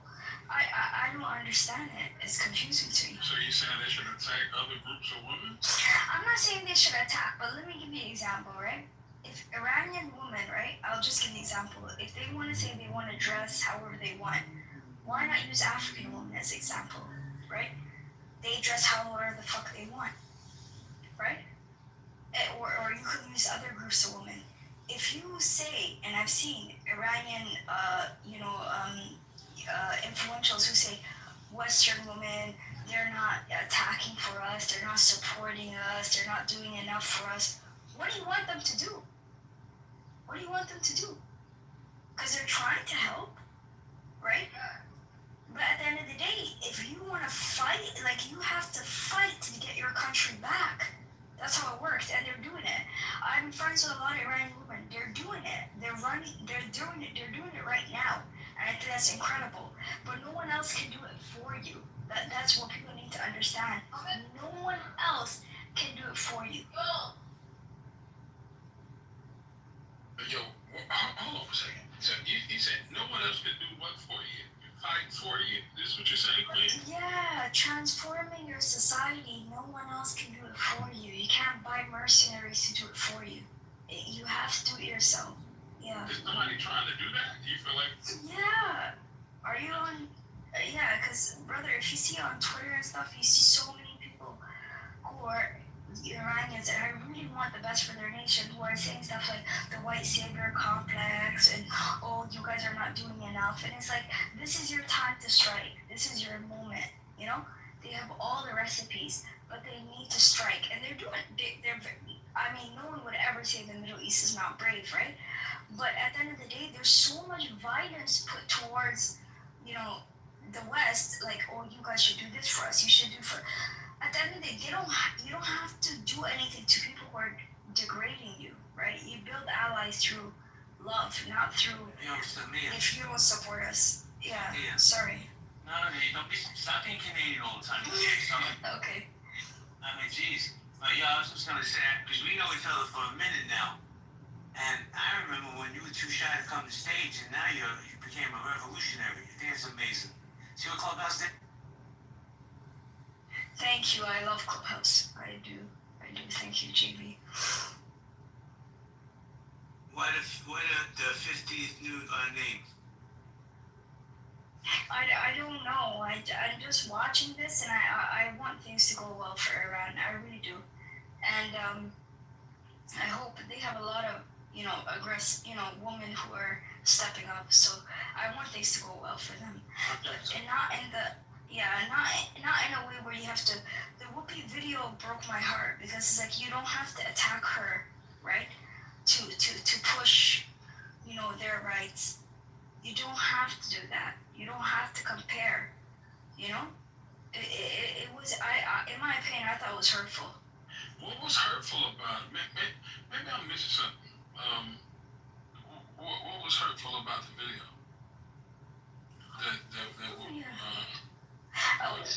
Yeah, because I think Whoopi is trying to maintain a bit of we're going through our own problems as well. And I think she was trying to, the nation that she's in doesn't belong to her. And I think she was just trying to hold on to this idea of we can develop our own rights. But this oppression, I think the oppression Olympics is very insulting, and it's telling black people that, oh, who do you think you are? You have too many rights. Compare yourself to women of those rights. I don't think that's what the other girl was doing. Trying to say. Canada girl. It's hurtful. So Canada girl. So we get some clarity so everybody understands. Somalia, Canada girl. Yeah. Oh, well, pardon me, Mister. You're the nicest Somalian I've ever met on the Thank you. But so I just want people to know that when you're speaking on black issues, it's because you're a black woman. That's all I wanted to say. Thank you, JB. I appreciate it. Listen, I ain't gonna lie, she sounds very beautiful and stuff like that. But I'm not getting the points. What, is she looking for a personality change in people? I'm gonna tell you, Hillary Clinton said one thing to Black Lives Matter. I'm gonna send you the video. She told him, I don't believe you change hearts and minds. I believe you change laws and policies. What I get from Sabina, and I'm sure she's a very beautiful person, but what I get is she wants people to be nicer. And I'm hearing a lot of people say this on the stage, JB. I feel like I'm on an episode of Mr. Rogers' Neighborhood, right? Are we looking for niceness?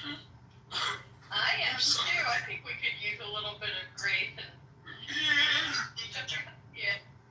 But is that really realistic, though? I don't know. Yes, it is. Yes, it is. You're nice, and many people are nice. I'm super nice, but I'll be honest with you.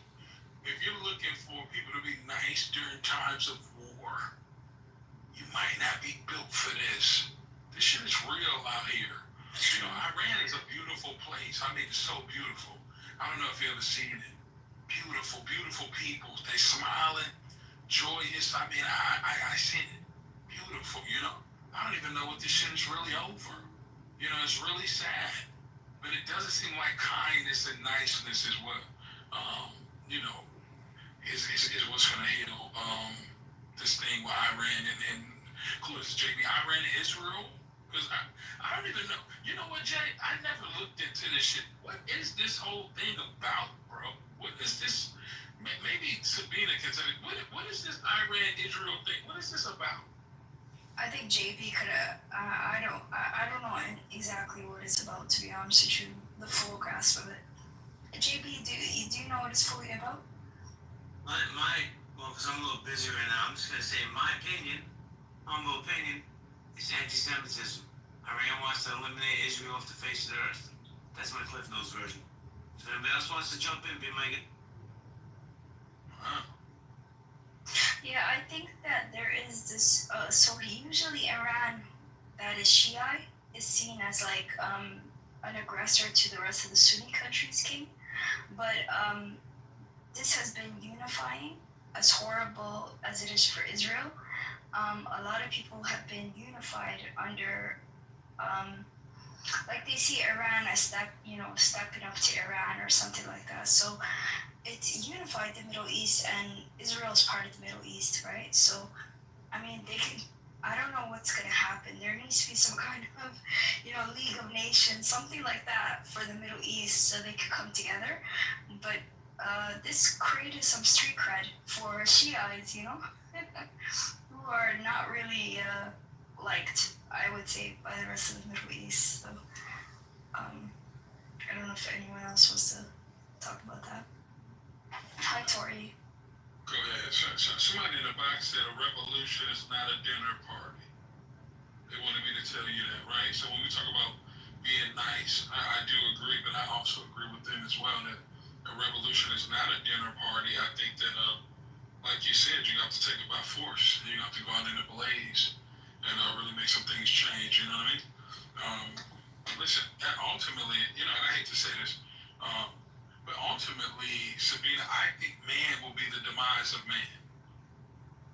Greed, destruction, anger, all of this bullshit that we've done, right? And it's all about control. I think ultimately, man will be the demise of man. And I think that's what we're watching, to be honest with you, right? A bunch of assholes. And we act like a woman couldn't be president. But look at what we did. This is what straight men produce. And I'm a straight man, I love us, but look at this fucking country. Look at the world falling apart. It's all about control and manipulation, and it's very sad. So shout out to people like you who, do believe in love. I do too. I believe in kindness as well. Amen. Hi. Hey, how y'all Good, how are you? I think just attacking Western women through the coal mines, right?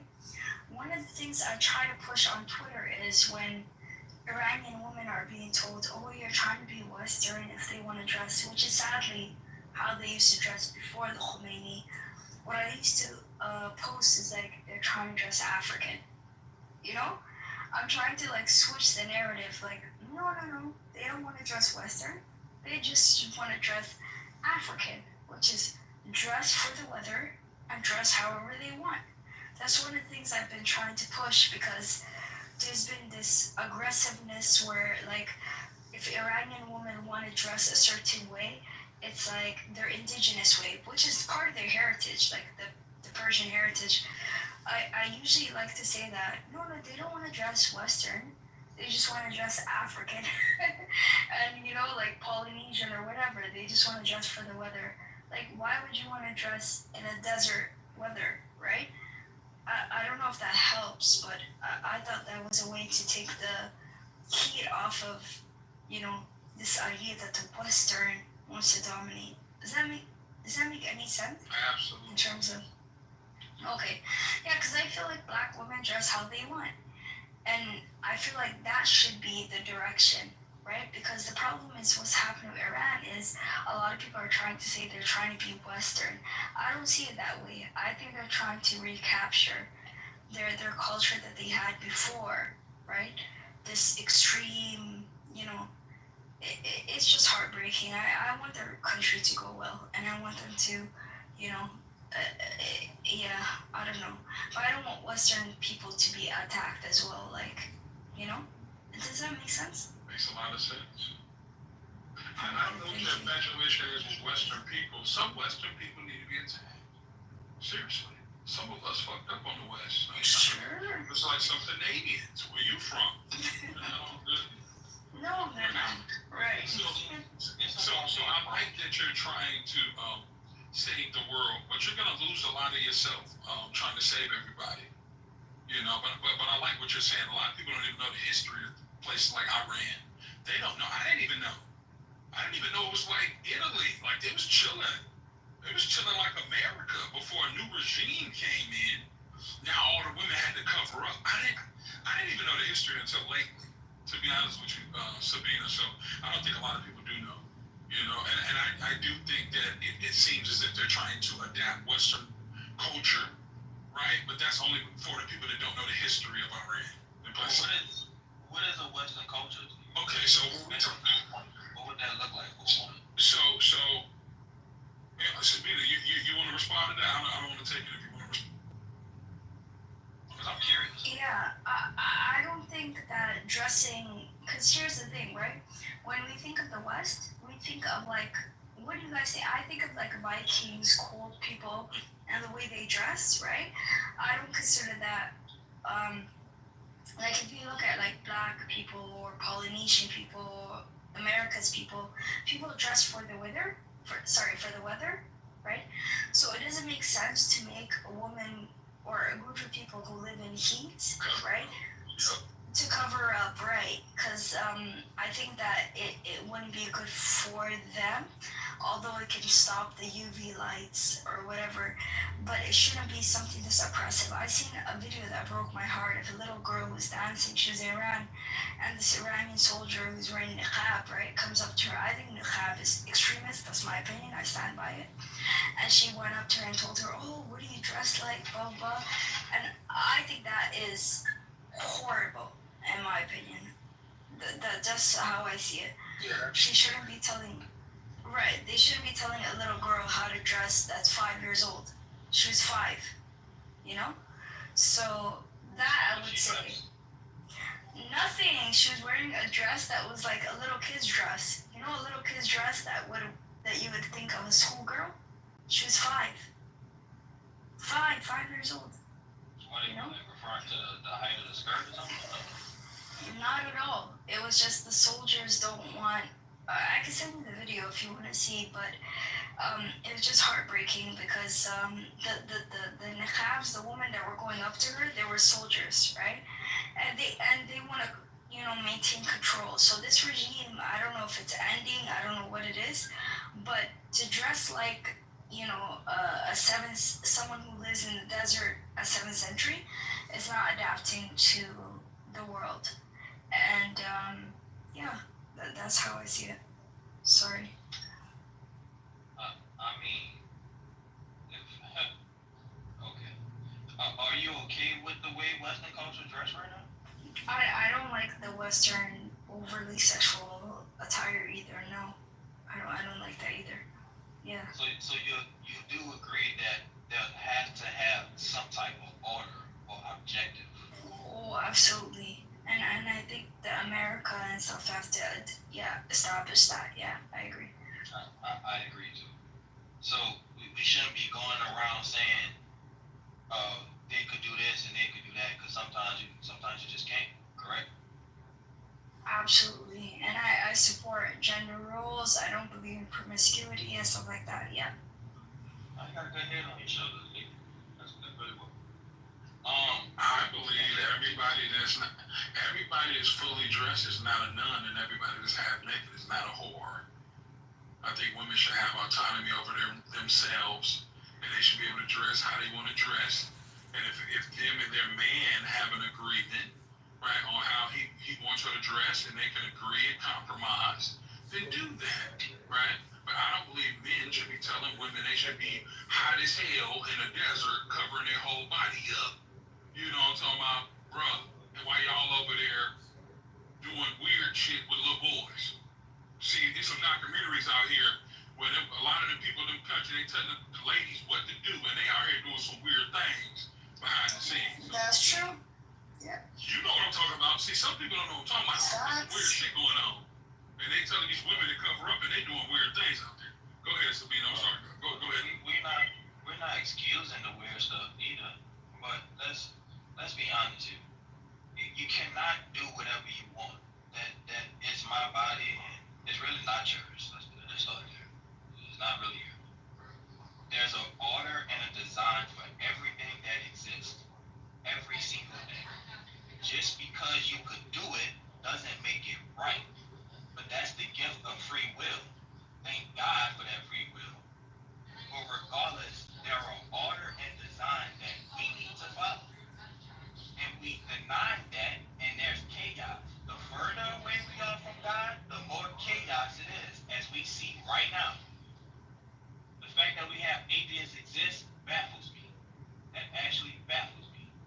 But besides the point, no, they cannot do whatever they want, because it matters what they do, because it affects other people. What people do affects others around you, which is why Jesus Christ is so hung up on other people, loving your neighbor. There's a reason for that. Because what you do affects others. I will never have my wife half naked walking in the streets when I know men are physical creatures. They like physical appearance. They see some booty popping out some shorts walking past them. A lot of them gonna look, bro. Let's be real. That's already disrespecting my wife. Why would I send my wife out there to get disrespected? Okay. That makes no sense to me. So, I love what you're saying. So that's the thing. I notice a lot of godly people do the most devilish things, right? I'm looking at some of the men that's telling the women to cover up, and I see documentaries where they do a lot of questionable things. Now, this is the thing. We're saying that. Hold on 1 second. I'm about to respond. I know you can't control yourself, but I'll let you speak. Let me speak. So therefore, your wife should suffer because men don't have sexual control. Wait a minute. Your wife should suffer because men don't have sexual discipline. Listen, if that's your wife, that's the way you want to conduct your household, you do it. But you're not here to tell Sabina how she should dress, right? That's not your girl. That's not your woman. That's not your daughter. Who the fuck are you to tell her how she needs to dress to appease men who can't control themselves sexually? Now, what I want you to do is look up the women who have went through things like SA, right? And look at the outfits they had on. They weren't dressed scantily clad. They weren't half naked. Look up the outfits. I need people to do the research, because essentially, God gave you an outfit, right? Since we want to talk about God gave you an outfit, right? And it wasn't a polo shirt, was it? Right? That's why you say you're your birthday suit. right? And if we talk about the Bible, we know man covered up when their eyes was open to good and evil, correct? So what I'm saying is, at some point, men are going to have to control their perversions. So women in the Middle East won't have to be hot as hell, because some brother is freaky tonight. The women are suffering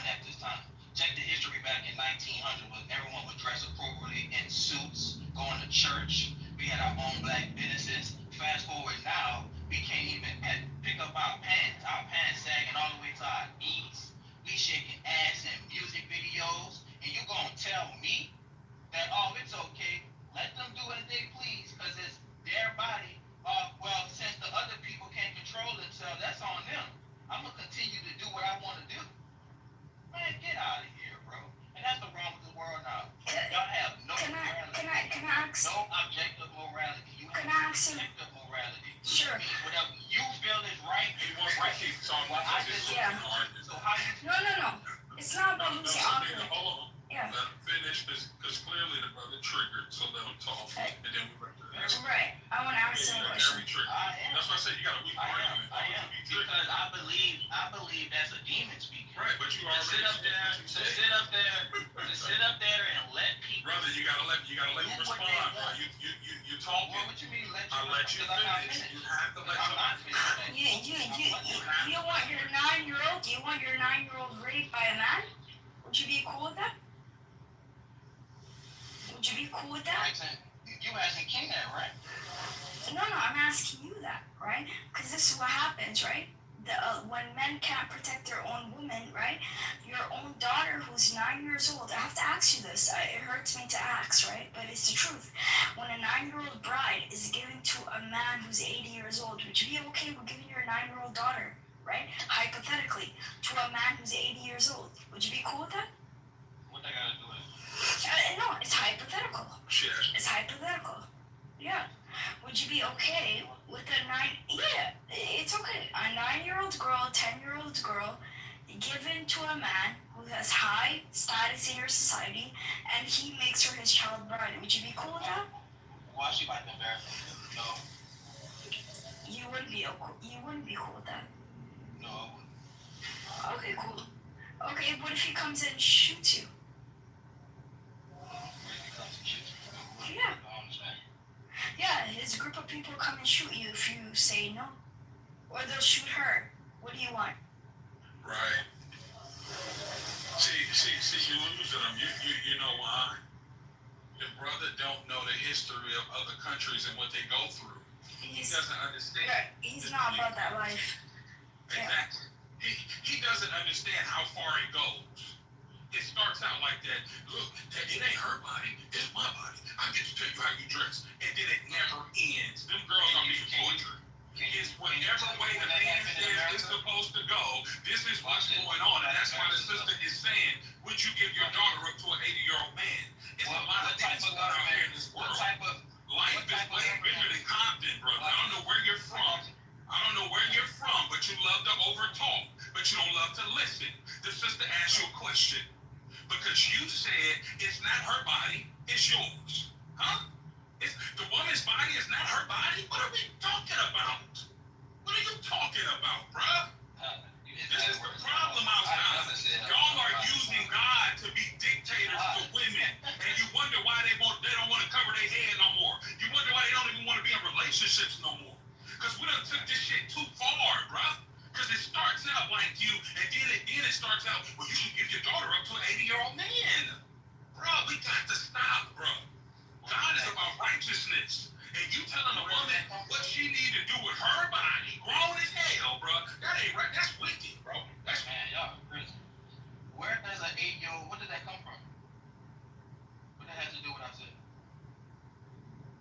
What? What does an 8-year-old being raised by your wife and married? What does that have to do? How she need to dress and how she need to put herself together. What does that have to do with what I'm talking about? That's what you were talking about, dummy. What are you talking about, nigga? That's how you started out talking. What are you saying? That's why I don't like to talk to people that are not critical thinkers. They lose their own phone. So when a sister asked you a question, you was like, you just answered and watch her make a fool of herself. She didn't make a fool of herself. She made a fool of you. Because you got lost. So what did I bring up? What did I bring up? I'm listening. What did I bring up? Y'all read one scripture in the Bible, now you godly. But the Bible also says submit to each other. But you're not submitting to your woman tonight. Listen, the Bible doesn't tell you the Bible ain't tell you to control Sabina or what Nye wears. Control your home, kid. I got you. Control your life. Do what you do. Listen, she allows you to lead her. But the problem is a lot of women won't allow us to lead because we lack one thing. What is it? What's the difference between a dictator and a leader? Compassion. And a lot of times as men, we have audacity, but we don't have compassion for women. And that's what's messing up the world, bro. So, it's okay for them black women to shake their ass on the TV. Listen, it ain't about caping for nothing. It's about understanding that she can dance. Because guess what? Let me tell you something. Y'all got a problem with women dancing because she can carry your child for 9 months and then you'll leave her because she got fat.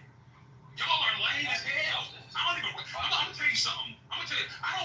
this new generation of men because they're too feminine. Listen, hold on a second. She can cry, she can be abused, she can go through all the pain in the world. She can be used and abused by niggas. But you mean to tell me she can't have fun dancing in front of the TV because you're a pervert? Because the dudes are a pervert? She can't have fun? You mean to tell me this lady who just got off her office job can't put some shorts on and dance in front of the TV? Man, hey man, buy your wife some flowers, man. She should Buy your not. wife some flowers, man. She deserves it. She should not. You're the devil, King. No, she should not. You're the devil. I understand the fact that you're speaking Crazy. for absolute. Let me ask you this That's question. not understand, have no Let me feeling, is someone who would probably be an income You to the have first. no objective truth. You have subjective truth. All You this can stuff other people is speak in this room, or is this just like both of you? Hold on, y'all speaking at the same time. Can we just come up, man? Go ahead. Who want to jump in there? Go ahead. Yeah, hi. I wanted to jump in. Can I? Okay, go ahead, go. Yeah, go. Thank you. So, I was listening to what the brother said. I understand he's off on certain things, but the sister that jumped in just went on extreme as well. A 9-year-old married to an 8-year-old dad. Why do you always have to go extremes? I understand the brother is very American. He's probably not been anywhere outside his neighborhood, but so I understand his mindset is going to be skewed. He hasn't been anywhere. So no, I'm not dissing him. I'm just I'm laughing, dog. I'm sorry. no, it's not a diss. I'm just saying, that's what he sounds like. It's It's not like dissing him. this, bro. When we look at societies, we look at the extreme and we also look at the worst, right? I myself, Yeah, but you hold want people on, do this all the time. sir. I was speaking interrupting. Hold on, you interrupted him. When I first came up here, Please let him go. when I first came up here, it was about. Yo, brother, if you could, let He's interrupting you. you run after that. Yo, can I finish, please? Thank you. Y'all, I'm the subject, and you're gonna tell Yo, me. John, we gonna let you talk. You're not the subject. This is the subject. You're not the subject. You don't make character syndrome. You're not the subject. I don't feel name on the title. So, I understand like what the sister's saying, but you don't have to go to extremes. That's what you always do on Clubhouse. You just go to one crazy extreme like that. Come on. There's a lot of like in betweens. Before you get to that extreme, or 9-year-old get married to an 8-year-old man. Obviously, nobody's gonna want that. I've got a 9-year-old son. God forbid that some idiot wants to go and try some shit like that. I'm giving him later or something. But yeah, I just want to say, try and keep things moderate in the middle. You don't have to jump to extremes to make your point. You know what's so crazy though? Go ahead, John. It's so I appreciate it. So I asked her about Western society specifically. I am Western. I am American. The subject is about what happens in America. You're saying it's okay for my country, black women, to be on the screen busting their pussy naked. You're telling me that's okay for my country, while you telling me to have sympathy for another country that ain't got nothing to do with my black woman. So I'm gonna ask you one more time. Are you okay with my black woman in America to be on TV shaking their ass to secular music talking about bitch, ass, fuck, killing one another because, I just feel like that. It's my truth. Can I hear it? Are you okay with that? Yeah, again, John, when you come on the internet, there are a lot of countries in the world outside America. I'm talking to King, man. Yeah, I hear you, but I'm just trying to expand I know they got other things that's going on besides America. Outside America, The conversation was about Western. So, there's a big world outside America. And when you come on the internet, conversation was about Western. when you come on the internet, everybody's talking I'm talking about America. Hold on one That's what I second. came to talk You're about. on the World Wide Web. Hold on one I second. brought the subject up. Yeah, When I asked him what was the subject about, he couldn't answer it. question. I asked Sabina about America. I got asked you, Sabrina bro. You about gotta the calm West. down. I got you. Bro, you guys need the music. Come on, I gotta calm down, man. You do really want to You music. gonna tell me I can't defend myself in my country and How my you want to people? do it? Because I don't want to move you down. I want to ask you a question. shout out to Sabina, right? So the thing is, I don't mind women dancing, right? You know, my thing is, I think you should dance to the music. Don't let it raise you. Don't let it raise your kids, right? But I'm absolutely for women listening to a fun song, dancing. You understand what I'm saying? I think that sometimes, you know, we fault musicians for what parents don't do. Burna Boy shouldn't be raised in an African child, right? They should dance to Burna Boy and DeVito, but they shouldn't be. Musicians don't raise African children. That shit happens. Exactly. I know. It only happens in America. So I'm telling him the same thing. I think that, I think women should be able to dance. I don't see anything wrong with it. Got you. So imagine a one that don't have parents, who don't grow up with parents, and they get a hold to that secular music. Or maybe the environment produces that. I wonder where the environment produces that come from. So you're gonna blame it on parents now. What about the people that don't have parents, King? I never met a person that don't have a parent. Yeah, there are lots of them. Nah, because I don't know how to hear it without parents. You never met a person that has they exist. Yo, bro, we gotta use common sense, man. Just like you told me How do they get here? Countries. Just like you told me they had other countries that's going How do through they get here something. They without got parents? people that don't have parents that's going through things, bro. How did they get here without parents? Sometimes their parents are dead after, you know, they're orphans. They might have lost their parents. Their parents might not be capable of looking after them, so they are wards of the state and shit like that. There are lots of people that don't have parents. So are you telling me that nobody brought them in the world? America. They have a their parents brought them into the world and they died. That's all I'm saying. So that's the thing, right? Sometimes there's going to be a disagreement when you're not a critical thinker. What I'm saying is, if they didn't have parents, they wouldn't be in the world. What I'm telling him is, what we don't need to do is just focus on one set of people and say that women shouldn't dance in general. So what about men? So what about the men that do devilish men? Should they now not be able to get guns or not be able to play sports? Like what? Yes, maybe some of those things, yes. Maybe men shouldn't get guns as well. That wouldn't be a bad thing for America. Look at how many people get shot down. Obviously. Not a replay of this.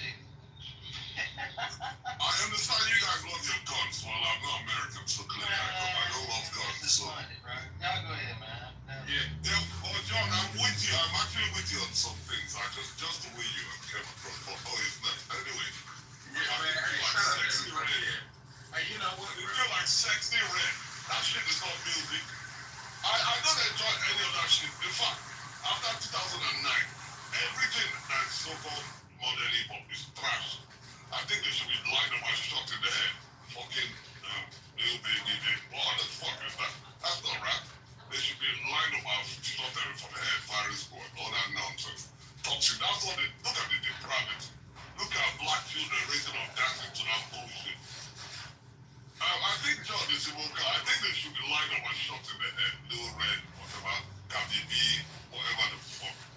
They should line them up and shoot them in the head, man. So this is the thing, you know, and I agree with baby girl in the comments. She said she believes everybody should be raised the kids to Stevie Wonder. However, I think people live different type of lives, and I also believe that if that drum or that song resonates with you and you want to dance to it, do what you want to do. Like, I'm not here to tell that girl she can't listen to Sexy Red. Like, I'm not going to tell Sig he can't listen to Neon Moon by Brooks and Dunn. You understand what I'm saying? I think you should raise your family. Why? You know what I mean? I like that song. It's called Neon Moon. Hold on, wait. Why can't First, man, why you gotta give me a buzzer? My bad, bro. Petite Grizzly, first day out. You know what I'm saying? Big word. Yo, I'm an artist, so it helps me to say things like to say things about artists like that. But this shit is gonna be upgraded. I agree, bro. I mean, I agree with you. That shit is beyond crazy now. This you listen to the same thing now you listened to when you were 15? I don't listen to any type of hip hop music now. No. Okay, did you listen to it when you were younger? I grew up on that shit. I grew up in the 90s. Yeah, so at some point, now that we're the new adults, we kind of become like our parents. We kind of forgot where we came from. No, there's a difference. Sorry, okay, go on. Where you done? I'm coming. Sorry. No, go ahead, bro. Okay, it's just, this kind of frustrates me when I get to it. Because people tell me that, just like when you were growing up, your parents were telling you that music is rubbish. No, I fucked with the guys before my time. Rakim, Karis, what? I fucked with those guys long before my time. Then when they were past, when Nas and them both came, you Nas and Big, Pac, I fucked with them, man. You know, I feel sorry I said this backward, so I had to go back and study the old guys, you know. And I love them, you know, Karis, one, Rakim, you know, that was before my time. I went to Nas, Pac, Hove, DJ came through. I love them, so when the older generation was saying even in the 80s, I love 80s music. I mean, yeah, I got you. You understand? So what I'm saying is when people are, these new people are saying that it's because you're old, you don't fuck with their music. That's not true. No, I know what you said, but what I'm saying is when you were younger, you listened to music, you were just trying to have some fun, bro. Like, it wasn't that serious. You know what I'm saying? It's like, I can't explain. Like, I will say, if you listen to Jeezy, you probably so dope. You listen to some R&B, you probably have some kids at a young age. So I understand that music is influential, but I also think we taking the joy away from people in life. Music is supposed to be joyful at the same time. You know what I'm saying? Like, not when it's being used as a weapon against you. Go ahead, brother. Sorry. I thought you were done. I'm not sorry. I didn't mean to interrupt you. If you were not finished, go ahead. Yeah, I see. For sure. Go ahead. I say music is supposed to be fun, like you said, but when it's not when it's being used as a weapon against your community. You gotta wise up when it's being used to wipe you out, basically. Used as a weapon against your community. I mean, you think this fucking look at that's why China has become the world power, the smartest country in the world. China, even TikTok, that's a Chinese company. The TikTok that's in China is not the same as the shit that goes around the rest of the world. Polluting minds for children. Nope. Their TikTok is education for their kids. Everything they do is education for their kids. They don't let all this toxic shit on time. Nah, I agree with you. Fortunately, we don't live in China. I don't want to hear a damn educational video every time a nigga rap. I just don't. You know what I'm saying? Yeah, sometimes you just want something that's jamming. I hear you call different music play for different times. You don't know what's going to get serious shit. But, I mean, it doesn't have to, like, be depravity as well. I mean, you can still fun music without all the depravity. I agree, man. There's a lot of fun music. I mean, yeah, we can go to my time, the 90s out there. I mean, even those serious guys that are serious, like Pac still made fun music as well. I mean, you even had some really funny music. I mean, there's one guy that came out? Afro Man, oh my, I can't forget that song, man. That shit was so funny. You get Benny Dick after anything. What was that song again? I was gonna clear my room and then I got high. Thank you. Come on. There's funny music as well. There's funny. Don't tell me that they have funny music, but I mean, lots of people have funny music. Hold on, what did you just say? The Afro Man? The Afro Man song was very funny. Then I got high. I was gonna clean my room. Yeah, that was funny. I have to agree. I agree, but guess what? It's the thing, right? I like Frank Sinatra, Fly Me to the Moon. But guess what? I like Alanis Morissette, isn't it ironic? But guess what? That was my generation. These kids got the right to listen to the music they like too. Your son might like Afro Man, but he's probably getting high when he listens to that shit. All up there. My son is too young to be getting high, please. Yeah, so what up? So, okay, there you go. So my thing is this. I believe that the new generation has the right to discover what they like, and I believe women have the right to dance to whatever they want to dance to. Why are we so hard on fucking music, man? Let people chill, bro. I like Tennessee whiskey, bro, but I'm drinking Douce when I'm listening to it. Who cares? Okay, that's fine. You know what? Oh shit, I feel like I keep interrupting you, sir. You almost sound like you're about to land. You sound like you're about to land when I jump in. I'm not sure if you were landing or if you're still going. We're good.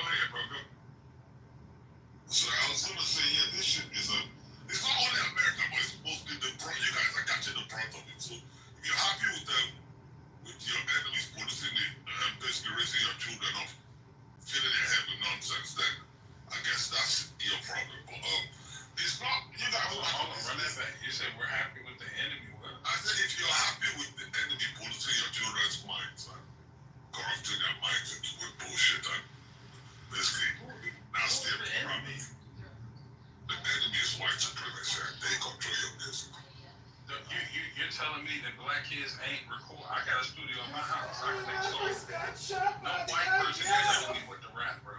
Y'all got to stop, bro. White supremacists not controlling it. Do you not understand how the music industry works? Bro, you mean to tell me it ain't brothers that got a studio in their house that want to rap about killing another black dude? Well, we gotta blame white folks for everything that happened under us. It's like, fine. There's no need to debate it. Kind of corny. If you disagree, it's fine. I'm saying that's the facts.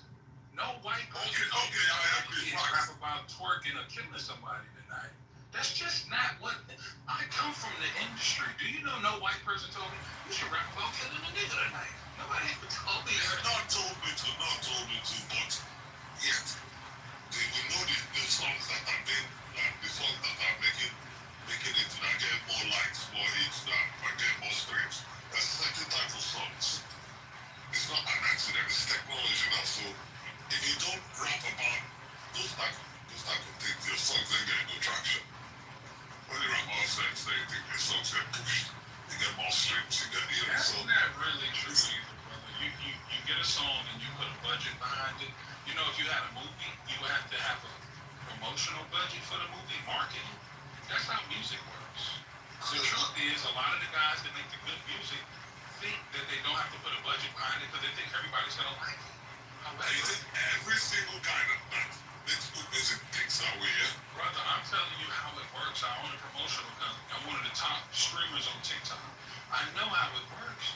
That's how movies and everything work. You know, it's promotion and marketing. If you want to change the music landscape, find an artist and put the money up and promote it. You can't afford to go up against the big labels. So what are you gonna do? 50,000, you can take a single number one. Do you have 50,000? Tomorrow morning, God is going to cancel everyone. Not to put on the song. Okay, so leave it alone. See, and if I give you 50K, I give you something. You're telling me you can take it to number one. Yes, brother. Yes, $50,000 can take a record number. Yes. $50,000. Yes. Yes. Okay, let me follow you. Follow me right now, and I'll follow you too. Put your money where, put your mouth where. I signed a deal for $500,000. Jay-Z and L.A. Reid signed me and my brother. I know how it works. We had a budget for clothing. We had a budget for marketing and promotion, a budget for flying, travel. You know, I mean, that's how, you know, sometimes we look at people and we don't understand music and movies is just another industry. It's the inner work. It's not magic. Beyonce was invested into. You know what I'm saying? Garth Brooks, somebody put the money up. Elvis Presley. Like, we could go back. You want to go back? You know, Frank Sinatra, Sammy Davis, The Temptations, everybody. Like, it's just business like any other business. Unfortunately, right? But unfortunately and fortunately, because this is the thing that can happen. You can take $50,000, take up record number one, but you can buy everything but a natural reaction. So if the people don't like that song and we took number one for 50,000, guess what you got to do? You got to come back with another 50,000. Because what you're hoping is once you take that record number one, you hope that the country likes it, so you don't have to keep paying money for the record to stay in rotation. Did that make sense? Yeah, I hear you. But okay, so I mean, if people like the song, then I mean, if making number one, if people like it, then the song is gonna like go viral and keep like stay number one if people like it. Okay. I understand what you're saying. A lot of people don't do a lot of promotion, so they got no fund for marketing and promo, so their songs don't really too much. You know, I get it. That's the game. Even comedy. Go ahead. King, can you translate for me? Because I'm still trying to figure out if he said that the song he wants to promote is called Taco Sauce. I was like, I don't listen. I didn't say the name of every song I didn't say. Oh, okay. I was like, what? No, I didn't. You said that. I just said 50K and you take a song number one. You say yes. I said okay. I'll follow you. I didn't say the name of any song. I do have a song called What Is Blackness though. Yo, send it to me. I'm gonna put our email in the box. If it's on Upload. If you just type in my name just the way it is on Clubhouse,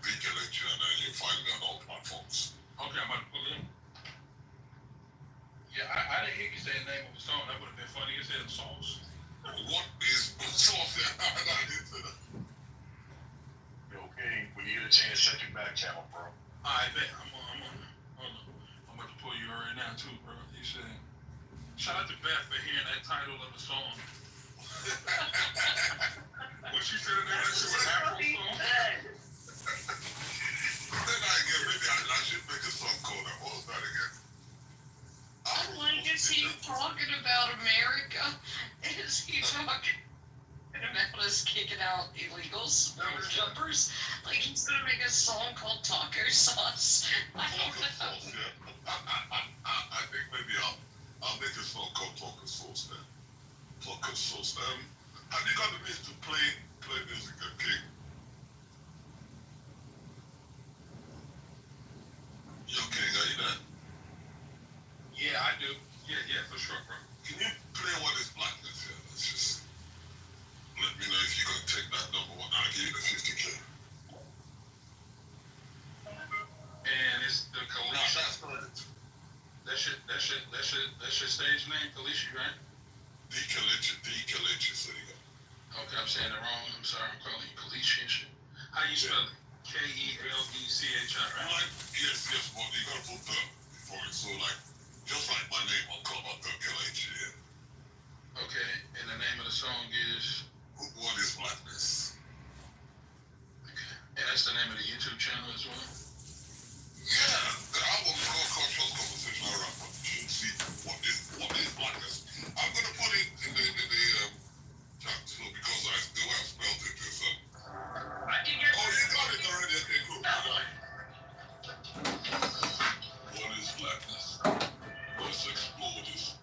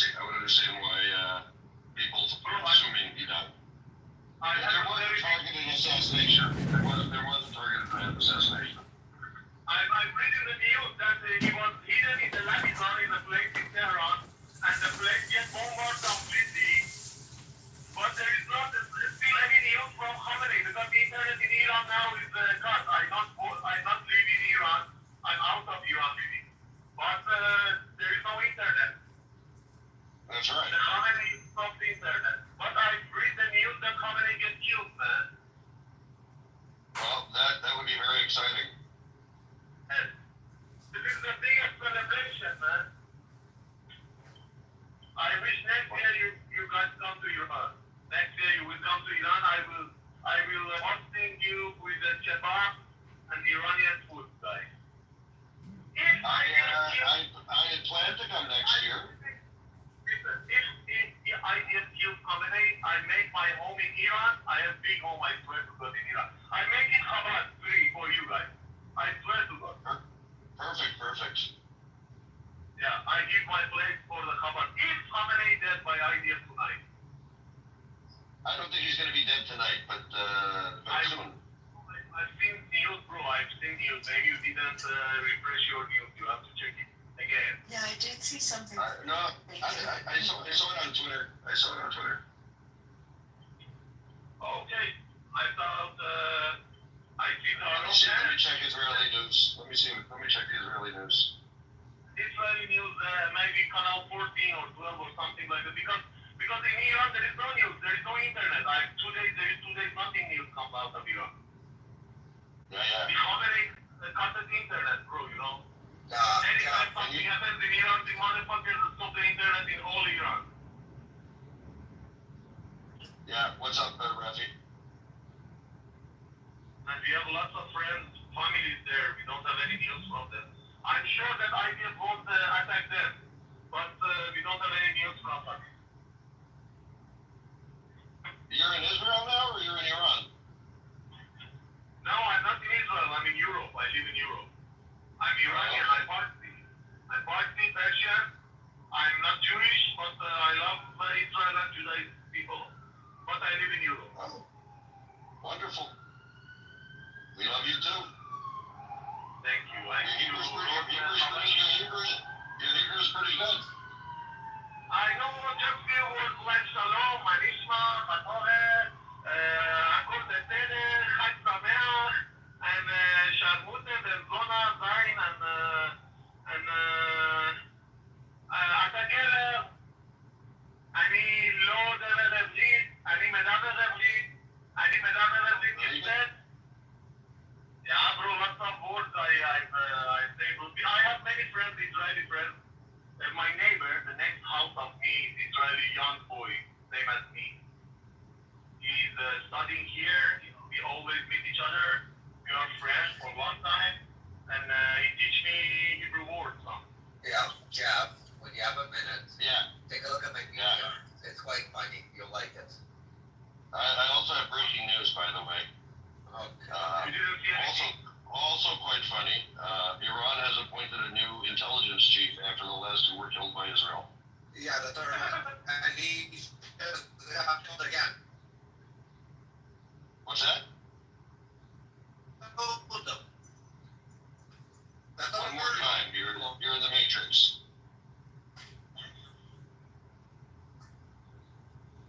They killed them. Oh, you hear me? One second. Are you trying to say they killed the Ayatollah?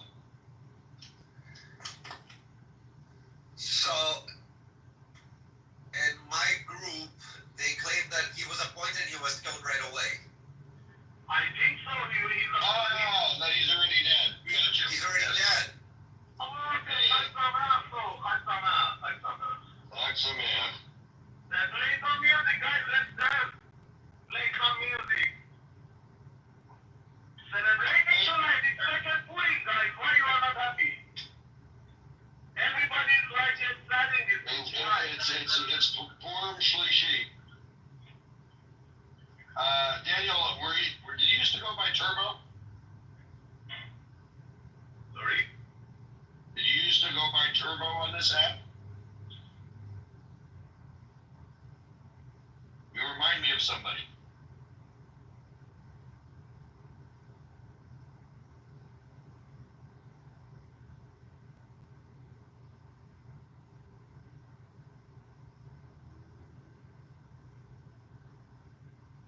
Sorry, bro. I didn't hear you as, your voice becomes so much low.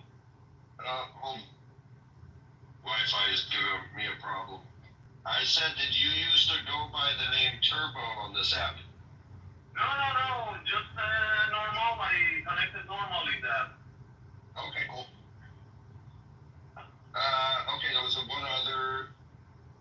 other news items. is capable of destroying all the nuclear facilities, including Bordeaux, without the United States. So they're definitely fucking with them between Trump and Netanyahu. Totally mind fucking him. No. It's like a game, bro. It's like a game. It's needed. Because if they I know. together strong, then the IRGC commanders and generals run away. They have to play like the role that they know you are bad. You say no, you are bad. This, that, and moments take the Khamenei's dead man. This usually happens. Other news: all of the aircraft at the U.S. Air Base in Qatar are now gone. They're no longer there. I read the news. Bro, I think Khamenei's dead. If Khamenei's dead, Netanyahu become one of the biggest people in the history of Iran forever. For the Iranian people, for us, new generation, he will be one of the greatest guys that God created for. Well, Cyrus freed the Jews 2,500 years ago. It's our turn to return the favor. Yeah, bro, it's give and take, yes? Mm-hmm. We did, and you want to do it for us. We appreciate it so much. It's not you do for us, it's not your duty. We have same enemy. But it's good that IDF is so much humanity. They don't attack the innocent people or something like that. I don't agree. In the country I live, anybody who asks me, because they know I'm original Iranian, they take side with Iran or something, then I break their side and say, no, I'm pro-Israel. Then they become shocked that how you are pro-Israel. Then I explain for them and I fuck them and then, yeah. So guys, it was so much beautiful speak with you. I wish next year you will be our guest in Iran with the best Iranian food that I know you love Iranian food. Next year, I wish. We're coming. Yes, bro, you have to see Iran, bro. You have to see Daniel, you have to see Esther, Mordechai. All you have to check, bro. The oil in Iran. That's true. So it will be your second home, guys. Nice to meet you. Nice meeting you. Yeah, it was great. Take care, guys. Bye-bye. Take care. Be well. Take care. So is it normal? I just came home. All my lights are on. Every single fucking one of them.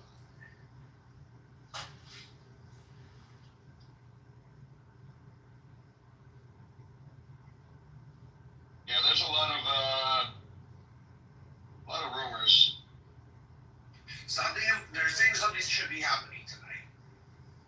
They might do a targeted attack or something. Assassination. They did a targeted assassination.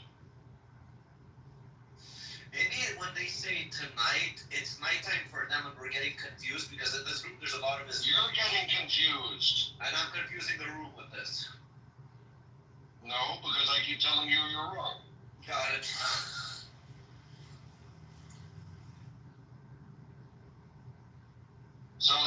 So that's like the mind fuckery they're doing is pretty wild, right? You got Trump pushing for negotiation. You got Trump, coming out a couple of hours ago, floating the idea through a liberal paper that the U.S. doesn't have the ability to take out Fordo.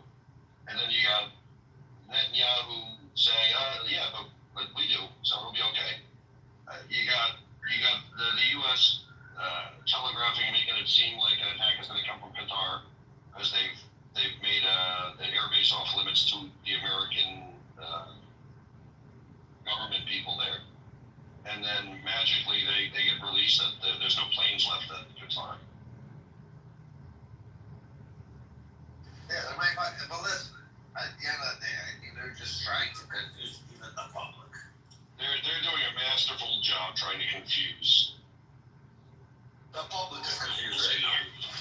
I think it's to confuse the IRGC, but they're really doing a masterful job. Now, there are rumors, I don't think they're correct, that the Ayatollah was taken out. Oh my, that would be huge.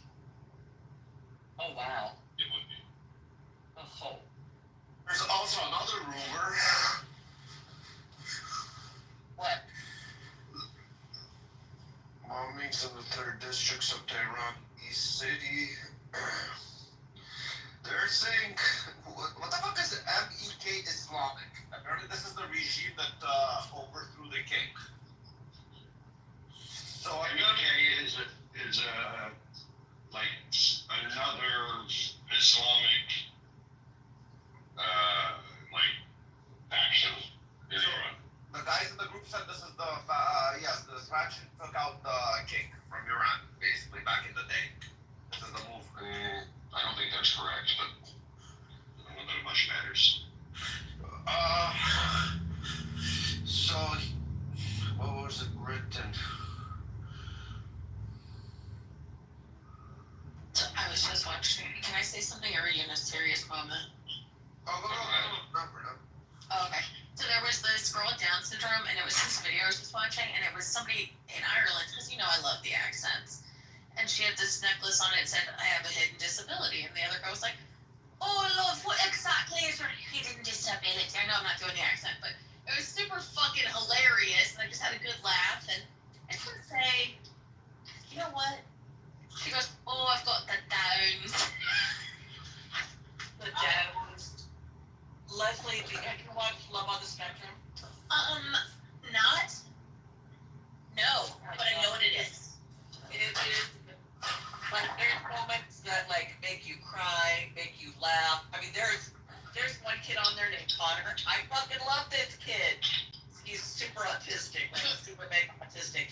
And he is fantastic. Love on the Spectrum, highly recommend. That would totally surprised me that I would enjoy it as much as I do. It's really, really great.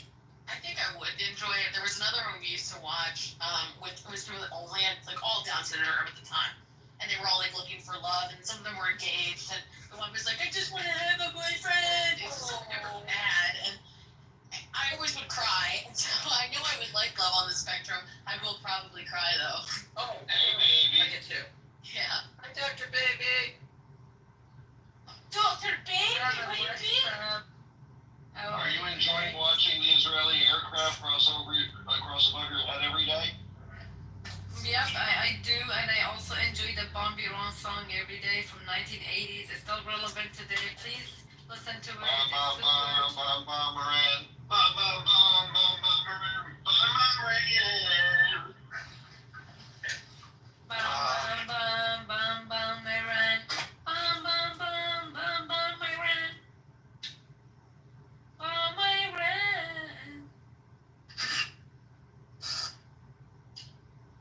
What I wanted to say. You didn't see my PTR? Oh yes, that's beautiful. I told you. Whatever, I can explain it to you if you don't want to look at it. It's basically. Oh, that's funny. She's for us, but not for the people who are under it. Yeah, it is true. We were catching up on all the flights that we missed. By the way, they're saying that Khamenei might be dead and might be killed tonight. Did you look at the room title? Ayatollah killed himself in a bunker, whereas Eva Brown. Oh no, so they said that a bunker buster was actually hitting his bunker. So Israel did use a bunker buster and did hit a bunker, but I kind of doubt it's. So that's where the general was, the third one. So they're saying that Khamenei is dead, but we need the confirmation, so we're probably not gonna hear that on morning. Imagine that bunker buster was during his inauguration for the new general in front of everybody. That would have been funny. They were all celebrating his new position. Yeah, according to Rafi, they promoted a new head of intelligence who was assassinated within 15 minutes of taking the job. Well, yeah, listen. But Rafi's sources are complicated. Let's put it The hiring team has to be, ready for any moment of martyrdom and sudden explosions. So this is another information. Iran reports that Mashhad complex of the nuclear studies is completely destroyed. Cute. We need more. Not enough.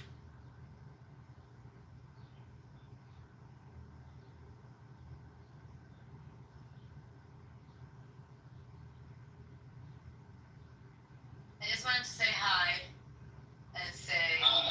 What's up? I actually thought to text you a few times recently, and just ADHD's a bitch. That's okay. I just wanted to give you guys the good news about Hamley, but seems like you guys already are catching up. Gonna Yeah, try to we're all sleep caught up. late here. Yeah. Sleep well. Yeah. See you guys. Bye bye. Like, so Khomeini dies, let's say. What then? Well, I mean, then they will. His son would likely take over, They take him out, and then they would take him out. and that's where the regime falls. Basically. I mean, not necessarily. I mean, they can always continue to hold on, assuming they can continue to hold on.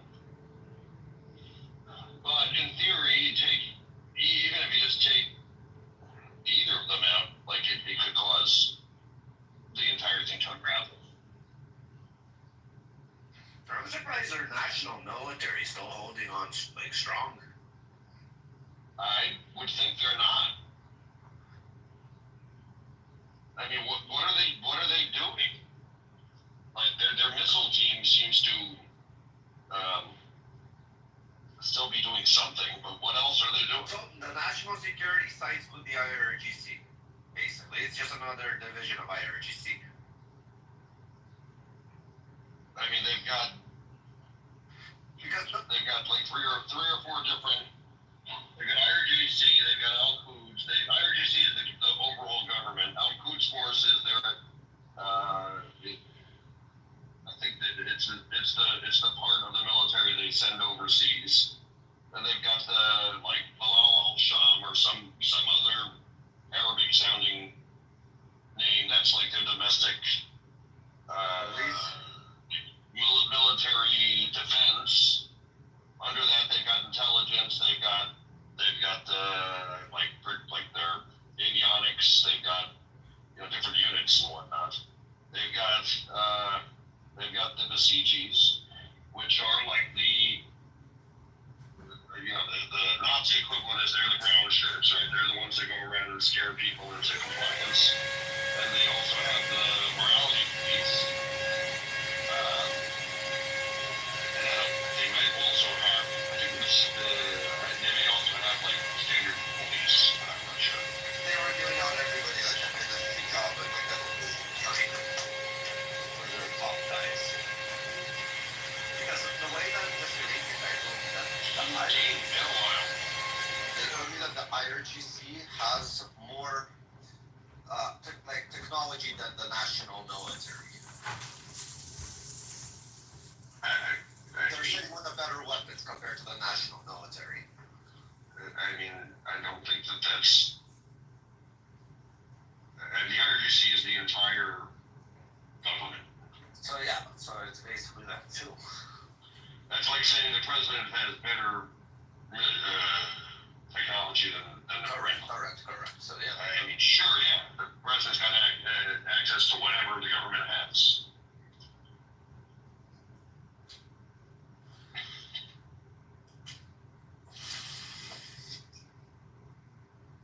What's going on, Dean? How are you?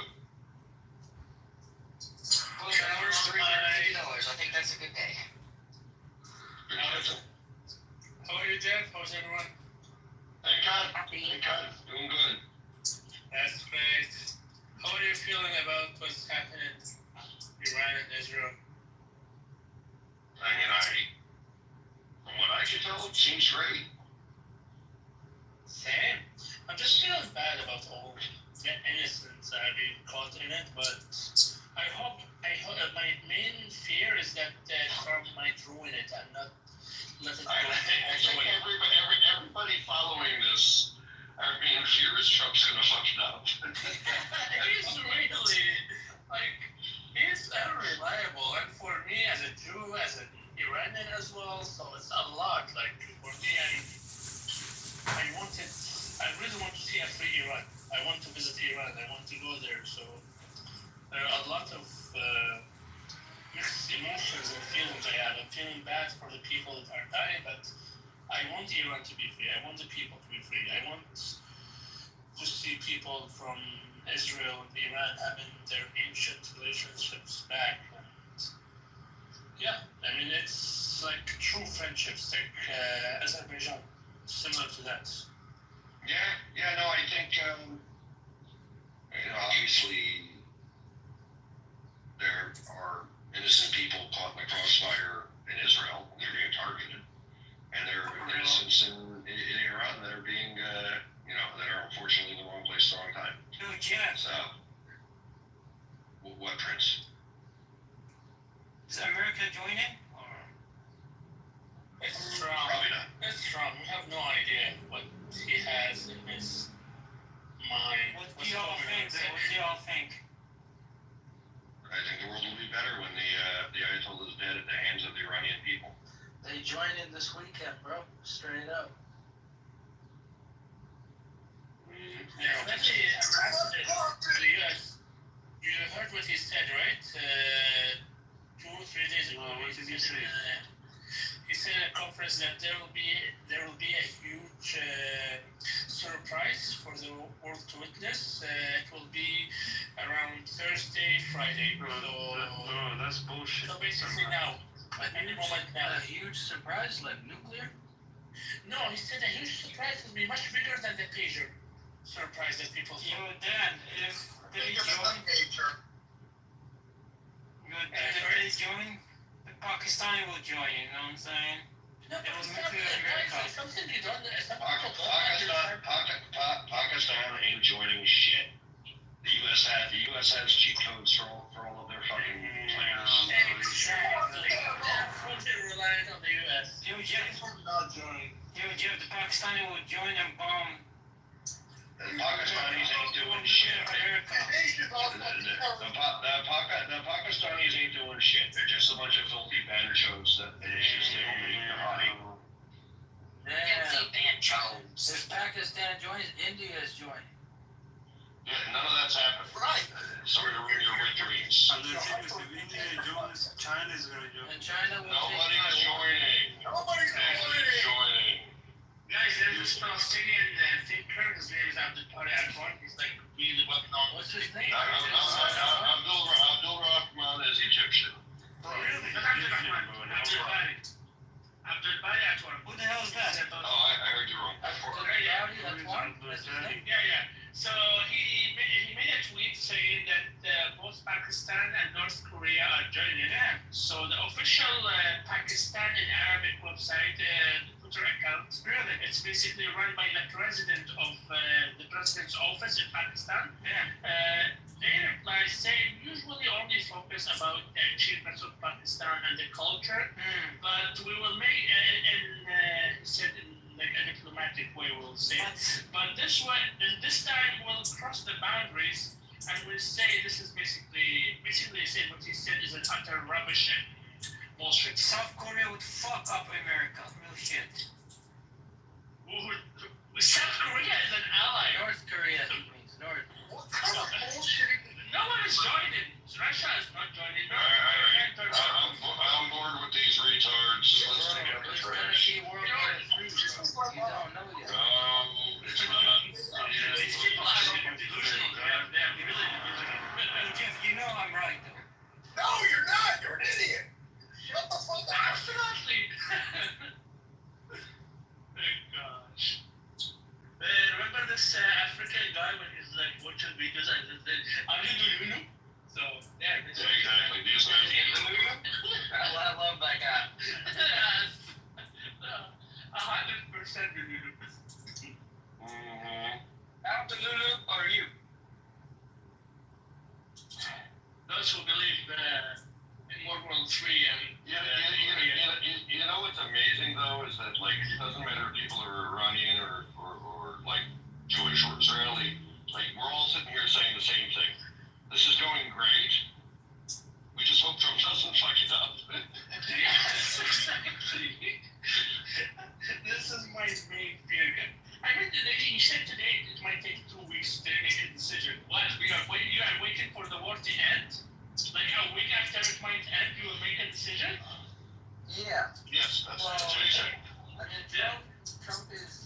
capitalizing on his amazing position that a lame duck prime minister from Israel, who's on his way out and can engage in a bunch of bloodshed, is now currently a bully.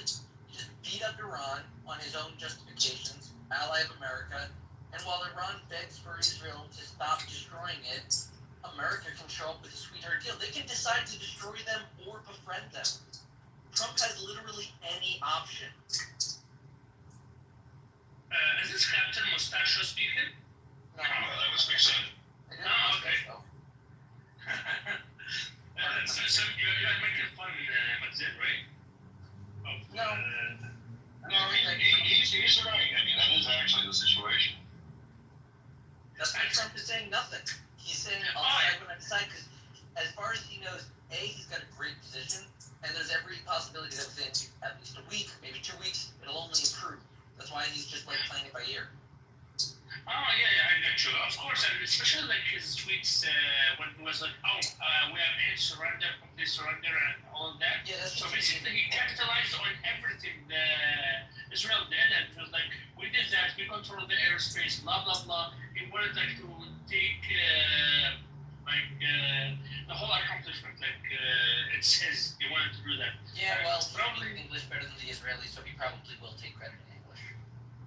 Yeah, he will. I mean, come on, Bibi is great. And Bibi and Herzog, they are like fluent, basically Americans. And what's the other one? Yeah, everyone speaks English in the cabinet. Even I heard Benegibir speaking They're English. speaking English, and then there's being a New York salesman like Donald Trump. Yes, this is the problem. It's not a problem. It's what got him where he is. Maybe one Yeah, but I don't want him to take too much credit for things he's not doing, and also putting more Israelis in danger for not doing the right thing in the right time. You know what I mean? What, Trump? Yeah. Trump doesn't care about Israelis. Of course he doesn't. I know this, and I kept saying it over and over again. Just because he has Jewish grandchildren, he doesn't. Doesn't mean that he does. It's just not his main priority. But they're still allies. And meaning dead Israelis, Trump may not personally care that they are dead. He absolutely cares that he can utilize that politically. There's a dead Israeli, Trump has something to talk about. Exactly. But I'm fearing that it might be maybe he's looking at it and he's thinking, it's not enough yet. So that's Trump? For Israelis is different. For Israelis, a lot had been lost already. It's been. Yeah, the hospital. Not good. Yeah. I mean, it's 1900 already since October 7th. The deaths and the injuries plus 15,000. So it's not. The numbers are not small. But Iran is a bunch of assholes, so. Yeah, unfortunately, and not to mention all those freaking leftists and Marxists and all those. Sorry, what? Can you repeat it? Nothing pisses me off more than a peacenik. Someone who decries war constantly, never understanding that decrying war just leads to more war. Yeah, exactly. And especially when they're defending a country that basically been waging war on another country and is threatening to annihilate it, and been doing it since October 7th. You can't beat a war by denying its legitimacy. The only way to end a war is through some application of justice. It's just the only way. Exactly. Someone has to be proven right. We need a verdict, or else we're just going to keep killing each other. If you cry, oh my God, stop killing each other. So you don't want a verdict? Great, more death. Yeah, exactly. This is a problem, and we've seen it over and over. People were saying, don't go after. In the beginning, people wanted to go from the beginning against Hitler, and he kept invading one country after the other, and how many people he killed in the process, and 48 years.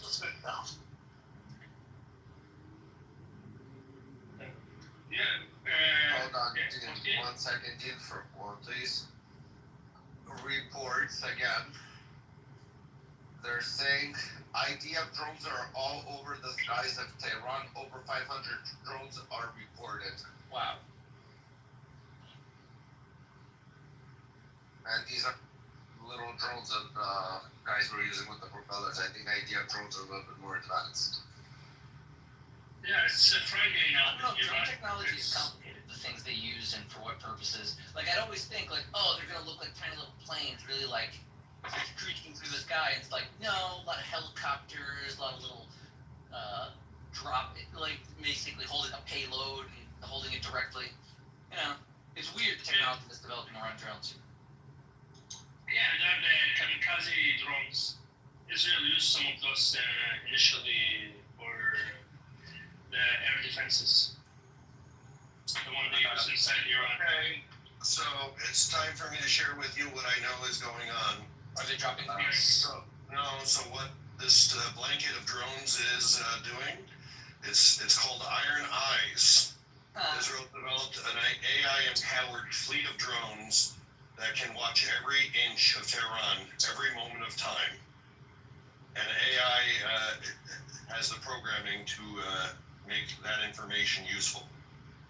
How long are so basically like civilian cameras all over Tehran, close range. Okay, so now we own the airs and we see everything. So hold on, but Jeff, let me ask you a different question. How long did they last in the sky? Don't they need to recharge or refuel? Sure, There's three separate fleets. Oh, okay. So their stage, all I can say, is somewhere nearby to Iran, and they take 8-hour shifts. Right. Oh, they can be in the skies for 8 hours. Yeah, this is all part of the next generation, next part of the plan, where which is going to be called Operation I Am That I Am. Basically, Israel's becoming God. Wow. Their control of the region is reaching divine levels. Divine, exactly. Divine control. I made all this up, but it seems believable. Well, I'm so fucking convinced. Fucking nuts. I mean, what do you know when you know anything like this? I knew when I started seeing shit Now they out your mouth. You're a believable person, Jeff. That's why. I know. I am. It's true. Totally believable. But there is a reason, and Trump administration boosts monitoring of possible Iran-backed South and U.S. Like this game, that's talking shit.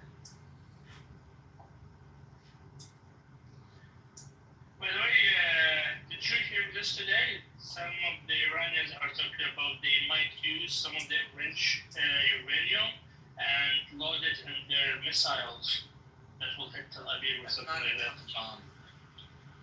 It will not be a bomb, but like there's called a dirty bomb.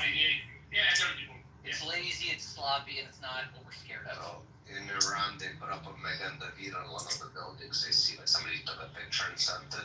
Boy, I don't know if it's from Iran because I don't get how they're getting all this shit if the internet is down. That's what's very confusing. Yeah, exactly. The internet was bad yesterday because I have people in Iran, so basically it was bad for a few hours yesterday. But it keeps going and coming back. So since yesterday, there was no internet. Last time Elon Musk shared his Starlink. Apparently, they cannot get there. I mean, they have to have receivers, Starlink receivers. Yeah. Yeah, so and they don't have it. And they just unplugged the router. They didn't unplug the router. Now, by the way, let's just go down the rabbit hole of my made-up theory. Nice. It would be very convenient if we were going to do Operation Iron Eyes to have, I don't know, Elon Musk's satellite there turned on so that it can feed back all of that data, all of that big, beautiful data to the IDF in real time.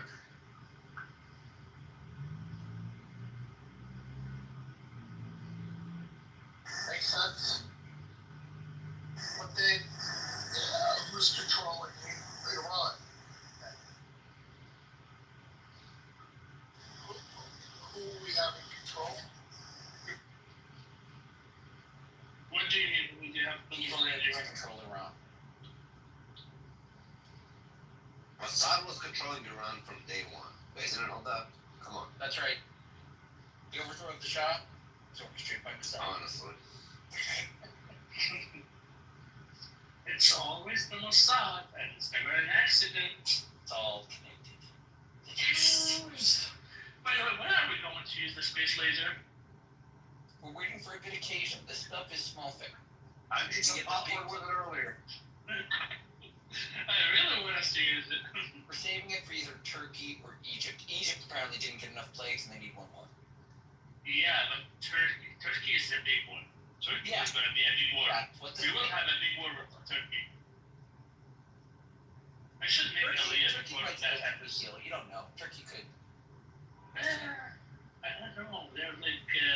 You don't know, but let's keep in mind, like, if Iran were to modernize, secularize, become cosmopolitan and Western again, you don't know what the whole region might end up like. That's a very different world. Yeah, the thing is, Turkey is already like playing another game right now. They started it with the fall of the Syrian regime, so they are now super friendly with the Kurds. So they are basically allied again. So they were already allies with the Iraqi Kurds, Barzanis, basically, and now they use the Barzanis to become friends again with the Syrian Kurds. Basically, they stopped hostilities between each other, and they're trying to say, "Oh, we have a shared history."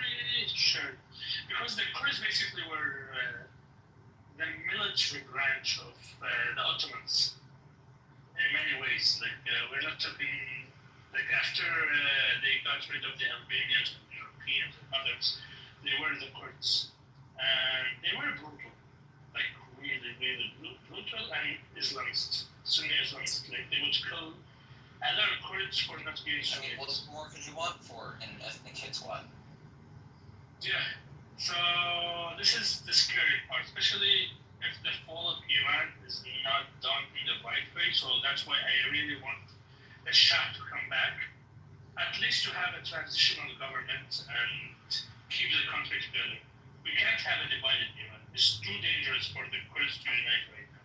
I always supported the Kurdish cause, but now it's getting scary with their Turkish alliance. We can't allow this to happen. Oh, come It's on. too scary. You've tried to make Kurdistan for decades. You're saying now you're afraid Kurdistan will be too friendly with Turkey? They started it, and Okay, so what's so bad with that? It can be friendly. If they step out of line, we blow them up too. yeah, but still be a lot. They're all in the mountains, and they have these fast exits to go to the Well, mountains. it just looks like another military victory the Jews are going to have to figure out.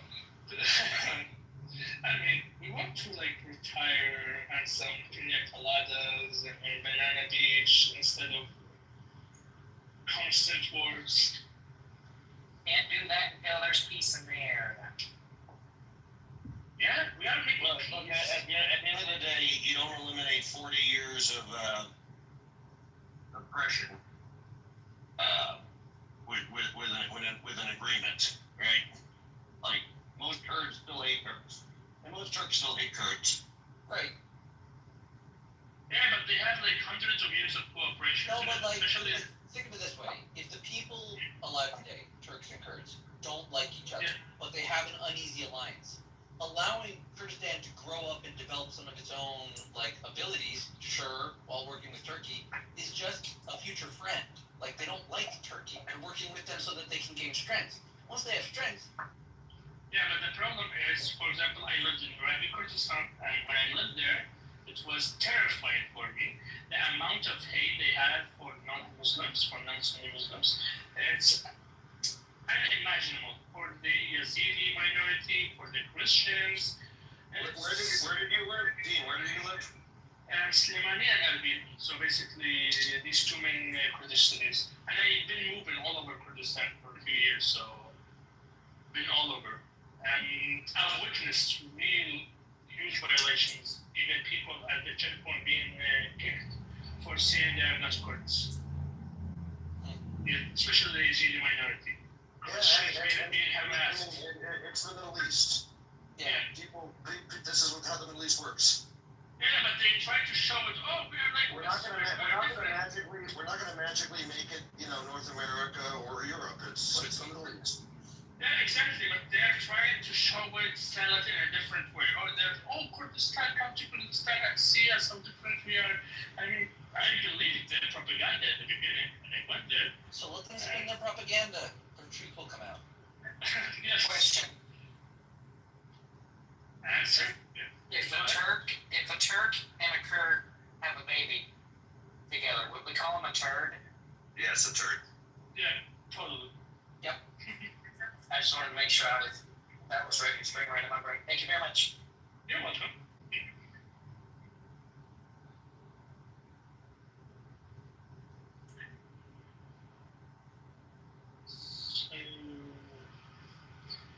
I'm still waiting for the surprise, for the big surprise. Who said there was going to be a big surprise? Okay, here comes the big surprise. Changing my PTR. Okay, come on, Sabat Tahran is good. I like it. I'll go back. Okay. Oh my god, imagine. Sabat Tahran will be lit, there will be Kubida in it. PTR. You can feel the fish. Okay. Mute Ayatollah. Nice.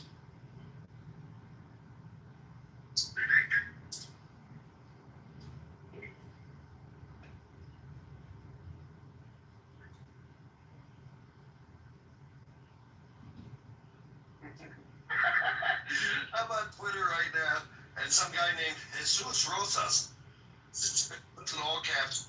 You're telling me that Khomeini and Khamenei are two different dudes? They're not the same person. Dude, I have friends till now that they can't tell the difference. They keep Googling bullshit. Like, I mean, Rafi keeps calling him Khomeini too. yeah. No, that dude Khomeini died in 89. He's Remember that? Yeah. This is Khamenei. Khomeini is the Indian, as the Shah called it. Khamenei is Azari. So try to remember these things. Okay, I think it needs to be like your values know the differences. So his roots are from Azerbaijan? Yeah, he's Azari. Really? I don't know that. Yeah, his ethnic group is Azari, and Khomeini basically tried to say it's Persian, but I remember speaking for the Shah, like I saw a clip from it, and it was saying he's not even Iranian, he's Indian. And when I went back to his actual name, it's Ruhullah al-Hindi. But he was born in Khomeini, and his father was Indian, who went to Iran, moved to Iran. So he's like from an Indian family.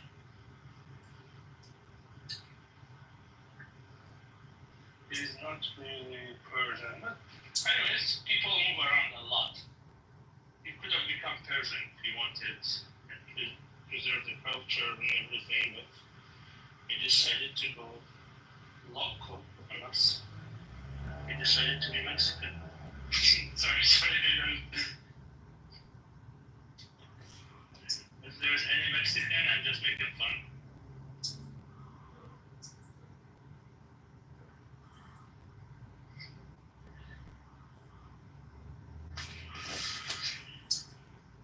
Guys, what is this?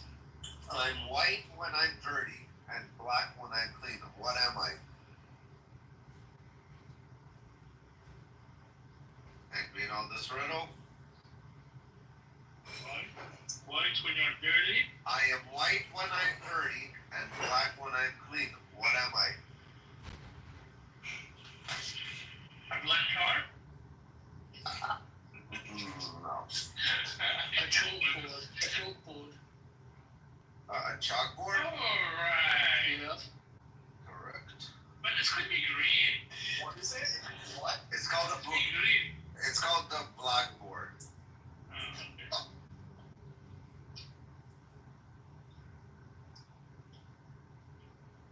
I mean, this is too old for me. This is ancient.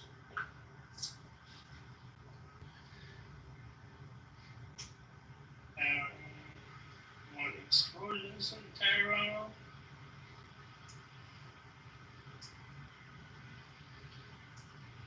Yeah, I'm getting videos explosions from Tehran, but I'm not understanding how these videos are making it.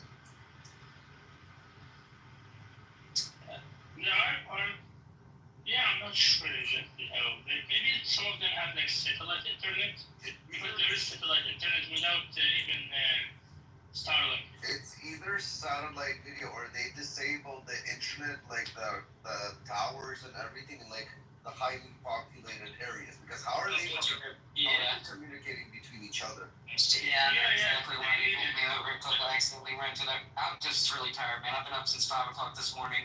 I'm on my way. I drive for Lyft. I'm on my way home tomorrow, man. Just trying to go home and go to bed, man.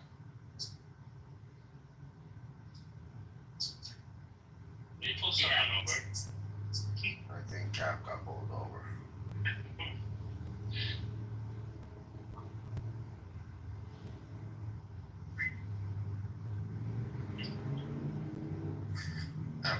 You'd like us to mute you before you give them your personal information out loud? I think I'm gonna mute Cap. Yeah, you should. Before he starts giving out his personal information. Great job, you guys. Okay, so I actually do have something that is newsy. There are reports, and this is coming from a fairly legitimate press source, that Khomeini is in such poor mental state that he is no longer being consulted on many matters that are happening in Iran. So he's been sidelined, is what they were. Oh, who is Dali? His son, Mustafa. Yeah, it would be his son. Yeah. Or his son is dead. In order to make that happen, they would have to kill his son. So either his son is essentially started a coup against his father, or the rest of the government has essentially this is like a soft coup. Imagine, basically they're doing to him what the Democrats did to Biden. Soft coup. Yeah. Yeah, but I think Mustafa been in control for a while now. It couldn't be him. He wouldn't do a coup against his father since he is already in control. That's the only thing that would save his life right now, probably. If that would save his life. Or to justify to save his life. Yeah. The militias in Iraq and the Grand Ayatollah in Iraq, all that they were saying Khamenei is the red line. They will not allow him to be killed. They will not accept it. So, and the militias in Iraq, 3 militias, I think, said they will unleash their power against all the American targets and citizens. They will not just go after a military target. Any American citizen is a target.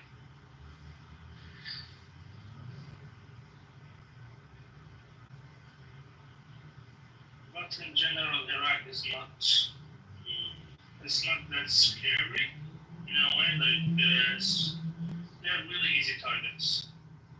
The idea, or the Americans can easily take them up. The terrain is flat, it's easy.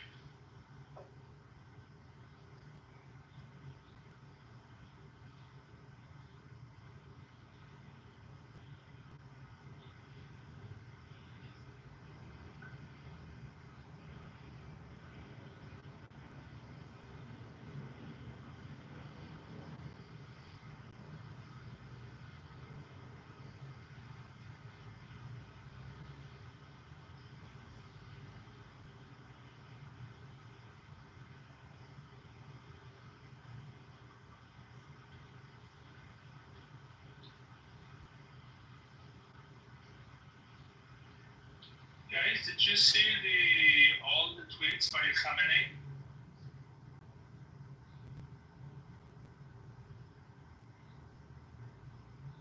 No. You didn't? It's crazy. That's crazy. So, here's one tweet from, it's basically, it's July 3rd, 2014. It's like you go to a shop, when you come out, your money gone, but you bought things. What's important, what you purchased is worth a fortune. This is actually a tweet on his verified English account, and I took the screenshot myself and I have the link to it. And then he put another one. I basically was writing in the way that we used to write as teams, like instead of the 2TO, we put the number 2 and stuff like that. So I went to school with a clock since first days. It was uncomfortable to wear it in front of other kids, but I tried to make up for it by being naughty and playful. This is actually a tweet from September 24th, 2013. That's crazy. Who had the account? 14 years old?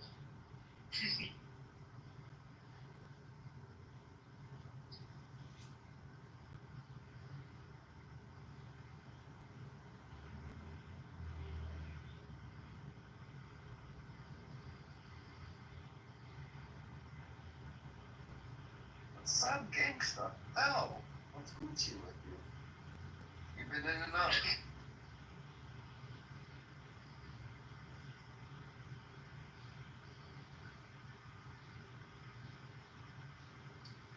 Did you say my name? I said, what's good with you? Hold on 1 second.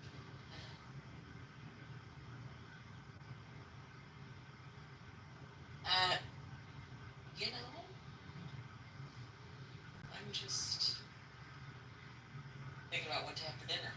Nice. I just had like a nice Korean chicken sandwich. Actually, surprisingly, it was very cute. Very cute. Like it's honey mustard. Like it was nice. It was like sweet, like crispy. Like it was good. That sounds yummy. Yeah. It had like baby arugula with some other things in it. Like it was nice. Sounds yummy. Yeah, it was good. I was very like debate should I try it or not? But it came from like a ghetto place, but they did a really nice looking sandwich. I gotta say. Is it getting hot there? Today it's gray with rain and a little chilly. I gotta admit, but Really? we're getting some fucked up weather on. I'll tell you what, I just saw it and I didn't believe it, and I think we're gonna be hotter than Florida. So starting Sunday, we're getting 33, 33, and 30. We're gonna be like 100 degrees for 3 days. Sorry, so Saturday it starts. My fault. So Saturday's when it gets really hot, but then Sunday, Monday, and Tuesday is when it becomes retarded. So let's do Yeah, there's a heat wave coming through next week. scientific. It's just always hot here. No, we're It's gonna be hotter here. We're getting your weather, Jeff. Congrats. Yeah, around me next week, pretty much from halfway through America to the East Coast is going to be around 37, 38 degrees.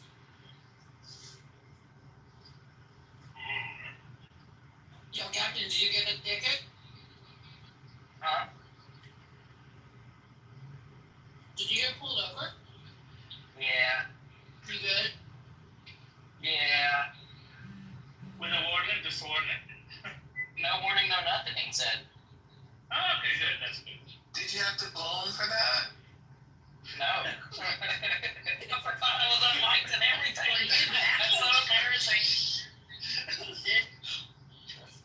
No, I'm through now, and it's raining, so I hit my brakes way too late and slid through a stoplight, and so he pulled me over for that, and I told him, I was like, I tried to brake, I'm really tired, which I am, and I was on my way home, I told him exactly where I live, which was only 5 miles from the house. And he came back and, I handed him all my stuff. He ran it all and came back and said, no warning, no ticket. Just get home and get some rest, man. Be careful. And I said, I'm going straight home now. I mean, some dollar store by the house and deposit my cash into my cash app first, but that's like 200 feet from my house. So what I wanted to say, it's going to be mid-95 Fahrenheit, your temperature we're getting. Mid-90s. Yeah, for sure. When you said 32, I knew. I'm really good at calculating that in my head. Yeah. I don't understand that formula. It's a little confusing. It's add, multiply, and divide after. Like there's 3 steps to that formula, if I'm not mistaken. 2 or 3 steps. No, it's just that formula. Like I know how to do the pound. It's not for me. I don't want to do it. No, like See, sorry, go. I've just remembered where about 80 degrees is for y'all, what that would translate to. And it's roughly 28 degrees, somewhere around there. And then I know about the difference that it should be for each, so I'm roughly can do it in my head, but it's just a memorization of the correlating temperatures from. I think 78 is like 24 or something, or 23. Yeah, it's 70. Like it's 24. Oh, yeah. When I get to It's confusing. I always go for 27. It's comfortable. But for the Middle East, it's hard. You can't use Fahrenheit because it's always like in the higher hundreds. It's scary to say the numbers. I mean, it's scary in Celsius. But still. Oh my god. It's the same thing. It's just scarier depending on what you call it. Thank the Lord.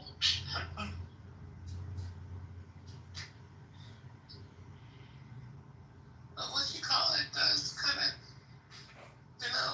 size sometimes.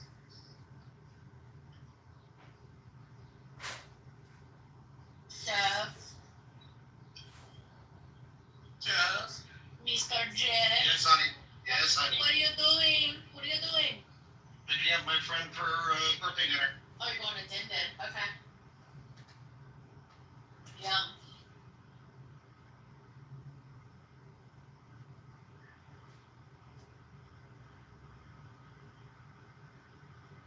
Which is good because I'm hungry as fuck. So basically 67 Celsius when it reaches this amount in the summer, parts of Kuwait, Iraq, and Iran. It's 152 Fahrenheit. Hey, Yakov. Hey, how are you? I just found somebody else's hair in my shorts. Oh no. Short curly hairs? That was the wrong one. That's how I know it's somebody At else. least you didn't say it was a rabbit. You didn't have so much hair in your shorts. Oh. The other spelling. EJR. Here.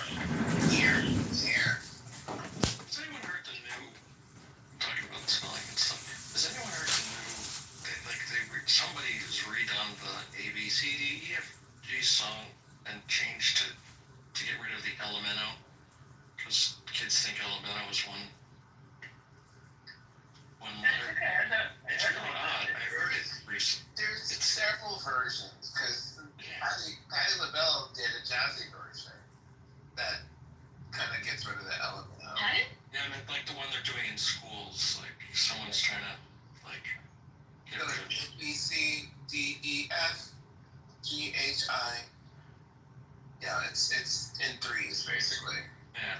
So something, I heard it the other day, because my granddaughter was like, my son was singing to her, like, what the hell are you doing? Like, you butchered that song, like, come on. It's like, that's what they're teaching you now. Really cool. Yeah, America always butchers stuff like that. And you even have the reverse alphabets. They should teach kids how to. Yeah, you gotta learn that so in case you're pulled over by a cop. You can say it really quickly. I'm about to say, teach them at an early age. Okay, like how could you do that? ZYX. To be honest, I will fail this test. Yeah. It's very really biased. That's the thing, dude. You have to be careful because if the cops say the alphabet backwards, if you say I couldn't even do that when I'm sober, that's like a bad thing to say. Just say. You have to do like the last couple. You have to do it in threes. So What's the best, X, Jakob? Y, Z, Z, Y, X, U, V, W, W. Jakob, you want what's the best? Yeah. Is all I have to tell you to the cop is, sorry, I don't speak English, I'm gonna even. Oh my god. My God, play that Yeah, card. you should say you want the alphabet. I'm gonna start speaking broken Russian to them, like Russian and English, and like get a little scared and confused. They just let me go every time. It works. I love your PTR, Rafi. You like it? Oh, it's so good. I need to copy that. You just did it to me, Ralphie. It's back. What is it? You got me going. What the fuck? It's that love for you, Raph. You told me that I feel love. No, he's feeling again. Hallmark Now I feel it again. Hallmark is a big fan. My number. What's that? There's a song about a fan. I'll be your number one fan or something. Yeah. Number one fan, Muna. Is that the song? I'm borrowing this PTR, Rafi. Take it, bro. Where'd you get it? From one of my groups that I'm in. I like it a lot. Yeah. I think it's when you start. Just F-15s and F-35, no F-16s. Huge protest downtown Toronto for the Persians. Huge. Against involvement, like So legal. Israeli flags are there with the Persians flags. Oh, it's always like that in the protests for the Persians. Yeah, no, they came out because they come out for the Jews, or it's the Persians holding Israeli flags. But yeah. And then after October 7th, there were a lot of Persians coming up with the Jews holding out the Iranian flag, the Israeli. I mean the Shah's flag, not the Islamist one. They don't use that one. Every time you say permission, I'm just picturing him on 6 feet off. For sure. Wait, is Khomeini been eliminated? It's not Khomeini, it's Khamenei. Whatever. Okay, you know what? Actually, to be honest, I actually do know the difference between the first guy who overthrew the Shah and this guy, but I just messed up this time. There are reports about it, but we're not sure yet. There's no confirmation from Israel or anyone yet, so there are rumors about it, so no confirmation yet, we don't know. But we know that today there will be a surprise. Yes. The next minutes, hours, there will be a huge surprise, bigger than the pager surprise. So I'm gonna go for a quick nap for the surprise because I'm very, very tired. Yeah, if anything happens, just start screaming my name really loud. We will. Like that, Rafi! Basically, but like it's gonna take about half an hour to 45 minutes for me to even probably like flip over. But just continue trying. So what happened? What did I miss today? What? Today, not much. We're just waiting for a surprise, so you didn't miss it yet. It's happening. In the coming minutes, hours, we don't know yet. Do they really think that Macron's wife is a guy? I don't know. There's this video of them walking in Vietnam. The video says pay close attention to how the wife walks. There were a lot of these rumors, especially, you remember about Michelle Obama?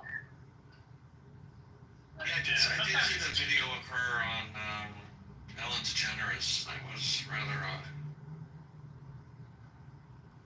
I don't know. I mean, usually even, sometimes when people hate people, they would come up with the worst ideas, but like, we know they have children, stuff like that, so I don't know. I wouldn't care much about that, even though I really hated Obama. And that's after I loved him in the beginning. I was like, oh, so excited about it. Then it was horrible.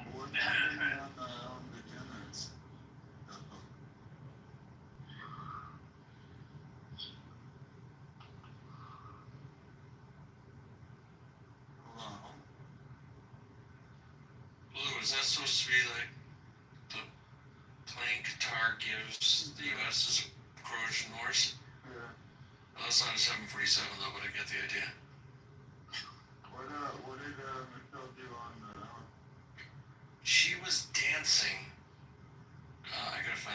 she was dancing, and what appears to be like a package in her pants just is like there's this thing moving around in her pants that just looks very unfemale like. So of course everyone in the world that's where the Michael Obama thing started, which I think is like not cool, but it is a rather odd video.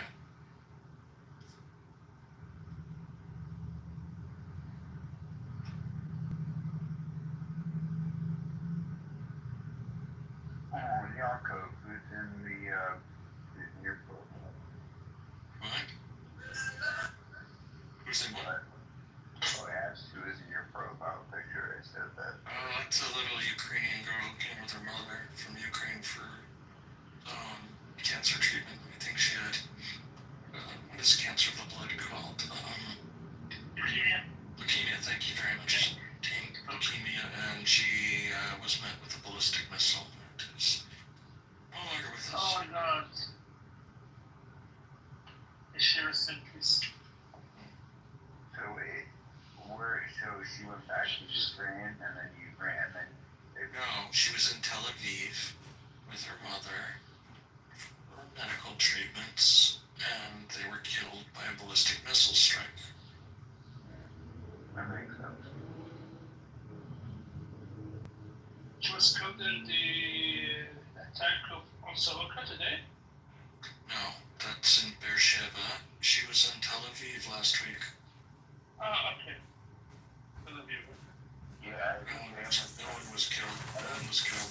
I have a family friend that was telling me, like, he told me this like 10 years ago, but he said that he had just gotten back, like, from Israel, or maybe it was even, like, a few years before that, but, he said that his friend got way too drunk and, like, they left the bar or whatever, and then the bar ended up, like, exploding, like, a few hours after they left.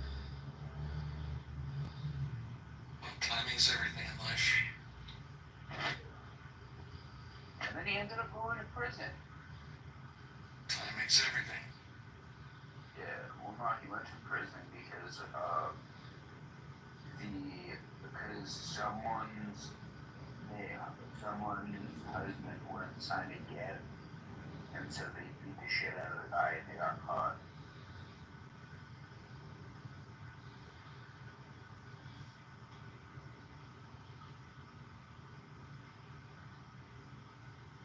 Makes sense.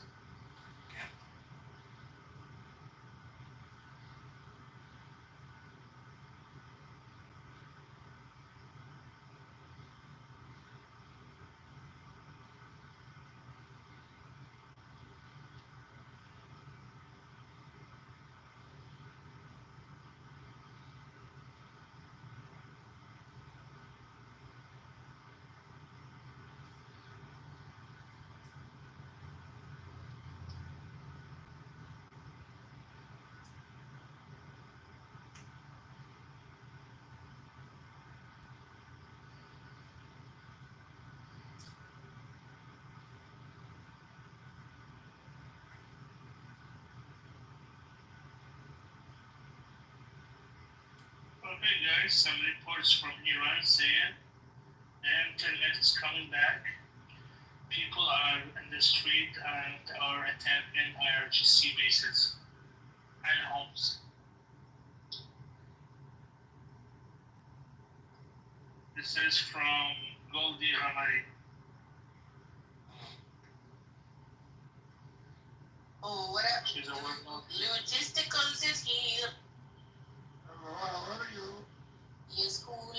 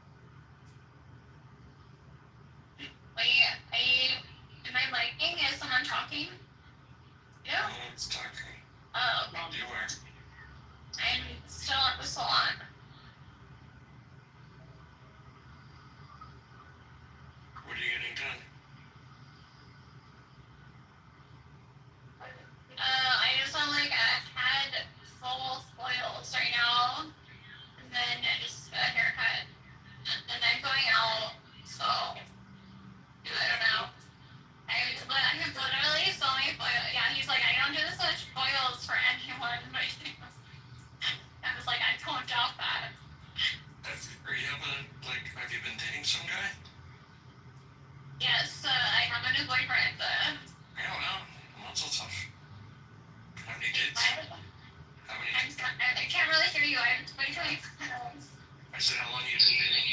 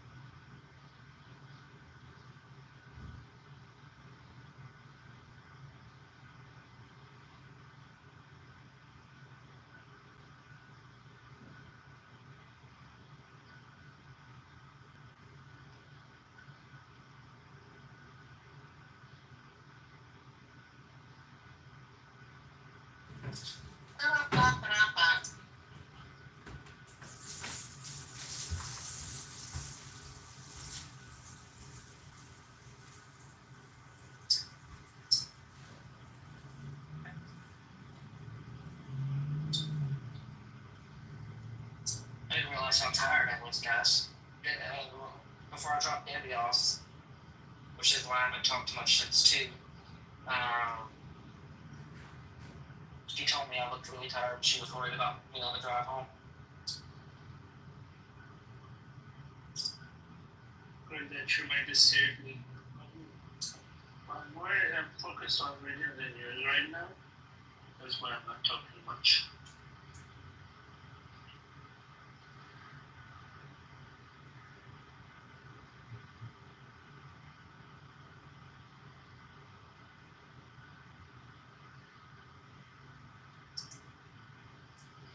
Oh, you guys have an entertaining week today. Yeah, no, it's very entertaining, ain't it? So much fun. Yeah, it's a great time to do yoga. What is what's going to be in the headlines today that I don't know about? Not sure. It's about the surprise. We're still waiting for the big Israeli surprise. You said there was going to be a big surprise again? It was said by the Israeli ambassador 2 days ago. He said, Well, Israel said there's going to be a big surprise.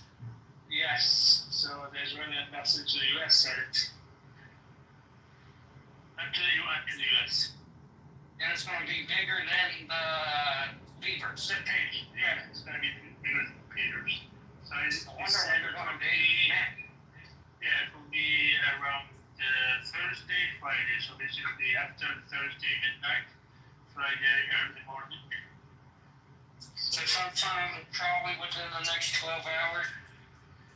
No, probably within the next 6 hours max. We are in that time frame right now. Now it's basically in Israel it's 2:48 and add half an hour to that to Iran in the morning. So it's like 3:15 in the morning. Yeah.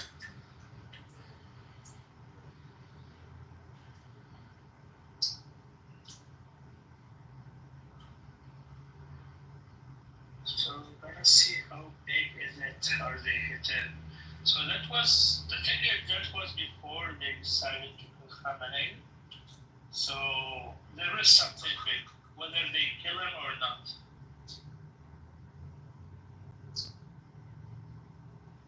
But what is it? I don't know. There's like speculation about like the Iranian military army working with the Mossad in order to have a coup, make a coup. Especially that the army and the IRCG are basically enemies. The army is really sidelined. Okay, let's see if watch it just subject to something more entertaining. Yeah, really, just like get asked or something. Is L there? L, wake up. We need some action. I'm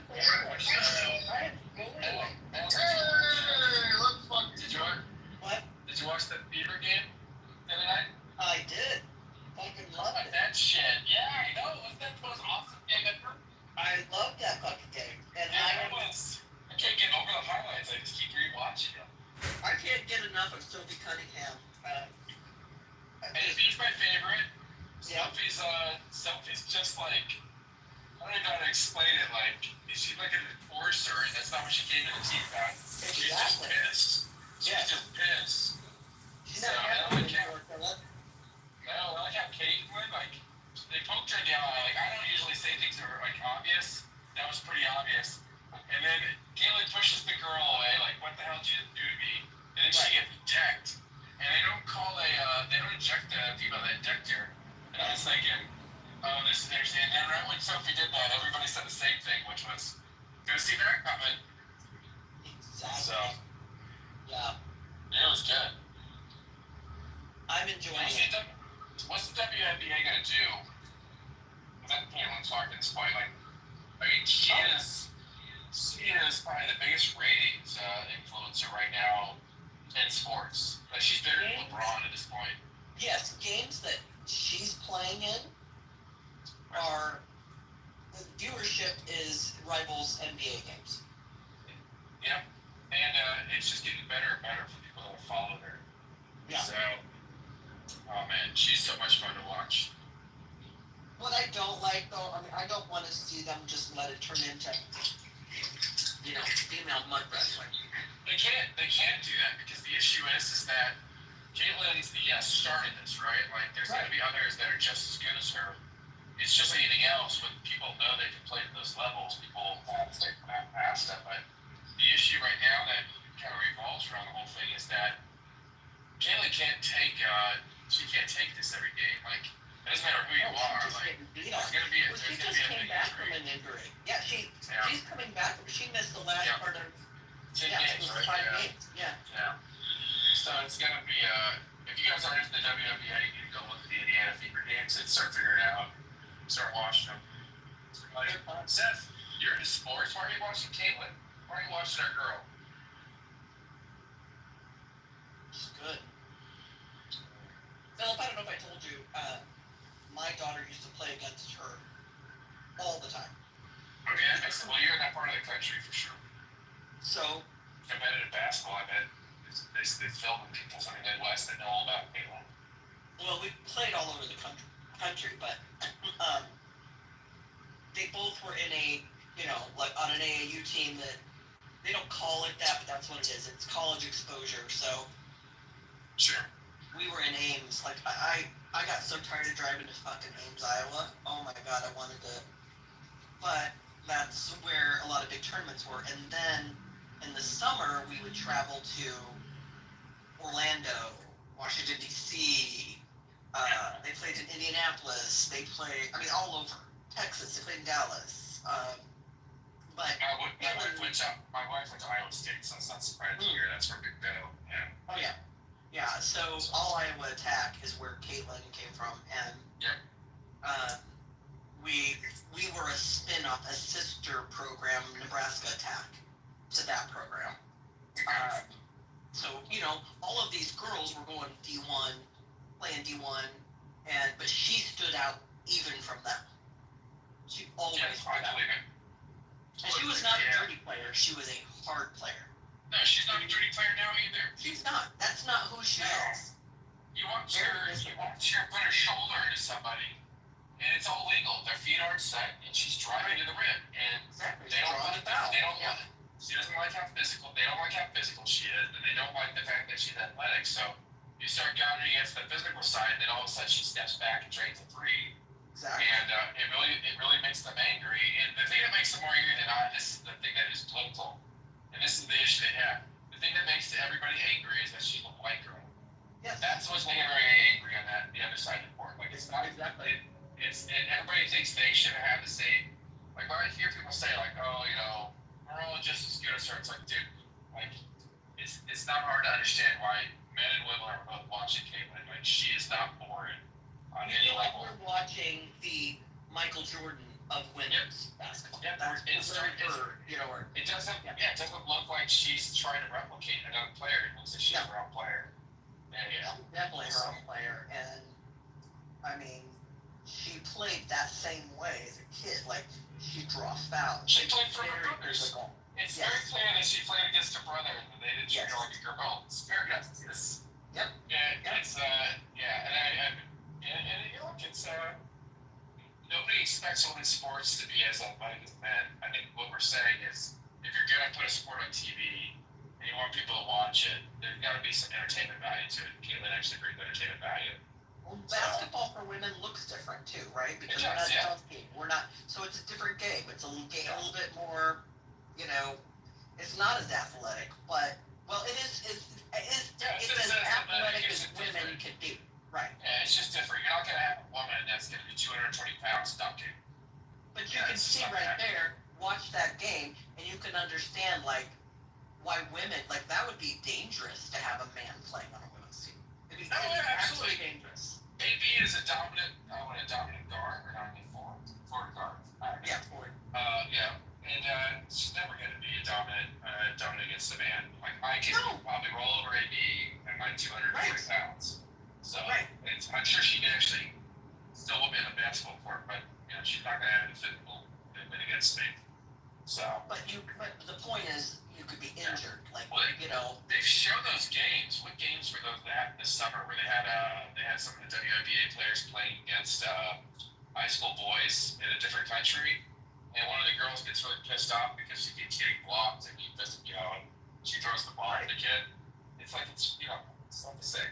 But you know what's interesting though is that it's not uninteresting when they're competitive. The WNBA never looked like it. I watched female basketball in NCAA, and because they're at the same skill levels across the league, it can be interesting to watch the females. Right. But it always takes, even when you watch the females, it always takes a special player on the court to make the game interesting. Otherwise, it's whatever. So. Well, I think she's demanding that the level of play. Oh, she's gonna bring everybody. She's bringing everybody up. Exactly, and a rising ship raises, you know, and that's who she is.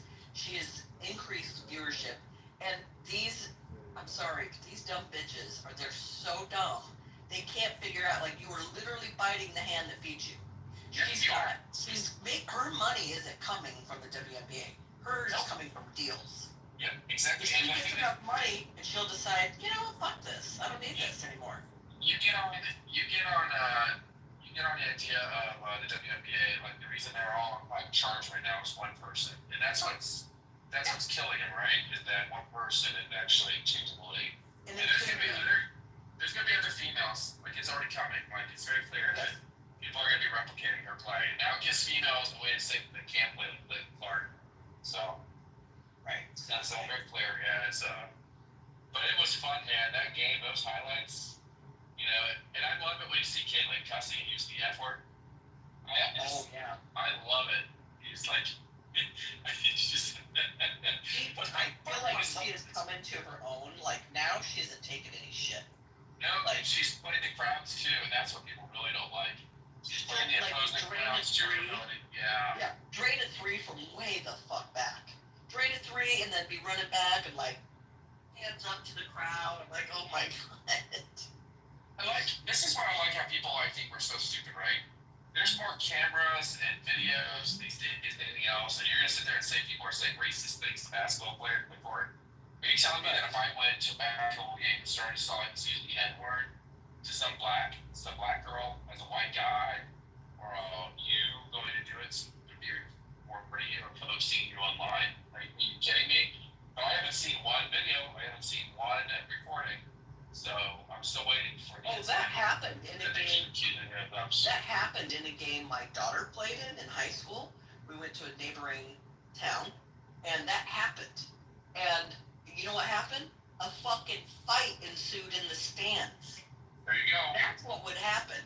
You start yelling shit like that, you're gonna get your ass beat. That's what's gonna happen. No one's sitting there listening to that shit. And that's what happened. These parents got ejected. It wasn't parents even. It was like a drunk uncle of somebody. He can never go to another high school game. Like it would turn into a big fight. It's so interesting. Like I've been watching Caitlyn since college. The women's finals, which was a junior or whatever year that was before she when Angel Reese went around talking to Caitlyn, and you can tell Caitlyn was purposely not engaging. And say what you will, but and who cares what happened? The redemption was the next year with Caitlyn, and very obvious that she was still a better player. If she was on a team, if she would have gotten to school like UConn or something like that, it's like it's a no-brainer that you have the NBA or the NCAA AA championships probably 3 in a row. So, you know, I just don't think people like her because she seems to have a loyalty that's beyond just yourself. So, have you watched the interview, Al? Have you watched her interview with the Kelseys?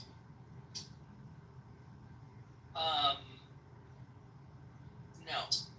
You know that Kelsey brother, not Kelsey. Yeah, it's Kelsey, right? Travis Kelsey and Right. you know the Taylor Swift's boyfriend. You should watch that. It's such an intriguing interview into Caitlin Clark. Like she is not a normal female when it comes to like she is a tomboy. Like she's a female, but she is a tomboy. She is Well, you know what she is. I mean, she's an Iowa girl. Or sports girl. She is. Oh yeah, there you go. You're not going to see her rolling into the games dressed like a hooker. Like, I mean, she is too. She's classy, but she's just a Midwestern girl. She's like all the girls. She's like my daughter. My daughter is a real sports person.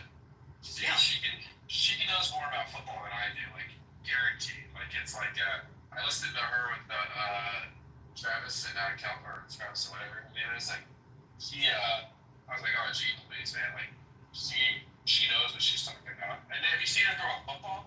She can throw a football better than me. So she is like the real deal. She can throw a football better than Captain. That's not saying much, though. Captain, you gonna take that? Well, yeah, I mean, there's... Yeah, it doesn't make any sense. Love you, Captain, but anyway. He's probably drawing somebody around right now. No, he isn't. I didn't realize it was muted. That's not saying much. The only sport I like is fishing. Okay, there you go. That's not a sport, that's an activity. No, it's a sport. No, and it's the ball of a ball be a sport. Like Fishing is a sport. No, it's not. Yes, it is. Not a sport. Fishing is not a sport. No. 2 boats. Hold on, can you hear me now? Yeah. Yes, I'm hearing you now. Fishing is a competition. Baseball is a game, not a sport. Baseball is a sport, and it's ball. Russia asked ChatGPT, fishing is considered a sport, especially when done competitively with skill and strategy to call. I understand. So I define a sport differently. I understand that it's not the widespread definition, but a sport has 2 teams or two opponents going against each other. Wow. Hold on. No. That's all wrong. Huh? Yeah. I'm just saying.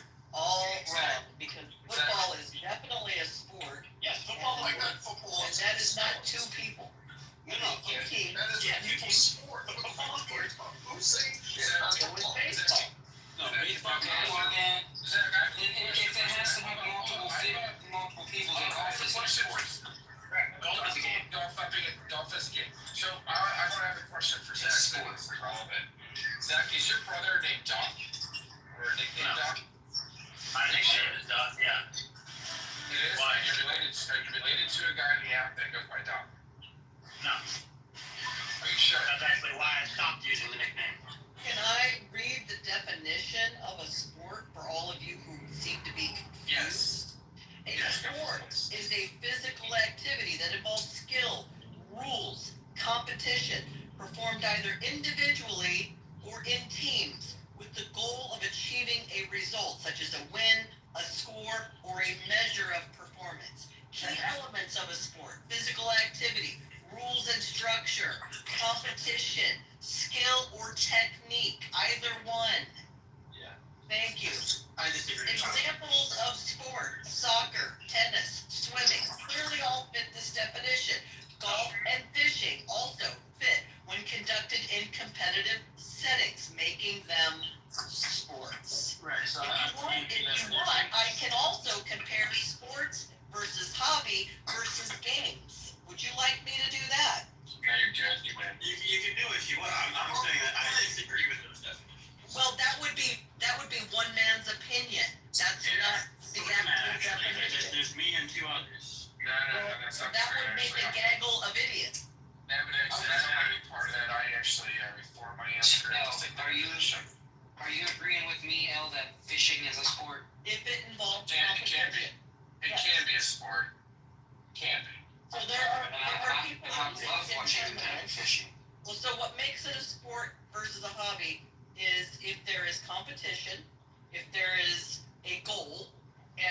if there are winners and losers, right? So swimming also a sport.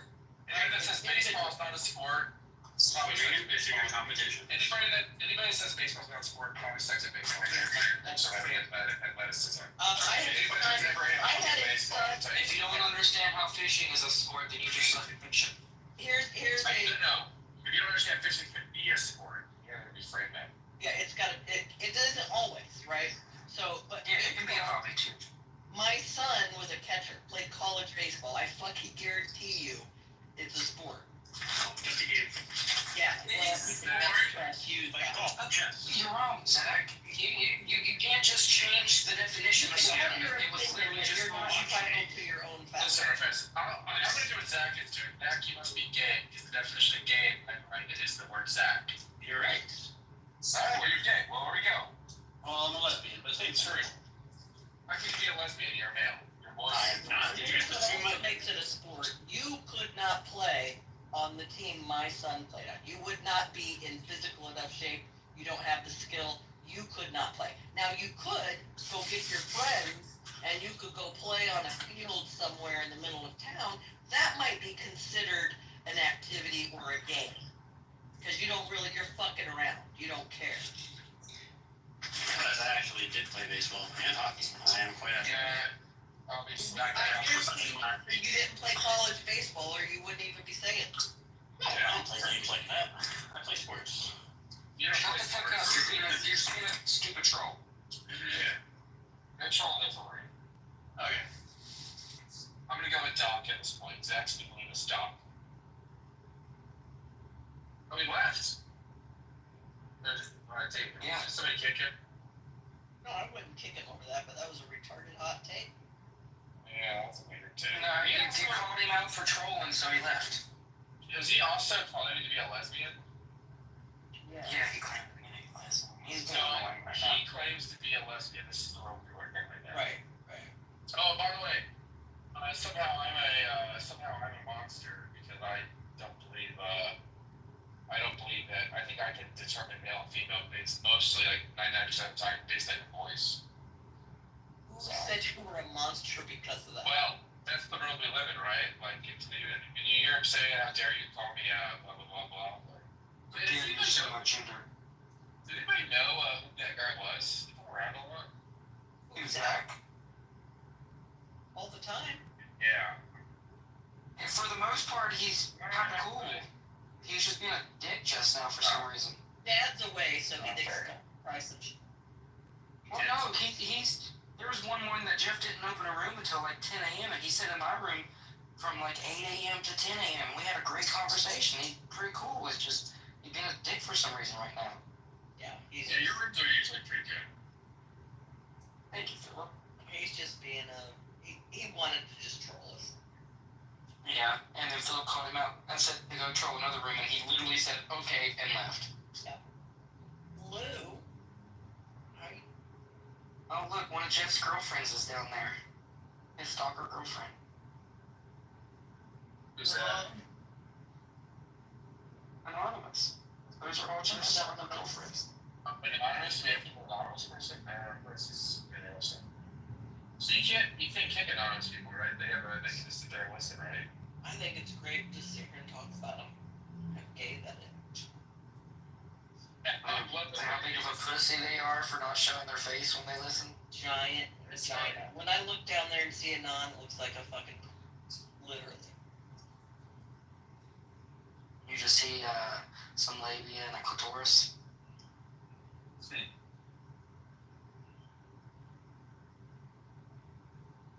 It doesn't really bother me, but I do find it kind of weird that people spend their life on the internet wanting to be anonymous. Yeah. I know. Hello, BB. Good evening. I feel like the only reason why people do that is because they want to come in and listen and see if we're talking shit about them. Yeah. Yeah. Maybe it's shopping. But the thing is there isn't anybody that talks shit about that I wouldn't say the same things to their face. Or haven't already said the same things to their face. Oh, me too. I have no problem saying it. Oh look, now there's two of them. I had to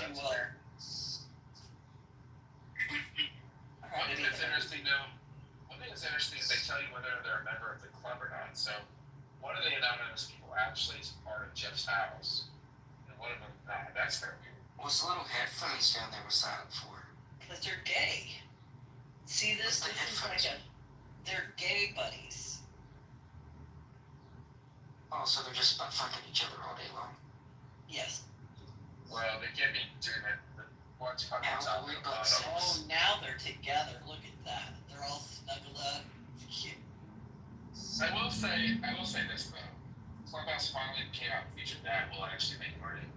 They have to pay for that, right? Like if only like somebody's free and they pay for it. You know, no, you get your subscription, right? Oh, I forgot. Oh no. Oh no. When she did her 7-day trial, she did a 7-day trial with a year renewal. Yeah. And I did the 7-day trial with a month renewal just in case I forgot, but I didn't forget. Yeah. Oh well. Yeah, somebody's got to pay for the staff. You know why it sucks the most? I mean, yeah, it's not that much money, big fucking deal. But I mean, these features are meaningless to me. Absolutely meaningless. Yeah, I mean, it's. But the fun thing about the whole thing is, like, it was the same thing with Twitter. Like, I saw, like, I like Kelly and I like, what's his name? Not Robert. Kelly and who's the guy from Washington? I'm forgetting his name. Roger, yeah. Roger. Yeah, like, but they actually pay for their Twitter verification accounts. I was like, Yeah, I'm surprised to see people do that. I did that. Well, you should do it. You actually have That a makes sense for you. Yeah, wait, hold on. Do you pay for it because you're a club now? I don't do it. I don't do it here because I've determined that I've been able to have enough people wanting to follow me that I have a list, and Clubhouse won't let me increase my follower count. So I'm like, you know what? I don't need a plan. I don't need to find out who the fuck is looking at me at this point. You know? Yeah. First thing I want to know. I got enough to do. You're probably the only person right now in this app that I can't hear you. I'm sorry. Followers. I know. Yeah. Anyways, it's pretty interesting how I'd be interested to know what Clubhouse does next because the first time they've done anything where they actually can make a dime off of anybody that uses this app.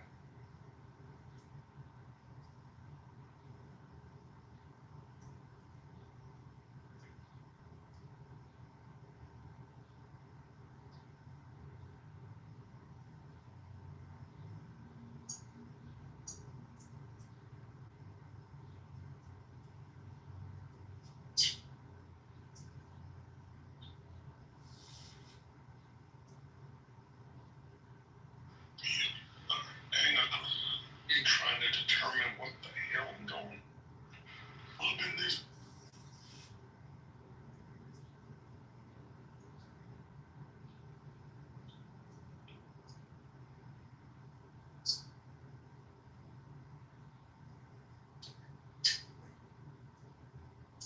Get ready to make hamburgers when I get home.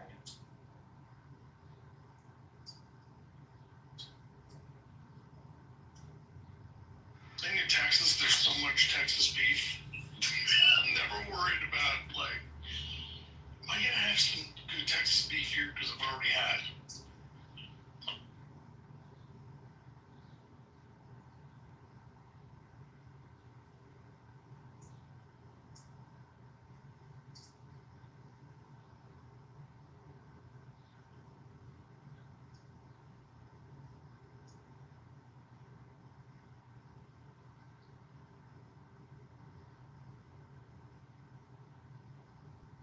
Texas beef. It's, oh my god, so good.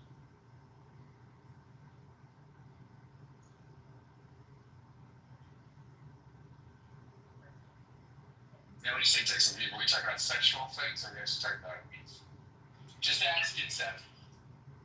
I got some Texas beef from Uber Eats. Hallmark, I know you're gonna come up with something. I'd ask for extra sauce for that Texas beef.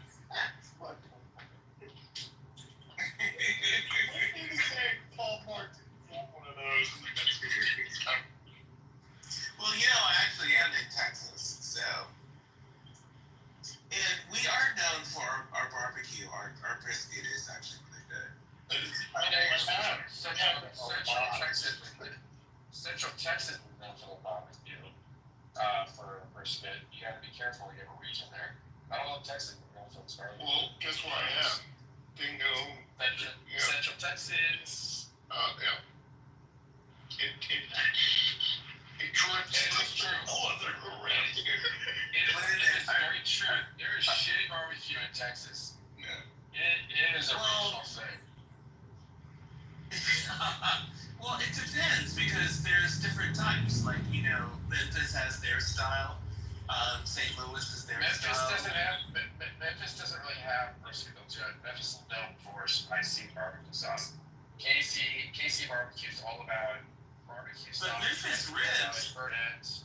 Memphis ribs are really good. So they're about pork ribs, yeah. Yeah. Pork ribs and so in South Carolina and North Carolina, South Carolina is known for pumping sauce on pulled pork, and North Carolina is known for mustards. So barbecue is my thing, and I've been around the country. Like I'm a little bit of a savant when it comes this way. It's an L and wine. I got one. I went there. One time I went to, I don't know if it's a great place for it, but I went there. I had to go to Alabama, and we ate this barbecue there that was like no other. I believe it. You know what? Some good burnt ends from Alabama. So I'll tell you what Alabama doesn't right is they incorporate a lot of seafood in their barbecue. So you'll do barbecue and then you'll do a broil with it. It's like the weirdest thing in the world. Yes. Surf and turf all day long. Yeah. And down and out. So, yeah. But I still think, like, I'm still a South Carolina person when it comes to barbecue. I still think in the country, the best barbecue really is, like, vinegar barbecue. You have, like, the taste of, like, sweet and sour. And with coleslaw. I love the Memphis style ribs. Memphis ribs. And you just like spicy ribs. I get it. No, it's not spicy. It's the juiciness of the meat that fall off the bone. I just love that. That's everywhere. And that's awesome. No, it's not. It's really not. KC is more about fall off the bone. Big back ribs that have sauce and you push the bone through. Nah. Memphis is better than Kansas City. Yeah. Okay, did barbecue join Memphis? Actually, But you know that I've never been disappointed in Memphis. But then you haven't had good barbecue then because once you have good barbecue, you'll be disappointed about 90% of barbecue. No, not at all. Yes. Oh, absolutely. No. It's like wine. No. Once you know So, what good wine hold is. on. Well, you know what? There's a difference in context. So for me, I go for the mouthfeel and I go for the boldness of flavor. And it's not necessarily about the spiciness. It's about how the flavors interact. So I like a little bit of heat and some sweet. So that's why Memphis just really hits everything for me. That makes sense. That makes a little bit of sense, yeah. But if you look at Memphis, it's a place called Central Barbecue. And that's probably one of the more famous places if you want to understand what Memphis barbecue is. Start there and then come back to me and tell me if you actually think that home barbecue is the greatest thing. It's not.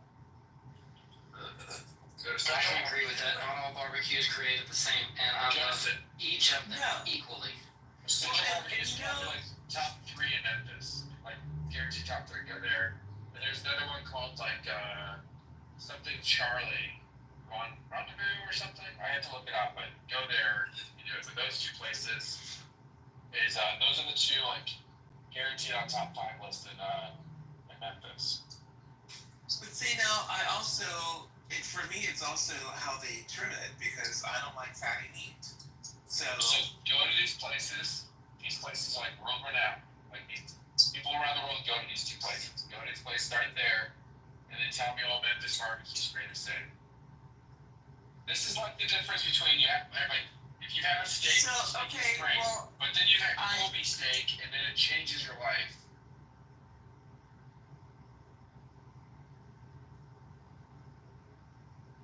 not necessarily. Have you had Kobe beef? Like A7? Yes, I have. Kobe beef. And you don't think it was life changing in those flavors? No, not at all. I mean, it was good, but it wasn't life changing. It was life changing for me. I did Taco about that, and it's like the difference between it's totally. Oh my gosh, yeah. Yeah, we have to stop talking. You're not being fair to the actual process. Oh, okay. Well, So I'll give an example. Seth, have you had Franklin's barbecue, Seth, in Austin? Now that was disappointing. But okay, go ahead. No, never. No. Have you been to Franklin's barbecue in Austin? No, we went actually, believe it or not, to this person's ranch out in the hills, looking down in Austin while we were eating the barb. It was like this whole other thing that haunted. Was it a woman? Was that Uncle? Yeah. It was a woman, right? An old woman? Oh, what's her Yeah. name? That's probably like the best barbecue in that area. Like somebody recorded next door. I think some recording artists recorded in their house, which is like they got the big house there too. You gotta go inside the house, go to the bathroom, like really kind of place. It was amazing. Oh my god. Trip. It all depends on who's actually at the grill. That's what Sorry, it's a smoker or something, bro. Gotta be careful with your terms there, bro. And it was a smoker. Oh my gosh, whatever. Like, this is the difference between, like, what's this? Let's see an example. This is, like, the difference between, like, comparing a Toyota to, like, a Mercedes. That's why I immediately changed my tune. You're correct. And smokers. And it's a pit boss, so it's not that's the other thing. Like, this is like, if you're in those areas, they get real serious about it. There's only one pit boss.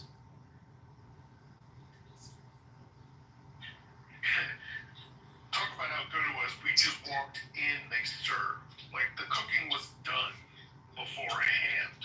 Well, if you go to a barbecue joint and you're not eating it at lunchtime, it's probably not good barbecue. Barbecue's made to order. Like, you should be eating it as it comes off via smoker. It's not like an hour or 3 hours later. But yeah, I'm just one guy with an opinion, so it's fair. You don't have to take anything I say the same thing to check. But there is, like I said, are you in Memphis? Me? Yeah, no, that's Seth. Sorry about that. Hallmark. No, he's in Texas, I thought Hallmark said. Yeah, I told you I'm in Texas. That's what I What thought. part of Texas are you? Remember I asked? Well, I'm in Arlington, but I used to live in Austin. Okay, well, Austin. I don't think Frank was disappointing. I think It was rather dry to me, so I was not impressed by it. I was very surprising. When I went, Vinny went, and I think he uses tallow wraps. That's his trick. Okay.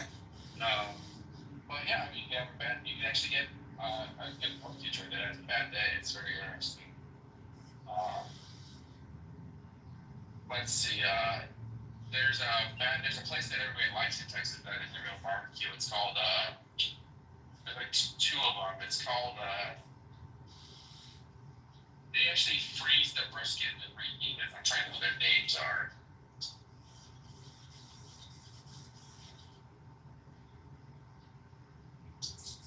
He'll come to me. Just give me a minute. So if you go to South, they're located in the Hill Country in San Antonio, and also I think they have one in Austin as well. You're not talking about Blacks. No, our Smooth. Blacks and Smooth are brothers. Right. and they have a family history, right? That's not that. I'm talking about a different place. Yeah, just give me a couple minutes. I'll come to my break. But okay, Captain, did you ever go to South Carolina? Yeah. So you need to go to Rodney Scott's barbecue. Like next time you go, you're in Charleston. It's next to Charleston. I can't remember the small town it's at, or maybe in downtown Charleston. When you go to Charleston the next time, that has to be your to-go place to go to. If you need to go hungry and at lunchtime, and go to Rodney Scott's. Rodney Scott's. I'll probably forget, so I don't know the next time I'm going down there. Well, if you just think Charleston and what's the best thing to eat there, literally Rodney Scott's doing another roll. Like his whole big barbecue. He does nothing but whole pigs. It's his thing. So whole pigs. Yeah, he smokes a whole pig. Look him up on YouTube. It's crazy. My uncle did that when I was a kid, and I fell in love with it. Actually, me and my mom both got a big plate full. My mom took a bite, and my uncle said, "Yeah, he was just tossing and rolling around in the bed of my truck." And my mom spit it out. I was like, "What are you doing?" She said, "Well, that grossed me out." I was like, "It's so yummy, though." Well, I mean, like head cheese is a thing that you can only learn to love, but it grosses a lot of people out. Actually, you know what? I bet Elle would eat head cheese with me. I'll try anything once. It was. You know, it's funny. I tried Rocky Mountain oyster if I didn't know like Rocky Mountain oyster, but if I don't tell me what it is, I would still try. You can tell me what it is, and I will still try at least once. And if I don't like it, I don't like it. If I do, I do. I don't give a that one kind of bothers me. I don't know what it is. Something about eating a cow's testicle is not going to happen if I know it. Like I know It's actually a full casing. Okay, fair enough. I know that most of the casing on sausage is intestines, and I love the fuck out of that shit. Wait, what did you say? You said it's mostly intestines? Yeah. Which brand of sausage? Did you not know that sausage casing is typically intestines? No, all sausage casings and the intestines, but you don't eat inside the intestines. You clean it out. Yeah, but it's still like where poop goes through. Oh, okay. I thought you said you're eating the intestines, like the actual intestines, not the like they clean it out. They flush it out and clean it, and then they stuff the meat down in it. But like the case itself, I like the case itself. I agree with you completely. Yeah, no issue with that at all. Like I've stuffed sausage, done that stuff, like no issue. I mean, I thought you were talking about like, eating like the intestines as they were. I was like the inside the poop. Well, just like crumbling it up. Yeah, I was like, ugh. There are some countries like I think it's called blood sausage. It's literally blood and sausage. It's great stuff. No, I'm not talking about blood sausage. I'm talking like I think it's over in Africa or something where they like the stomach and the intestines out, and they don't clean it. They just eat it. Yeah. They could eat it. They can do that all day. You know. Now that I wouldn't try. If it's got poopy in it, I don't want it. And God bless their hearts. Like literally, I hope God bless their hearts. Well, it's mostly fiber. No, we talking about the casings or you talking about the intestines? Well, I'm talking about if you ate their stomach with the stuff that's in it. It's mostly fiber because they're still chewing on grass and whatnot. No, there's all kinds of parasites in that shit. Well, just understand, pigs, you know what pigs eat, right? They eat anything. Well, I wasn't thinking about pigs. I was thinking about cows. However, pigs are dirty. I don't think we eat a lot of this is actually not interesting. Most of our casings are pig casings. But I eat kosher sausage, so yeah. Yeah, then you're eating child's food. Fair enough. Yeah. But most people don't eat just kosher, you know what I mean? So. Yeah, I get it. I get it. Well, and actually, United States, there are ways. all of your like sausages, like and stuff like that people love in the United States. Beef sausage is very, very rare. Most of what you do in the United States with ground pork is gonna mostly be hamburgers and stuff like that. The cheap meat to make sausage out of it is pork. But again, if you have killed a cow and you need to do something with the meat, you do what you do and you use what you have. That's just how it rolls. Just like if you were to kill a deer, you do what you do with the meat and you use it up. However, Most of our food processing works in the United States. That's all I'm saying. well, I'm talking about people that are ethical with their stuff, not mass production. Nobody's really ethical. Mass production is ethical. Like, It is I think not. yes, it is. It's not. Yes, it is. It's Why is it really not not. ethical? Why is it not ethical? Think of how these animals are treated. It's not ethical. It's They're really treated just fine. Like, I see it all the time when I go to Iowa and so on and so forth. Like, what do you mean treated? the overcrowding, there's a lot that goes on these farms. It's not. Like, this is the issue with misinformation. Go to a farm in Iowa, most states. Like, you're not gonna. The things that get published in the horror stories are few and seldom behind. This is like saying we shouldn't drink milk because, if they have milk, it means that we're killing baby male cows, which is not the case at all. Well, I never said anything about that. Well, this is where the same information comes from. Like, Not necessarily. You're making a whole lot of assumptions here. no, because my wife's family comes from these places. Like, I've been on these farms, I've been on pig farms in Iowa, or pig lots, and so on and so forth. Like, you're that big. Have you been on one of these places? Have you actually spent time in them? I have visited a couple, but like that's not my life. But my stepfather was a farmer, and so I know about killing an animal and using what you have, which was what my original statement was about. You made it something else. Mass production in the United States is the only way we ever actually be able to feed our populations. And again, that's not what I was talking about. Pudding is mostly good. Hold on. I gotta step in. Hold on. Oh, gotta go. Somebody's calling me. It was a good conversation.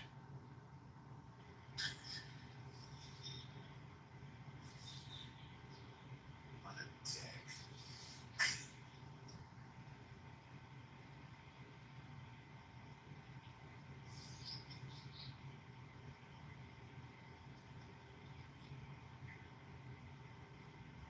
Captain, see a friend of yours. It's who, a friend of mine? Philip? Is he always like that? Pretty much. And he's a regular in the room. Yeah, I know, but this is like the second time he's done something like that. I'm just gonna zone out and go to another app. Okay. Literally, I've been scrolling like Facebook and yeah. Got it.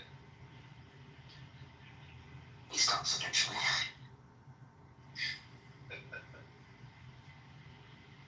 How have you been? Pretty good. Today's been a wonderful day. Actually, the past 2 days have been actually pretty good. I got some. I switched up my green juice, and it actually feels really, really good in my body. I've been detoxing off of meat. Even though we've been talking about it, I've been detoxing off of meat. I think the lesbians across the hall from me are trying to start a war. Oh, really? Are they dildo fighting? I think that's so great when they pull out their. No, I'm like 98% sure they are because, okay, so mind you, the holidays that we're going through right now, the major ones, are Memorial, 4th, and then Labor Day, correct? Those are the next couple of months. Don't forget, today's Juneteenth, but anyway, go ahead. Yeah, I understand that, but Juneteenth is still a new holiday. Fairly. Yeah. It's in comparison to those holidays, it's still new. Okay. Right. Yeah. So my front door is decorated in like American flag stuff, right? Because that's typically what you decorate with summertime is American flags. Okay. So are they pissed off that you don't have Pride stuff out? Pretty much. So I have a big American flag up on beside my door, and I've watched it. I've watched them put it up on the camera, and look back at my flag multiple times.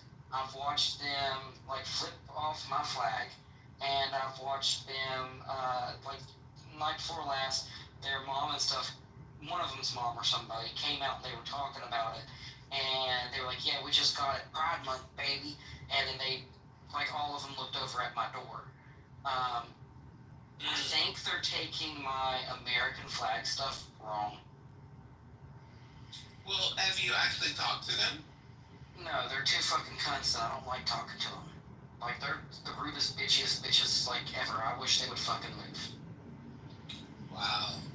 Yeah, and we've, like, multiple people in our building has had to call the cops on them multiple times because you can hear the manlier one, you can hear her over there beating up, like literally beating up, throwing things, cussing. "You're nothing but a fucking piece of shit, you lazy bitch." Like flipping out on the other one. Yeah, it's a very. I don't want to talk to them because it's already a very toxic situation, and I don't want to be roped in. Like when they first moved in, Shayna moved in first, and that's my sister's that lives downstairs. It's her best friend's daughter, and Megan was like, "Be nice to her, you know, make her feel welcome, whatever." So I was smoking weed at the time, and Shayna smokes weed. So I was trying to invite her over, like, come smoke, you know, hang out, yada yada. Well, she moves about 2 months later. She moves this girl in with her, and I had seen her out, you know, in the hallway. I was like, when you come over to smoke, you bring your girlfriend too.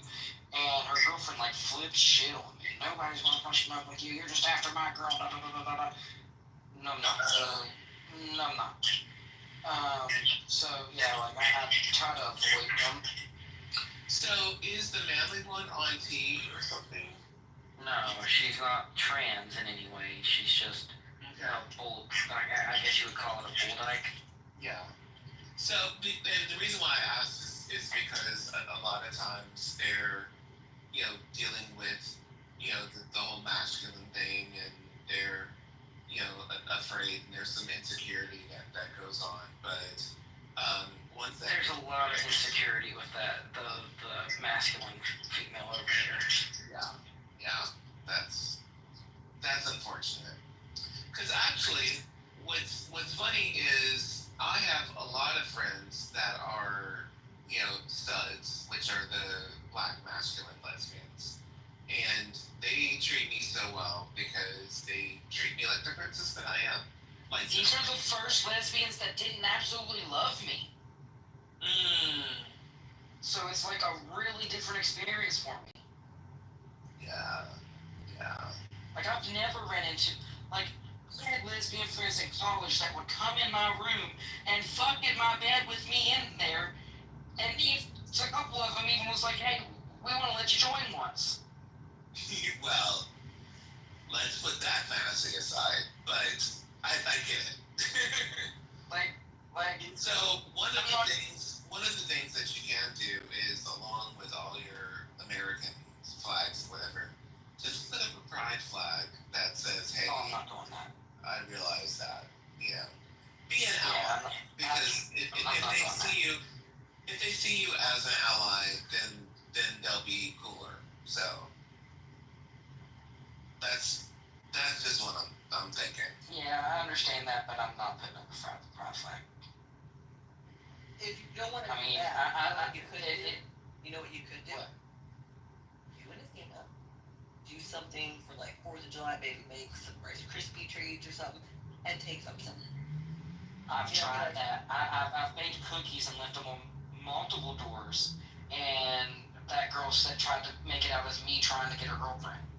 Oh, what? Yeah. Okay, that's weird.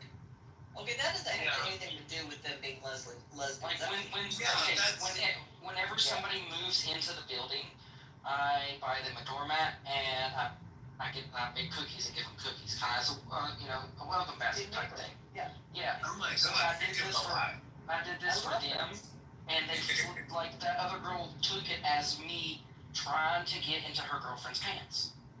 Yeah, Do me a that's- favor though. Don't take that as that's all lesbians. That's just crazy. No. I don't know how much of it that you've heard. I've had very good experience with a lot. These are the first lesbians that I've ever had these problems with. So They just that's have their own issues. yeah, that is that person's insecurity. It has nothing to do with you. I agree. And I was talking about, I understand that it's Pride Week or Pride Month and stuff, but they put up like in the middle of the month, they put up a Pride flag. And from the videos from my doorbell ring, it's them retaliating against my American flag. Like I'm doing something wrong by having an American flag up during Pride Month. Well, right now, a lot. But I put it up in fucking May. Right, I know. But again, it's not you personally. They have issues. Yeah. Don't take it personal. It sounds to me like Captain, they'd have issues with any neighbor. They'd find a reason. Like, you know, They have issues with a lot of the neighbors. Yeah, that's what I mean. So they're just like, it's a them problem. Yeah. And I just keep telling all the other neighbors, just keep reporting things that happen to the landlord. Eventually they'll get kicked out. No. I mean, if you tried the nice route, just mostly I would say try your best to ignore them. Yeah. That's what I do. And I just don't think let they're being them petty at this point. Don't let them overhear you saying that, because then that becomes Right. homophobic. What becomes what? Well, then What they exactly? could say he doesn't like me because we're lesbian. Yeah. Or they're trying Exactly. to, because then it becomes like a legal thing too. Like, Exactly. It becomes discrimination. So right. don't do it.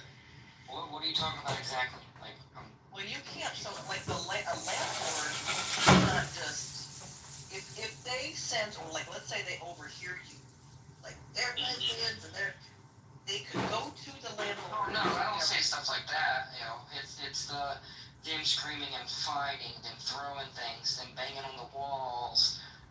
That's what I keep telling the other neighbors to report. The fact that they're being disruptive and fighting over there.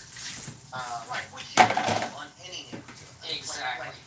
Right. However, because they are lesbians, they can say you're just upset because we're lesbians.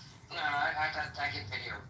Like, I take audio and video recording when I hear it. Like, because I can be sitting in my living room and hear them over there fighting, and they're across the hall. Okay. And Just don't ever let them hear you say anything like Exactly. about them being lesbian or just never. No, I don't have a problem with them being lesbian. Well, I know you don't. I know. Well, you don't, but what I'm saying is, or what we are saying, is if you mention lesbians and then say something negative about them, it can be misconstrued and become a hate crime. Right. So just leave the lesbian part off whenever, even if you're talking to the other neighbors or like, just leave that part off and make it about them not being good neighbors. Right. Hearing it. Yeah. That way you protect yourself. That's typically what we talk about is them being shitty neighbors. Yeah. Okay. We all have shitty neighbors. I got Like, nobody, absolutely nobody in the building cares at all that they're lesbians. But again, don't mention the lesbian part. Just don't say it. Yep. Don't even say lesbians? No, don't say it. People don't say it. Yeah. Don't. Yeah, don't.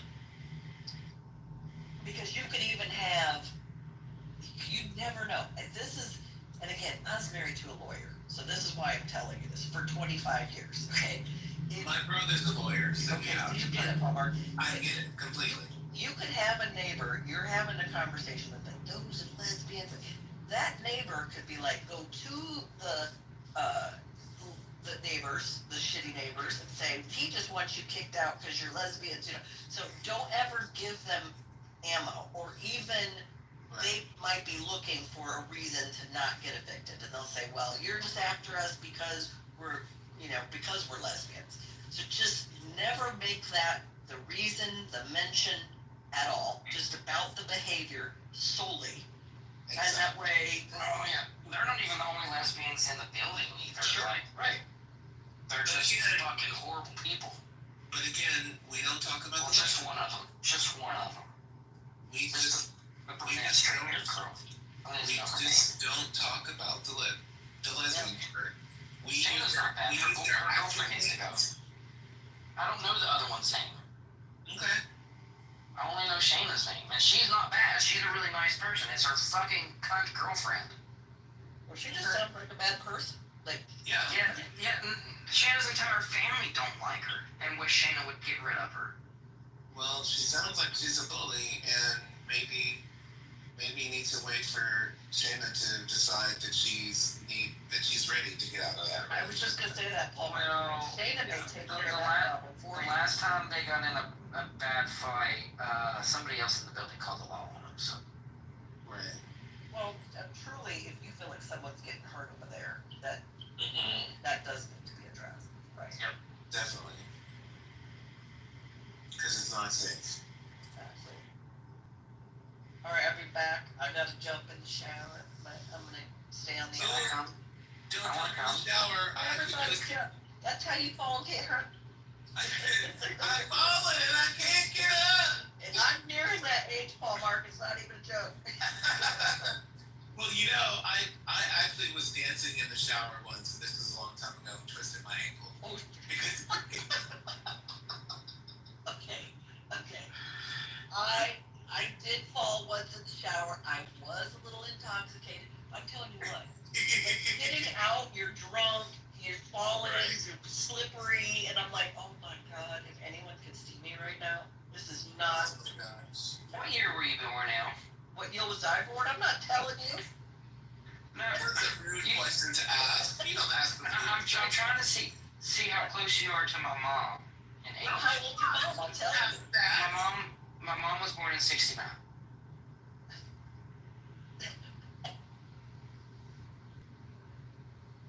Okay. Well, we are very close in age. I could be your mother. Okay, that's what I thought. And this is I'm following up with a compliment. I wish my mom was more like you. My mom acts like she's freaking 78 years old and like she can't do nothing and like she's about to die. And you are so full of life and you do so much stuff. I really wish my mom was more like you. Oh, well, thank you. But I will say, I watched my own mother age before she needed to. And it has to be, well, you know what, David, I've talked to David about this too. It's a conscious decision. It really is. A daily decision. Yes, it is. In your habits, it is a daily decision. And I mean, maybe, I don't know about Al, but I mean, am I echoing personal? No, you're good. No, your stuff is really good right now, David. Thank you. I mean, there's no one else that's going to take care of me, first of all. Right. And secondly, you realize I didn't slow down until 2 years ago when I turned 70. And What? You're 70? 72. I'll be 73 in 2 weeks. Oh shit. You're older than I thought you were. I work every day, and you can't stop moving. The day you start sitting or retiring is the day you start really going downhill with. And so, Well, I think that's part of my mom's problem too, is because my senior year, she got a massive staph infection in her spine, and she got disabled because of it, and she don't work. And I try to tell her all the time, you need a job. You need to get out of the house, quit sitting around all the time, and not doing anything. yeah, I mean, I'm sorry, and I hope that wasn't meningitis, but I'm sure she had to take. No, it was staph. She had a huge staph infection in her stomach. Those are hard to get rid of, but once you start sitting, it's hard to change that habit. I mean, look at all the people we forced to sit. You have Teenagers that invested during COVID, and it was the worst thing for them. Closing gyms. My dad's been retired for 17 years, and he says it's the best thing that happened to him. he really hasn't gotten it. Right? What's that? You have to be doing something. You have to have a hobby. You have to have something that. Oh yeah, he doesn't just sit and watch TV all day. No, God, no. Well, I think that's literally what my mom does. That's the difference. Right. So I'm glad he's retired, and God bless people who can retire. I have friends on Clubhouse who retired at 38. My landlord retired at 45. Still supports his family, nice lifestyle. Sent 2 kids through Berkeley, and does it through day trading. And I'm not against retirement. The problem is that 2 years after most people retire, they're paying out death benefits because they're not active.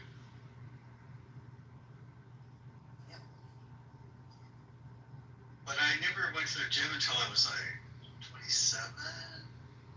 I went to work with my parents and gained some weight in 1979. My friends came to visit me one day, and I gained 30 pounds for the first time in my life. They said, "You're fat, you need to go to the gym." And I turned out I love the gym.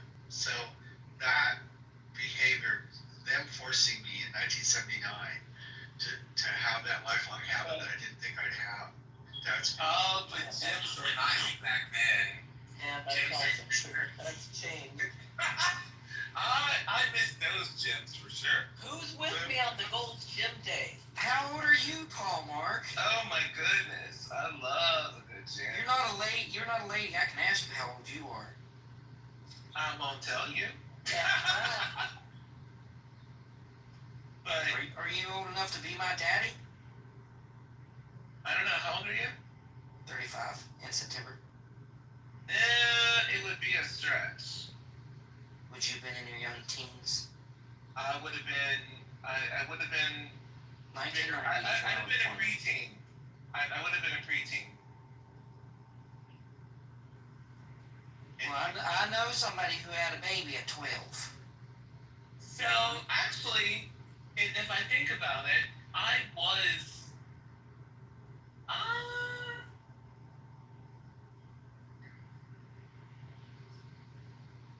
Yeah, I was already active. Not as active as I became in my 20s, but I was already a little active. Yes, El, you heard that correctly. I know somebody who had a baby at 12. That hurts my heart, actually. And you know what? What's crazy about it is it's one of my mom's best friends' daughter that I grew up with, and her mom, up until she hit menopause, was very religious, and like she wasn't like the smothering weird kind of religious, but like Mandy grew up in church and she was a pretty religious person herself. But yeah, her and her boyfriend were both 12 or 11 actually, and then shortly after she turned 12, she had a baby. That's even dangerous. We had kids. There were 3 girls I remember in junior high, so 7th grade, who got pregnant and who had kids. One had a kid over the summer and then came back late in the year, and 2 of them got pregnant during the year. But yeah, kids were having sex at like. Yeah, my 8th grade year, a girl that I was really good friends with had a baby. Yeah. Started at like 10, 11, 12. You know, there was a girl in high school. She was like 15 or 16 and had a kid. And one of the kids I grew up with, who lived like 2 streets down, ended up marrying her. And now he's had like 3 kids with her. And I don't know. Hey man, it ended up working out for him. Yeah, Mandy is a nurse, and she's had 2 more kids, and she's really successful. So. Well, and these things happen, and it's like you don't know what you're doing, and I think sexual education is important, and a lot of parents were just assuming, and that was a time where it was like, well, just say no, but people were saying yes, and there weren't conversations around condoms and all that stuff, and so there were a lot that would get pregnant, or and some decided to keep them, but all of them didn't decide to keep them either. So that was. that was a huge thing that was going on. My mentor in the grocery business, who was like a father to me, I had a great father, but he was like a second father. And he met his future wife when she was 11 in Colorado, Colorado, and he was 13. They married when she was 15 and he was 17. But they didn't have a child till a year later. But I mean, they didn't know it then. They were actually soulmates, and it turned out better than anyone ever thought, because once they got older and more mature, they realized that they really were the best match for each other, but it was just happenstance that they got together. Yeah, that whole soulmates thing, I don't believe in that. And my friend Chuck, he would go on dates. First of all, he loved her dad because he was a decent mechanic, and they would spend 10 hours working in the garage, and he'd like ignore Emily all day long. And then she'd get mad about that. But they go on these dates. I knew Emily and Chuck really like parents. I took care of them as they aged, and they had daughters my age. But Chuck would go on a date, and he had this little baby in the back seat. I mean, like an infant in diapers. And Emily, the first few dates, she didn't know how to ask him about it. And on the third date, she said, "What's going on with the baby?" She assumed it was his. And his sister had a baby out of wedlock, so the whole family was raising that baby Gene. So they always had Gene with them half the time when they were on the dates. That used to happen. There was a lot where, somebody would have a kid younger, and then, the family would step in. I think in a little town, maybe, I don't know. Oh no, Mandy brought her kid to school and everything. Like her mom made her take care of it, but she never missed school or anything like that. The last few new high schools we built in Seattle have nurseries in them. Oh, now that's... See, I don't think that I agree with that, because... Kind of promoting it, I think. Yeah, I feel like that's promotional too. Well, I mean, I understand making facilities for people that don't have the other options, but there was a time when we lived as tribes where the young people would have the kids, and then the elders would raise them, and so I think it's Yeah, it really was a lost community. Yeah, I think it's really sad that a grandparent would say, "No, you have this kid, you take care of it." I would love to see something where the elders or the family comes in and takes care of the Everyone has a nuclear family. Maybe were out on their own because their family kicked them out. Which is true. Yeah, but again, I can still mourn the fact that is being lost. At the same time, if it stopped them from having education, that's another problem for society. Mm-hmm. You do the best with what you have.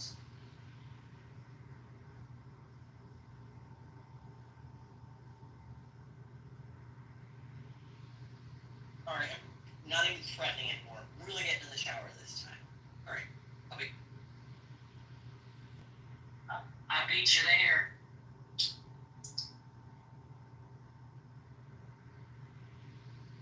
Oh, I just got a text message. I don't know it. I know Rappy and Al knows. Rappy might be asleep or something. I ain't heard him talk forever. But I have this client. She's 72. She's got Parkinson's. I do private rides for her. Like I go off of the Lyft app and I go pick her up. Typically when I'm with her for about 4 hours. I make somewhere between $100 and $200 most of the time I'm with her. And she called me the day before yesterday asking if I could take her to get a haircut and go to Walmart and get a few things. A while back, she had asked me to help her find a beautician. She wanted to go to one of the schools for like a beautician and stuff and get a haircut.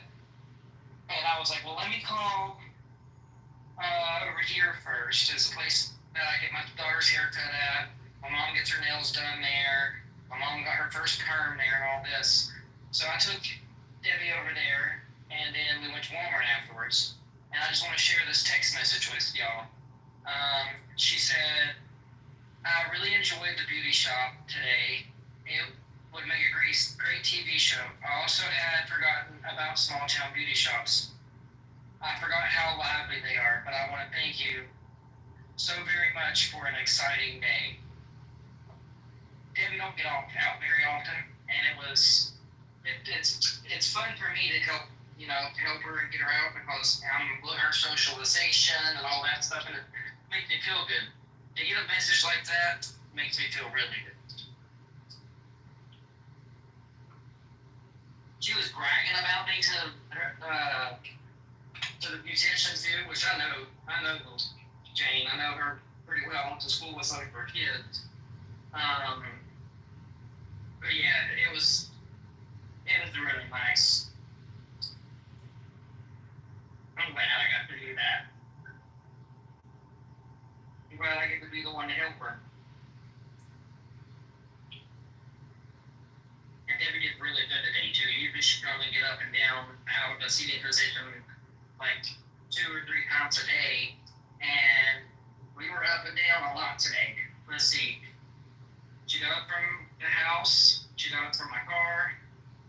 She was sitting down in the beauty shop and got up. She did it again. She got up from my car again. She did it about 7 times today. I'm really proud of her.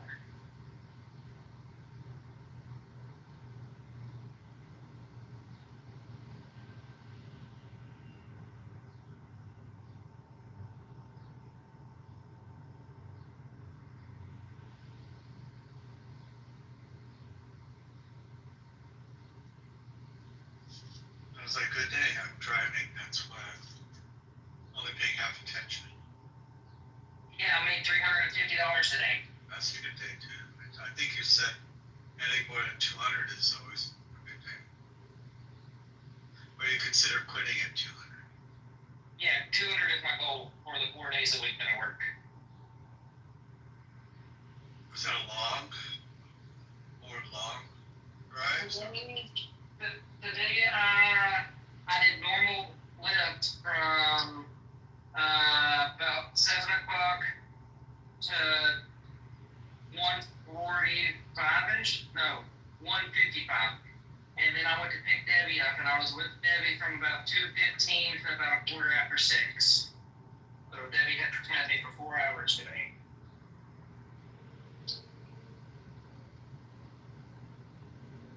Debbie's what made today a good day. I talked about her before. Yeah, I don't know if you heard, but I took her to the beauty shop today to get her hair done instead of going to like the beauty school. And she really enjoyed it and thanked me for it.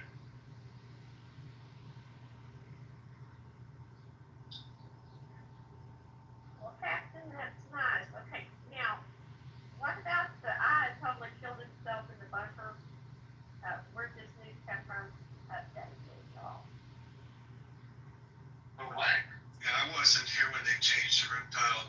That's been up there for half the day. So, I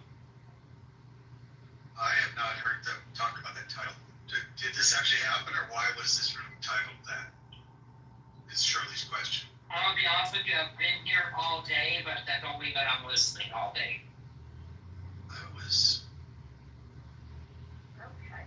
I was here most of the morning, but that time we need Jeff around for that. Okay. I was like the 4th person in the room this morning at 8 o'clock, but I don't remember.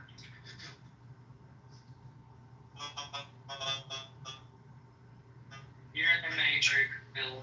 Dave. You're in the Matrix. We can't hear you. You tell like I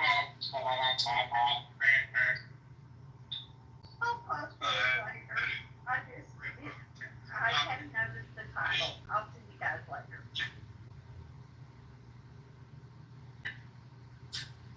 I guess Shirley just came in to see if we were talking about that. Guess Shirley don't want to talk to us. We're not fun enough for her. I like Shirley.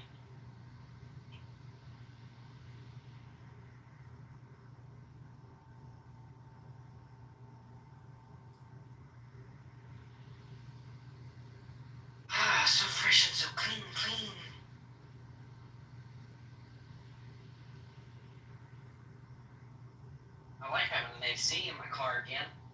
I'm not sweating my balls off all day.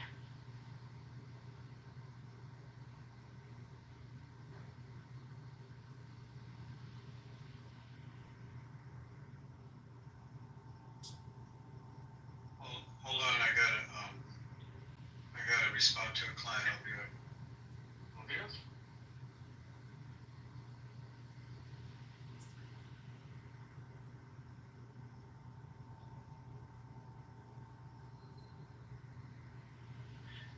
Okay.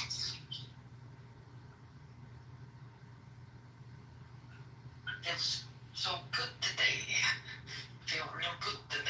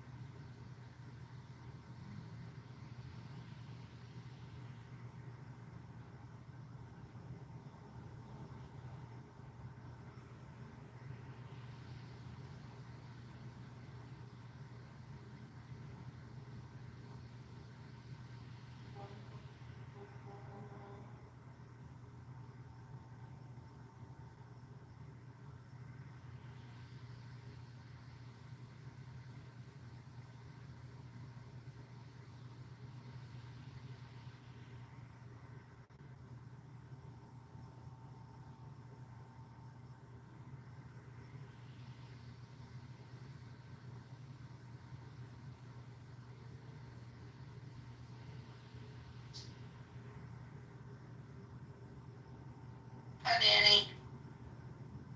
Hey, there was no sound before.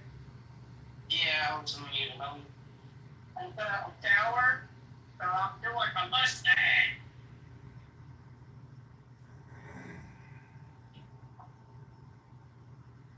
And I figured y'all didn't want to hear my hair dryer blowing to warm up the wax.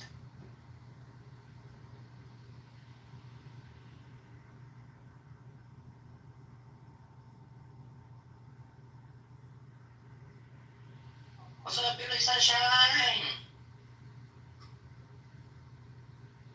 Hey, you kids. Good to see you. Hey, Papa. Is it true? This is not true, right? What? The title of the room. I do not know. Shirley just came in here and asked the same thing. Yeah, I wish I could answer y'all's question. Well, we all can't know everything.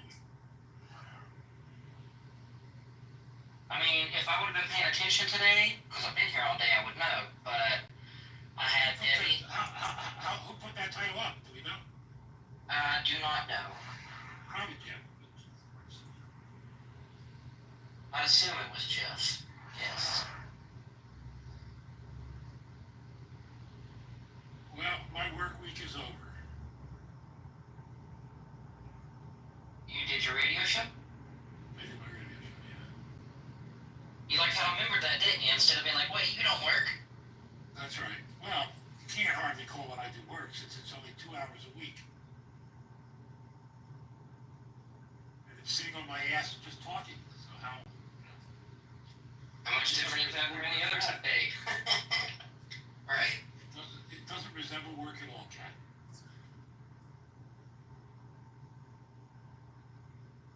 Doesn't feel much different than any other day, huh? That's right. It's just me and the dog.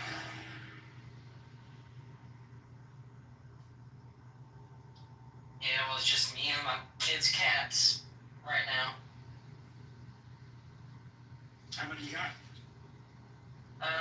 Struggle Point Siamese and a Turkish Angora. Turkish Angora is all white.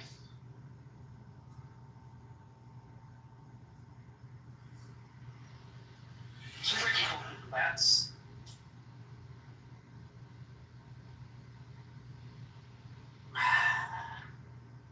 I'm all clean, my mustache is all clean. Feel great. No idea. I got done with Debbie and he was here for like 2 seconds, then he disappeared. I got pulled over and then he disappeared. You got pulled over? Why? Because it was raining real bad here and I slid through a stoplight. Yeah. So he wanted to make sure I was okay, not drunk or something, and I was like, bro, I've been up since like 5 o'clock this morning. I'm just trying to go home, go to bed. And he was like, you're just tired. Yeah. And he was like, I get it. Be careful, no warning, no ticket, get home. Yeah, that's exactly what he said. Yeah, that's right. And that's exactly what I did. I came home. I wasn't lying, I didn't want to go home. You're an asshole, they don't always want to give you a hard time. No, I had my license and registration ready. He asked for my insurance. I showed it to him on my phone. He looked at it, went back to the thing, made a couple. I saw him talking on his radio, and then he just left. He gave me my shit back and left. To get home and get some rest. I told him, I was like, I tried to stop, but I slid.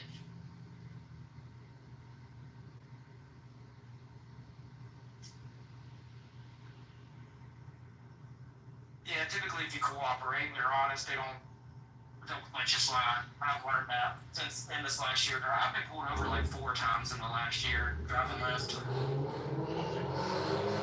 Well, yeah, because you're driving constantly, so there's more, Yeah. More opportunity. Exactly. The last time I was pulled over, the guy said, "What's that I smell?"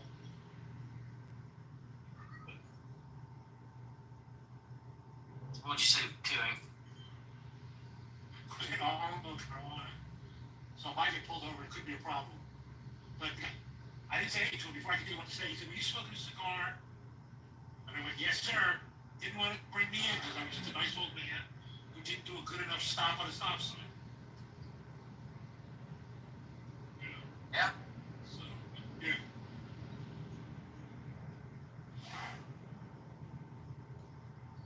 Yeah, as long Years ago now. as you don't give them trouble, they don't really care.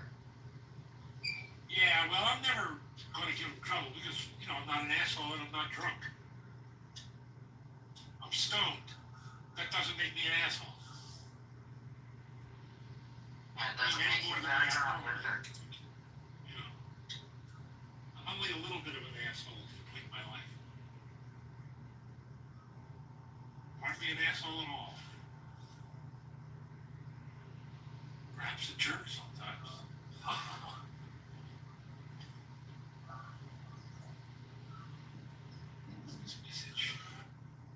Temperature's dropped a lot now that the sun's down and over the horizon. It feels halfway decent outside. Just wanted to check the mail. I'm beat though. Didn't realize how tired I was. I actually got home.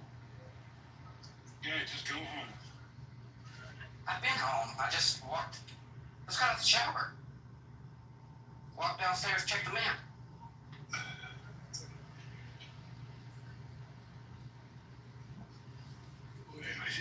It's cooler outside than it is in my apartment right now.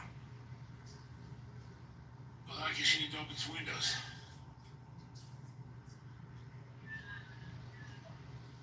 I'm gonna turn my dehumidifier on and my AC in my room. Dehumidifier. All right, I'm home. Welcome home, Billy. Thank you. And the house will be clean because the maids were just here. And it's the first time in 2 weeks because something horrible happened to them last week. Oh, what happened? One of their family members lost a baby. Oh, that's sad. Childbirth, yeah, it's real sad. There's nothing to say about that other than wow.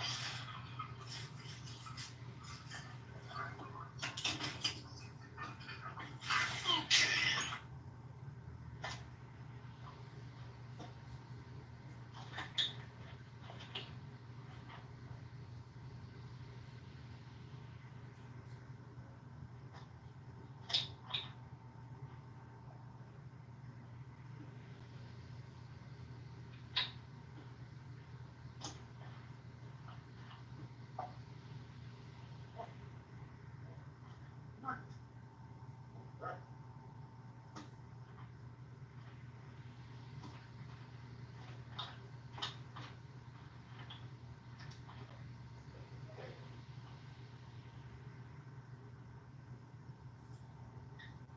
Oh, absolutely. Seth, don't think that's no winners.